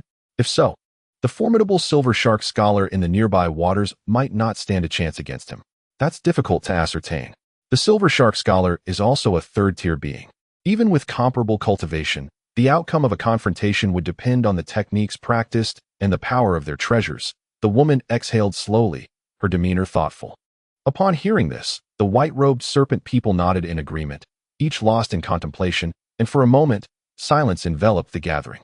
At last, a person hesitated momentarily before inquiring. How long does Mr. Lin intend to stay on Firecloud Island? Is there any plan for long-term residence? This remained uncertain. However, I surmise he will not depart immediately. Yet neither will he linger for an extended period. Given his prowess, our modest clan cannot retain him.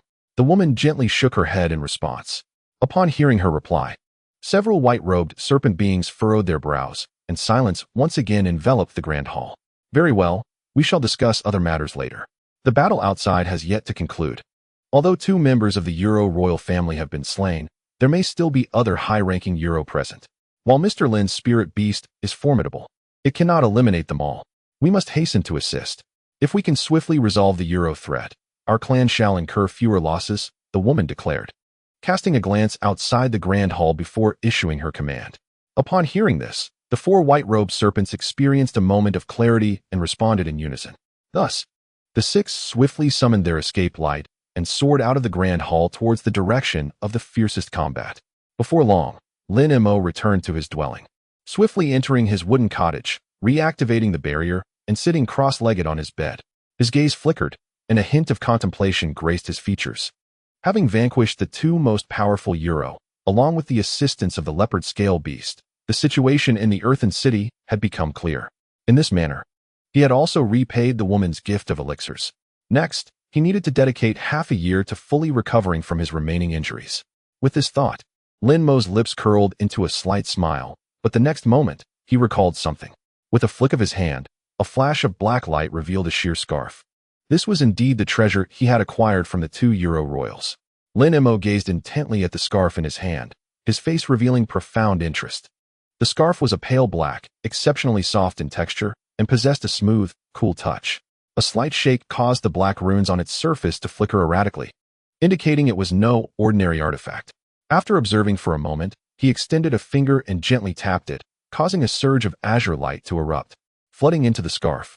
Subsequently, with a flick of his wrist, the scarf floated upward, transforming into a semi-transparent object. Lin Mo's eyes brightened as he unleashed a stream of azure light with one hand, executing a spell that was swiftly absorbed by the scarf. He then gave it a gentle wave, and the scarf descended, perfectly concealing his figure. An astonishing scene unfolded. The moment the scarf enveloped him, his previously distinct silhouette became blurred, and after a few faint flickers, he vanished without a trace. A satisfied smile spread across Lin Mo's face. Indeed, unless one utilizes the spirit vision technique to its utmost, it is impossible to penetrate the invisibility effect of this scarf. It seems that the 2 Euro had employed this treasure to infiltrate the Grand Hall. Contemplating this, Lin Mo released a wisp of divine consciousness, attempting to pierce through the scarf. However, upon contact with the black veil, his consciousness felt ensnared in a fog, rendering it incapable of penetrating the dark fabric. It appeared that he could not see through the extraordinary artifact wielded by the 2 Euro royals either.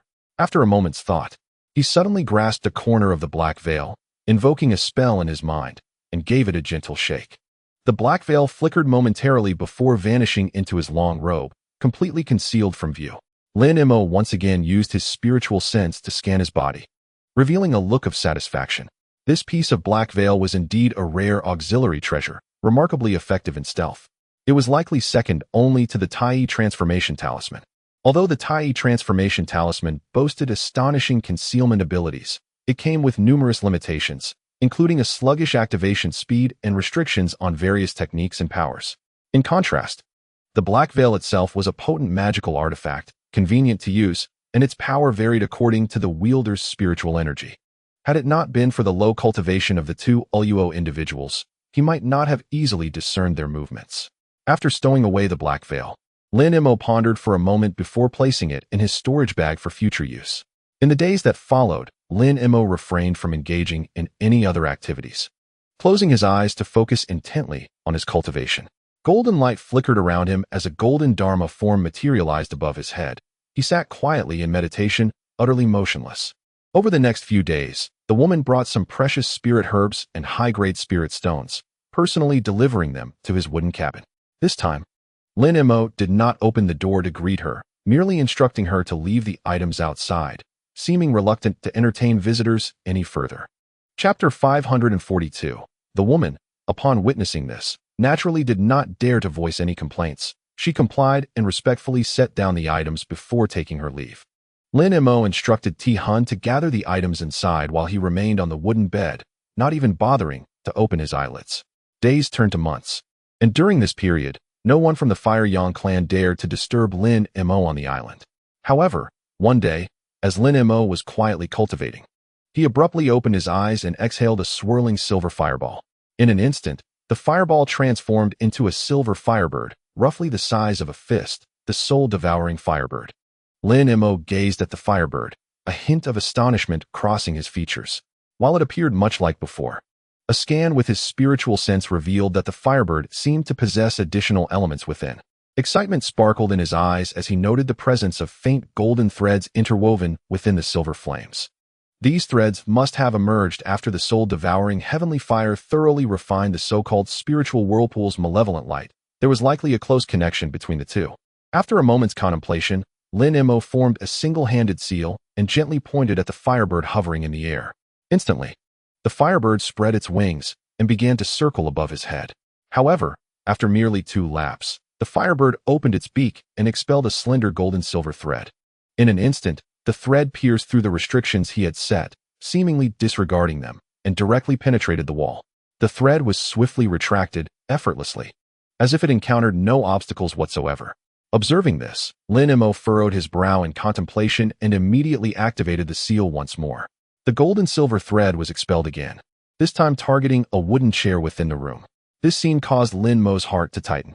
Silken threads glided across the wooden chair, which ought to have emitted a gentle aroma of wood, but in an instant, it transformed from green to black, subsequently dissipating into a wisp of azure smoke. The toxicity of these golden and silver threads was truly extraordinary. Lin Mo exhaled deeply, and with a single hand, he formed a seal. A silver firebird spiraled gracefully before plunging into his body, vanishing without a trace. He closed his eyes, seemingly embarking on a journey of meditation. However, the next moment, he abruptly opened his eyes, his brows slightly furrowed. Just as an unusual expression crossed his face, a voice resonated from outside. Junior Qing, Xiao has come to pay her respects to Mr. Lin. I hope you can open the door for a brief meeting. It was the voice of an unfamiliar woman, slightly husky yet imbued with an irresistible charm. Qing Xiao? Lin Mo felt a flicker of confusion.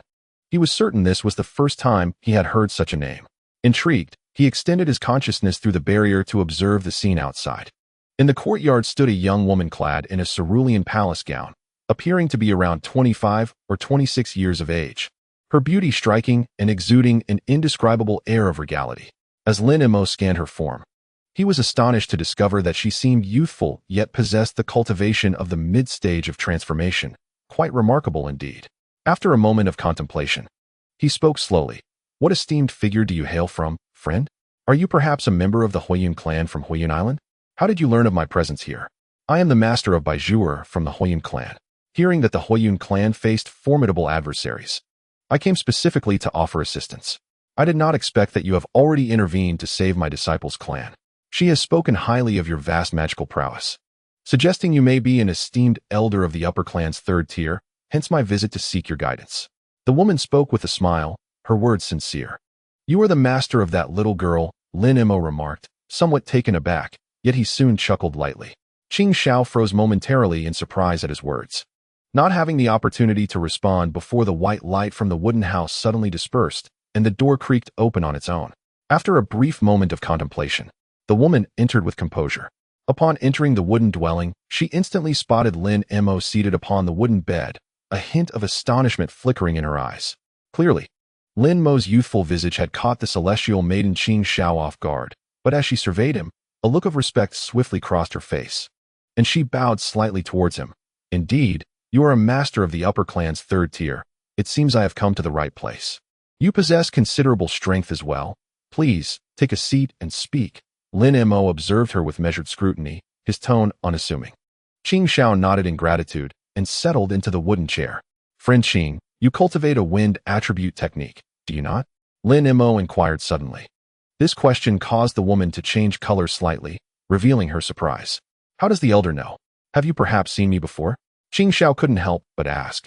Not quite, but your movements are agile, and the aura of the treasures you emanate is predominantly related to the wind attribute, which prompted my inquiry, Lin Mo replied nonchalantly.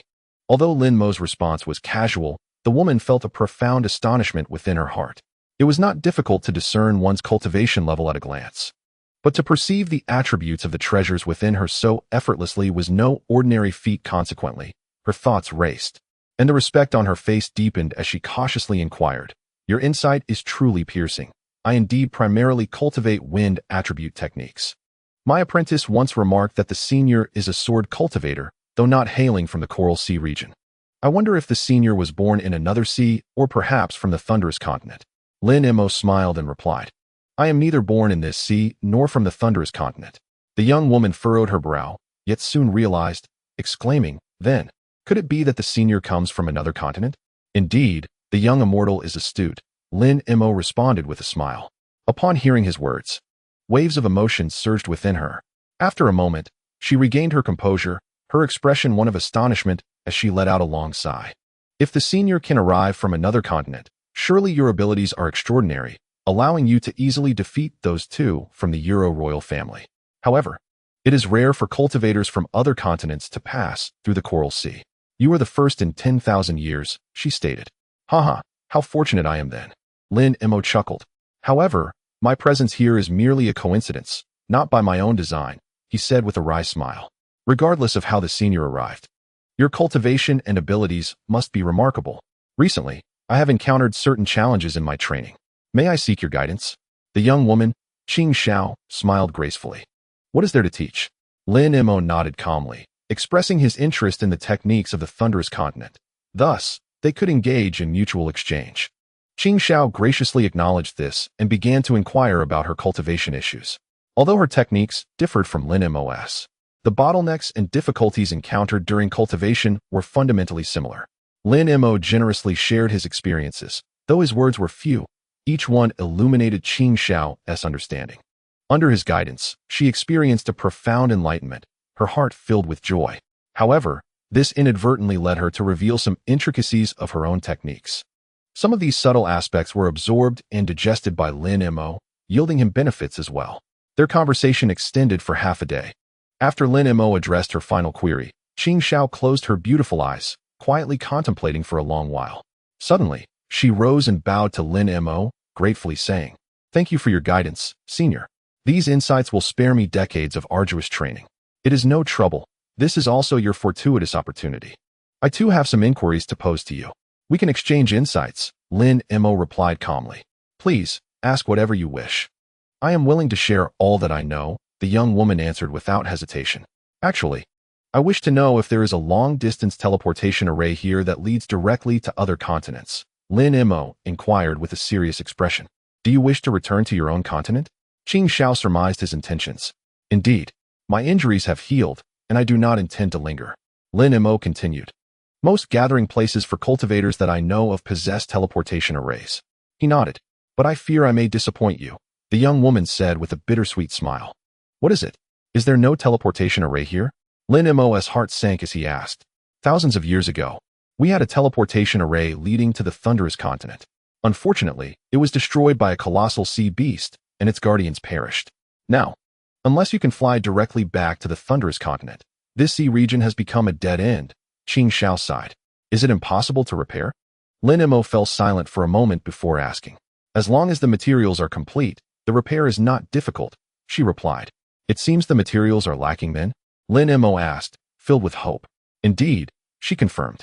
The core of the teleportation array requires the exceedingly rare void cloud crystal, which can only be found on the Thunderous Continent, the woman explained. Void cloud crystal? Lin Mo furrowed his brow upon hearing this. As it was the first time he had encountered such a material, it was hardly surprising, considering that the materials needed for teleportation arrays varied across different continents. Noticing Lin Mo's troubled expression, Qing Xiao suddenly uttered a statement that left him momentarily stunned, followed by a surge of joy. How could it be? That piece of void cloud crystal was actually swallowed by that sea beast, which is still wandering nearby. Lin Mo found it hard to believe. Indeed, That sea beast took advantage of the tides to surge towards the teleportation array and devoured most of it in one gulp. The void cloud crystal was among them. The beast had originally departed from this sea area, but over a century ago, for reasons unknown, it was rediscovered by people in the southern deep sea. Among the numerous tribesmen discovered alongside it, only 2 managed to escape, while the rest perished.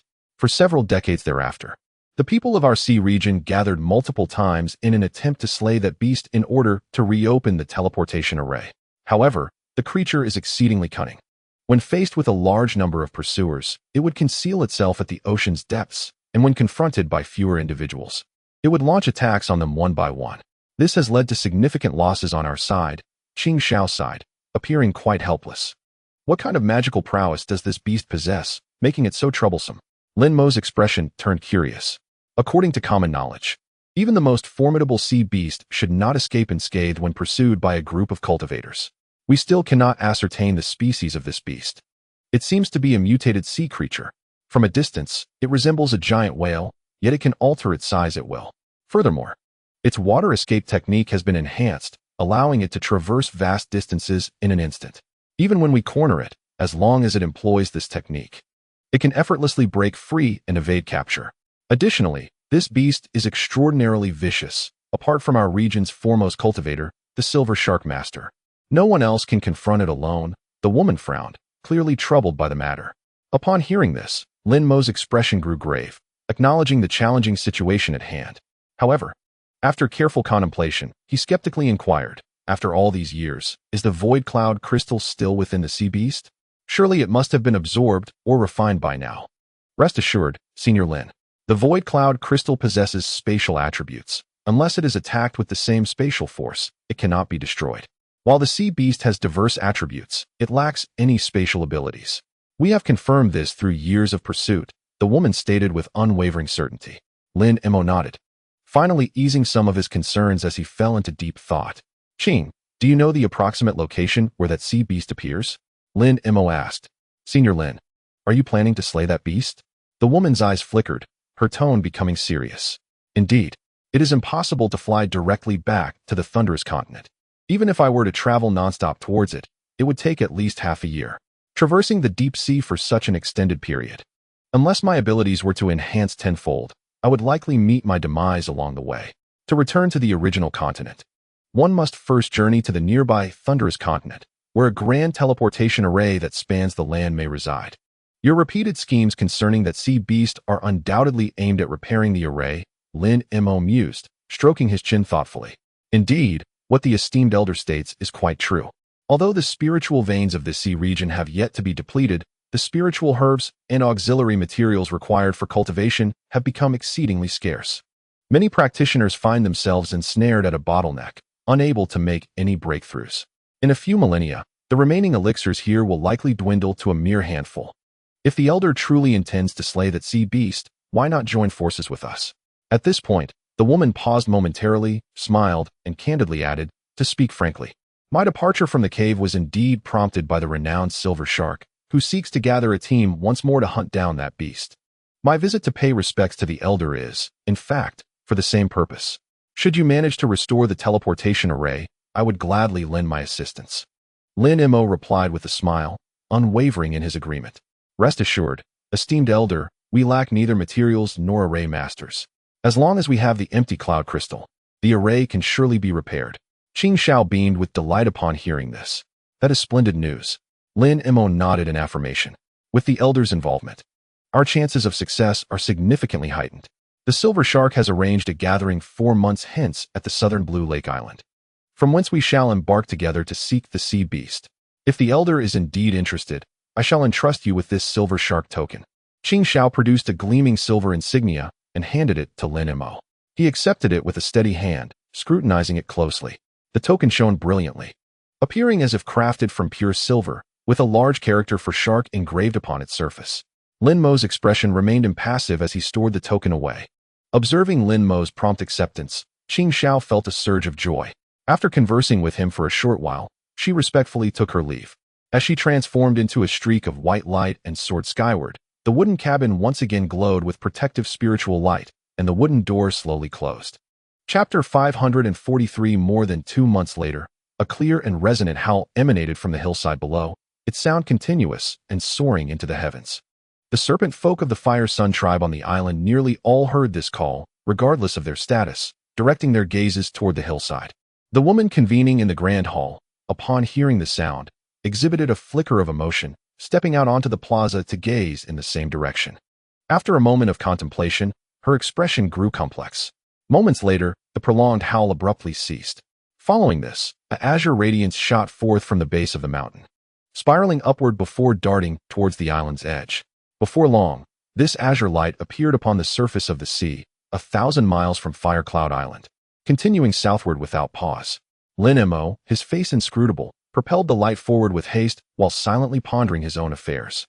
If he could successfully unite with the inhabitants of the sea region to slay the beast, it would be a fortuitous turn of events, paving the way to the thunderous continent, and subsequently allowing for the exploration of alternative methods to return to Feng Yuan continent. Should they fail, he would be compelled to remain in the sea region for the time being, awaiting another opportunity or continuing the pursuit of the sea beast. In summary, given the resources at his disposal and the elixirs he carried, he could sustain his cultivation for a considerable duration. However, it must be noted that he had been away from the human realm for an extensive period, rendering him completely oblivious to the current state of affairs among his kin. During Lin Mo's absence from Tianyuan City, there had been no large-scale confrontations with the allied forces of other races. As for whether Tianyuan City had remained unscathed, further investigation would be required to ascertain the truth. As a member of the human race, despite his brief stay in Tianyuan City, Lin Mo was resolutely unwilling to witness his people fall into utter calamity. Additionally, another compelling reason for his desire to return to humanity was his apprehension that Nangong-wan might ascend to the spirit realm. Although it was speculated that Nangong-wan would require the power of a nexus to ascend, making such an event unlikely in the near term, certainty eluded anyone regarding such matters. Should his beloved wife encounter other fortuitous opportunities, it was not inconceivable for her to advance to the transformation stage and reappear among the humans in a short time. With his current cultivation and divine abilities, he was already sufficiently competent to establish himself within the human community and directly protect Nangong-wan. The mere thought of his wife's exquisite features caused even one who had cultivated to a state of serene tranquility to feel a fluttering of the heart. Yet, after a brief moment, he reined in his emotions and focused intently on his journey ahead. To Lin Mo's surprise, this expedition proved remarkably smooth. Apart from vanquishing 2 audacious demonic birds, he encountered no sea beasts. After more than a month, guided by the maritime charts, he finally arrived at an unfamiliar oceanic expanse. Now, as he soared swiftly, he employed his spiritual sense to scan the sea's surface. According to the charts, he should have been nearing the fabled Blue Lake Island. However, from a distance, the surrounding waters appeared desolate and devoid of any signs of land. Lin Mo felt a twinge of curiosity, but after traveling several hundred miles, he suddenly sensed an unusual aura and quickened his pace. Shortly thereafter, he entered a peculiar marine region. The temperature abruptly dropped, and snow began to fall heavily upon the ocean as countless white snowflakes danced in the howling cold winds, imparting a bone-chilling sensation. Yet, the seawater did not freeze. Instead, it emitted a warm vapor, seemingly roiling beneath the surface. Amidst this interplay of warmth and cold, the sea mist gradually thickened.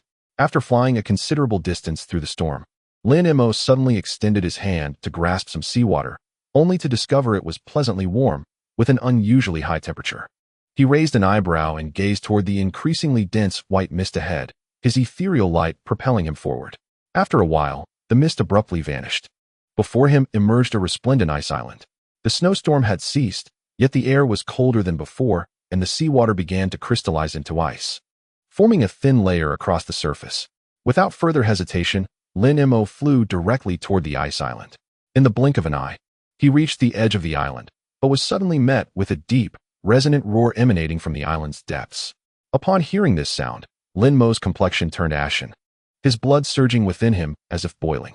His gaze flickered with a mixture of astonishment and trepidation. He immediately formed a series of hand seals, his body shimmering with radiant golden light as he commenced the operation of the true demonic art of the venerable saint. After a brief moment, he harnessed the power of this technique to forcibly suppress the peculiar blood coursing through his veins. However, just before the situation within him could stabilize, an intense, searing heat suddenly enveloped his back. Lin Mo furrowed his brow, swiftly tearing off his robe to reveal his upper body. With a flick of his hand, a burst of golden light emerged, transforming instantly into a resplendent small mirror. This mirror spun gracefully in the air before coming to rest above his head. As its surface shimmered, it clearly reflected the condition of Lin Mo's back. Four remarkably distinct tattoo designs appeared upon his skin: a vibrant phoenix, a cerulean rock, a five-clawed golden dragon, and a multicolored peacock. These four images were formed from the essence of the four true spirits' blood that he had once absorbed into his being. At this moment, they glimmered as if infused with life. Had it not been for the suppression of the true demonic art of the venerable saint, the consolidated blood might have erupted from his body. Lin Mo felt a profound astonishment. He had believed he had completely refined the four types of true spirit blood using the secret art of the 12 transformations of the awakening insect. Yet now, such an uncanny situation had arisen.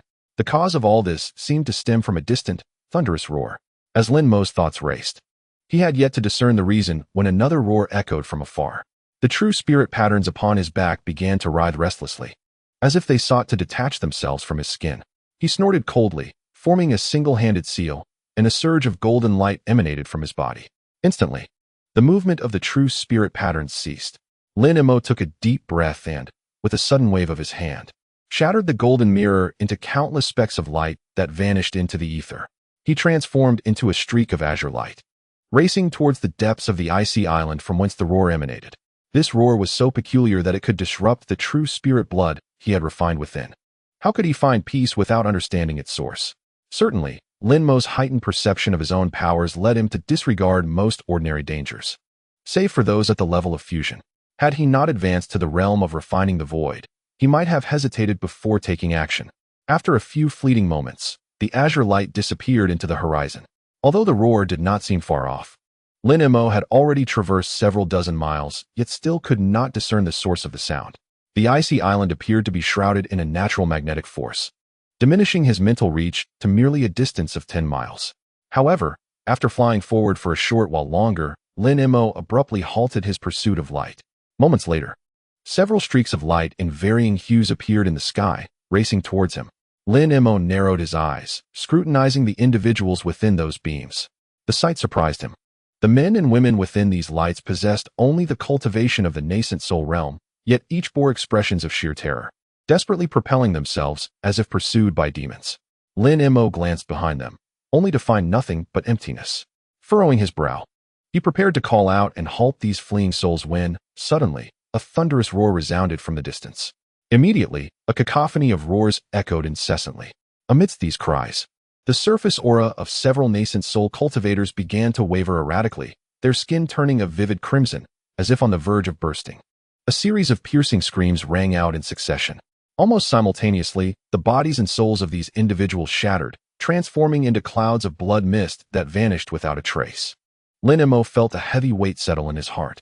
At that moment, distant flashes of spiritual light appeared again, as two streaks of fleeing light raced towards this location. Lin Mo fixed his gaze upon the light, momentarily taken aback. One of the figures clad in palace attire was none other than Qing. The other, a woman in a black dress whose beauty rivaled hers. Both bore expressions of terror.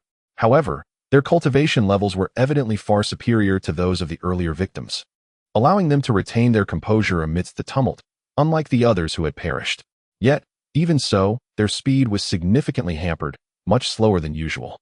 Lin Mo raised an eyebrow slightly, preparing to assist them, but in the next instant, his expression grew grave. A vast, indistinct gray shadow, spanning several hundred meters, emerged from several miles behind the two women, hurtling towards them. The thunderous roar emanating from the gray shadow stirred the four types of true spirit blood within Lin Mo, causing them to stir restlessly. Even a master like Lin Mo felt the impact of the roar, let alone the two women. Moreover, they were closer to the gray shadow and thus suffered a more severe disruption. As the cries intensified, the fleeing light of the two women diminished, as if ensnared in an invisible confinement, unable to break free. In the blink of an eye, the gray shadow closed the distance to the two women. With no other option, they were compelled to turn and launch an attack. One conjured a massive bow, unleashing a torrential downpour of light arrows that rained down upon the gray shadow. The other waved her hand, transforming several beams of white light into serpentine bolts of electricity aimed at the shadow. Despite their combined might, their assaults proved futile near the gray shadow. Just as the attacks drew near, An invisible wave surged forth from the shadow, engulfing the arrows and bolts, causing them to explode without ever nearing their target. Seizing the opportunity, the gray shadow swiftly diminished the space between itself and the two women. Unable to withstand the pressure, they could only cry out for Lin Mo's aid. "Ah, Mr. Lin, save us." Upon seeing Qing Zhao's expression, the other woman hesitated for a moment before hastily glancing back at Lin Mo. His eyes shimmered with a blue luminescence as he scrutinized the distant gray shadow, his face betraying an unusual gravity. Through his spiritual sight, he discerned the true form of the creature concealed within the gray shadow. It was a colossal moth-like monster. When it unfurled its wings, they spanned 100 meters, and both ends of its body bore grotesque heads. The upper head, resembling a lion with a shaggy mane, possessed eyes that shone an eerie green. Meanwhile, the head at the lower end of the moth's body was that of a dark green giant serpent, its eyes tightly shut, yet a black, snake-like tongue flicked out incessantly. What manner of beast is this? I have never heard of such a creature before. Despite the monstrous figure being imposing, its demonic power appeared rather feeble, seemingly akin to that of a late-stage void-refining being.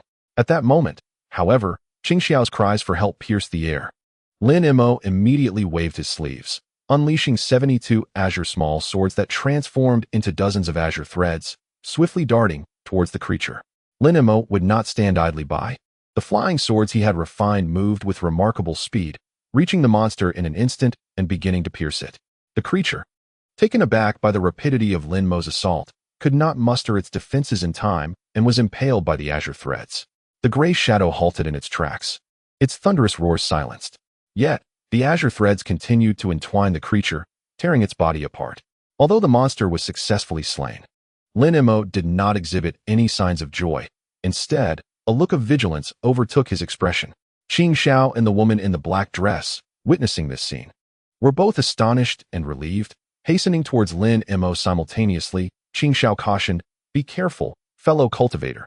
This creature seems to possess an immortal body, impervious to ordinary treasures." Immortal body? Lin Mo was momentarily taken aback. Just then, a sudden transformation occurred in the distant gray shadow. The remains of the previously vanquished monster began to coalesce, and with a flash of gray light, it miraculously restored itself to its former state. Lin Mo's expression darkened as he circulated his sword techniques, and the nearby flying swords underwent a change, poised to strike the monster once more. However, the creature let out a furious roar, flapping its wings, unleashing an invisible wave that ensnared the flying swords. All the swords morphed into mere inches-long azure shards, which then erupted in succession. The invisible wave resembled a mysterious divine ability, rendering the Qing bamboo becloud sword utterly helpless. Qing Xiao and the woman in the black dress turned pale at this sight. At that moment, they had only just distanced themselves slightly from the monstrous moth, but should the thunderous roar resound again, their lives would surely be in jeopardy. Lin Mo observed the dozens of flying swords suddenly shatter into fragments without revealing any signs of shock or anger. Instead, he let out a cold snort, swiftly forming a hand seal and gazing intently into the distance. An astonishing spectacle unfolded. The fragments of flying swords, initially transformed into countless azure lights, suddenly emitted a humming sound. They began to swirl around the giant moth, coalescing in the azure light to reform into sharp, gleaming small swords, as if reverting to their original state. The myriad flying swords flickered with an eerie radiance, and beneath the intertwining azure threads, they once again severed the monstrous moth into countless pieces. This miraculous ability was indeed the sword spirit's transformation technique. Qing Xiao and her companion stood dumbfounded, but they soon regained their composure, hastening their escape towards Lin Mo, eventually pausing beside him. "Thank you, Senior, for your timely rescue, but this creature is exceedingly formidable. We should hasten our retreat." Qing Xiao exhaled a sigh of relief and spoke urgently to Lin Mo. "Feel free to do as you wish, fellow cultivators. I find this creature quite intriguing and wish to see if I can defeat it." Lin Mo replied nonchalantly. "Senior, this beast's origins are unknown, and its strength likely exceeds what we have witnessed. Even the silver shark cultivator fell victim to it. We should withdraw from this place and deliberate on our strategy before confronting this fiend again," the woman in the black dress urged. Chapter 544. Evidently, despite Lin Mo's astonishing prowess, the two women remained skeptical of his ability to vanquish the monstrous moth. "Rest assured, even if I falter, I can safeguard myself," Lin Mo remarked with a faint smile, shaking his head. At that moment, a flicker of gray light appeared in the distance as the creature reassembled its shattered form.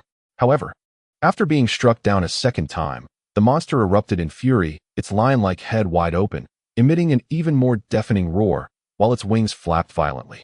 Instantly, the sky resonated with thunderous sounds, and waves of energy rippled outward from the moth's body, spreading wildly in all directions. Numerous flying swords once again shattered amidst the turbulence, subsequently crushed into even smaller fragments. Witnessing this, the moth continued to flap its wings relentlessly. Although the creature did not advance towards Lin Mo due to the interference from the flying swords, a sudden roar caused Qing Xiao and the woman in the black dress to turn from pale to crimson, as if their very blood were about to boil over. Lin Mo merely frowned, undeterred by the amplified power of the true demon art. Yet, upon observing the perilous state of the two women, he swiftly extended his arm, clapping twice in the air. A flash of golden light emanated from his palm, and two golden beams swiftly entered the bodies of the women. Qing Xiao and her companion felt the tumultuous blood within them calm rapidly, and the color in their faces gradually returned to normal. They sighed in relief, realizing Lin Mo had come to their aid, and expressed their gratitude profusely. The beast's roar was peculiar, its power reaching far and wide. "You two should depart first." Lin Mo gestured, stating. He noticed a visible distortion in space within a 1,000-jong radius centered around the moth. Such a vast area flickered in and out of existence, bizarre like a mirage. It was uncertain whether this phenomenon was caused by the moth's roar or the invisible waves from its flapping wings. Initially frightened by the moth's roar, the two women were now further unnerved by the terrifying sight, prompting them to hesitate no longer. After a few more words of persuasion, and seeing Lin Mo's unwavering resolve, they respectfully clasped their hands in farewell and transformed into two streaks of radiant light, soaring into the distance. This time, they flew over 100 miles, and only upon reaching the outer edge of the ice island did the roar gradually diminish. No longer posing a threat, they halted their escape, hovering midair, and gazed back with lingering trepidation. "Sister Qing, is that the Lin gentleman you mentioned last time?" The woman in the black dress asked, unable to contain her curiosity after regaining some composure. "Indeed, that esteemed elder is Lin Mo. While he may not rival the Silver Shark Master, his abilities seem even more formidable." Qing Xiao nodded in response. "Yet, no matter how powerful one may be, it is unlikely they could contend with that monster. After all, even the Silver Shark Master and his spirit beast, the Silver Shark, could only withstand a few exchanges before they both perished. This creature's serpentine head is even more terrifying. It is unwise for Elder Lin to remain there." The woman in black sighed. "This matter is difficult to ascertain." Lin Mo appeared so composed amidst the roar, he must possess some formidable protective measures. His confidence suggests that, even if he cannot defeat the moth, he can escape unscathed. "Let us linger here for a while and observe the outcome. If all else fails, we must rally the formidable warriors from various clans and arrange a grand formation to confront the monstrous entity." Qing Xiao harbored considerable confidence in Lin Mo, envisioning the situation far ahead. To contend with such a fiend, reliance on the formation is paramount. Otherwise, no matter how numerous our ranks, we would be unable to withstand its roar. Fortunately, this creature revealed itself early. Had it appeared a month later, the gathered allies might have faced greater casualties. The young woman offered a wry smile, feeling a sense of relief. "Indeed, this creature is not a sea beast. From whence does it originate?" Qing Xiao gazed towards the direction of the grotesque moth, a flicker of perplexity in her eyes. The woman in the black dress mirrored her confusion, unable to provide an answer. As Lin Mo observed the two women depart, he watched his flying sword being crushed by an unseen force, a cold smile curling at the corners of his mouth. Even though the creature before him was an entity at the late stage of the void refinement realm, its powers appeared extraordinary. Yet, having cultivated the second part of the sacred true demon technique, endowed with several formidable abilities, how could he possibly fear this abomination? Thus, he formed a seal, and a brilliant golden light radiated from him, a golden halo materializing above his head. Within the halo, a three-headed, six-armed Dharma manifestation gradually emerged, its eyes wide with fury as each of its 6 hands formed seals. With a low shout, the golden manifestation directed its 6 arms towards the distant giant moth. With several muffled thuds, 6 golden beams shot forth from its palms, flashing away towards the indistinct, distorted gray shadow, seemingly aimed at striking the gigantic moth. However, a peculiar scene unfolded. The giant moth's form flickered, and the 6 beams of golden light altered their course, curiously circumventing the moth and striking the void, dissipating into nothingness. Lin Mo was momentarily taken aback, but soon a jet-black hand emerged from his sleeve, gently slapping towards the giant moth. Instantly, a gray radiance erupted from his fingertips, coalescing into a curtain of gray light that surged towards the opposite side. The vast and mighty magnetic divine light spread continuously, obscuring much of the sky. The giant moth's eyes shimmered with a green glow, its wings generating waves that redirected towards the gray light. Upon contact, a thunderous roar erupted, the sky flickering ominously. Caught in a deadlock, Lin Mo's expression darkened as he slightly curved his black hand. A shadow flickered in the air, and a small black mountain appeared, rapidly swelling to a colossal size of over 1,000 feet. This was the magnetic divine mountain. The giant moth, astonished, let out a tremendous roar, and an invisible wave coalesced into a translucent beam that surged towards the mountain's base. The beam struck the base, erupting in blinding white light before vanishing, leaving the mountain unscathed. The giant moth was taken aback, struggling to believe its own eyes. Lin Mo formed a seal, pressing the mountain down. The invisible wave dissipated. But the moth suddenly transformed, its head morphing into that of a serpent, its eyes gleaming with an eerie light, its body enveloped in the gray powder. Lin Mo's expression shifted dramatically as the black mountain descended with great force. Boom! A resounding crash reverberated across the land. The shadow of the mountain halted abruptly in the powder, as if encountering some formidable resistance, lingering midair. Lin Mo's face bore an expression of surprise. He understood the weight of the magnetic divine mountain better than anyone. Before his ascension in the void refinement realm, he could not even budge it, even now. Only through the enhancement of the sacred true demon technique could he barely endure the weight of this mountain. Yet, the peculiar moth before him was capable of such feats. Lin Mo was astounded, and without a moment's hesitation, he invoked his spell. A golden avatar materialized above his head, 6 arms swirled with exquisite grace, radiating golden light that transformed into torrents of flame. However, within mere moments, the flames dissipated into a whirlwind of golden gusts, raging toward the opposite side. The gray luminescent dust had yet to be scattered when a series of razor-like wind blades howled toward it, piercing through the dust with a dull thud. All the wind blades struck an object, yet no further sounds emerged, as if the strange moth within remained unscathed. Lin Mo narrowed his eyes and cast his spell once more. The golden tempest roared past, dispersing the gray dust and revealing the concealed scene. Suddenly, Lin Mo's expression shifted dramatically. Once the dust settled, the moth had undergone a tremendous transformation. Its formerly corpulent body was now adorned with dark green scales, palm-sized, with a steel-like serpent tail sprouting from beneath. Simultaneously, 2 monstrous arms, each the size of a vat, emerged on either side, similarly cloaked in green scales, resiliently supporting the weight of the Yuan magnetic divine mountain. Lin Mo could not help but raise an eyebrow. This creature had morphed into something so bizarre, yet exuded such immense power. It appeared to exert its strength effortlessly, even surpassing his own. Nevertheless, a glint of cold light flickered in Lin Mo's eyes as the shattered remnants of flying swords around him suddenly gleamed with azure light, transforming once more into azure threads that surged toward the moth. Lin Mo sensed, albeit vaguely, that the moth had lost its immortality. Without hesitation, he summoned his flying swords back, preparing for another assault on the creature. The moth suddenly emitted a piercing shriek, its surface scales forming a translucent shield, densely arranged in a hexagonal pattern, as clear as crystal, completely concealing its form. The azure threads struck against the shield but were repelled by a brilliant white radiance, failing to inflict any harm. Witnessing this, Lin Mo's countenance darkened. Just as he was about to cast another spell, the moth swung its arms, unleashing a deafening roar, forcefully hurling a towering black peak into the air. Concurrently, the dense crystalline light shield shattered with a crisp sound, transforming into blinding white radiance that instantly coalesced into a massive white orb of light. The brilliance was so intense that even Lin Mo could not help but shut his eyes, silently warning himself. Yet in the next moment, he opened his eyes, his gaze shining with bright blue light. The white light was overwhelmingly blinding, causing Lin Mo's eyes to ache painfully, even under the scrutiny of his spiritual vision. Yet in that fleeting moment, he clearly beheld the scene within the white veil. His lips twitched slightly. At the center of the white light, there was nothing, no trace of the moth. In the instant he had closed his eyes, the creature had vanished without a trace. Lin Mo, seasoned in battle, would not allow his opponent any opportunity. Almost simultaneously with the realization of the moth's disappearance, he summoned 5 white jade skulls that circled around him, emitting 5 colored flames that enveloped an area spanning over 100 feet. However, from a distance of several dozen feet, an eerie cry echoed, and a shadow, 7 to 8 feet tall, materialized within the 5-colored flames.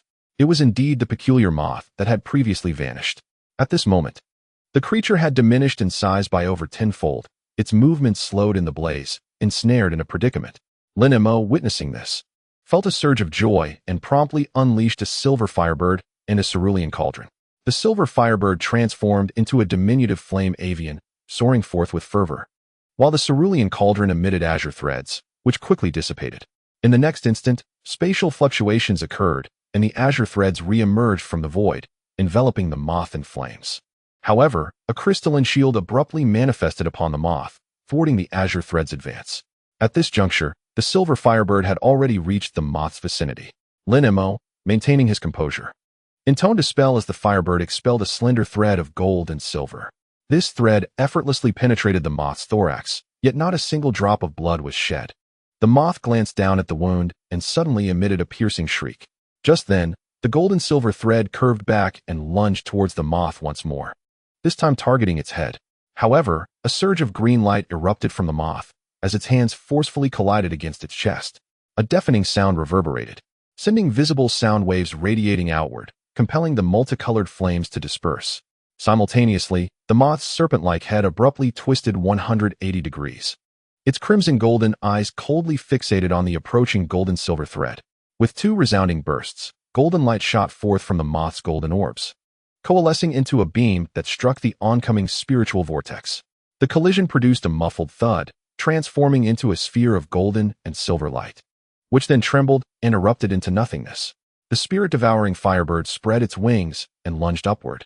Yet, the colossal serpent expelled a jet of black liquid, ensnaring the firebird, rendering it immobile. Subsequently, the moth's massive tail slammed down upon the void, its body darting towards Lin Mo like a bolt from a crossbow. However, mid-flight, the surrounding space distorted, causing the moth's form to vanish mysteriously. Lin Mo, undeterred, pointed a single hand to his brow, a flash of black light appearing as the disintegration eye manifested. He then tilted his head slightly, unleashing beams of disintegration light that shot in all directions, rapidly disappearing into the void. A resounding crash echoed. Above Lin Mo's head, a black beam pierced through, revealing the moth's form once more. Yet, the instant the moth exposed itself, its gaze fixated unwaveringly on Lin Mo, golden light flickering in its eyes as 2 beams of gold shot forth. The moth's serpentine tail struck down again, a green shadow sweeping towards Lin Mo, with afterimages filling the sky, as if a mountain of canes were sweeping in. At the same time, the upper half of the moth's body elongated several times, reaching above Lin Mo's head, its monstrous arms flailing. Countless sharp claws accompanied by a piercing shriek lunging towards him. In the wake of repeated setbacks, the moth was seething with rage, poised to engage in close combat, intent on shredding its opponent to pieces. Lin Mo, however, showed no sign of panic, instead feeling a surge of exhilaration. He did not cease his movements. The golden Dharma image above his head suddenly vanished. In the next moment, with a powerful shout, golden scales appeared upon his body, and 4 seemingly corporeal golden arms sprouted from his back. Instantly, 6 indistinct golden weapons manifested in his hands: a dagger, a sword, a staff, a ring, a mace, and a hammer. A flicker of despair manifested between the brows, as a thick beam of black light obstructed 2 radiant golden beams. With a swift motion of 6 arms, 2 golden weapons struck towards the serpent's tail, while the remaining 4 swung overhead, conjuring a shimmering golden shadow to shield the sky above. The collision of the serpent's tail, claw shadows, and golden light produced a tremendous roar. Lin Mo retreated 2 steps, and the 6 weapons in his grasp shattered into oblivion, vanishing without a trace. The colossal moth across from him fared no better. Its serpent tail rebounded, and its 2 grotesque arms, now bloodied and mangled, bore severe wounds. Although the monstrous moth possessed immense strength, its resilience paled in comparison to Lin Mo's. Those crystalline shields appeared ineffective against tangible assaults. The moth emitted a continuous hissing sound, clearly taken aback by the previous onslaught. Yet, its crimson golden eyes gleamed with ferocity. With a shake of its clawed appendages, the bloodied arms shimmered with a layer of green light. Chapter 545. The wounds upon its form healed rapidly, and simultaneously, its wings flared, radiating a misty brilliance. The wings vanished in a flash, replaced by a multitude of glimmering flying blades, each half a foot long, glistening with cold light and exuding an ominous aura. In an instant, The moth's eyes flashed with malice, and the blades behind it buzzed ominously, poised to launch another assault. However, at that moment, Lin Mo suddenly broke into laughter. A flash of golden light enveloped him, and the scales adorning his skin receded, while the four golden arms swiftly faded from view. This unexpected transformation momentarily stunned the intelligent moth, halting its attack. Seizing the opportunity, Lin Mo formed a hand seal, and with a thunderous clap from behind, a pair of shimmering crystalline wings appeared. With a swift movement, he vanished from sight. The next instant, a sound akin to thunder echoed from several dozen feet away. As Lin Mo materialized in an enigmatic manner, yet made no attempt to employ any defensive technique. Instead, he crossed his arms, wearing an enigmatic smile as he gazed at the moth. Although the giant moth was perplexed, its ferocity quickly quelled its hesitation. It emitted a piercing shriek, its scales erecting in an instant, and it lunged forward. Yet, Lin Mo suddenly clapped his hands in laughter and proclaimed, "Fall, fall, fall." The moment the three words escaped his lips, the moth felt an overwhelming heaviness descend upon its head, a wave of dizziness surging forth. Subsequently, an unusual itch radiated from its chest, causing a portion of its body to lose sensation entirely, rendering it unsteady. The creature, now both alarmed and enraged, instinctively lowered its head, only to discover that, centered around the unhealed wound on its chest, a significant portion of its body had turned a disturbing shade of purplish-black. A foul odor emanated from its skin, and wherever the purplish-black hue spread, it marked the areas devoid of feeling. It had succumbed to an unseen and formidable toxin, one so insidious that it initially concealed its effects, yet upon manifestation, spread with alarming swiftness. The moth's shock was profound. Without a moment's hesitation, it opened its maw and expelled a greenish luminescence, within which lay a bead the size of an egg, vanishing in an instant as it reached the wound on its chest. The orb spun gracefully, its green radiance suddenly dazzling, while an enchanting fragrance wafted from the orb, dissipating the foul stench that had lingered. The rapidly spreading purple-black poison seemed to congeal and instantly ceased its expansion. Lin Mo was somewhat taken aback by this turn of events, having witnessed the potent toxicity of the spirit swirl's malevolent light firsthand. He was surprised that it did not immediately incapacitate the opponent, indicating a certain resilience to poison within their physical form. However, Lin Mo soon let out a cold chuckle, abruptly lunging forward. As the azure light intensified, he transformed into a colossal azure rock, measuring 10 zhang in length, and swiftly launched himself into the air. In just 2 swift movements, the rock, accompanied by a swirling azure tempest, materialized above the creature that was expelling toxins from its body. With a powerful flap of its wings, a thunderous roar erupted. The surface of the rock was suddenly adorned with thick golden arcs, and its pair of pale golden claws descended with tremendous force. The creature below quivered, its back blades shooting towards the sky like a torrential downpour. The rock, unfazed by the barrage of white light raining down upon it, continued its descent unabated. Following a cacophony of clashing sounds, all the blades rebounded harmlessly off the rock's feathers, their seemingly sharp edges failing to inflict even a scratch. This was hardly surprising. Lin Mo's physical form was already incredibly resilient, and upon transforming into the rock, it became even more formidable, rendering these trivial blades incapable of causing harm. In contrast, the rock's claws effortlessly parted through numerous blades, delivering a thunderous strike that penetrated the creature's body. Yet, as the claws flashed past, the creature's form shattered into fragments, revealing an emptiness within, devoid of flesh or blood. The true creature had vanished mysteriously, leaving only a thin layer of skin behind. Even the green orb used to dispel the toxins flickered and disintegrated at that moment, merely an illusion. The rock paused momentarily, but upon swiftly scanning the surroundings with its azure gaze, it fervently flapped its wings, unleashing a storm of golden arcs that coalesced into a massive arc, thick as a bowl, and shot forth, spanning several dozen zhang. A thunderous sound followed as the golden arc flickered in and out of visibility within a radius of several hundred zhang, darting like a phantom across the vast expanse in an instant. With a resounding crash, the golden arc erupted in the void 50 zhang away, unleashing countless slender electric threads that intertwined to form a colossal golden net descending upon the area. However, a sudden flash of emerald light below caused the golden net to be torn apart. Amidst the flickering golden lightning, a staggering figure emerged beneath, a creature that had shed its skin, the transformed moth.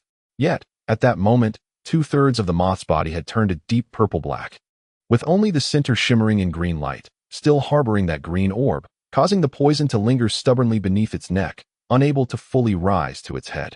Additionally, its arms and tail appeared to possess some resistance to the toxin, revealing only a faint layer of pale black mist amidst the soft green glow.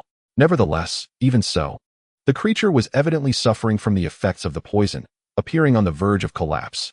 No wonder it dared not engage Lin Mo any further, swiftly suppressing its poison, seeking to escape quietly. However, despite its skillful concealment, it could not evade Lin Mo's keen perception and was promptly discovered. In a bid to withstand the exorcising divine thunder, it had no choice but to muster its magical energy for defense once more.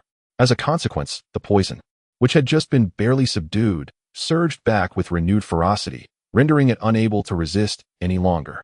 As the azure rock unleashed arcs of electricity, it flapped its colossal wings, swiftly appearing before the monstrous moth, its cold gaze surveying from above. Although the rock manifested by Lin Mo was not the true essence of the Kunpeng, it still exuded an inexplicable and formidable aura due to its divine bloodline. Witnessing this, the monstrous moth's golden orbs flickered with a hint of fear, and its ashen exterior shimmered as it attempted to employ some kind of escape technique. Yet, in the next moment, a sharp crack echoed, and the verdant orb it held in its mouth astonishingly shattered. This unexpected turn left both Lin Mo and the monstrous moth momentarily stunned. However, the moth quickly emitted a piercing shriek, its form erupting in blinding brilliance as it expanded several-fold. Beside the enormous serpent's head, a gray glow flickered, revealing another lion's head in a bizarre manner. Following this, the creature lunged forward with a fierce grimace, its arms thrashing wildly and conjuring a multitude of claw shadows that coalesced into two massive claw silhouettes amid a cacophony of rupturing air.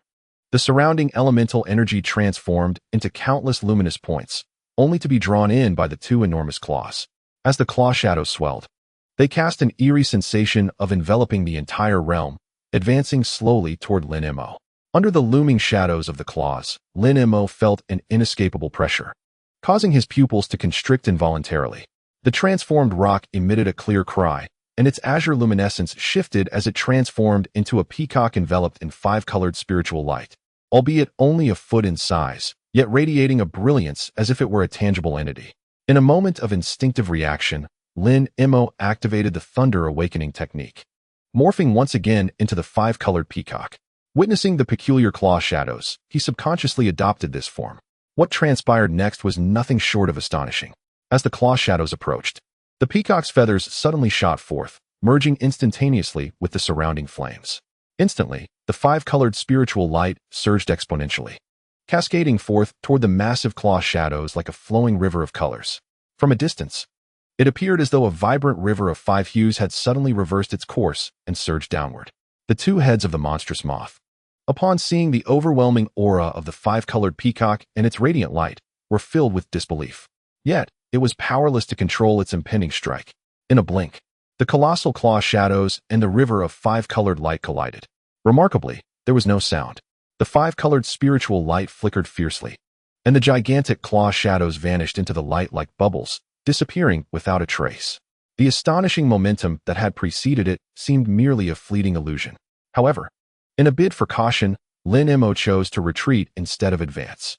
In a flash, his body shimmered with five-colored spiritual light, and he vanished like a peacock spirit, reappearing over 20 feet away. The monstrous moth, realizing its attack had failed, hovered in place, its two heads fixed on Lin Mo, radiating malice. Yet, in the next instant, a wave of purplish-black poison surged upwards, enveloping the heads in an ominous hue. The creature trembled, its four eyes losing their luster, and it plummeted towards the ground as if bereft of bones.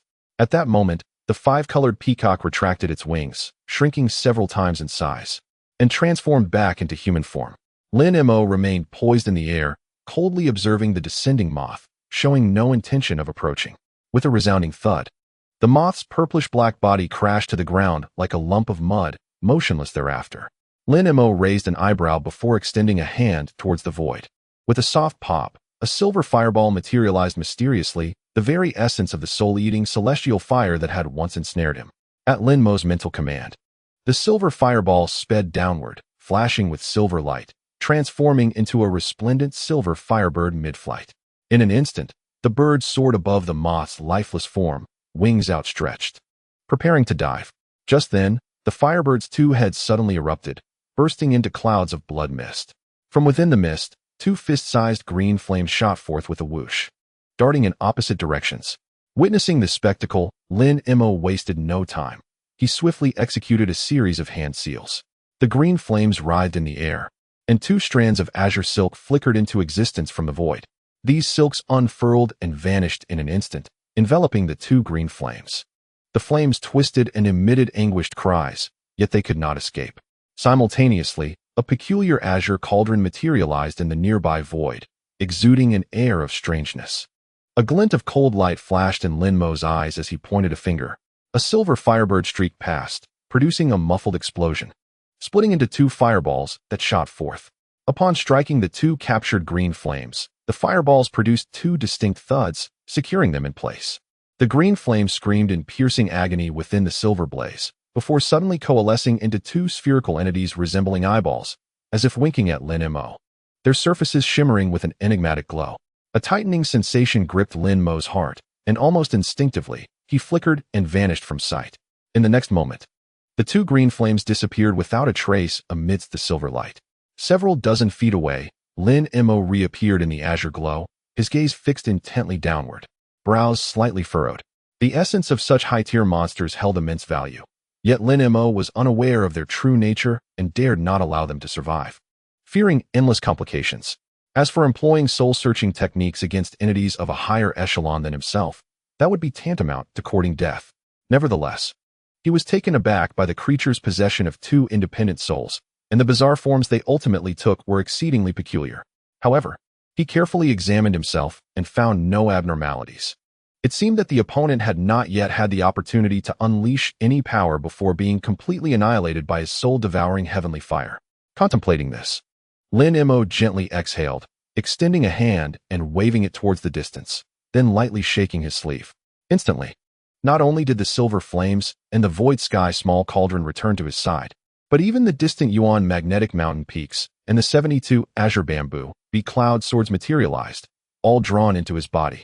A green light emanated from Lin Mo's figure, ethereally descending below. Unbeknownst to him, as he vanquished the creature, in the far depths of the ocean, there lay an underground palace constructed of white jade. In the innermost chamber of this palace, 12 ancient bronze lamps adorned the ground, each ablaze with varying sizes of pale green flames. Some flames were the size of eggs, while others were as thick as a thumb. Before these ancient lamps sat a tall, slender figure, quietly meditating with a bowed head, entirely shrouded in a pale golden cloak. The cloak shimmered with spiritual light, intricately etched with peculiar patterns. At the moment Lin Mo eradicated the monster, one of the flames of medium size in an ancient lamp abruptly extinguished. With a creaking sound, the slender figure emitted an odd noise, lifting its head slowly, revealing 2 green flames that illuminated its true visage. It was a skeletal face, its eye sockets ablaze with 2 green fires, creating an unsettling spectacle. The skull turned slightly, coldly fixating on the extinguished lamp, as if a suppressed snort of anger emanated from its nostrils. Suddenly, it opened its mouth, unleashing a burst of black light, which materialized into a square black seal. This object possessed an unusually smooth surface, upon which was carved a jet-black true dragon, coiling around the seal in multiple circles. Chapter 546. A strange incantation emerged from the skeletal figure's mouth, and a halo surged forth from the black seal, shortly followed by the emergence of a massive dark entity from within the halo. In the dim light, it became evident that it was a beast measuring 3 to 4 zhang in length, its body a deep azure hue, with a head resembling that of a colossal bull. The beast lay motionless on the ground, save for the subtle rise and fall of its chest, appearing akin to a corpse. The skeleton opened its mouth, and a green flame gently floated out, subsequently vanishing within the beast's body. The creature trembled slightly, producing a crackling sound, before slowly opening its enormous bovine eyes and rising from the ground. Initially, it seemed somewhat disoriented, but after surveying its surroundings, clarity returned to its gaze as it clenched its fists and roared towards the heavens. With the sound of thunder, azure arcs of electricity intertwined and coiled around the bull-like beast.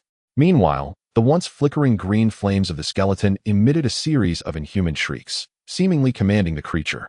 With a sudden movement, the beast's body surged, the arcs of electricity flashing around it, and with a resounding crash, it vanished into thin air.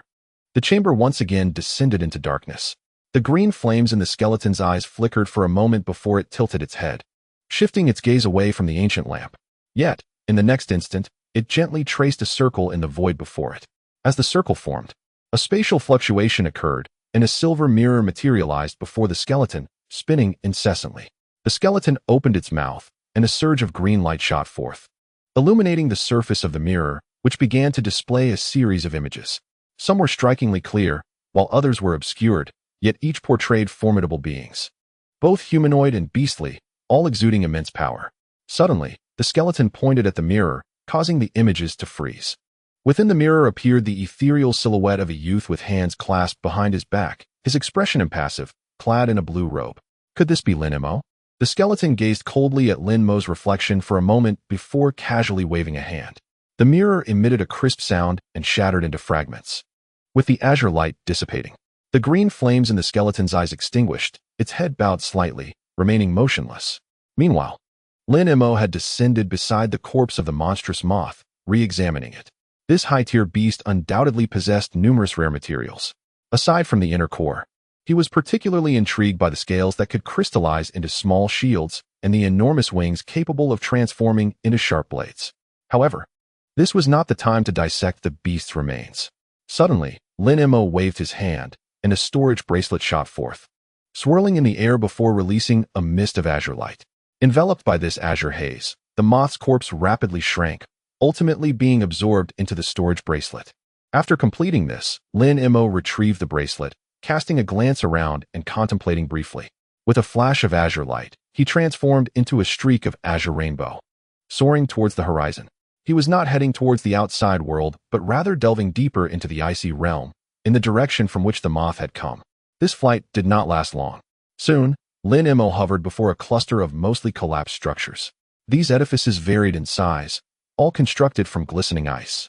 Yet now, apart from some bloodstains and tattered clothing, these icy buildings were devoid of life, as if all had been slain by the monstrous moth. Lin Mo furrowed his brow and descended towards what appeared to be the largest palace. However, just as he touched down, his expression shifted, and his gaze turned towards a nearby, unremarkable loft. Whoever hides there, come forth. Lin Mo's figure flickered, appearing eerily before the loft, commanding coldly. Spare us, Great One. We are the servants of the Silver Shark Recluse. A trembling female voice emerged from within the loft. As the door opened, a group of young men and women emerged.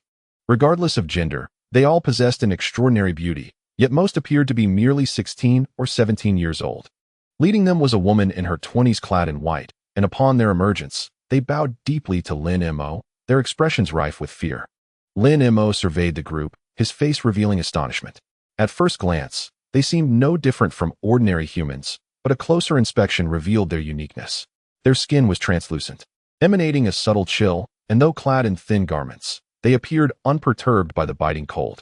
Lin Mo's brow furrowed slightly as he was about to inquire further when he suddenly turned his gaze to another direction. Moments later, ethereal lights flickered in the sky, and two astonishing rainbows shot forth with incredible speed, quickly approaching the vicinity after a few blinks. As the ethereal light dissipated, two slender figures emerged, Qing Xiao and a woman clad in a black dress. Upon seeing Lin Mo, their faces lit up with astonishment. Senior Lin, is it truly you here? Have you vanquished that monstrous moth? Qing Xiao inquired hesitantly, her expression one of disbelief. The woman in black also gazed at him intently. Indeed, the creature has been slain, Lin Mo replied with a gentle smile, his wrist flicking gracefully. In a flash of resplendent light, the corpse of the monstrous moth thudded onto the ground. Upon sighting the remains, the two women erupted into joyous exclamations. Qing Xiao let out a long sigh of relief. Bowing deeply to Lin Mo, we are immensely grateful for your assistance, Senior Lin.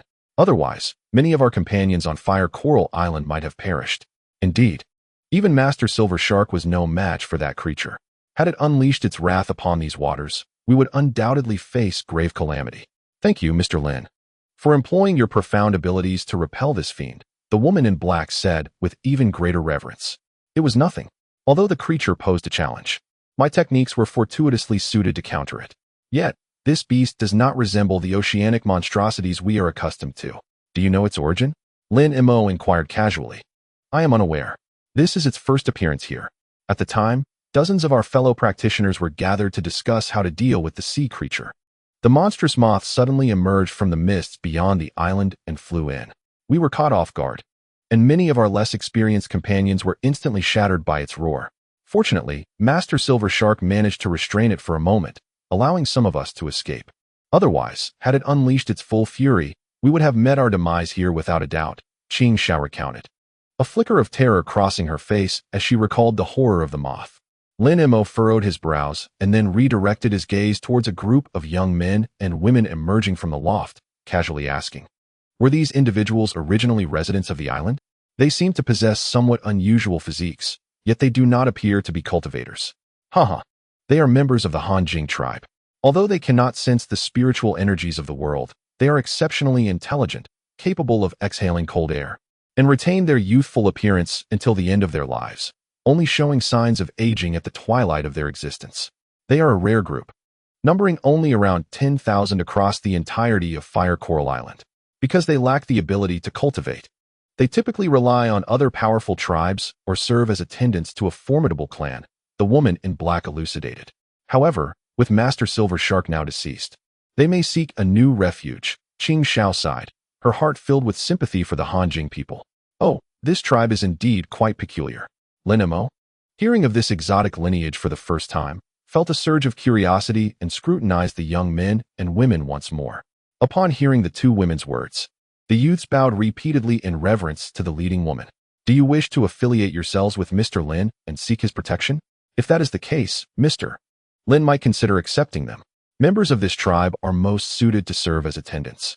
Whether in managing the affairs of a cave abode or tending to an herbal garden, they possess unique talents, the woman in black remarked, as if sensing something. Oh, they are also adept at cultivating spiritual herbs? Lin Mo expressed his surprise upon hearing this. Not only are they knowledgeable, but even the average cultivator's talent in the art of herb cultivation pales in comparison to theirs. Those who follow the Silver Shark Master are undoubtedly the elite of their clan. If they were to venture outside, they might even attract the attention of higher clans. Qing Xiao smiled as she spoke. Unfortunately, I have always preferred to walk alone, and I am not particularly fond of having company. Lin Mo shook his head resolutely. Very well, since Senior Lin has said so, we shall not be polite. My cave dwelling is in need of some assistance. Sister Qing, shall we divide these cold essence clansmen between us? The woman in the black dress proposed with a smile. I already have quite a few attendants on my island. If you wish, you may take them all, Qing Xiao replied generously. Upon hearing this, the woman in the black dress did not hesitate to inquire if the cold essence clansmen would be willing to accompany her.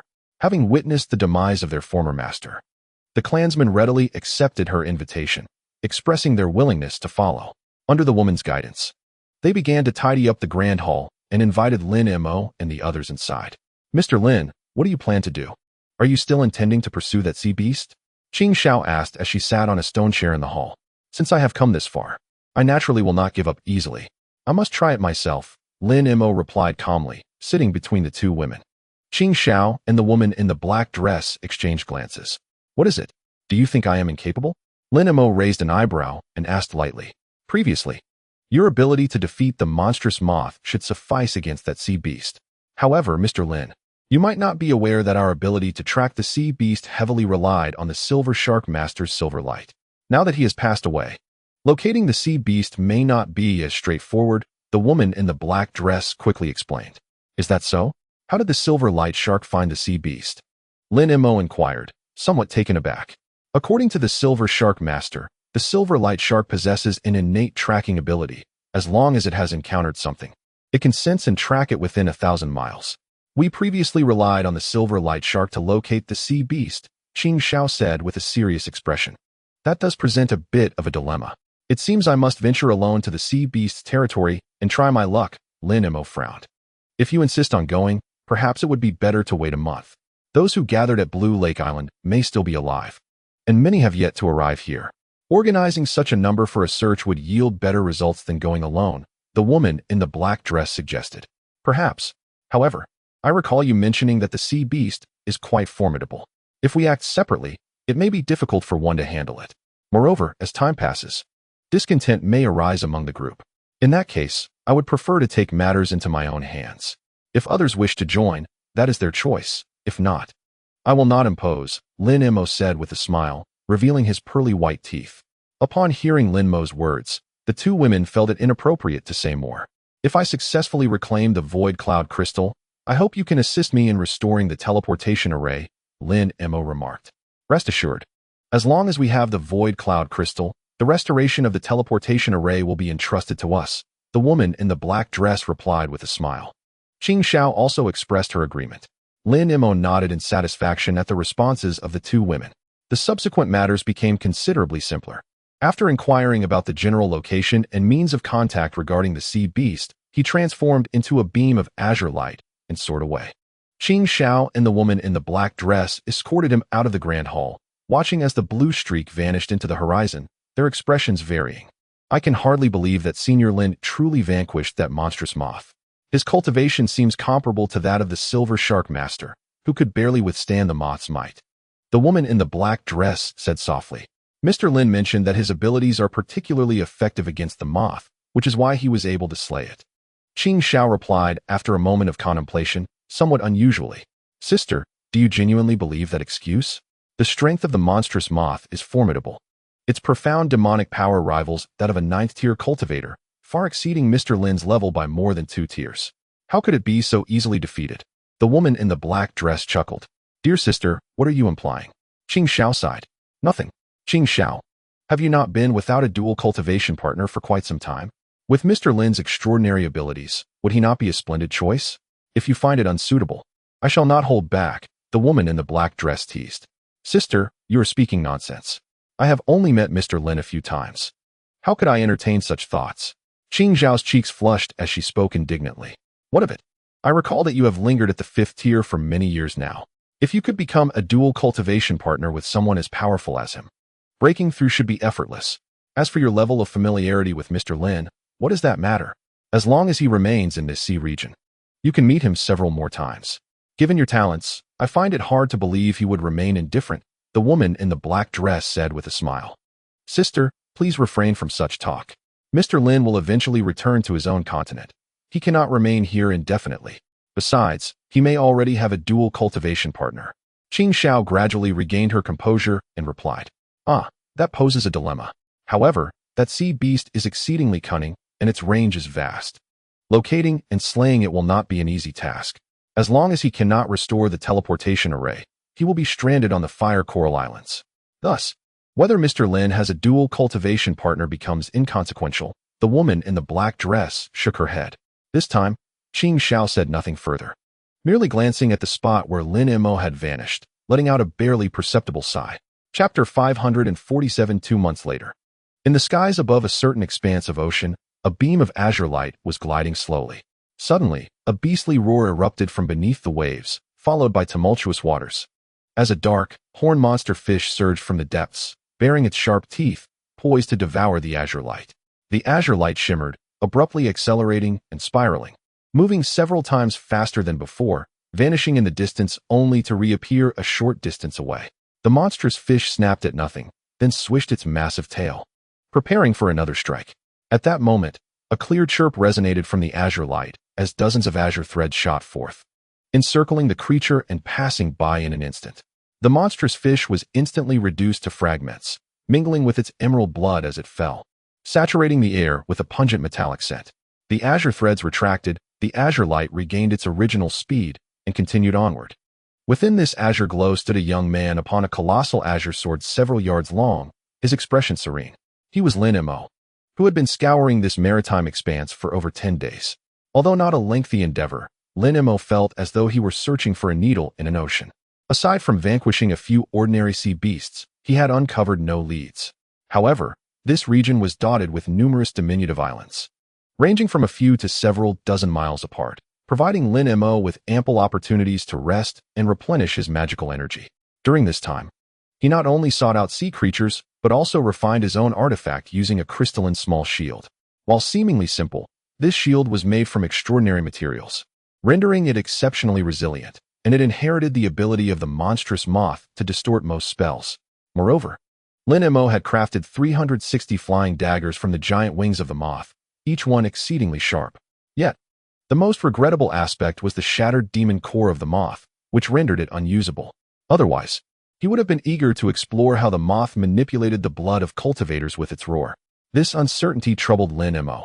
He pondered whether his abilities possessed vulnerabilities and if he would encounter similar situations against comparable powers. As he contemplated, he idly surveyed his surroundings. intermittently releasing his spiritual sense to probe the surface and the depths of the ocean. According to the two young women, Qing and her companion, a colossal whale-like sea beast had roamed these waters for nearly a century. With a bit more time invested, he was hopeful of uncovering its whereabouts. The crux of the matter was that this creature possessed an extraordinarily powerful water escape technique, making it exceedingly difficult to truly vanquish. Nevertheless, he had already devised strategies and methods, instilling himself with confidence and assurance. Lin Mo's gaze swept across the boundless sea, his brow furrowing slightly in contemplation. Nearby, there were lesser sea creatures, like the monstrous fish he had just encountered. Thus, the giant whale-like beast was unlikely to be in proximity. Deep in thought, a sudden spark of inspiration illuminated his mind, causing the azure glow to accelerate slightly as it darted swiftly into the distance. This routine persisted day after day. Every few months, Lin Mo would rest for several days on one of the islands, replenishing his magical energy before resuming his search. Various sea beasts found themselves unfortunate in his presence. Those that dared to attack were easily defeated, while those that chose to flee were left undisturbed. Although he had yet to locate his target, he had encountered several traces related to the creature. One day, he even discovered a hide in a deep underwater cavern, remarkably resilient and a precious material for crafting. He chose not to fashion it into armor, for even though the hide was tough, it could not compare to his own physical form. Instead, he utilized it to create several spiritual talismans, such as the Nine Palaces Tianshi Talisman, the Jiyuan Talisman, and the Tai Transformation Talisman.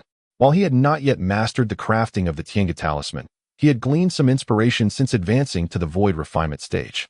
Indeed, to truly refine it, a considerable amount of time is required. As time flies, Lin Mo has wandered the seas for several years. He remains unhurried, for there are many insights he must comprehend. One day, while soaring above the ocean's surface, he silently pondered. Suddenly, an eerie cry echoed from a great distance. Lin Mo's spirit surged, his eyes sparkling with brilliance as he gazed into the horizon. Moments later, a look of astonishment graced his face. He had finally located it. But what was the creature engaging it? Lin Mo mused to himself, a flash of inspiration igniting within him, and he swiftly propelled himself forward. After several flickers, an azure rainbow appeared several hundred feet away, only to vanish once more beneath the waves. Near a small island, shrouded in dark clouds and tumultuous waves, two colossal beings faced each other. One of them, measuring over 200 feet in length, lay sprawled across a massive rock, its entire body shimmering with a crystalline exoskeleton, revealing a giant shrimp of blood-red hue. Not far from the rock, on the surface of the sea, floated a marine creature resembling a whale, yet larger still.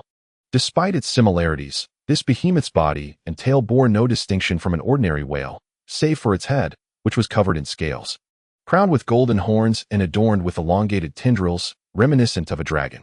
The two titans stood a short distance apart, locked in a fierce gaze. The giant shrimp emitted a bizarre roar, half reclining on the rock, stirring the winds and waves around it, as if the clouds and ocean were summoned by its presence, exuding an awe-inspiring grandeur. In contrast, the whale-like creature floated silently amidst the waves, voiceless and spectral, its peculiar pale eyes fixated greedily on the blood-red shrimp. Although one was dynamic and the other static, the shrimp's aura evidently paled in comparison to its adversary, slowly succumbing to an oppressive force. Suddenly, the whale-like beast shifted its gaze, casting a wary glance towards the skies. Moments later, a faint azure thread shot through the heavens at an astonishing speed, striking nearby without an ounce of concealment. This caught the attention not only of the whale-like creature but also of the blood shrimp, both lifting their heads in vigilance. Subsequently, the azure light coalesced, and Lin Mo appeared spectrally in the sky between the two giants, his expression impassive as he surveyed them. Indeed, it was the very beast he sought. Ah, and there was also a blood-flame shrimp. Splendid, splendid. It appears my journey has not been in vain. Lin Mo, having gazed upon them briefly, murmured with a hint of excitement. Then, with a sudden flick of his sleeves, a crisp sound emanated from one, as dozens of azure daggers shot towards the whale-like creature, only to vanish into the void upon contact. From the other sleeve emerged a shadow, swiftly transforming into a colossal dark mountain, crashing down towards the blood shrimp. In the next instant, Lin Mo clasped his hands. Golden light erupting forth as a golden avatar with 3 heads and 6 arms manifested. The 6 arms swung into action, sending beams of golden light towards the blood shrimp and the whale-like creature alike. Lin Mo unleashed his full power upon both sea monsters, showing no mercy. As he exerted the full force of the sacred true magic, the speed of the golden light was astonishing. In the blink of an eye, the golden rays struck two sea beasts in succession. The two colossal creatures were momentarily taken aback. One opened its mouth, unleashing a burst of blue light, while the other was enveloped in a crimson flame, shielding itself thoroughly. With several resounding thuds, the golden light collided with the blue glow, dispersing it before landing heavily on the body of the giant whale. The beast emitted a piercing cry, and three enormous gaping wounds appeared on its body, from which blood gushed forth like a fountain, unstoppable. Witnessing this scene, the whale-like creature in the ocean was filled with terror. The blue light it had previously released, though seemingly inconspicuous, was actually a formidable defensive technique cultivated from the essence of the water, having saved its life countless times. Yet now, these three golden rays had effortlessly shattered its defenses, raising an alarming sense of foreboding within it. The damage inflicted by the golden light did not seem to draw its full attention. Its form loomed like a small mountain on the ocean's surface, causing the water to surge violently, with countless blue specks shooting up from the depths to instantly fill the wounds. In an instant, a flicker of spiritual light appeared, and the gaping holes on the beast's body rapidly healed. Lin Mo, observing this, felt a surge of vigilance. Meanwhile, the other three golden pillars also flickered and vanished within the crimson flames. Although these pillars easily overwhelmed the flames, when they struck the blood-red shell of the massive shrimp, the power of the beams noticeably diminished. After three muffled thuds, the blood-colored shrimp was violently propelled from the rocks below. However, the golden pillars left only three shallow impressions on its shell, failing to penetrate it. Lin Mo was astounded by this sight, but soon regained his composure. A black mountain soon descended, crashing down upon the blood shrimp. The creature's two large pincers emitted a dazzling crimson light, swelling several times in size as it forcefully lifted them in a bid to withstand the pressure of the black mountain. This intention was not surprising.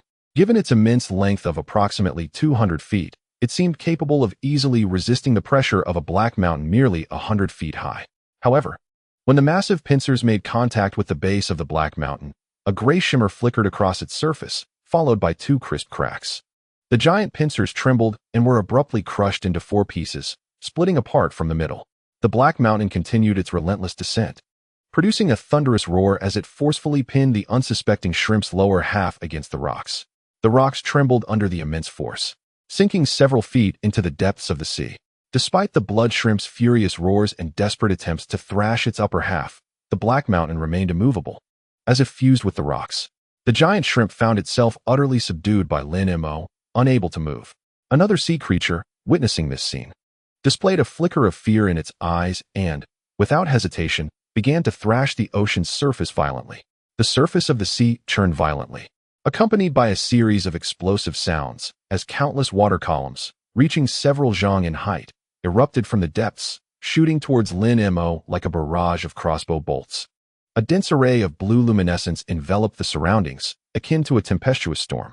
Simultaneously, more azure dots surged from the ocean, cloaking the massive form of the sea beast, which began to flicker erratically. This cunning creature, sensing Lin Mo's formidable presence, feigned a maneuver and prepared to employ its escape technique.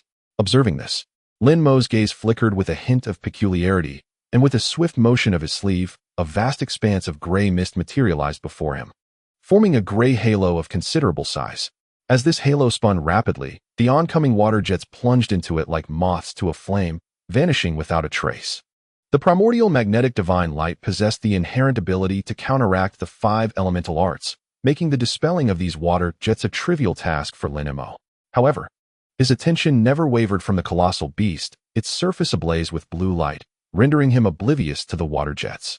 While wielding the primordial magnetic divine light, he silently executed a sword technique in his heart.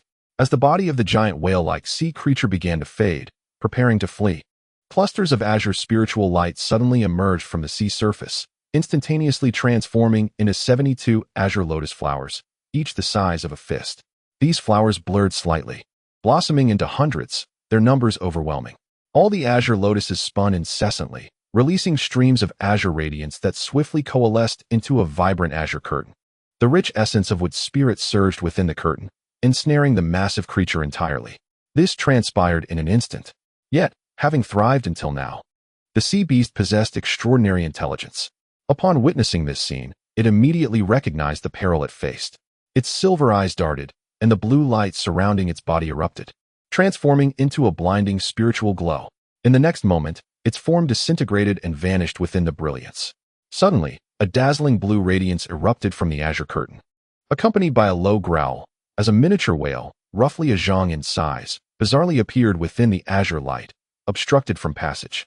The sea beast's water escape was thwarted, inciting its fury. It opened its mouth, a thunderous voice resonating as a blue arc of light was expelled, striking fiercely against the azure curtain. However, the curtain merely quivered slightly, sustaining no damage. The mini whale, in a state of acute distress, shook its head vigorously, when suddenly, a surge of red light emanated from its crown. Enveloped within this radiance was a square, fiery red brick, crystalline and smooth as jade. In an instant, this brick expanded to several feet in size and darted towards the azure curtain. Following a resounding crash, the crimson flames intertwined with the azure light. Yet the outcome remained unchanged. The azure curtain flickered slightly, enduring the assault unscathed. The sea beast began to panic. Its form swelled again, growing as large as a small mountain, charging forward with a brilliant display of blue light. Lin Mo, witnessing this from the air, revealed a faint smile. The Spring Dawn sword array indeed lived up to its reputation, although primarily an illusion. It far surpassed the Great Gung sword array in its ability to restrain various escape techniques. Even though the aquatic beast's water evasion technique had undergone some mutations, it remained ensnared within the sword formation I had meticulously set. Once it found itself entrapped, its fate rested solely in my hands. At this moment, I deemed it an opportune occasion to practice my sword formation with this sea creature. With this thought in mind, Lin Mo raised one hand, his fingers deftly weaving intricate gestures, while he softly chanted an incantation. A faint ripple emanated from the distant azure light barrier, becoming somewhat indistinct. The beast, once again assuming the form of a colossal whale, plunged into the light barrier. This captivating spectacle unfolded before my eyes.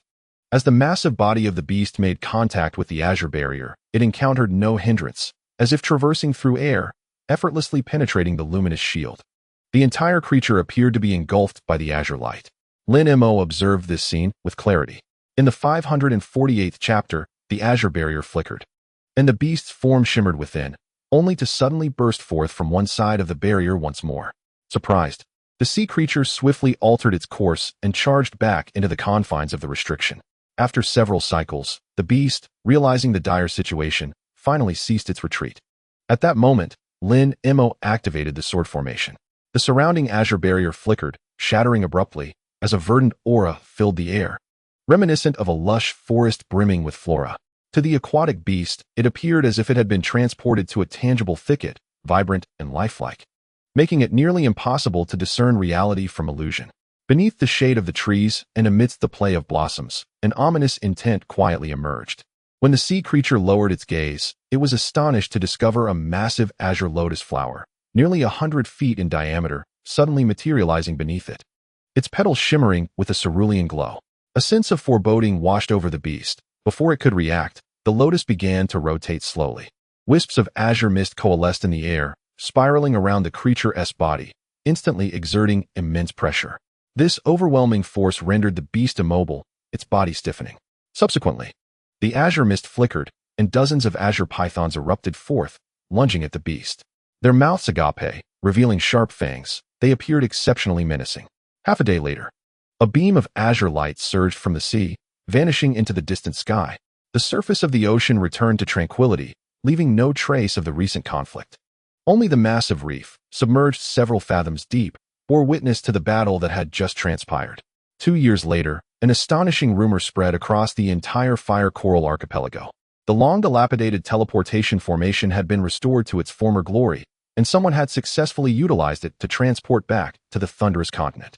All the esteemed members of the clan rejoiced, flocking to the site of the ancient teleportation array. Lin Mo blinked, gradually rousing from his stupor and slowly opening his eyes. He glanced around, feeling a slight sense of relief wash over him. He found himself in a hall spanning over 100 feet in width, enveloped in silence, devoid of any presence. The walls radiated a pale white light from the prohibitive symbols, and a sturdy stone door stood firmly shut. Each corner of the hall housed a towering stone pillar, upon which gleamed an unknown luminescent stone, casting an extraordinarily bright illumination throughout the chamber. He slightly lowered his head and discovered, to his astonishment, a colossal teleportation array beneath his feet, reminiscent of another on the opposite side. Lin Mo exhaled deeply, stepping resolutely out of the array and making his way directly towards the stone gate. With a firm push, he opened the door, which yielded effortlessly, as if it bore no weight. Simultaneously, a cacophony reminiscent of a bustling marketplace engulfed him, catching Lin Mo off guard and eliciting a mild surprise. He hastily scanned his surroundings, only to be met with a scene that left him utterly stunned. Before him lay an expansive square, paved with pristine white stones, teeming with a multitude of people, their numbers beyond reckoning. These individuals donned an array of battle armors, humanoid in shape yet each uniquely distinct. Some boasted elongated ears akin to those of rabbits, while others were covered in a thick coat of black fur, resembling towering gorillas. There were even those who shimmered with a golden light, seemingly clad in golden armor, their features nearly indistinguishable. Strikingly, some possessed human torsos, while their lower halves morphed into serpentine forms. However, the most captivating sight was a contingent of pale-skinned, green-hued beings, clad in uniform green battle armor. They wielded long spears that glimmered with a crimson hue. These entities, both male and female, bore expressions of anxiety, murmuring amongst themselves. Lin Mo's consciousness swiftly explored the area, revealing, to his shock, that 3 among them were of the refining void level. According to Qing, this teleportation array connected to a small transit city managed by several groups. Typically, the highest-ranked practitioners in such a city would be limited to 1 or 2 at the divine transformation stage, with the usual number of practitioners ranging from 3 to 500. Yet now, the square was thronged with thousands of practitioners, including a surprising number at his own level. This revelation left Lin Mo astounded. Had the small city, known as Greenlight City, undergone some extraordinary transformation during the millennia of silence? Moreover, his consciousness detected a faint barrier hovering above the square, indicating a prohibition against flight, as everyone remained grounded. A flicker of contemplation crossed Lin Mo's eyes as he inhaled deeply and began to approach the crowd. Just as he sought to unravel the unfolding mystery, a diminutive, sparsely haired being among the clustered refining void entities suddenly gasped in mild astonishment, retrieving a wooden tray from within his garments. The tray shimmered with a spectrum of spiritual lights, adorned with unfamiliar runes that danced upon its surface. "What is it, Brother Yuan? Have you made a discovery?" inquired another pale green-skinned being nearby. "An individual of the upper 3 tiers of our lineage has suddenly appeared. If my memory serves me correctly, the teleportation arrays in the city have long been severed by the Jiaoqi clan. How could anyone have been transported here?" The large-headed being wore a perplexed expression. "What shall we do? Could it be that the Jiaoqi clan has overlooked a teleportation array? If so, we must swiftly locate this individual and interrogate them thoroughly." The pale green-skinned being exclaimed with excitement. "That is impossible. Not long ago, I personally examined all the teleportation arrays. They have all malfunctioned." The large-headed alien gazed at the wooden disc in his hand, shaking his head in dismay. "Without further ado, let us locate this individual. A clear inquiry will elucidate the matter. Brother Yuan, your luminous disc should readily reveal his whereabouts, correct?" A second alien, enveloped in crimson light, interjected after overhearing their conversation. "Indeed, this person has just appeared in the square. I have already used a restriction to pinpoint his location," the large-headed alien replied, a glimmer of determination flashing in his eyes as he directed his gaze toward Lin Mo's position. The other 2 also turned their heads in unison. Despite the throngs of people in the square and Lin Mo's use of secret arts to conceal his cultivation, he remained conspicuously noticeable among the lower-tier aliens nearby, soon attracting the attention of several beings at the void refining stage. As Lin Mo approached the group of aliens, he overheard their dialogue. Upon being scrutinized by these void refining level beings, he cast a glance back, inadvertently locking eyes with them. A frown creased his brow. He was somewhat surprised they had located him so swiftly. However, after a brief moment of contemplation, he strode purposefully toward the 3 individuals. Moments later, he stood before the 4 void refining aliens, assessing them in kind. "Fellow cultivator, you must have recently arrived in Greenlight City. May I inquire your name?" The large-headed alien inquired calmly, the luminous disc in his hand vanishing with a flicker. "I am Lin, and indeed, I have just arrived in this city. What transpired here? Is there to be a conflict with certain factions?" Lin Mo replied, casting his gaze around nonchalantly. "Ah, so you are Lin. It seems you have traversed from a distant land. Otherwise, how could you be unaware that the Horned Fiends have commenced their assimilation of our 13 clans?" The large-headed alien observed Lin Mo intently, a peculiar expression crossing his face after a moment. The Horned Fiends? Lin Mo's expression shifted abruptly. This clan ranks among the top 10 super clans in the spirit realm. Brother Lin, we can delve into other matters later. How exactly did you teleport to Greenlight City? Logically, the other arrays leading here have been severed by the Horned Fiends. The green-skinned alien could not resist inquiring. I arrived here via overseas teleportation, Lin Mo replied candidly. Overseas? This small city possesses a teleportation array? The alien cloaked in red light asked, astonished. There are indeed 2 teleportation arrays overseas, but they have been abandoned for many years. From which overseas location did you come? The large-headed alien expressed surprise as well. The Fire Coral Islands, Lin Mo answered succinctly, feeling a surge of realization. Ah, I see. That array has been defunct for millennia, severing Greenlight City's ties with the outside world. Could you elaborate? The large-headed alien inquired, a look of confusion on his face. Actually, it's quite simple. Lin Mo maintained his composure and succinctly explained the circumstances surrounding the destruction of the teleportation array. However, in his explanation, he refrained from disclosing his true identity, leading the group to naturally assume he was a practitioner from the Fire Coral Islands. At last, though I fortuitously reclaimed the Sky Cloud Crystal, an unexpected incident occurred during the restoration of the teleportation array. Not only were the records of the array erroneous, but the Sky Cloud Crystal also underwent some mutations within the belly of the sea beast. After testing, it was revealed that this array could only transport one individual at a time, and it required a 7-day interval before it could be activated again, lest it be destroyed immediately. Lin Mo expressed his discontent. Now, even his desire to utilize the array for departure had become quite improbable. Upon hearing the initial part of his statement, the 3 foreign beings displayed expressions of excitement, but their countenances changed upon hearing the latter 2 sentences. I see. So the teleportation array employed by my friend is currently inoperative, remarked the green-skinned foreigner with disappointment. Indeed, Lin Mo sighed. It is not that we doubt your words, Lin Daoist, but this matter is of utmost importance. We must verify it ourselves. Brother Lin, do you have any objections? The 3 foreign beings exchanged glances, and the large-headed one chuckled awkwardly. Of course not, Lin Mo replied with a light smile. Brother Hong, you stay here to guard the others. We shall inspect the teleportation array. The large-headed foreigner turned to the one bathed in red light and said earnestly, all right, be swift in your return. The foreigner in the red light hesitated for a moment, but ultimately nodded. Thus, the 2 accompanied Lin Mo as they made their way toward the edge of the plaza. In no time, the trio arrived once more at the teleportation hall from which Lin Mo had departed.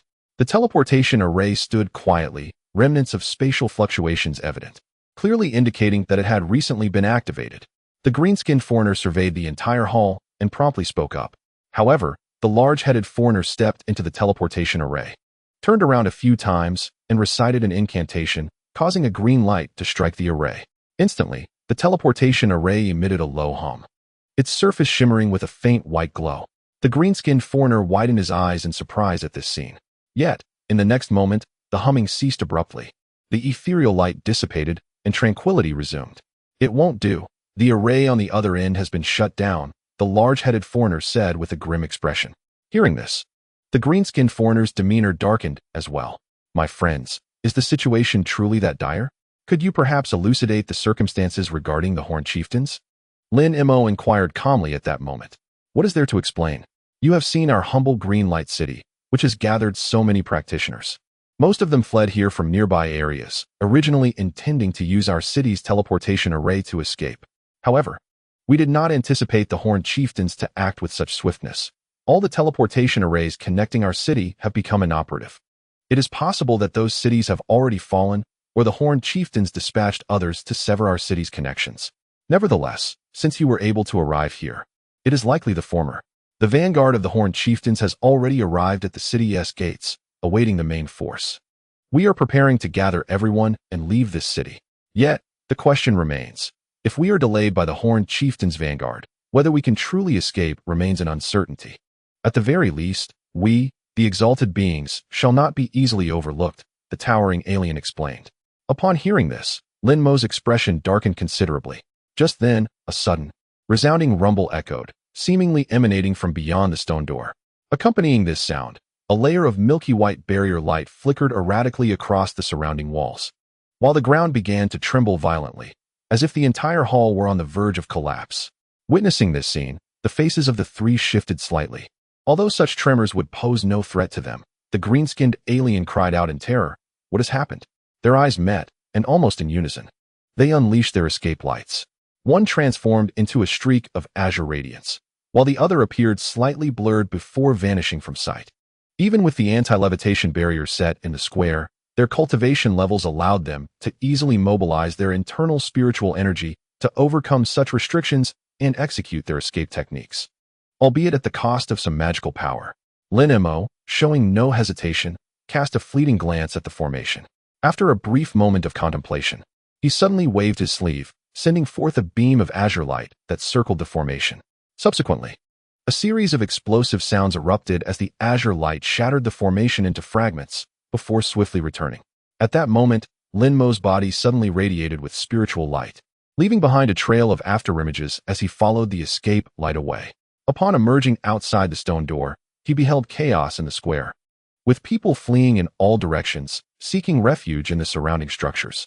Above the square, a pale blue barrier had mysteriously materialized, enveloping the entire city. Beyond this barrier, in the distant skies, countless white orbs, the size of heads, rained down like a torrential storm. Chapter 549. The barrier shimmered with blinding brilliance, accompanied by a deafening roar as it shook violently, appearing precariously unstable. Lin Mo, greatly astonished, hastily looked up at the barrier, his eyes flickering with blue light. Moments later, his gaze sharpened, and he inhaled sharply. Through his spiritual vision, he clearly discerned the source of the attacks. At an altitude of 3,000 to 4,000 zhang, an enormous island had emerged. Indeed, it was a glimmering silver island, colossal in size, nearly 10,000 zhang high. The base of the island was adorned with white crystalline pillars, upon which runes flickered incessantly, erupting in clusters of light orbs that fell densely from above. This is dire. That is a colossal warship of the Horned Demon clan. How could they have arrived so early? The towering alien had, at some point, produced a blue mirror, gazing into it, and suddenly gasped in disbelief. What good is it to speak of this now? Our foremost priority is to escape. The green-skinned alien hastily joined them, urgently inquiring, Brother Yuan, having held your ground in this city for many years, you must know of secret passages leading beyond the city, correct? I do know of a passage that discreetly leads to a small mountain over 10 miles west of the city. However, with so many clan members in the city, we cannot turn a blind eye. I will gather everyone at the city gates. Each shall rely on their fortune to escape. Perhaps some may be fortunate enough to survive. The towering alien's face displayed a flicker of hesitation as he gritted his teeth and spoke. Very well, let it be so. Another alien, cloaked in crimson light, soared to the opposite side of the square, nodding repeatedly upon hearing those words. Lin Mo and the green-skinned alien unhesitatingly expressed their agreement. Witnessing this, the leader did not falter either. A flash of yellow light erupted from him, transforming into a towering phantom, 100 feet tall, mirroring the leader's appearance and attire. The immense yellow specter, coupled with the radiant yellow light, naturally captivated everyone's attention. Suddenly, the phantom emitted a deep, resonant roar, its sound echoing like an ancient bell, causing all who heard it to experience a tremor in their consciousness, slightly alleviating the earlier panic. Tens of thousands of gazes in the square converged upon the towering figure of the leader. The transformed specter, with a solemn expression, declared, Fellow companions, there is no need for alarm. Our city's protective formation can withstand a considerable duration and will not be breached immediately. I urge everyone to swiftly gather at the 4 city gates. In a quarter of an hour, I shall lift the restrictions at the gates, allowing you to escape at your discretion. However, before you flee, I must caution you. The sudden assault by the Kwaki tribe indicates their complete enmity towards our Tianyun 13 clans. Do not entertain thoughts of surrender or seeking mercy, for captives will either become slaves of the Kwaki tribe or have their souls forcibly extracted and refined into elixirs. The leader's words were chilling. The aliens in the square exchanged glances, and at the sound of a loud shout, they immediately scattered in all directions. Upon leaving the square, everyone transformed into streaks of light, hastening towards the 4 city gates. The leader performed a gesture, causing the phantom above to dissipate instantly. He then turned to Lin Mo and the others, saying, Come with me, dear friends. Our target is too significant to blend in with the masses. The others nodded in agreement. Thus, the 4 of them became 4 beams of light, soaring away from the square. At this moment, The blue light barrier above the city was entirely engulfed by the aerial orbs of light. The protective barrier began to emit a low, humming sound, signaling that the formation had reached its limit. As the leader flew, he frequently glanced skyward, a bitter expression etched upon his face. "Brother Yuan, are you reluctant to part with this city?" inquired the alien cloaked in red light. "Having held dominion over Green Light City for over a millennium, I personally laid out all its restrictions and formations. Naturally, I feel a twinge of regret at the thought of abandoning it." The leader sighed softly. "Do not be disheartened, Brother Yuan. Although the Kwaki tribe is formidable, our Tianyun 13 clans united may not be inferior.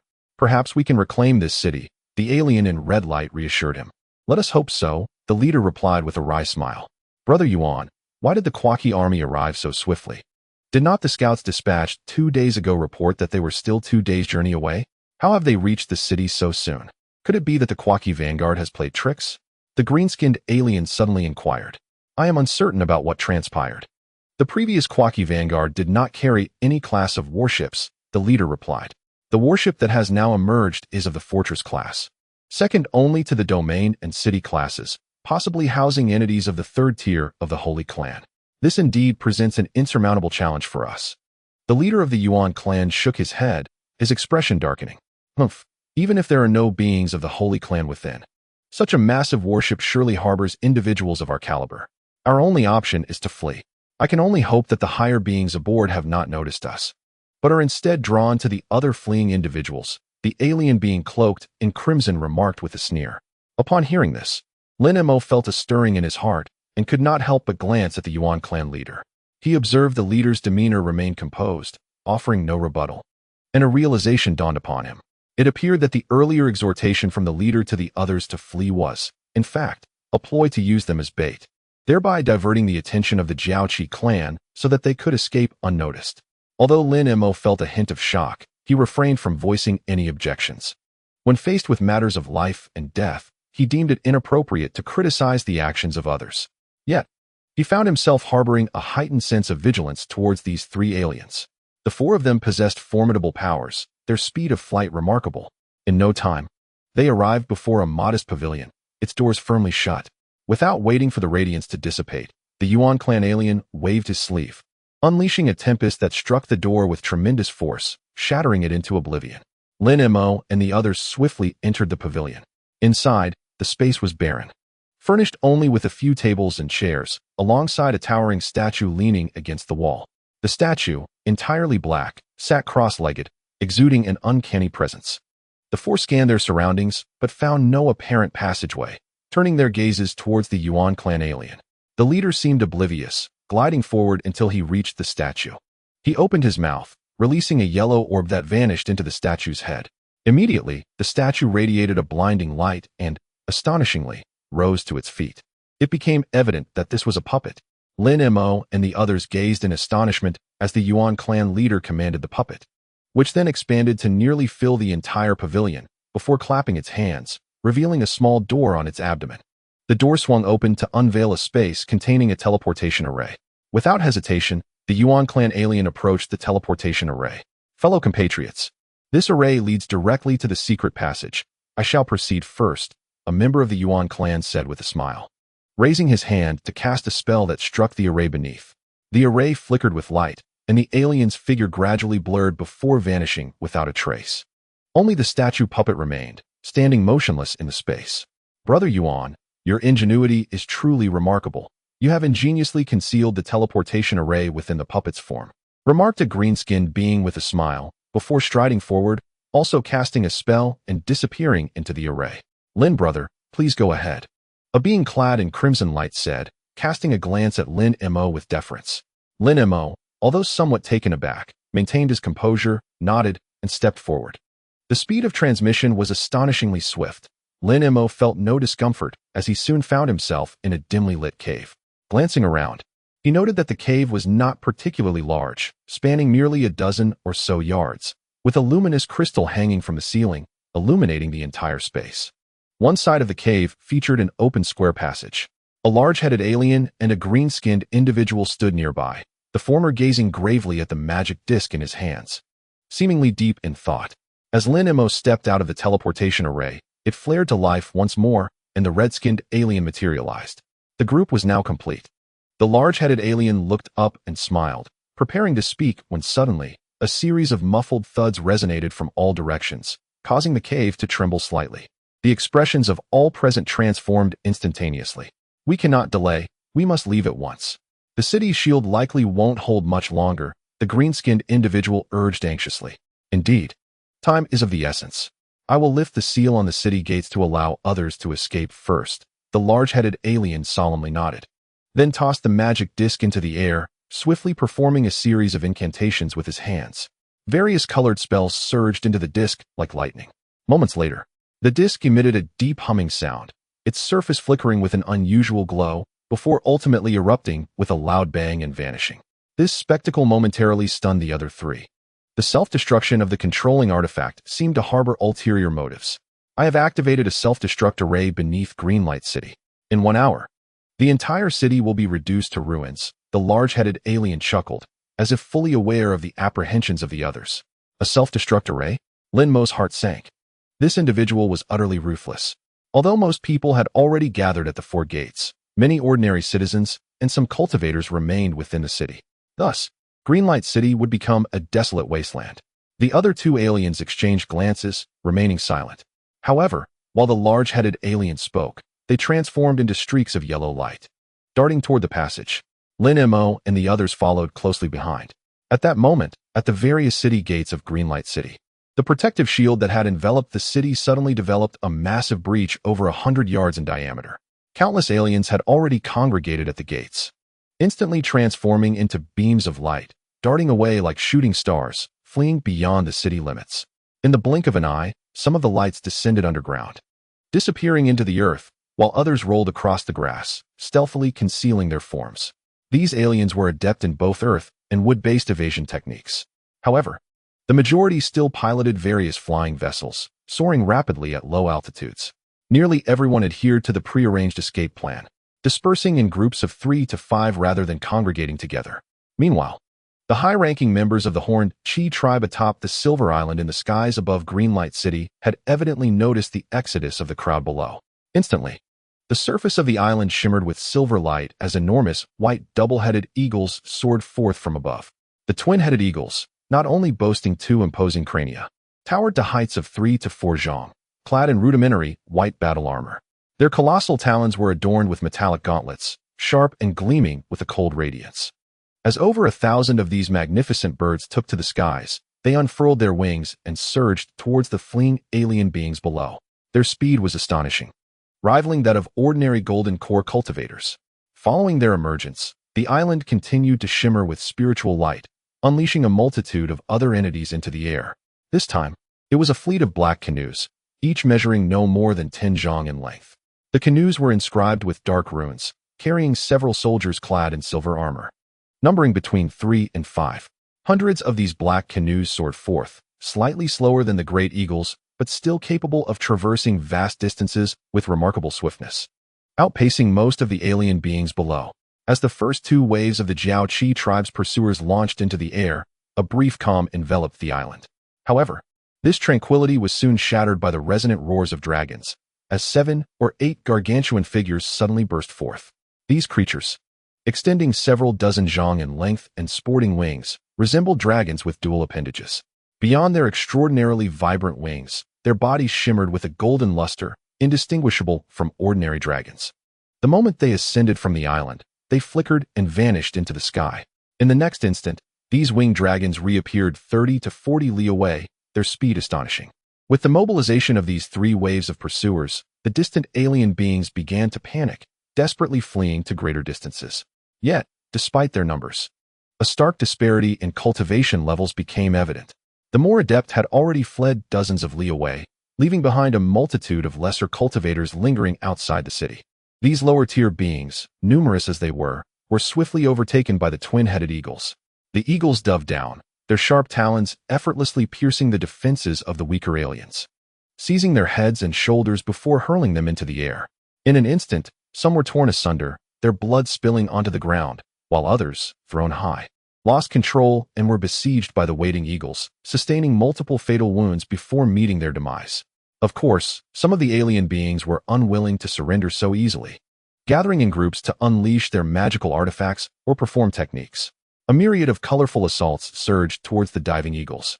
However, the potency of these attacks proved woefully inadequate against the formidable defenses of the eagle's white armor.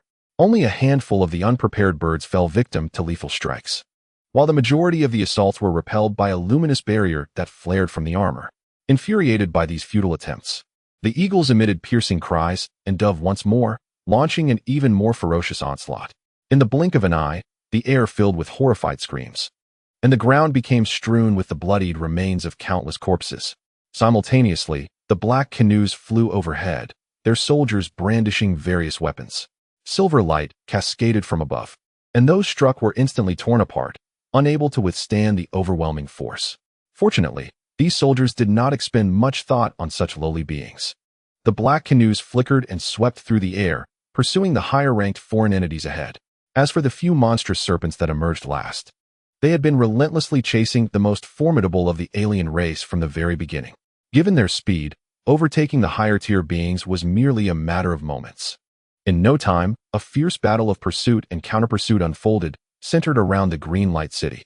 Meanwhile, in a nameless valley several miles outside the city, a seemingly ordinary stone wall suddenly emitted a flash of azure light, and, with a muffled sound, shattered.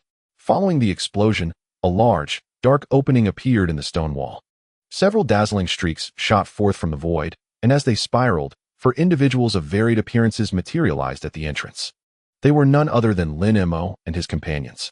Although this location was remote and not in the direction of the city gates, and no pursuing members of the Horn clan had yet appeared, the group remained vigilant and swiftly scanned the surroundings with their spiritual senses before retracting them. The Horn clan has not shown up nearby. We must leave at once, Lin Mo urged.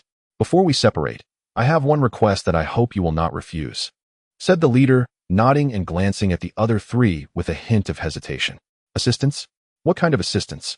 The alien in red light inquired, somewhat surprised. Lin Mo and the green-skinned individual also displayed expressions of confusion. The leader took a deep breath, then gestured with his hand, and 3 pale jade boxes suddenly appeared in his embrace. Each box bore a long, crimson talisman, the runes dancing faintly. These boxes contain items of immense significance to our Tianyun 13 clans. If you can deliver them to our Wangu clan, unexpected benefits will await you. However, should you be pursued by the Horn clan, it is best to destroy the boxes before capture. Otherwise, surrendering them will only invite the torment of soul extraction and spirit refinement, he warned gravely. With a wave of his hand, the 3 jade boxes soared toward Lin Mo and his companions, who instinctively caught them. Brother Yuan, what exactly is inside? Why the caution? The alien in red light asked, examining the box in his hands with uncertainty. I cannot disclose the exact contents, but I assure you that these items alone can be exchanged for puppets of spirit communication level or other treasures of equivalent grade from our Wangu clan, the leader replied, his expression earnest. What? Puppets of spirit communication level? The green-skinned individual exclaimed in disbelief. Only Lin Mo remained unaffected, as it was his first encounter with such a concept. However, the gaze of the alien in red light flickered with intrigue. Brother Yuan, you cannot be jesting. Such items can procure treasures of that magnitude? What if I sought to exchange for the Wan Miao Dan? Would the aristocracy comply? Lady Lu asked, her voice tinged with excitement. The Wan Miao Dan is even rarer than the spirit communication puppets. I cannot guarantee that the elders will acquiesce, but there is a 70 to 80% chance. The leader replied cautiously after a moment's hesitation. Upon hearing the response from the large-headed man, the green-skinned individual felt a heightened sense of belief. Consequently, he ceased his verbal exchanges, yet he tightly squeezed the jade box in his hand, his gaze fixated upon it, his eyes darting about with intensity. Meanwhile, Lin Mo had already employed his spiritual sense to probe the jade box, but upon making contact with its surface, he was repelled by a force, rendering him incapable of penetrating its depths. It appeared that the restriction talisman affixed to the lid possessed a peculiar ability to obstruct spiritual senses. It would be prudent not to entertain the notion of opening the lid en route. Otherwise, should any complications arise, do not blame me for failing to forewarn you. The large-headed man seemed to perceive the thoughts of others and reiterated this caution. Humph, what formidable techniques could possibly reside within the box? The green-skinned man snorted dismissively. The contents of the box hold immense significance for our Tianyun 13 clans. The restrictions imposed are certainly more elaborate than mere talismans. Of course, if you manage to evade pursuit and possess the confidence to unravel my arrangements, then you may open it and behold its contents. The large-headed man chuckled darkly. How can I be certain that handing the items over to the nobility will indeed yield treasures in return? What if the noble elders suddenly renege after receiving the goods? Lin Mo stated coolly. Upon hearing Lin Mo's inquiry, the alien beings cloaked in red light and the green-skinned individual exchanged glances, their faces betraying a shared concern. The large-headed man furrowed his brow and, after a moment of hesitation, reluctantly replied, If you harbor doubts regarding our Wangu clan, you may entrust the Jade Box to any of the clans within Tianyun 13. You will similarly reap substantial benefits. However, I must caution you that for the other clans, this item does not hold the same importance as it does for our Wangu clan. Consequently, the advantages you might acquire would be significantly reduced. At the very least, obtaining a divine elixir like the Wan Yao Dan would be impossible. After the large-headed man's declaration, both the green-skinned individual and the alien in red light displayed contemplative expressions. Lin Mo stroked his chin, his interest in the contents of the box deepening.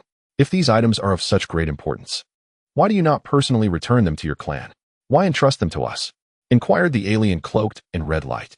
These items have only recently come into my possession, and shortly after acquiring them, the Jiaoqi clan unexpectedly dispatched a troop to besiege Greenlight City. Greenlight City was merely an inconspicuous trading town and should not have been attacked so swiftly. Thus, I suspect that the Jiaoqi clan may have caught wind of something. Carrying these items with me poses too great a risk. The large-headed man candidly expressed his apprehensions. Are you suggesting that the Jiaoqi clan's forces are also after the contents of the box? The green-skinned individual exclaimed in astonishment, disbelief etched across his features.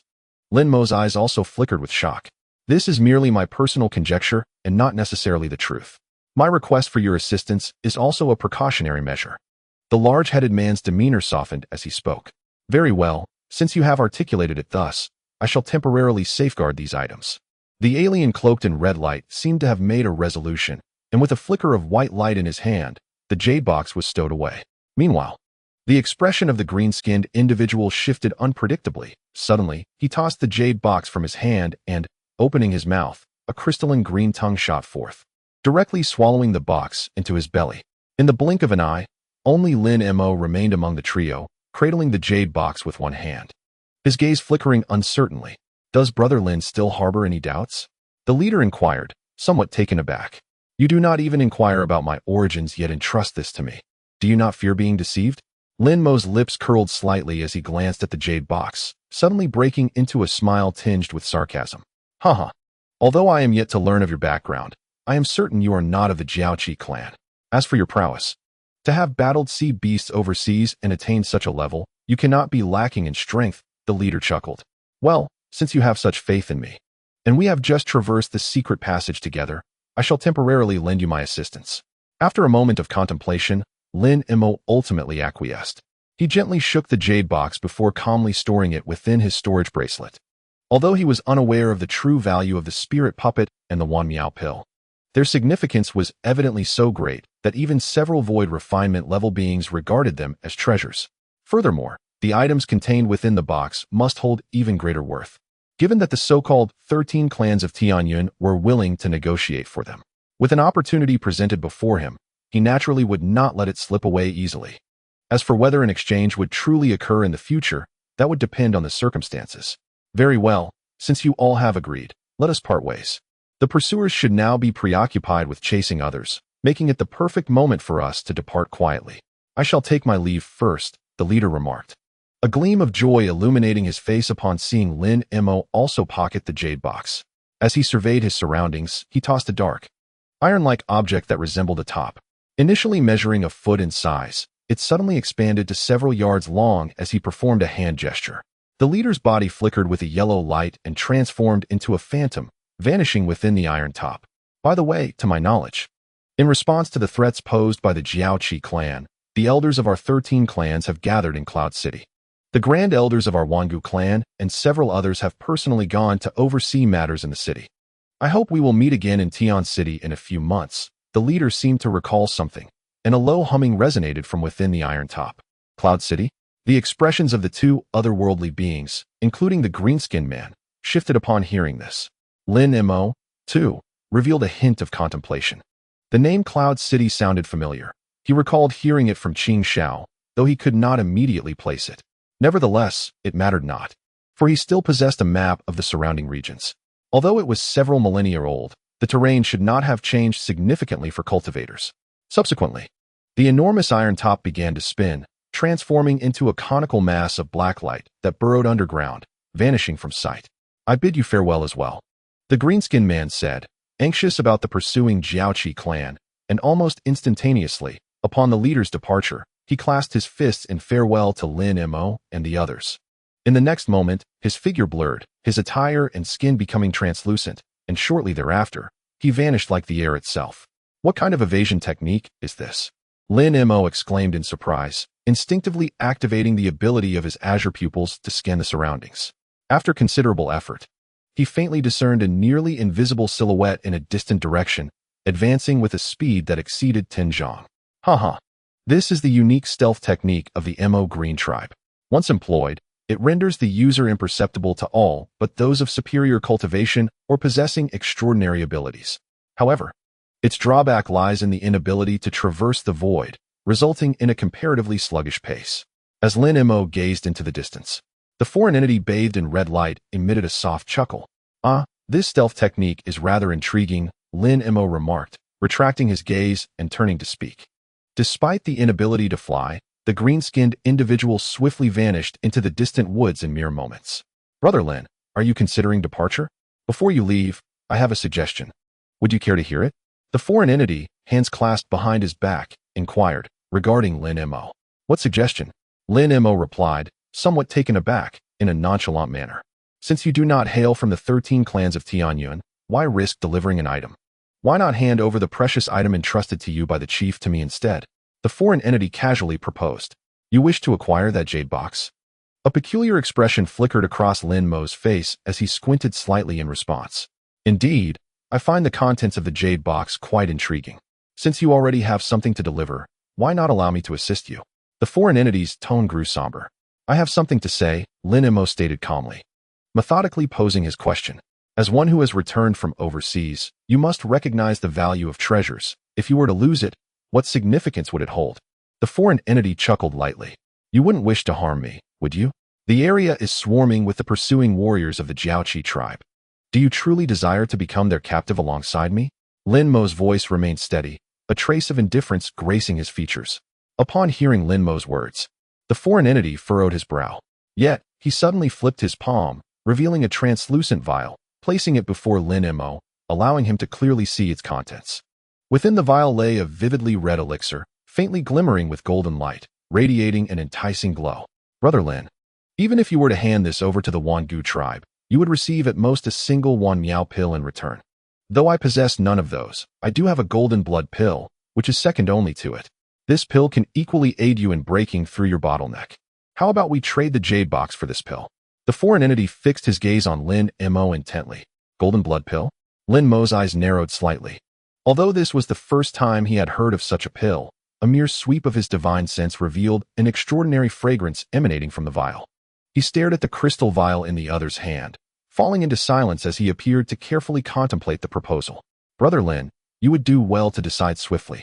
The pursuing warriors of the Jiaoqi tribe may arrive at any moment, the foreign entity urged, concealing his inner delight beneath a facade of calm. However, this foreign entity failed to notice that the black shadow beneath Lin Mo's feet seemed to have elongated slightly compared to before. Such a change, however, would go unnoticed unless one had been vigilantly observing the shadow from the outset. Meanwhile, beneath Lin Mo's feet, a faint trace of verdant tendrils silently seeped into the earth, disappearing without a trace. Pray tell, to which clan do you belong? Lin Mo inquired abruptly. What do you mean by that? Our Fire Moon clan has no other lineage, retorted the alien being within the crimson glow, a hint of confusion evident in their voice. I initially presumed you were of the Horn Chimeras, intent on seizing my jade box only to turn against me, Lin Mo remarked with a peculiar smile. Are you speaking nonsense? I am undoubtedly of the Fire Moon clan. How could I ever ally with the Horn Chimeras? The alien, now somewhat agitated, immediately rebuked him. I care not whether you are of the Fire Moon clan. However, you previously acted alone in the pavilion. Do you still wish to deny it? I believe it is in your best interest to hand over what you possess, allowing me to assist you. Whether one person delivers it or two, the outcome remains unchanged, Lin Mo stated coolly. Before he could finish, the expression on the alien's face shifted dramatically. Upon hearing the final words, the alien rapidly formed hand seals, and a flash of crimson light enveloped them as a blood-red moon ascended into the sky, vanishing after a few flickers. Simultaneously, the alien's figure blurred once more, revealing 3 identical phantoms within the crimson light. The trio crossed their arms, their faces devoid of emotion as they fixated on Lin Mo, remaining utterly silent. In the face of this sudden and unusual behavior, Lin Mo stood his ground, a slight twitch at the corner of his mouth before he burst into laughter. Indeed, a clever strategy. First, you release your spiritual energy to draw in the horned chimeras, then you prepare for a protracted battle, ensuring my escape is impossible. Observing Lin Mo's calm demeanor, the 3 phantoms displayed a hint of surprise. Yet the central figure spoke coldly. Though I am unaware of how you discern the traces I left on that idle puppet, now that I have summoned others, do not expect to flee. If you are wise, surrender the jade box in your possession, and I may intercede on your behalf, perhaps granting you a reprieve. The phantom's tone was imbued with unwavering confidence. This was hardly surprising, as the horned chimeras were but a few miles distant and could arrive in the blink of an eye. What you released earlier is this, correct? Lin Mo's lips curled into a slight smile, a mysterious glint in his eyes as he abruptly reached into the void. A flash of crimson light materialized, revealing a fire-red orb the size of a head in his palm. Impossible. How did you accomplish this? The 3 phantoms trembled in unison, their expressions filled with astonishment. At that moment, the orb of crimson light was the very essence of the red moon's spiritual energy that had been previously unleashed. Before Lin Mo could respond, the figures within the crimson glow shifted, and the 3 phantoms retreated simultaneously, their faces now marked by wariness. Lin Mo, taken aback, soon curled his lips in a cold smile. He flipped his palm, a white light flashing as another box adorned with red talismans materialized, floating motionless in the air when tossed upward. He then gently flicked it with his finger. A glimmer of cold light streaked forth, sending several azure sword beams toward the jade box. Have you lost your mind? The retreating Fire Moon clansmen exclaimed in alarm, their shock palpable. 2 ethereal shadows surged forth, emitting crimson light. One transformed into a massive red hand reaching for the jade box, while the other morphed into a scarlet arc racing toward Lin Mo. The third shadow, however, remained stagnant in the distant red glow, as if the swiftness of the 2 apparitions exceeded Lin Mo's expectations, leaving him no time to react. In the blink of an eye, the crimson hand seized the jade box, while the other arc pierced through Lin Mo's very being. As the scarlet radiance dissipated, the shadow reappeared behind Lin Mo, casting a glance in his direction. Lin Mo transformed into a sphere of crimson fire, vanishing in an instant. The Fire Moon figure, witnessing the acquisition of the jade box and Lin Mo's effortless demise, was momentarily taken aback, sensing an unsettling shift in the air. Yet, before he could contemplate further, a fleeting azure glow flickered across the surface of the box, morphing it into a fist-sized azure orb. Just before the red hand could react, the orb erupted violently. A thunderous roar ensued, and countless azure arcs ricocheted in all directions, instantly perforating the red hand into a myriad of gaping wounds. Ultimately, the hand disintegrated into nothingness. Observing this spectacle, the Fire Moon figure was left aghast, his complexion paling, as he spewed forth a surge of verdant essence. I had presumed it to be some enigmatic incarnation technique, yet it was merely a division of soul. In that case, I shall unreservedly claim your 2 avatars.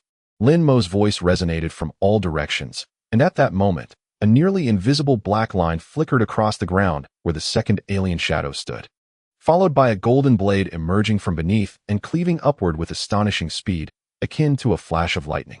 After a chilling scream, the shadow was swiftly bisected, its remnants collapsing to the ground before vanishing entirely.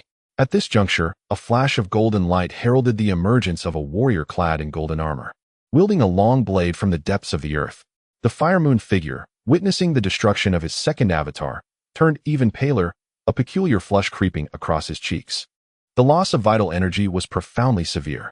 Yet, this Fire Moon figure acted with remarkable decisiveness, almost simultaneously with the destruction of his second avatar. He unhesitatingly expelled a small azure bell from his mouth and swiftly struck it with his finger. A deafening chime resonated, unleashing an invisible sound wave that radiated outward from the bell's center. A sinister expression flashed across the Fire Moon figure's face. He could not fathom that his adversary would thwart his summoning of the Qiangqi clan. Nevertheless, he had no intention of lingering to confront Lin Mo head-on. With a swift motion, he transformed into a streak of red light, soaring skyward. However, a cold snort echoed through the void. And as the red light ascended to a height of 50 or 60 zhang, an azure glow flickered above, revealing a wondrous blue lotus that swiftly divided, enveloping the entire sky in an instant. This sight left the Fire Moon figure astounded. Without hesitation, he waved his hands, unleashing a silver dagger and a golden token simultaneously. The silver dagger morphed into a colossal blade, striking fiercely upward, while the golden token emitted a resonant hum, summoning a shimmering golden serpent-like specter that lunged toward the heavens. Boom! Following two resounding crashes, the silver light and golden shadow struck the azure lotus almost simultaneously. Although the lotus shimmered with runes, it shattered moments later under the onslaught. The Fire Moon man was elated, but in the next moment, his expression abruptly froze. Emerging from the shattered azure lotus, another azure lotus swiftly appeared. Witnessing this unexpected transformation, the Fire Moon man's countenance turned grave. He immediately activated two artifacts and charged forward, chanting incantations as if preparing to unleash even more formidable powers. However, at that moment, Lin Mo calmly remarked, "Since you have already fallen into my sword formation, allow me to personally escort you on your way." As his words echoed, the lotus across from him suddenly unfurled, transforming into a cascade of azure radiance. The silver giant blade and the golden serpent shadow vanished into it, leaving no trace behind. Everything remained tranquil, devoid of any turmoil. A sense of dread enveloped the Fire Moon man. The figure that had followed him halted involuntarily. Just then, the azure light before him erupted in a blinding brilliance, forming a massive wave of counterforce. Startled, the Fire Moon man promptly unleashed a long-prepared spell. A flash of crimson light enveloped him, and countless palm-sized red blades materialized, swirling around him. The sharp sound of slicing air resonated. In an instant, a whirlwind of red blades formed, encasing him within. Observing this scene, the Fire Moon man felt a flicker of comfort. Yet, the next moment, the azure light curtain vanished as if it had never existed. However, upon gazing around, his heart sank once more. The scene before him blurred, and he found himself standing upon a verdant meadow. Tender green grass carpeted the ground, adorned with colorful wildflowers, and the distant sound of birdsong filled the air. This picturesque tableau resembled a beautiful painting, uplifting his spirits and granting him a sense of liberation. It was an illusion. The Fire Moon man's mind sharpened with vigilance. A glimmer of confusion passing through his eyes as he swiftly realized this. He hurriedly looked up. The sky in the distance was an exquisite blue, unmarred by anything save for a few wispy clouds, stretching infinitely. The Fire Moon man felt the ground beneath him was extraordinarily soft. His nostrils filled with the rich scent of vegetation, making it difficult to perceive any flaws. It was as though he truly stood in an endless expanse of grassland. Breaking free, the Fire Moon man's expression turned serious as he bellowed, biting his tongue, his hands dancing in unison. The red blades beside him paused in the whirlwind, then shot forth in all directions.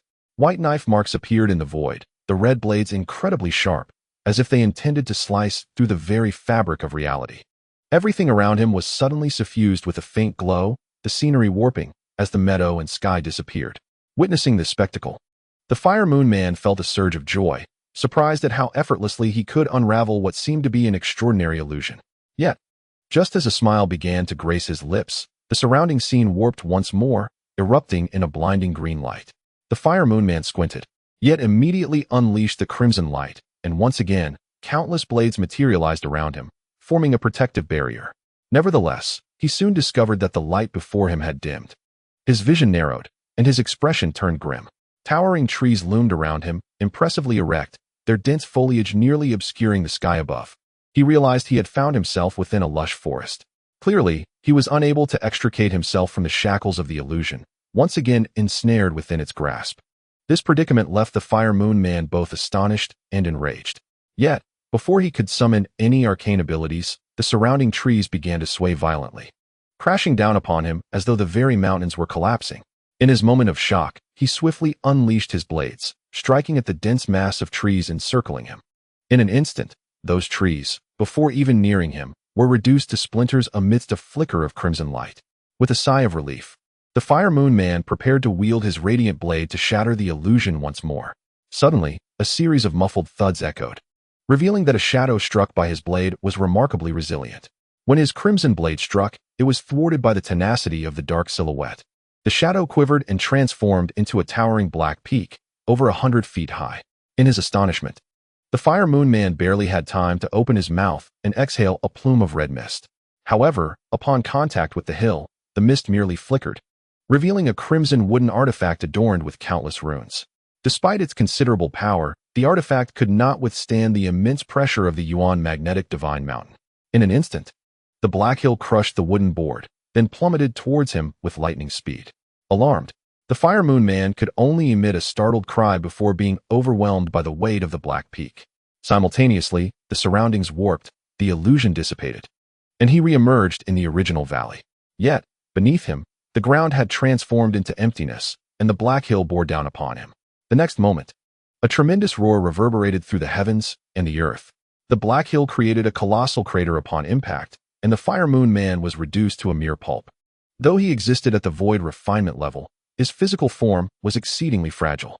Despite possessing formidable powers as a void refinement entity, he had suffered severe depletion of his vitality after being slain by the shadow puppets conjured by the Thunder Pearl and Armor Origin Talisman due to his use of the Incarnation secret technique. Subsequently, he became ensnared in the illusion of the Lin Mo Spring Dawn Sword Array, where the Yuan magnetic divine mountain ambushed him, obliterating his corporeal body, rendering him unable to rise again. However, amidst the remnants beneath the black hill, a flash of red light emerged as a spherical orb, about the size of an egg, shot forth and swiftly burrowed into the earth. Suddenly, a gray light emanated from the base of the black hill, ensnaring the orb within it, immobilizing its movement. Soon after, the gray light flickered, casting the orb onto the ground. Concurrently, a blue light appeared atop the hill, revealing a figure who gently grasped the orb.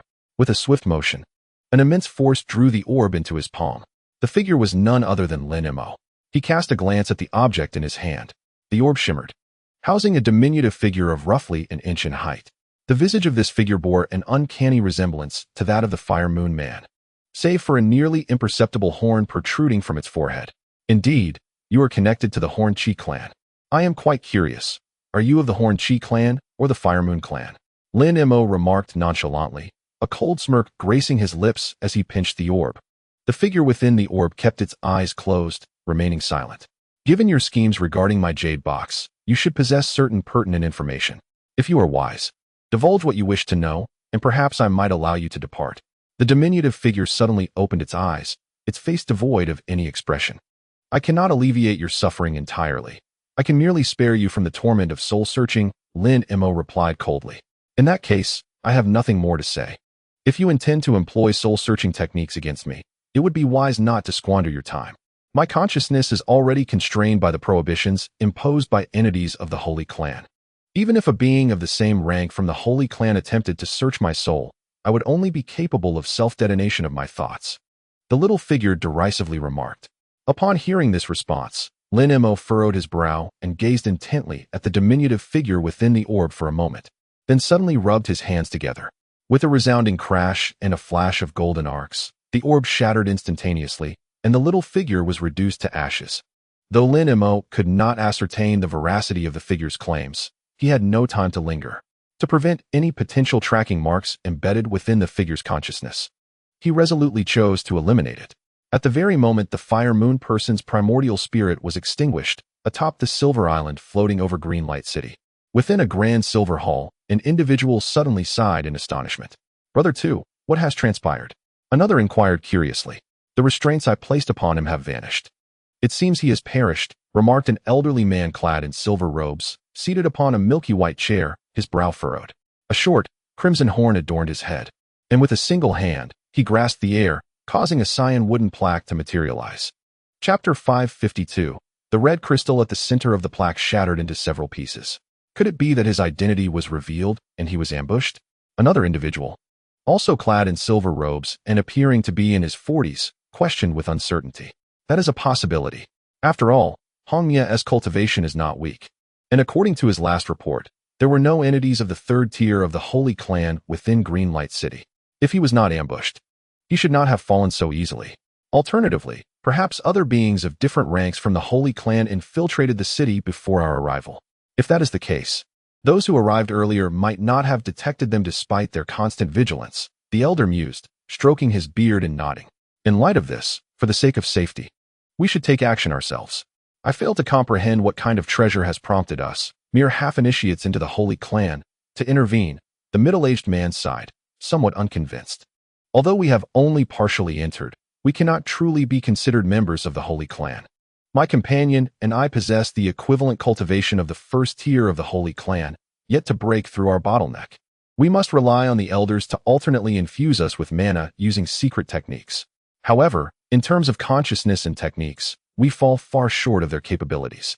Without dedicating thousands of years to quiet cultivation, we cannot hope to compare with true members of the Holy Clan. If it were not for the shortage of personnel, the elders would not have urgently summoned us. The elder shook his head. Indeed. Nevertheless, even so, united we could rival true members of the first or second tier of the Holy Clan, and we should possess the strength to fight. The possibility of the Holy Clan appearing in Greenlight City is exceedingly slim, the middle-aged man concurred. However, it is a pity for this child, Hong Mia. The elder's face revealed a trace of regret, as if recalling something poignant. I have heard that this child possesses the bloodlines of both the Fire Moon clan and our horned chimeras, and that the latter is intricately linked to your fire lineage. Could there be a connection to Brother Two? The middle-aged man, upon hearing this, suddenly burst into laughter. It seems I have inadvertently amused Brother Ning. Indeed, this child is a descendant of a distant relative of mine. We inadvertently managed to locate him and have since kept him hidden among the various clans of Tianyun. However, his innate talent for cultivation is remarkably high. It is likely he will reach our level one day. The elders of our fire clan have long been prepared, awaiting the conclusion of his undercover mission to transition his bloodline into that of our horned chimeras. Yet, unexpectedly, just as the mission was nearing completion, chaos ensued. The elder's expression darkened. Fear not, Brother Tuesday. We shall ensure the perpetrator who harmed him meets a fate most gruesome. Regrettably, to avoid revealing any flaws, we did not implant a marker on him. Otherwise, identifying the culprit would have been a trivial matter. Nevertheless, we have already dispatched the majority of our personnel from the warship. They cannot possibly escape this place, the middle-aged man remarked with a smile. The Grand Elders have personally bestowed upon us the heavenly Qian compass, so we need not worry about their evasion. The only concern is that there is more than one such item, and we are uncertain whether they remain in the possession of the Eternal Clan. We cannot allow them to destroy these artifacts in their desperation. The elders have made it abundantly clear that they must be returned intact. The elder contemplated before speaking. I am well aware of this. Thus, we have remained concealed within the warship, only intending to strike with swift and decisive force once our target is confirmed, denying them any opportunity for reaction. As per our previous plan, we first allow Hongmi to ascertain who possesses the item, and then we will leave a marker to signal our assault. However, should Hongmi fall, the fate of the item will become uncertain, which presents a considerable dilemma. The middle-aged man furrowed his brow once more. Indeed, it is somewhat troublesome, yet not insurmountable. Given the item's significance, I trust it will not be entrusted to those of lower cultivation in light of our overwhelming forces. After all, we have mobilized so many to ensnare the practitioners of Greenlight City entirely. Lower-tier cultivators stand no chance of escape. If that individual were foolish enough to entrust the item to a low-level practitioner, it would indeed be our stroke of fortune. This would significantly narrow down our search. I estimate it should be in the hands of the upper echelon of the clans. If a sacred clan truly exists, then without a doubt, the item is in their possession, the elder analyzed slowly. That reasoning holds merit. With a reduced scope, we can act more efficiently. Those mid-tier individuals of the upper clans can be handled by Yu Jiao, while we must personally deal with those of the upper three tiers, with others providing support. The middle-aged man concurred. Let us finalize 6 team leaders, leaving 2 to guard the warship while the others mobilize. Based on the timing, those lower-tier alien races outside should have been dealt with by now. With the absence of their interference, we can utilize the heavenly Qian compass bestowed by the elders to easily pinpoint the approximate locations of the higher-tier existences, the elder murmured at last. The middle-aged man remained silent, yet the flicker in his gaze suggested he was deep in contemplation. Meanwhile, near the Greenlight City, after several searches conducted by the giant eagles and the silver soldiers of the canoe, the vast majority of the alien cultivators unearthed from the city had either been vanquished or captured. Only a handful of those adept in concealment remained hidden nearby, clinging to the hope of survival. As for the higher-tier beings, they had long since employed their magical abilities to evade capture. Nonetheless, the winged golden drakes remained relentless in their pursuit. Whether they would succeed, only time would tell. Observing that the soldiers and the two-headed eagles merely circled the vicinity without any sign of support for the spirit beasts, it was evident how formidable the existence known as the feathered drake truly was. During these searches, occasional flashes of light would emerge from the nearby hills or dense forests, only to be swiftly met with a barrage from the flocks of two-headed eagles or canoes, which promptly obliterated the fleeing light. At this moment, Lin Mo had distanced himself 70 or 80 miles from Greenlight City. He had recently engaged in a fierce battle with a spy from the Fire Moon clan. Though it appeared thrilling, in reality, under the constraints of the Spring Dawn sword array, not a trace of spiritual energy had escaped beyond its confines. Even the sound waves emitted by the bronze bell of the Fire Moon clan had been entirely absorbed by the sword array. Thus, despite the battle occurring near Greenlight City, the members of the Horn tribe remained oblivious. After Lin Mo obliterated the Fire Moon spy's primordial spirit, he discovered another jade box and a golden blood pill on the body. He then incinerated the remains completely. Following this, he stowed away the treasures and the sword array, employing the Tai transformation talisman to depart silently. The power of the Tai transformation talisman was sufficient to conceal his presence, making it exceedingly difficult for even those of the same tier to detect him. Consequently, the pursuing members of the Horn tribe were unable to trace him. As a result, Lin Mo passed over the two-headed eagles and canoes several times without drawing any attention. As for the large-headed and green-skinned individuals, after Lin Mo had lingered momentarily, they had vanished from sight. However, due to the necessity of concealing their forms, their speed could not have been too rapid, likely remaining within a few hundred miles. Lin Mo contemplated this, but did not pause, continuing to remain vigilant of his surroundings as he flew towards the direction with the least pursuers. Before long, he had distanced himself several hundred miles from Greenlight City, and no signs of enemies lingered in his sight. He let out a slight sigh of relief. Yet he dared not dispel the Tai transformation talisman. He was uncertain whether the Horn tribe possessed some arcane secret or treasure that could extend their detection range 1,000 miles away. Unbeknownst to Lin Mo, his cautious actions were not in vain. Just as he watched Greenlight City recede into the distance, 6 shadowy figures hovered in midair above the verdant, silver giant island. Among them were the elder and the middle-aged man from the earlier assembly in the Grand Hall. The other 4 individuals varied in height and build, suggesting their unusual status. At the center of the 6, a golden artifact resembling a compass floated, slowly rotating. At the compass's core, an arrow several inches in size continuously extended and retracted, adorned with strange patterns and swirling golden runes. The 6 individuals gazed intently as the arrow suddenly ceased its rotation, coming to a halt between 2 peculiar scales. The 4th formidable entity has also been located. You 4 shall divide into 2 groups and proceed to your designated coordinates. The remaining 2 will be under our supervision. Judging by the intense reactions, they are likely beings of the upper echelon, 3rd tier. Upon locating the target, refrain from engaging. Wait until we have dealt with the other 2 before regrouping. Remember, if they attempt to cause destruction, it is imperative to intervene. Each of you should accompany a feathered dragon for enhanced safety, the elder commanded. Indeed, the 4 responded in unison, their expressions filled with utmost reverence. Very well. Let us commence our operation. Even the closest target lies hundreds of miles away, the middle-aged man added. The 4 nodded eagerly, and with a resounding call. The elder unleashed a brilliant golden light, summoning over 10 golden feathered dragons to soar forth. After a few flashes, they hovered above the 6 individuals, circling restlessly. With a wave of his hand, the 4 transformed into beams of light, with 8 feathered dragons trailing closely behind. Only 2 feathered dragons remained, quietly waiting at the spot. Observing his subordinates in motion, the elder glanced at the compass, a peculiar expression crossing his face as he suddenly emitted a red light. The crimson beam flickered, causing the needle within the compass to begin spinning anew, eventually halting in a specific direction. This direction pointed exactly towards where Lin Mo had fled. Why does Brother 2 still harbor doubts regarding that direction? The middle-aged man inquired, his brow furrowed. Indeed, the compass exhibits fluctuating responses towards that direction. At times it is strong, at others weak, at times it is notably pronounced, yet at other moments utterly directionless. This is quite perplexing, the elder remarked, his gaze fixed intently on the compass, a frown of skepticism forming on his brow. It appears that the individual may possess some rare treasure capable of influencing the perception of the celestial compass, or perhaps he himself possesses profound cultivation. Employing some method to conceal his true prowess, thus eluding the compass's accurate tracking. The middle-aged man pondered briefly, responding with uncertainty. Perhaps so.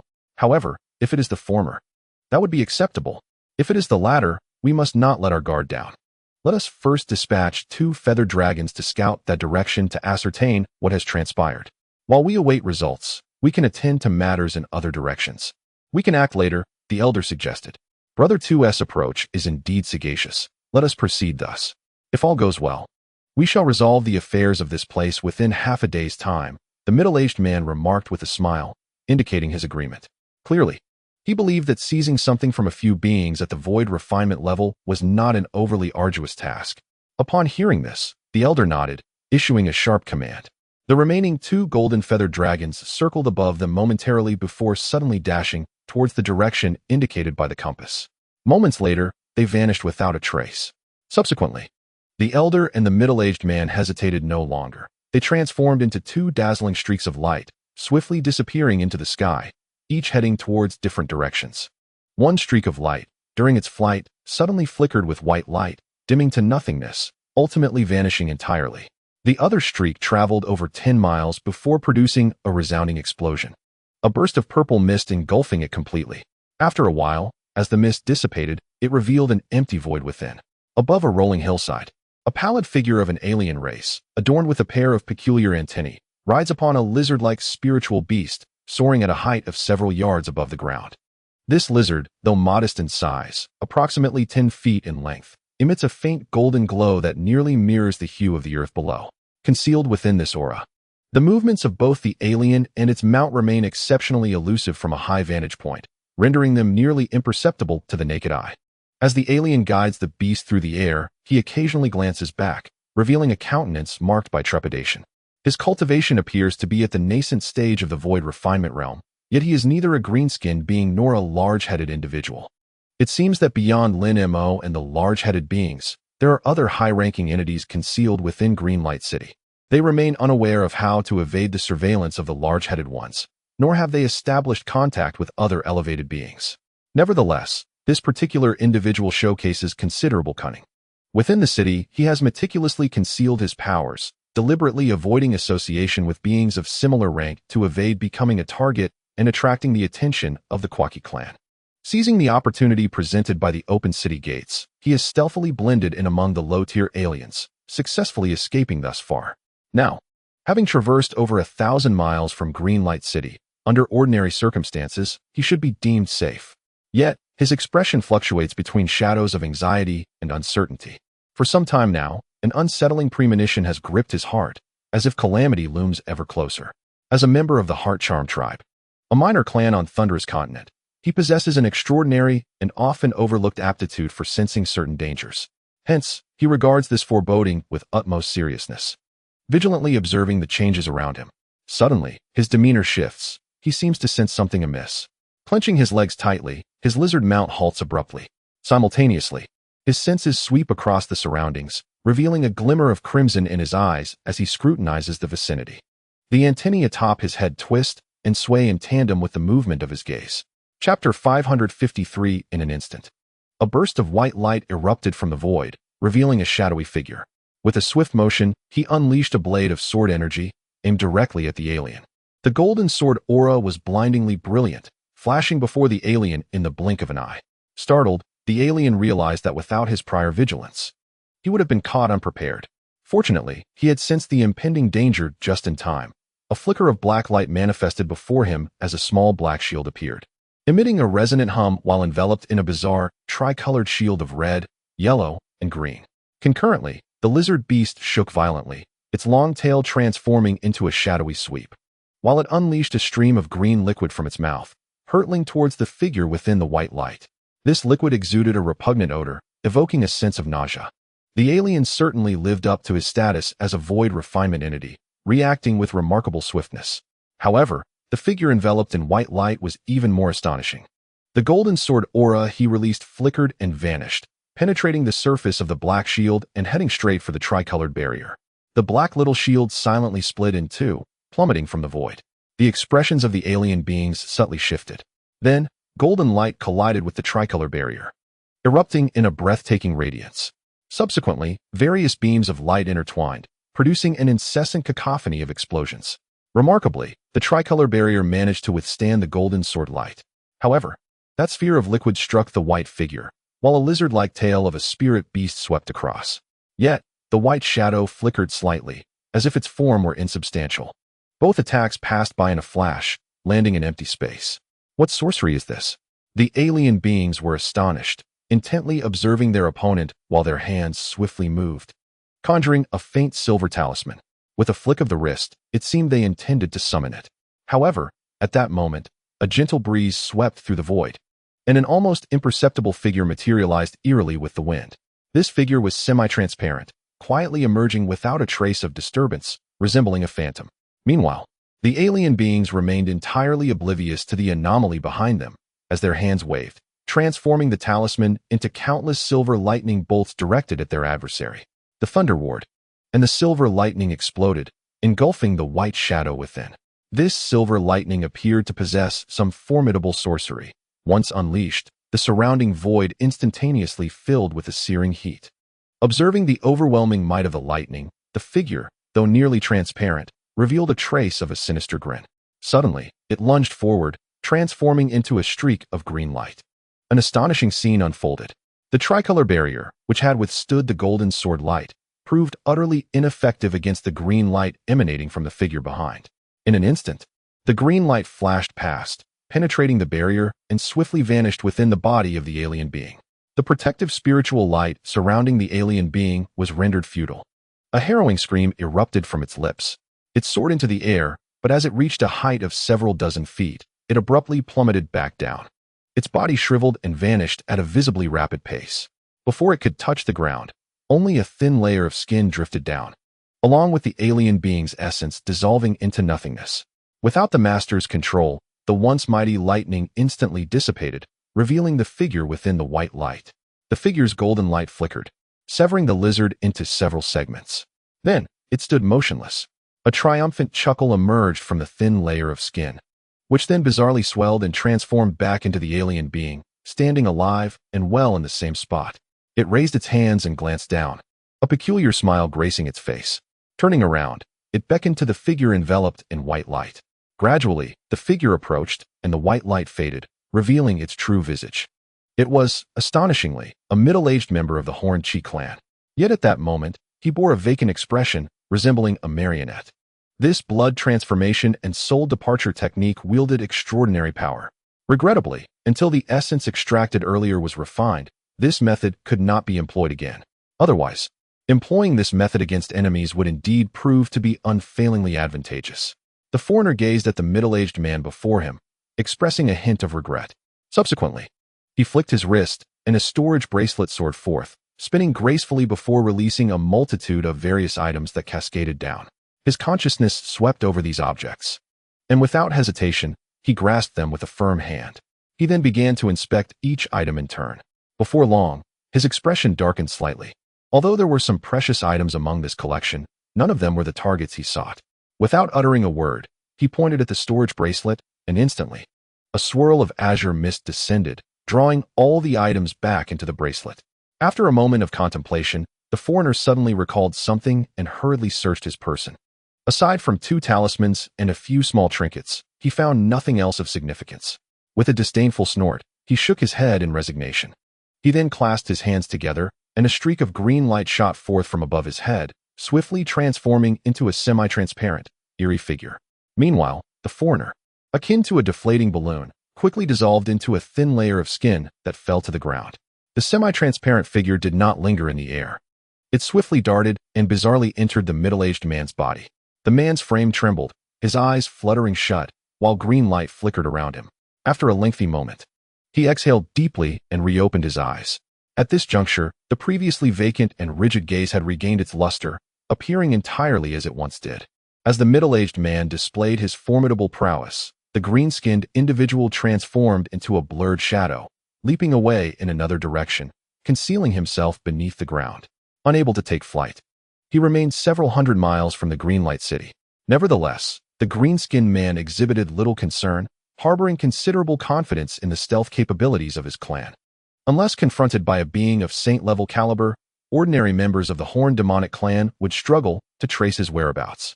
Thus, after parting ways with Mo and the others, the dark green clansman found most of his thoughts consumed by the jade box entrusted to him by the chief. He pondered incessantly about the contents of the box that could yield the coveted one Miao Dan he had long desired. Simultaneously, he secretly contemplated whether opening the jade box would bring forth even greater benefits. Unbeknownst to him, a violet shadow silently followed him from behind, its icy eyes observing his every move. After a while, the violet shadow seemed to complete its surveillance and suddenly contorted its form, transforming into a purple thread that lurked beneath the green-skinned man. At that moment, the green-skinned individual leaped, his feet striking the ground once more, causing the earth to erupt violently. A pair of large hands, shimmering with a crimson glow, swiftly seized his feet. The dark green clansman was naturally taken aback, yet he reacted swiftly, a spark of brilliance flashing in his mind as he attempted to break free. However, the hands gripping his feet were exceptionally hard, akin to steel. The green-skinned man felt a searing pain coursing through his legs, rendering him immobile. His complexion paled instantly as he endeavored to unleash some formidable spell. Yet, it was too late. A cold snort echoed, and a sinister red light flickered from the hands, swiftly enveloping the green-skinned man. As the crimson light traversed the landscape, the nearby earth instantaneously melted under the intense heat, transforming into lava. A wretched scream echoed through the air. The protective aura of the green-skinned beings flickered momentarily before being consumed by the red radiance. Meanwhile, near a dense thicket, two members of the horned fiend race floated in midair, engaged in hushed conversation. In the distance, four feathered serpents circled restlessly, searching for something. This individual is exceedingly cunning. The moment we approach, his presence vanishes. Even the feathered serpents cannot discern his location. This poses quite a dilemma, one of them said anxiously. Fear not. He is of the same tier as us, yet possesses the ability to conceal his aura so thoroughly. He must be hiding nearby. We can outlast him. Once our master arrives, he shall have nowhere to flee, replied the other, maintaining a calm demeanor, a smile gracing his lips. It seems we have no choice but to proceed in this manner.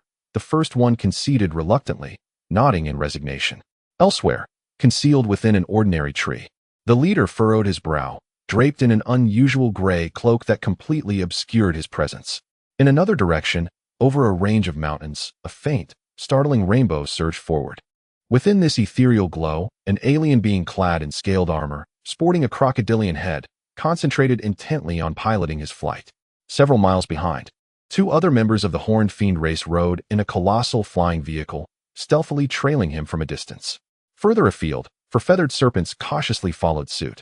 Centered around the Green Light City, the elite members of the Horned Fiend race encountered simultaneous assaults and pursuits from their higher-tier counterparts in all directions. Lin Mo was not spared from this predicament. At this moment, he floated high above, his expression one of astonishment as he gazed downward. Two feathered serpents circled a mere dozen yards beneath him. These peculiar serpents were a sight he had never seen before. They seemed to sense his presence, searching diligently in the vicinity. However, Lin Mo was currently in a state of ethereal concealment, courtesy of the Tai transformation talisman, rendering him undetectable to the serpents, who continued to flit about aimlessly. Lin Mo stroked his chin thoughtfully, scanning the area but finding no other pursuers from the Horned Fiend race. A flicker of severity crossed his face as he instinctively contemplated whether he should eliminate these two nuisances. The two feathered serpents were merely manifestations of the transformation realm and posed no threat to him. Yet, having recently departed from Greenlight City, if any entities of the integration realm from the Horned Fiend race were still monitoring this direction, his actions might expose his whereabouts. After much deliberation, Lin Mo instinctively shook his head, dismissing the thought. Just as he intended to depart quietly, an unforeseen incident occurred. As he floated over 10 yards away, a sudden flash of violet light enveloped him, causing his ethereal state to dissipate, revealing his form. The Tai transformation talisman he had utilized had unexpectedly faltered. This turn of events left Lin Mo in a state of bewilderment. The two feathered serpents, upon detecting Lin Mo's emergence, immediately surged toward him. Feeling a pang of frustration, Lin Mo's expression hardened. One hand gestured with decisive intent, and a thunderous roar resonated from his back as a pair of crystalline wings materialized. He fixed his gaze upon the two peculiar serpents below, releasing a cold snort. Though seemingly unremarkable, This snort reverberated in the ears of the feathered serpents like a clap of thunder. The two feathered dragons suddenly experienced excruciating pain, emitting anguished cries as their bodies plummeted downward. Lin Mo felt a flicker of displeasure within, yet his expression darkened as he summoned crackling lightning in his hand, transforming it into a pale blue arc that vanished into the distance. In the next moment, amidst the void beneath one of the feathered dragons, a ripple in space flashed, revealing Lin Mo's figure. He waved a hand towards the feathered dragon, and in an instant, a cerulean sword light emerged from the void, encircling the creature before cleaving it in two, its essence dissipating into nothingness within the radiant glow. Lin Mo's form twisted, transforming into a wisp of azure silk and disappearing once more. In the blink of an eye, another spatial fluctuation appeared beside the second feathered dragon, and Lin Mo revealed himself, almost touching the beast. A hand as pure as jade gently pressed against the creature, unleashing a torrent of 5 colored flames that instantly encased it in a colossal prism of ice. Following this, golden arcs of lightning shot forth from Lin Mo's fingers, enveloping the icy mass. The feathered dragon, along with its icy prison, shattered amidst the brilliance of the golden light. A green luminescence attempted to escape from the shattered remains, but was swiftly obliterated by a golden arc. Lin Mo had dispatched both feathered dragons in a mere breath. Without hesitation, he transformed into a streak of azure light, soaring into the distance with no intention of concealment. In his heart, he believed that if the Jiaoqi clan lacked any beings of the fusion stage, they would be unable to detect his presence, thus rendering any need for concealment moot.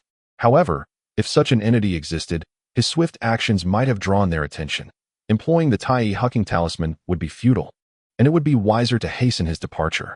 Meanwhile, as the feathered dragons fell, both an elder and a middle-aged man from the Jiaoqi clan, situated in different locations, sensed Lin Mo's direction.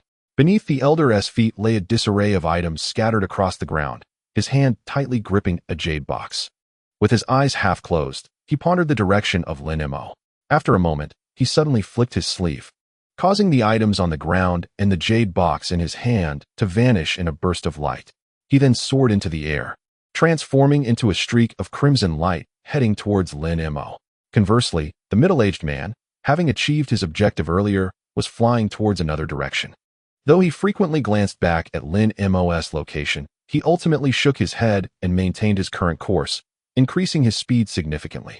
He was nearing another target and had no intention of abandoning it. He resolved to resolve the matter at hand before returning. Thus, among the two most formidable pursuers of the Jiaoqi clan, only one pursued Lin Mo. The flight speed of beings of such caliber was simply astounding. Moments after Lin Mo dispatched the feathered dragons and fled as a streak of azure light, he suddenly turned back, his expression shifting. In the distance, a scarlet streak of light rapidly approached. This red glow seemed devilish, appearing in an instant, and was now within 100 paces. Its speed surpassing Lin Mo's by several folds. A flicker of astonishment crossed Lin Mo's eyes as he clearly discerned a faint human silhouette within. His consciousness swiftly probed, and his expression altered slightly. Chapter 554. It was indeed a being of the fusion stage. Although it might not be a match for him, escaping should pose no problem. His thoughts raced, and his demeanor quickly returned to normal. However, Lin Mo had no intention of engaging a foe at the initial stage of integration. Without a moment's hesitation, he unfurled his wings. A flicker of celestial light illuminating his form, transforming him into a wisp of azure silk that surged forward. His speed was nearly double that of before, and he matched the approaching crimson light without faltering in the least. The two raced ahead, vanishing from the nearby sky within mere breaths. The silhouette within the pursuing red light was none other than the elder of the Jiaoqi clan, surnamed Tuesday, utilizing the power of the heavenly Shin compass. He effortlessly located Lin Mo's position, yet was taken aback by the astonishing speed at which his target fled. This revelation filled the elder with both surprise and delight. The opponent appeared formidable, likely possessing something he coveted. Thus, he immediately urged the red light to hasten his pursuit. The two figures resembled celestial meteors, unreservedly chasing one another, soon soaring beyond 1,000 miles. However, the crimson light found itself unable to close the gap on the azure silk. The elder, amidst the red glow, felt a stir of emotions. Although he was not particularly adept at evasive techniques, He had probed with his mental energy and discerned that the opponent was merely a seventh-tier individual of a noble lineage. Yet he could not fathom how such a being could elude him over such a vast distance. It was indeed remarkable. Nevertheless, the elder was a formidable presence, having one foot firmly planted in the realm of integration, and his combat experience was exceptionally rich. Suddenly, the red light came to a halt, its brilliance retracting to reveal the elder's form. With a stoic expression, he deftly summoned a purple talisman into his hand. With a gentle shake, a burst of violet mist erupted, swiftly enveloping a span of over 10 zhang, completely shrouding the elder within. Lin Mo, vigilantly monitoring the movements of this formidable adversary, furrowed his brow at this spectacle. Without hesitation, he halted his own light of evasion, revealing his form within the azure glow, and turned to observe. His curiosity piqued regarding the elder's intentions. As the purple mist rolled and dissipated, the spot where the elder once stood was left utterly vacant. Lin Mo's expression shifted subtly. Before he could ponder further, he released his mental energy, extending its reach across dozens of miles. Yet, the elder's surname, too, remained elusive, as if he had completely vanished from the vicinity. Lin Mo's demeanor grew serious as he swiftly formed hand seals, his eyes flashing with a blue luminescence as he activated the divine vision of clarity. However, as he scanned the distance, the void revealed nothing, and the elder's presence was still undetected. At this moment, a weight settled heavily in Lin Mo's heart. A being at the integration level was already a fearsome opponent, and now, having suddenly concealed himself, made it exceedingly difficult to trace his whereabouts, truly perilous. Yet, Lin Mo was not an ordinary individual. His thoughts shifted, and without a moment's hesitation, he released his evasion light once more, transforming into a wisp of azure silk as he soared straight towards another direction. Although he was unaware of where the elder might be hiding, lingering in this place for too long was exceedingly dangerous. The air crackled with the sound of rushing space as the azure silk propelled him 100 zhang in an instant, disappearing from sight at the horizon. While flying, Lin Mo occasionally cast his spiritual vision backward, keeping a watchful eye on his surroundings. Moments later, a flicker of realization crossed his brow. Deep beneath the ground, several miles behind Lin Mo, a figure traversed effortlessly through a swirling mass of purple mist.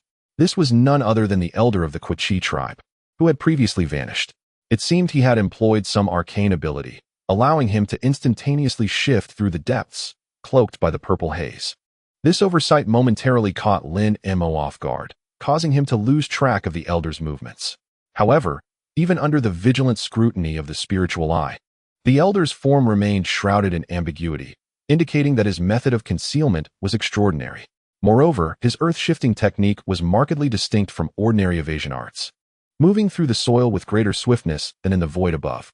Wherever the red light passed, the earth offered no impediment. Instead, yellow luminescence continuously drifted into the crimson glow, accelerating his escape even further. Despite Lin Mo's relentless flight, the elder gradually closed the distance from below. Lin Mo felt a surge of trepidation, but pressed on undeterred. Meanwhile, the elder, employing his peculiar evasion technique underground, found himself rather vexed. He had anticipated that his disappearance would induce chaos in his pursuer, or at the very least, prompt Lin Mo to flee in disarray. Yet, Lin Mo exhibited no hesitation, maintaining an astonishing speed. This was beyond the elder's expectations. Nevertheless, he remained confident in his concealment abilities. He believed that while his technique might be discernible to those of superior cultivation or those of equal rank, it would be nearly impossible for someone of significantly lower prowess. He even doubted that Lin Mo possessed the legendary spiritual eye. The odds of that were virtually negligible. Seeing Lin Mo remain unperturbed, the elder begrudgingly persisted in his underground pursuit. He noted that his speed underground was marginally superior to Lin Mo's, thus he was reluctant to concede. Consequently, with one party determined and the other skeptical, they covered an astonishing distance of several thousand miles in a single breath. As Lin Mo observed the purple shadow drawing nearer from below, his expression darkened, and he began to scan his surroundings anxiously. Suddenly, two towering mountains loomed ahead, their steep slopes cloaked in dense foliage. Upon witnessing this sight, Lin Mo's heart stirred. A flicker of blue light danced in his gaze as he glanced downward. The purple silhouette was now less than 100 yards away. A moment's lapse could allow the elder to catch up. Drawing a deep breath, Lin Mo abruptly altered the trajectory of his escape, veering towards the forest. The sound of rushing air ceased abruptly, and amidst the flutter of his long hair, he vanished into the thicket. As he retracted his escape light, Lin Mo materialized atop a massive tree stump, his demeanor calm as he gestured towards a specific direction. The blue luminescence faded, and all the threads of energy dissipated into the surrounding void, rendering them invisible. Lin Mo once again formed a hand seal, and suddenly, the air around him crackled with thunderous sounds as countless tiny arcs of gold and silver surged forth, coalescing into a shimmering robe that enveloped him. Subsequently, a wave of dark energy surged, revealing a shadowy armor within the robe. Finally, Lin Mo opened his mouth, and a crystalline shield shot forth, swiftly revolving around him. After executing this series of actions, Lin Mo stood motionless, hands clasped behind his back, gazing skyward. Beneath the tree stump where Lin Mo stood, an elderly man of the Tu clan observed Lin Mo's movements with a flicker of unusual intrigue in his eyes. At this moment, he had closed the distance to Lin Mo but refrained from striking immediately. Faced with an opponent 3 ranks above him, the elder was not inclined to endure much longer. Confirming that only Lin Mo was present nearby, devoid of traps or ambushes, the elder's expression hardened. He twisted his form and vanished into the earth in an instant. The next moment, a similar scene unfolded at Lin Mo's location.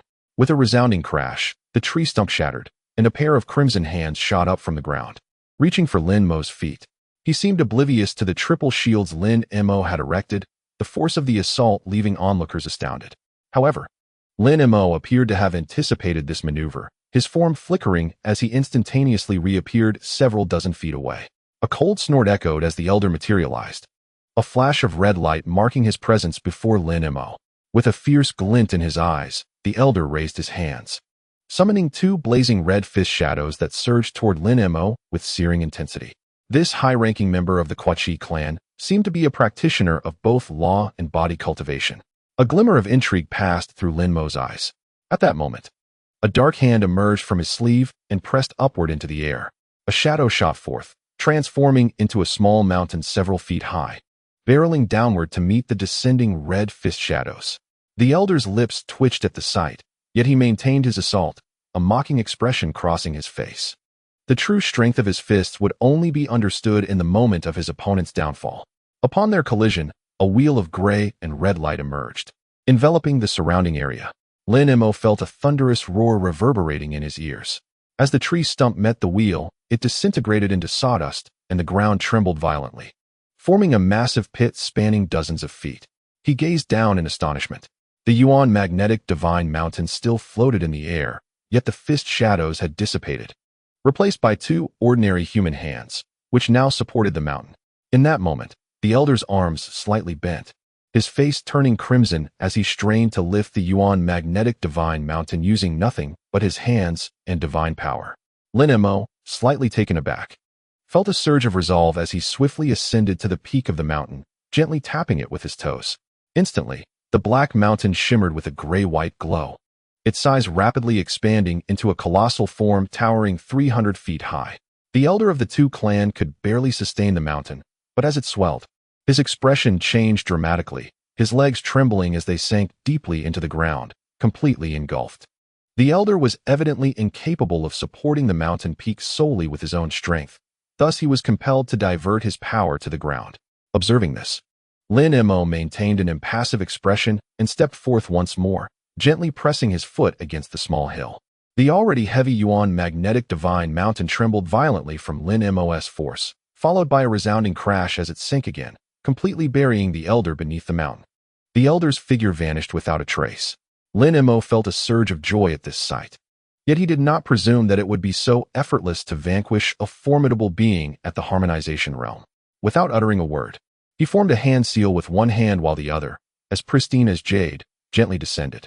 The black mountain momentarily shimmered with a grayish hue, its mass rapidly expanding. Simultaneously, a cascade of 5 colored flames surged forth from his alabaster fingers, striking towards the base of the mountain. Wherever the 5 colored flames touched, a layer of multicolored ice spread across the ground, transforming the surrounding area into a frigid expanse. The towering black mountain reached over 1,000 feet in height, rivaling an authentic mountain. In this precarious situation, Lin Mo continued to unleash spells, his body shimmering with ethereal light as he transformed into a streak of azure. Darting to the side, In a flash, this azure light mysteriously vanished into the void. Concurrently, a deep humming resonated from the heart of the Black Mountain, and suddenly, several azure small swords appeared in the surrounding air. Yet in an instant, the azure light flickered, morphing into palm-sized azure lotuses. These lotuses stirred slightly, and surrounding phantoms gradually materialized, with more lotus figures solidifying into existence. In an instant, a multitude of lotuses twinkled, their radiance intertwining to form a colossal luminous veil that ensnared the elder within. Seizing this opportunity, Lin Mo activated the Spring Dawn Sword Array. Just then, an enraged roar erupted from the base of the mountain, followed by a series of unfamiliar and arcane incantations. In the nearby void, strands of crimson light began to emerge, initially sparse but multiplying rapidly as the incantations accelerated. Moments later, the sky was filled with light, seemingly dyeing the entire void in a deep crimson hue. Concurrently, the temperature in the area surged dramatically, potent enough to instantly incinerate an ordinary person into a desiccated husk. However, as the incantations ceased, the crimson light began to melt into the ice layer beneath. A thunderous rumble emanated from the ground, followed by muffled sounds as crimson beams erupted from the ice. These beams flickered momentarily, causing the ice to swiftly dissolve, while the nearby ground transformed into a sea of molten lava under the crimson radiance. Within mere breaths, a vast expanse of ground metamorphosed into a colossal pool of lava. The Black Mountain gradually sank into the molten abyss, and in the blink of an eye, a significant portion of it was submerged. Indeed, it was evident that brute force alone could not harm you. Lin Mo's voice resonated from all directions. As the Black Mountain within the lava rapidly diminished, it ultimately shrank to the size of a foot, then quivered, transforming into a dark streak shooting forth. Yet, scarcely had it ascended a few yards from the lava when the cold voice of the elder emerged from the molten depths. My cave dwelling is in need of a protective artifact. This treasure shall do nicely. I shall keep it. No sooner had the words been spoken than a wave of molten tide surged from the lava pool, towering over 10 feet, swiftly transforming into a massive crimson hand that grasped the black hill, seemingly intent on dragging it back into the molten depths. However, despite Lin Mo's reclamation of the majority of this mountain's formidable power, the weight of the Yuan magnetic divine mountain could not be easily shaken by a mere illusory hand. The black hill merely flickered within the grasp of the hand, showing no signs of movement. Yet, constrained as it was, it could not effortlessly soar toward the nearby azure light curtain. Lin Mo let out a cold snort, and the spatial fluctuations around the crimson hand surged dramatically, with countless azure threads mysteriously materializing. They encircled the lava hand, and, with a flicker of blue radiance, the hand, forged from molten rock, was instantly shattered, its 5 fingers entirely severed. Seizing the opportunity, the black hill shot forth once more, its dark luminescence flashing before vanishing into the light curtain. The azure threads that had appeared also dissipated as if they had never existed. Indeed, he possessed some skill, daring to engage the old man head-on. The elder, appearing unfazed, spoke with a tone tinged with palpable gloom. Almost simultaneously, the lava within the molten pool parted, and the elder's body radiated a flickering red light, gradually rising until it reached a height of over 10 zhang. Chapter 555. The elder donned a vigilant expression, casting his ominous gaze around. The sword array. A flicker of realization crossed the elder's features as he discerned its underlying principles. However, just as the elder manifested, the surrounding azure lotus light surged explosively, countless lotus petals transforming into azure wind blades that rained down upon him. The elder's expression darkened. Without invoking any spells, the red light surrounding him suddenly expanded, forming a crimson barrier to shield him. Subsequently, the wind blades, akin to moths drawn to a flame, plunged into the red light, only to instantly transform into fiery orbs before vanishing. The fire-based techniques cultivated by this high-ranking member of the Jiaoqi clan were indeed so domineering that even illusory attacks could be directly ignited and extinguished. Nevertheless, being ensconced within the sword array, Lin Mo's methods of attack were far from straightforward. At the moment the wind blades faltered, a brilliant azure light erupted from above, and segments of colossal, dark azure timber materialized from thin air, crashing down with unrelenting force.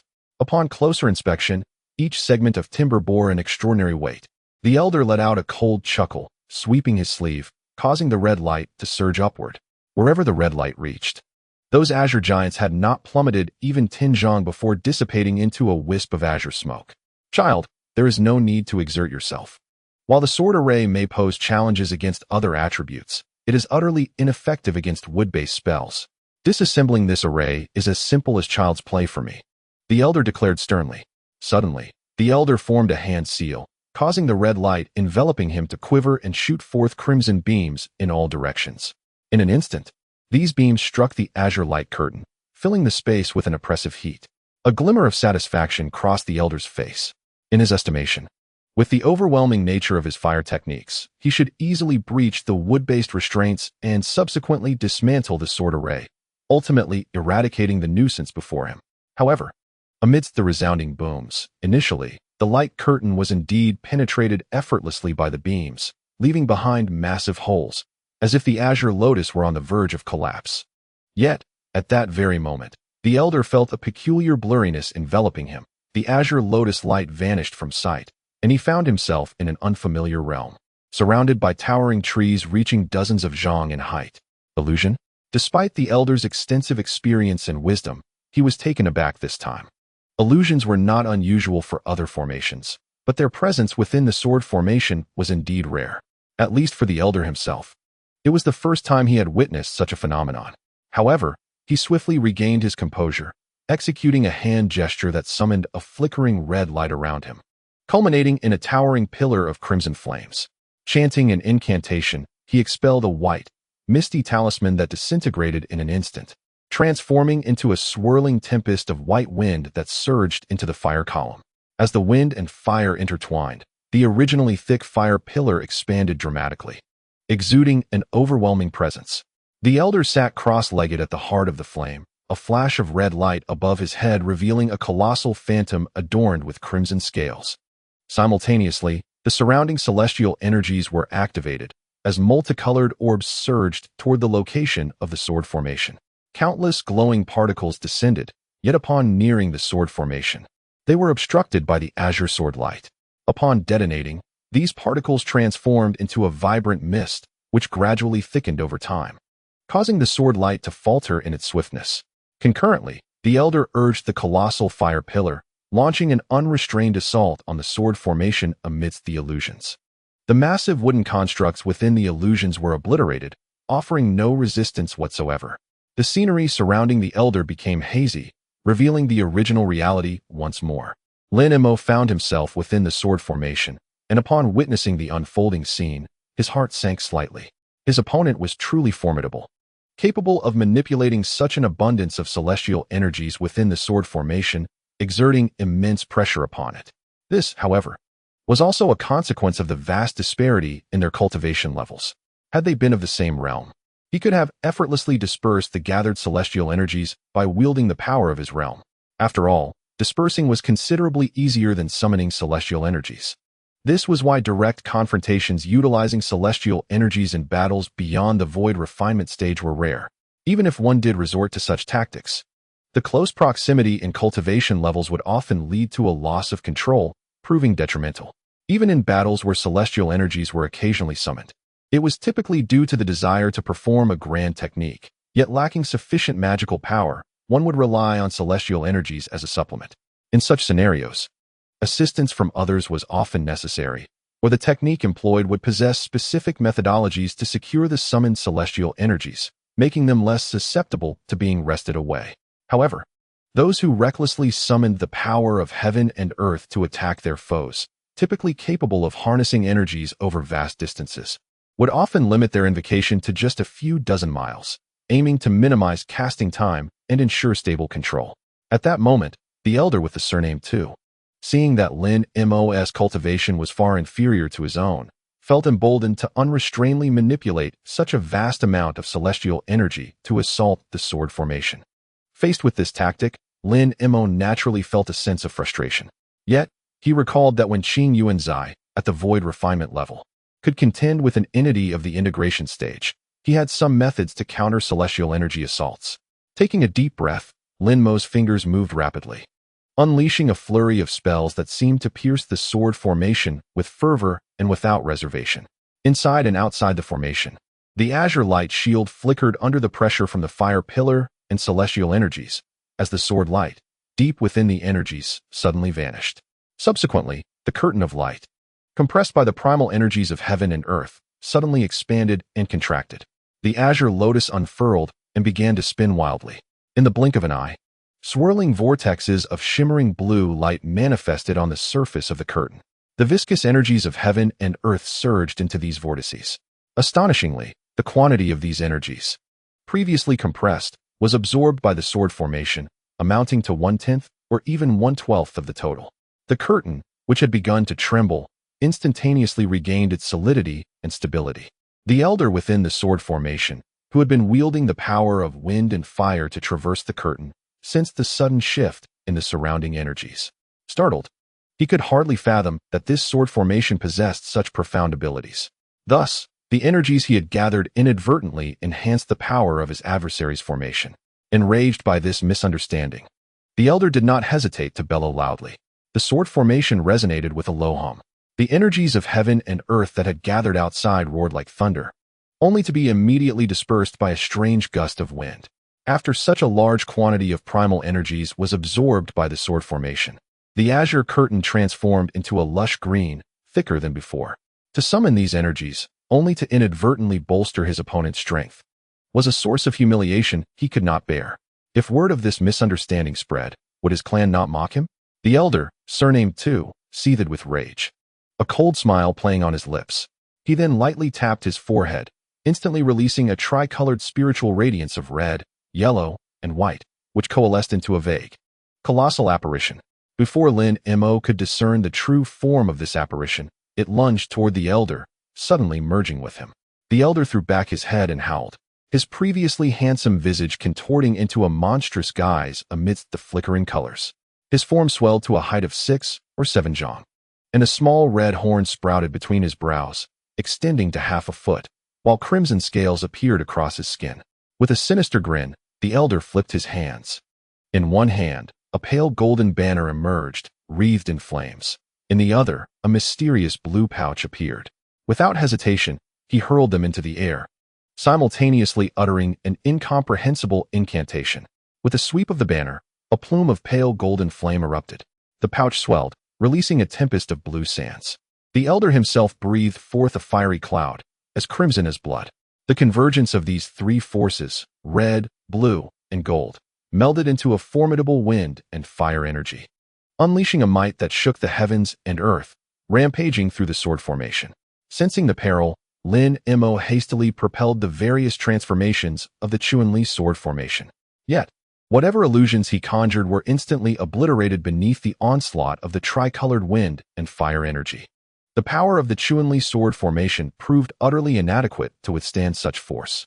The azure curtain flickered under the impact of this wind and fire energy. Lin Mo drew in a sharp breath, beset by dread, partly from the tricolored wind and fire energy, and partly from the elder's transformation and the mysterious blue pouch he had produced. He recognized this artifact, seemingly quite familiar to him, as the legendary Hunyuan bag, reputed to hold a significant rank among treasures. Although its status in the chaos of all spirits rankings was mid-tier, it possessed several extraordinary abilities absent in other artifacts, and its name was widely known. Many years ago, this treasured artifact fell into the hands of a formidable human warrior, but tragically, he met an untimely demise, and the artifact mysteriously vanished. At that time, numerous high-level cultivators scoured every corner of both the human and demon realms in search of it, yet they found no clues. How, then, did this artifact end up in the possession of the Chi-Chi tribe on the Thunderous Continent? Lin Mo felt a pang of bewilderment, but suddenly, a look of astonishment crossed his face. According to rumors, the power of the mixed sky bag was not merely confined to its application within sword formations. Could it be that this was merely a counterfeit? Or had he misidentified it, mistaking it for a different, albeit similar, treasure? Lin Mo could not ascertain. But now was not the time for such contemplation. The sword formation was precariously at risk, and Lin Mo's gaze sharpened, a glint of cold light flashing in his eyes. It was said that Qing Yuanzi had employed this sword formation against beings at the integration stage, which likely held truth. However, it was primarily due to Qing Yuanzi's mastery of several levels of the Qing Yuan sword technique that he could unleash the full 12-fold power of the formation.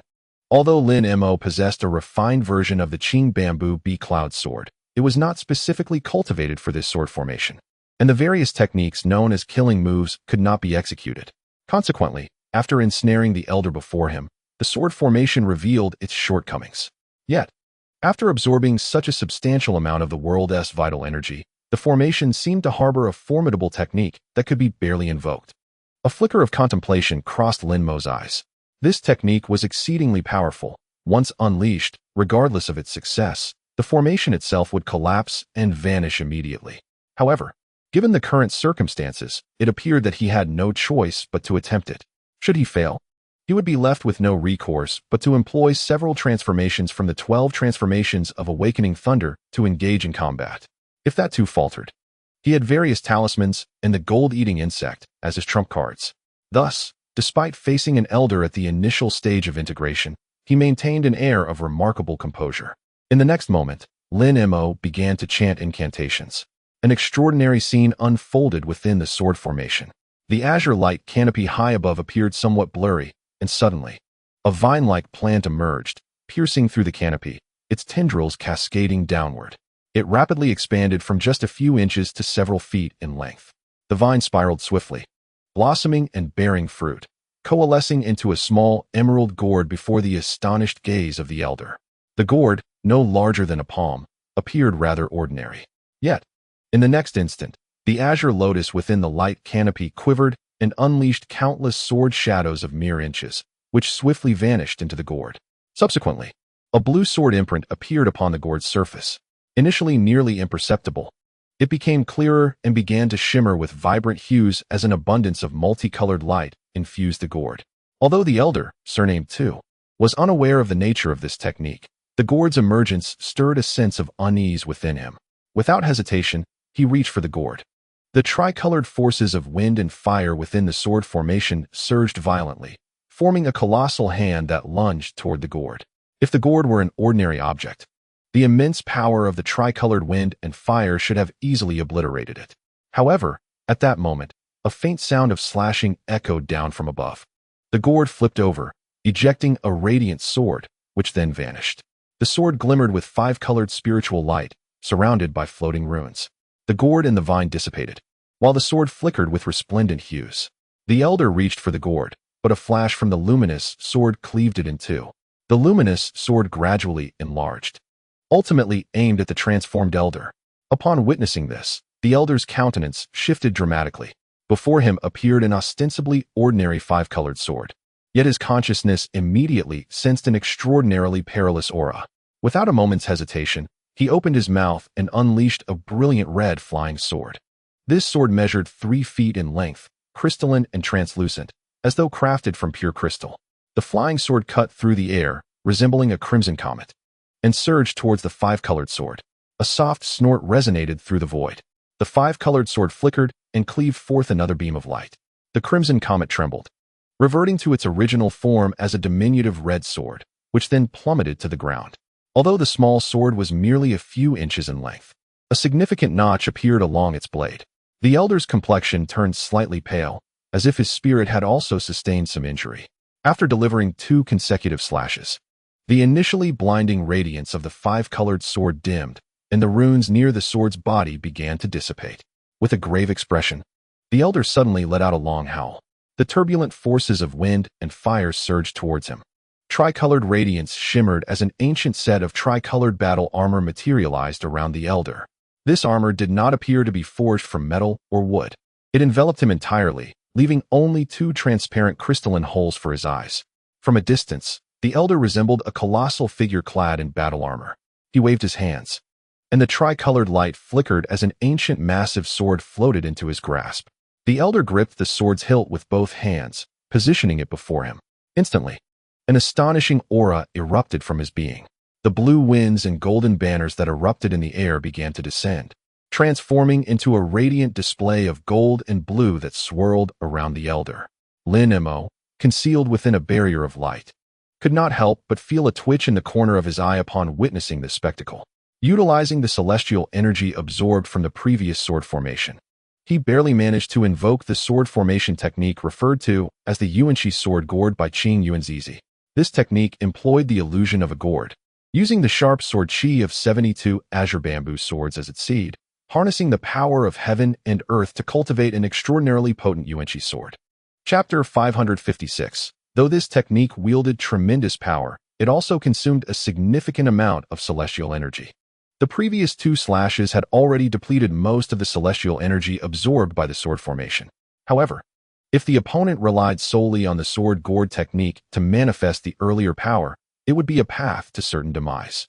The potency of the Yuanqi sword birth through this technique was entirely contingent upon the user's celestial energy and spiritual power. For the next strike, he prepared to go all in. With this thought, a cold smile crept upon Lin Mo's lips as he abruptly formed a hand seal, activating the sword formation.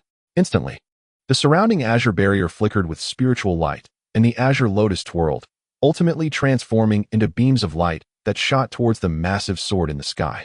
The heavens were illuminated by the flickering azure light, and the azure barrier suddenly thinned, culminating in a resonant hum before vanishing without a trace. In the blink of an eye, only 72 azure small swords remained in the surrounding void, each slightly dimmed as they floated in midair. Without hesitation, Lin Mo channeled the entirety of the sword formation's spiritual power into the Yuanqi sword. Having lost the protection of the sword formation, he now appeared high in the sky. The luminous sword, having absorbed a considerable amount of spiritual energy, expanded several times in size, its blade becoming distinctly visible once more. While still retaining its 5-colored hue, the azure shade was markedly more pronounced than the other 4. Flash! Lin Mo called out sharply, pointing a single hand towards the elder below. The colossal light sword slowly ascended, poised to cleave through the void. Simultaneously, the massive armored figure transformed from the elder roared, unleashing a wave of sword energy with the ancient giant sword in hand. With a piercing shriek, a slender beam of crystalline light and a substantial 3-colored sword energy manifested in the air, yet upon their convergence, they produced no sound. The crystalline light flickered, gliding past the surface of the 3-colored sword energy before vanishing from sight. The diffuse 3-colored sword energy emitted a faint sound before swiftly dissipating. Witnessing this scene, the elder instinctively raised his giant sword defensively before him. A clear, crisp sound echoed as the elder remained motionless. However, in the next moment, a green glow suddenly emanated from the surface of his giant sword, and half of the blade silently slipped away. After the giant sword was cleaved in twain, a golden banner appeared behind. Yet, upon the banner's flutter, a golden light erupted, splitting it into 2 as it fell through the air. Meanwhile, the bag amidst the azure mist remained unaffected, continuing to hover in place. The elder, enveloped in his battle armor, coldly gazed into the sky, his 3-colored armor unscathed, showing no signs of injury. Observing this, Lin Mo's pupils constricted, his icy gaze fixed on this formidable adversary. He stealthily withdrew a hand from his sleeve, a silent object falling into his palm. Does this attack have a name? The elder's voice emerged from within the armor, yet the question left Lin Mo momentarily puzzled. Indeed, it does. The sensation of the vitality sword ought to be quite unpleasant, Lin Mo replied, a hint of peculiarity in his expression. Humph. Such a divine ability is indeed formidable. Even I cannot fully withstand it, the elder scoffed. As his words fell, a faint azure line abruptly appeared in the center of the 3-colored armor. Immediately, the armor split along the azure line, the cut as smooth as a mirror, crashing heavily to the ground. With the armor's fall, a massive arm descended alongside it. Blood gushed from the severed limb, the scent of iron wafting through the air. Yet, the elder merely turned to glance at his severed arm, his expression unwavering. In a swift motion, the dismembered arm flew back to the wound, a halo of white light flickering as the arm reattached with ease. Subsequently, the elder's internal energy surged, and with a single hand, he formed a spell, a dazzling red light flashing forth. The surrounding space instantly grew sweltering. Lin Mo narrowed his eyes slightly, observing the elder's movements without immediate action, a faint smirk of derision gracing his lips. It is truly astonishing that you can so effortlessly heal the wound inflicted by the vitality sword, Lin Mo remarked with sarcasm. What do you mean by that?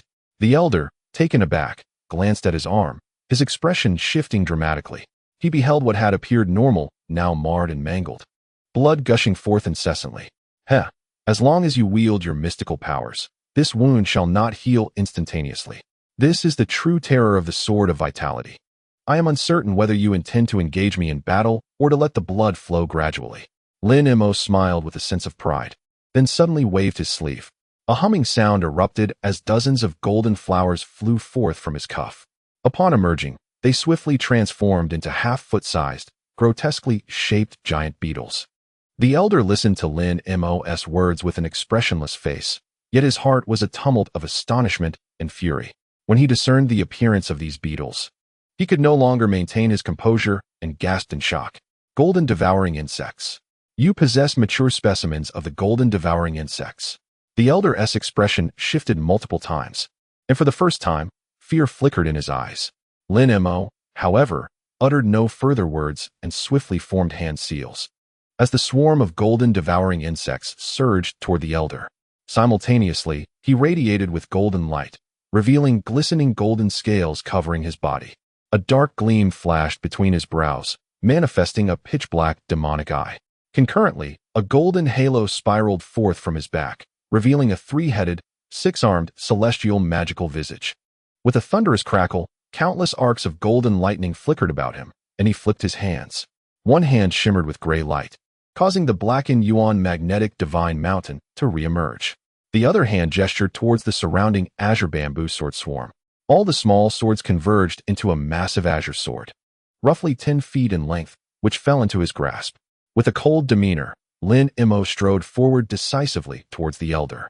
The elder, witnessing this sequence, paled slightly, his gaze sweeping over the approaching giant golden insects, then back to his own arm, which he had just recast a spell upon to staunch the bleeding. Gritting his teeth, he made a resolute decision and suddenly opened his mouth to expel a purple talisman. With a loud bang, the talisman shattered, unleashing a swirling mass of purple mist that enveloped the elder entirely. Observing this familiar scene, Lin Mo halted midair, a slight frown creasing his brow.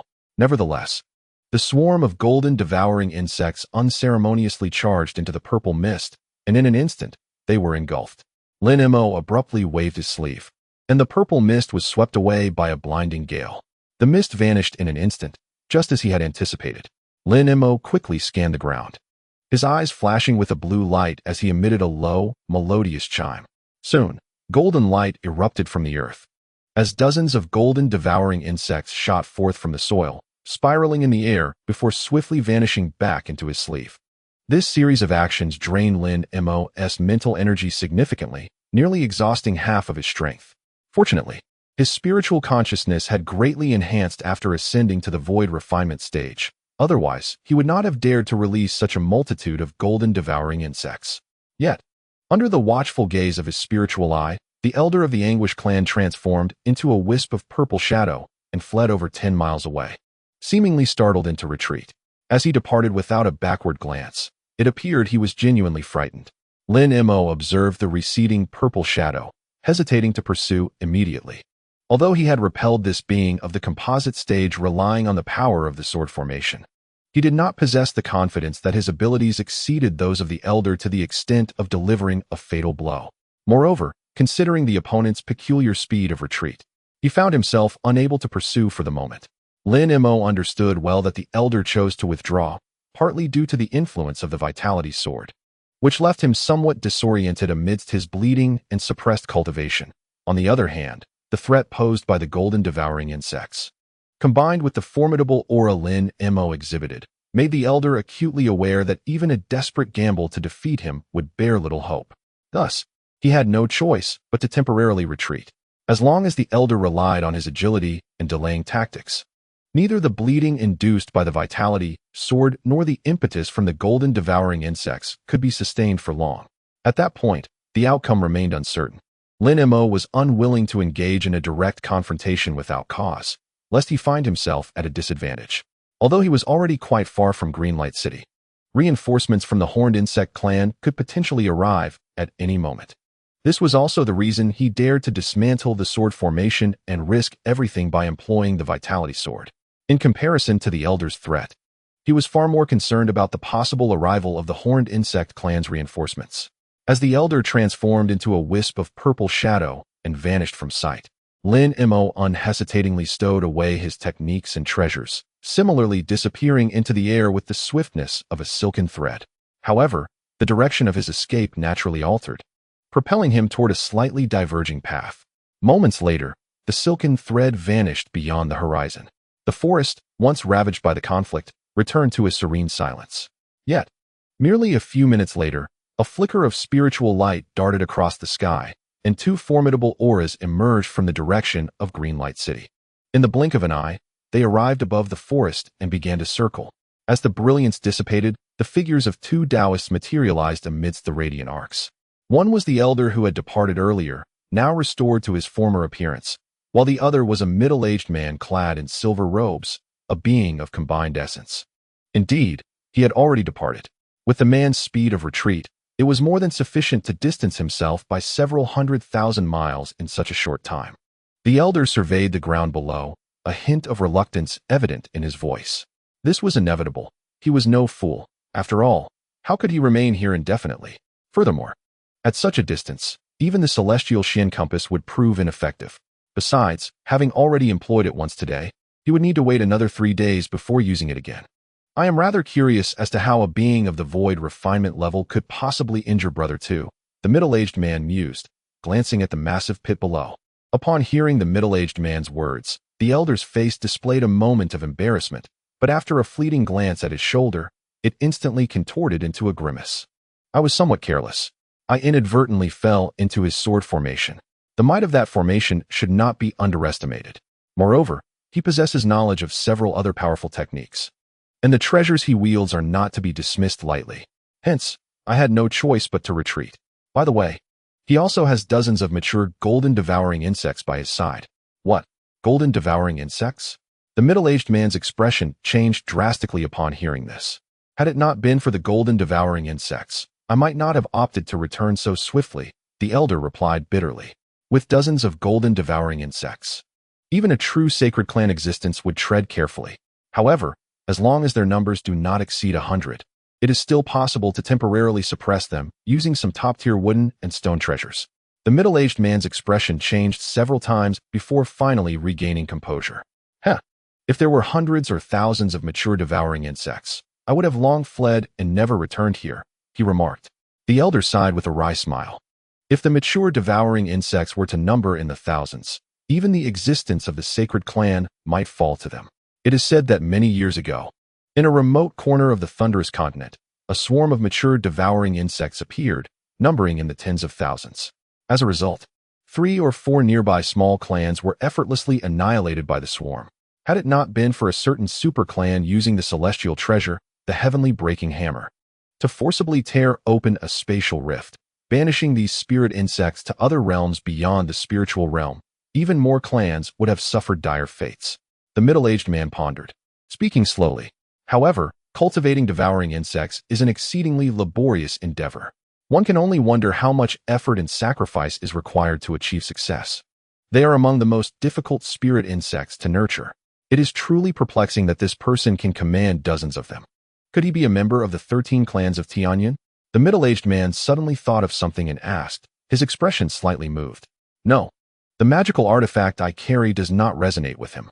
His appearance is quite ordinary, unlike that of any clan member, the elder recalled, shaking his head after a moment of thought. This poses quite a dilemma. If he indeed possesses a jade box, it will be exceedingly challenging to retrieve it. The middle-aged man frowned. Friend Ning, how many boxes did you acquire? The elder suddenly inquired. I obtained 2. That eternal man was quite cunning, ultimately threatening to destroy the boxes in order to escape. However, he did not anticipate my blood transformation technique, which excels in stealthy ambushes. I managed to subdue him and retrieve the boxes, the middle-aged man replied, revealing 2 identical jade boxes from his palm, each affixed with restrictive talismans. The elder nodded, producing a jade box from his sleeve. This one was obtained from the green-skinned clansman. Now we possess 3. The message from Hongmi indicated that the eternal man should have several. The elder, whether genuinely forgetting or seeking confirmation, fixed his gaze on his companion. He likely has 5 or 6. His information is not particularly reliable. The middle-aged man hesitated before responding. 5 or 6. That complicates matters. This means he must at least have 1, the elder sighed. Indeed, and given his remarkable powers, it appears Hongmi has been defeated by him. For both personal and collective reasons, we cannot allow this individual to escape. The middle-aged man's eyes flickered, his voice growing ominous. But now he has vanished. How can we pursue him? The elder asked, perplexed. We cannot rely solely on ourselves. However, we must not forget that most cities in this region are under our control.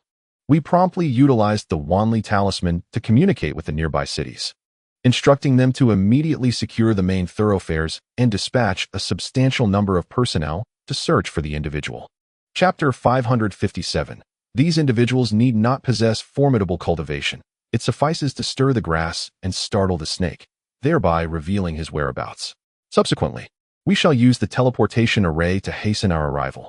The middle-aged man, having considered the matter thoroughly, proposed this strategy in one breath. This method is worth trying. Although the elder felt the prospects were rather dim, unable to conceive a superior alternative, he acquiesced. Thereafter, the elder waved his sleeve, and a green stone fragment suddenly appeared in his hand. He swiftly inscribed something upon the stone with his finger, and immediately, a series of faint golden characters emerged. Moments later, the elder completed the writing and struck the stone with one hand. Instantly, the stone shimmered with a radiant glow, causing the characters to vanish. Let us return to the warship, he suggested. The ancient being has set a self-destruct array beneath the city, but it has been detected and deactivated by the instruments deployed after the battle. However, there remains considerable aftermath to address. We shall be occupied for a while. The middle-aged man remarked with a smile. We have no other choice. The elder naturally had no objections. Thus, the two once again soared into the light, heading towards the warship, and soon vanished from sight. Lin Mo soared for millions of miles, and upon assuring himself that the Qi tribe could no longer pursue him, he ceased his rapid flight and proceeded at a more moderate pace. However, the prolonged journey proved taxing for Lin Mo. During his flight, he lightly brushed against his storage bracelet, and two emerald green crystals materialized in his hand. These crystals were of the highest quality in the wood attribute. Although such spirit stones were exceedingly precious, given the dire circumstances, Lin Mo did not hesitate to grasp one and began to absorb its spiritual energy. Fortunately, the surrounding area was largely desolate. He randomly selected a mountain peak to land upon, settling beneath a remarkably concealed tree to meditate and restore his magical power. While the Spring Dawn Sword Array was immensely potent, it also consumed a considerable amount of magical energy. Particularly, the final strike of the Vitality Sword nearly depleted his entire source of strength. In the time that followed, no traces of light flickered near Lin Mo's mountain peak. After half a day had passed, he had nearly restored his magical energy. When Lin Mo joyfully opened his eyes, he showed no intention of lingering. He stowed away the spirit stone and transformed back into a beam of light ascending into the sky. However, after soaring several hundred feet, the light suddenly flickered, becoming indistinct, as if vanishing into thin air. Within the light, Lin Mo retrieved a jade slip. This was a map of the vicinity he had requested from Qing before teleporting from Fire Coral Island to Greenlight City. Although the Fire Coral Sea had lost contact with Thunderclap Continent for many years, the features depicted on the map typically remained unchanged. Lin Mo infused his consciousness into the jade slip, commencing his search for a suitable route. Though he was unaware of the Qi tribe's distribution in this region, he was certain he would avoid the nearby cities. He planned to circumvent the other cities and head directly to the largest city of the Tianyun 13 clans in this area, Golden Armored City. It is said that Golden Armor City holds significant strategic importance, being not only the largest city of the 13 clans in this region, but also the most formidable fortress, housing a substantial contingent of elite troops and high-level beings from the 13 clans. If the information marked on the map is accurate, the Jiaoqi clan would not launch an immediate assault on Golden Armor City before eliminating the nearby cities. With a plan firmly established in his mind, Lin Mo gazed at the several suns in the sky, recalibrated his direction, and then activated his escape light, soaring into the distance. Deliberately avoiding nearby cities, Lin Mo opted for the desolate and remote paths. For the initial days, all was tranquil, with no troubles encountered. Occasionally, he would observe some foreign cultivators hastily traversing the skies, heading towards those nearby cities. Witnessing this scene, Lin Mo could only shake his head in silence. Having no intention of warning them, these individuals possessed relatively low cultivation levels, merely at the foundation establishment and core formation stages. Faced with the Jiaoqi clan's sudden aggression in the region, it was only natural for them to seek refuge in the cities or utilize teleportation arrays to escape to other areas, or to seek the protection of high-level beings within the cities. However, after flying alone for over 10 days, Lin Mo finally encountered a patrol of Jiaoqi soldiers. They were few in number, around a dozen, each mounted on a snow-white two-headed eagle. Among them, the highest cultivation was at the nascent soul stage, while the others were at the core formation stage. Upon sighting these soldiers, Lin Mo felt a heavy weight in his heart. If his memory served him correctly, there were no cities in the vicinity. Where could these Jiaoqi soldiers possibly have come from, appearing in such a remote location? Despite the confusion swirling within him, Lin Mo regarded the Jiaoqi soldiers with disdain, as exterminating them would be a trivial task. Nevertheless, he had detected the Jiaoqi patrol early and concealed his form. Once they had departed, he revealed himself once more. With a grim expression, he gazed in the direction the patrol had vanished, without hesitation continuing his flight forward. However, since his initial encounter with the Jiaoqi soldiers, the frequency of his encounters with their patrols increased significantly in the days that followed. Although their substantial disparity in cultivation kept them from sensing Lin Mo's presence, these frequent encounters began to evoke a sense of foreboding within him. Could it be that this region had indeed fallen entirely into the hands of the Jiaoqi clan? Just as Lin Mo heightened his vigilance. In a city several times larger than Greenlight City, recently seized by the Jiaoqi clan, 3 high-ranking members were convening in a grand hall to discuss pertinent matters. A woman with fiery red hair and a gaunt, withered old man stood flanking the golden chairs in the hall. Sitting upon one of the chairs was a strikingly beautiful young woman, seemingly in her 20s. Her skin bore a metallic, pale silver hue, and as her captivating eyes moved, her pupils shimmered with a golden-purple hue that caused a slight sting to the observer's gaze.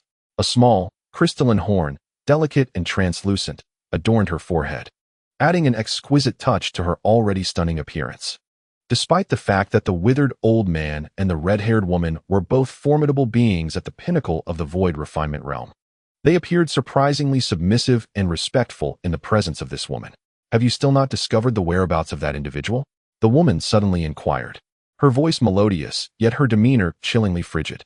"Reporting to you, esteemed one, none of the patrol teams have relayed any news," the old man replied with utmost reverence. Could it be that he has sought refuge in a concealed location? If so, finding him may prove to be quite a challenge. The likelihood of him hiding is minimal. Given that he is aware of our clan's large-scale offensive in this region, he should understand that once we gain complete control here, no matter how high his cultivation level, he is ultimately doomed, the woman stated, furrowing her brow as she spoke slowly. "I did not anticipate encountering such a significant target so soon into our attack on this area. If we could truly capture him alive, it would certainly be a monumental achievement. I am well aware of the importance of the Tianyun 13 clans. I will not allow him to escape. I have mobilized a considerable force to seal off the entire area. Furthermore, there are 2 additional teams on standby, ready to teleport at a moment's notice should we receive any news. Although this method of teleportation has its limitations in distance and is costly, it is worth attempting in pursuit of this individual," the red-haired woman respectfully added.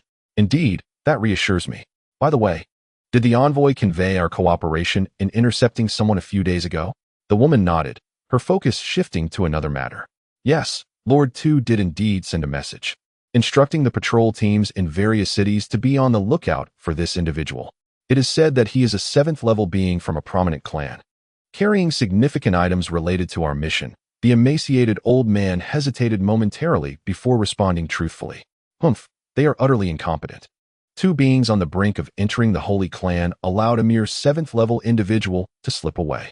Were it not for our pre-planned blockade of this area, we would have disregarded their request entirely," the woman scoffed, expressing her dissatisfaction regarding the 2 elderly figures. Upon hearing her words, both the old man and the red-haired woman dared not interject, their gazes remaining fixed upon her. "However, I am quite curious as to why the Elder Council dispatched those 2 here. What exactly are they attempting to seize? To the extent of requiring me to allocate 2 Fortress-class warships to them, this has led to alterations in our original plans. And we have yet to fully secure this region," the woman remarked coldly, clearly displeased with the situation. The allocation of fortress-class warships is an order from the Elder Council, which we cannot defy. Given the Council's grave concern for this matter, it stands to reason that the object of their desire is of great importance to our clan. Regarding the shortage of personnel, fortunately, a new batch of war automatons has been dispatched from the clan, sufficient for us to gain complete control of this area. Only 2 cities remain unconquered, but they are now surrounded, the red-haired woman cautiously replied. While those war automatons are indeed useful, they are only suited for large-scale warfare. They are inadequate for tasks such as patrolling and pursuing. The blockade of this area has depleted most of our manpower. The defenses of the remaining 2 cities are formidable, and we have yet to breach them. It seems we can no longer afford to delay, the woman concluded. We must thoroughly seize control of this area before reinforcements from our clan arrive.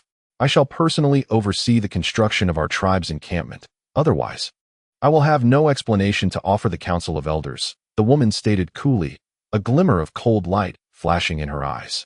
The esteemed leader's personal involvement will undoubtedly lead to the conquest of those 2 cities, the elder responded, though taken aback, with a smile. Thus, it is decided. Once matters here are resolved, we shall embark on the warship tomorrow. The woman cast a glance at her 2 subordinates and issued her orders. Yes, we comply. The red-haired woman and the gaunt elder hastily bowed in acknowledgement. Half a month later, Lin Mo found himself beneath a lush tree at the foot of a small hill. Clad in a black veil, his aura subdued, and his expression grave. Not far above, 2 identical silver islands floated in the sky. These silver islands bore a striking resemblance to the one above Greenlight City, yet their size was merely several hundred zhong. However, surrounding these 2 small warships of the Jiaoqi tribe were swarms of silver-armored soldiers and numerous 2-headed giant eagles. The Jiaoqi tribe had deployed such a formidable array merely to encircle a solitary foreign individual. This person, with disheveled gray-white hair and an odd appearance, appeared to be in his 50s or 60s, standing motionless atop a spindle-shaped flying vessel with his hands clasped behind his back. Flanking him on either side were 2 beast-shaped puppets. One resembled a horse-headed dragon with wings, radiating a shimmering azure light and measuring several zhong in size. The other was a bizarre lion with 7 heads, 1 large and 6 small, fierce in appearance, yet towering over 20 zhong. Both puppets seemed extraordinary, distinctly unlike ordinary constructs, which was corroborated by the visibly trembling Jiaoqi tribe members, who dared not act rashly. Lin Mo observed, his mind racing. Upon first sighting the warships and the multitude of Jiaoqi tribesmen, he was nearly startled. However, he soon discerned that none of the Jiaoqi tribe members possessed strength beyond the void refinement stage, and they were encircling an unfamiliar foreigner. Consequently, intrigue blossomed within him, and he stealthily approached to observe. Lin Mo quickly assessed the foreigner's cultivation level, realizing he was merely at the god transformation stage. Yet, the 2 puppets beside him emanated an aura equivalent to that of the void refinement stage, a mid-level void refinement for one, and a more formidable presence reaching late-stage void refinement for the other. The formidable nature of these puppets astonished Lin Mo. However, what puzzled him further was why such a powerful foreigner did not command these puppets to eliminate the Jiaoqi soldiers and giant eagles, but instead remained in a stalemate. Although the number of giant eagles and soldiers was considerable, the highest among them was merely a leader at the god transformation stage. The only challenge posed to him lay in the capabilities of the 2 silver warships, Lin Mo pondered anxiously. At that moment, the besieged foreigner suddenly turned his head, his gaze sweeping over the soldiers and eagles. He swiftly formed a hand seal, prompting the 2 puppets to spring into action at last. The horse-headed dragon beast unfurled its wings, transforming them into 2 enormous blades that shot forth in a flash of azure light. In the next instant, the azure light rapidly penetrated the encirclement. Wherever they went, dozens of colossal eagles and soldiers were instantly cleaved in 2. The monstrous lion puppet, with its 7 heads, unleashed flames from its gaping maws, shooting forth countless fireballs that swiftly coalesced into a sea of fire, engulfing the enemies on the other side. The surrounding soldiers were initially taken aback, but upon the command of their leader, they fervently brandished their weapons, launching an assault on the 2 puppets. Simultaneously, the giant eagles soared into the air, diving towards the puppets. In an instant, the air was filled with sharp explosions, signaling the onset of a fierce battle. Indeed, as Lin Mo had anticipated, once the 2 void refinement level puppets displayed their might, The nearby soldiers and two-headed eagles found themselves utterly unable to withstand the onslaught. They either met a gruesome fate, reduced to mangled corpses, or fell from the sky, shrieking in agony amid the raging flames. These two puppets appeared to be forged from a mysterious material, as no matter how fiercely the two-headed eagles clawed or how various beams of light struck, they were effortlessly repelled,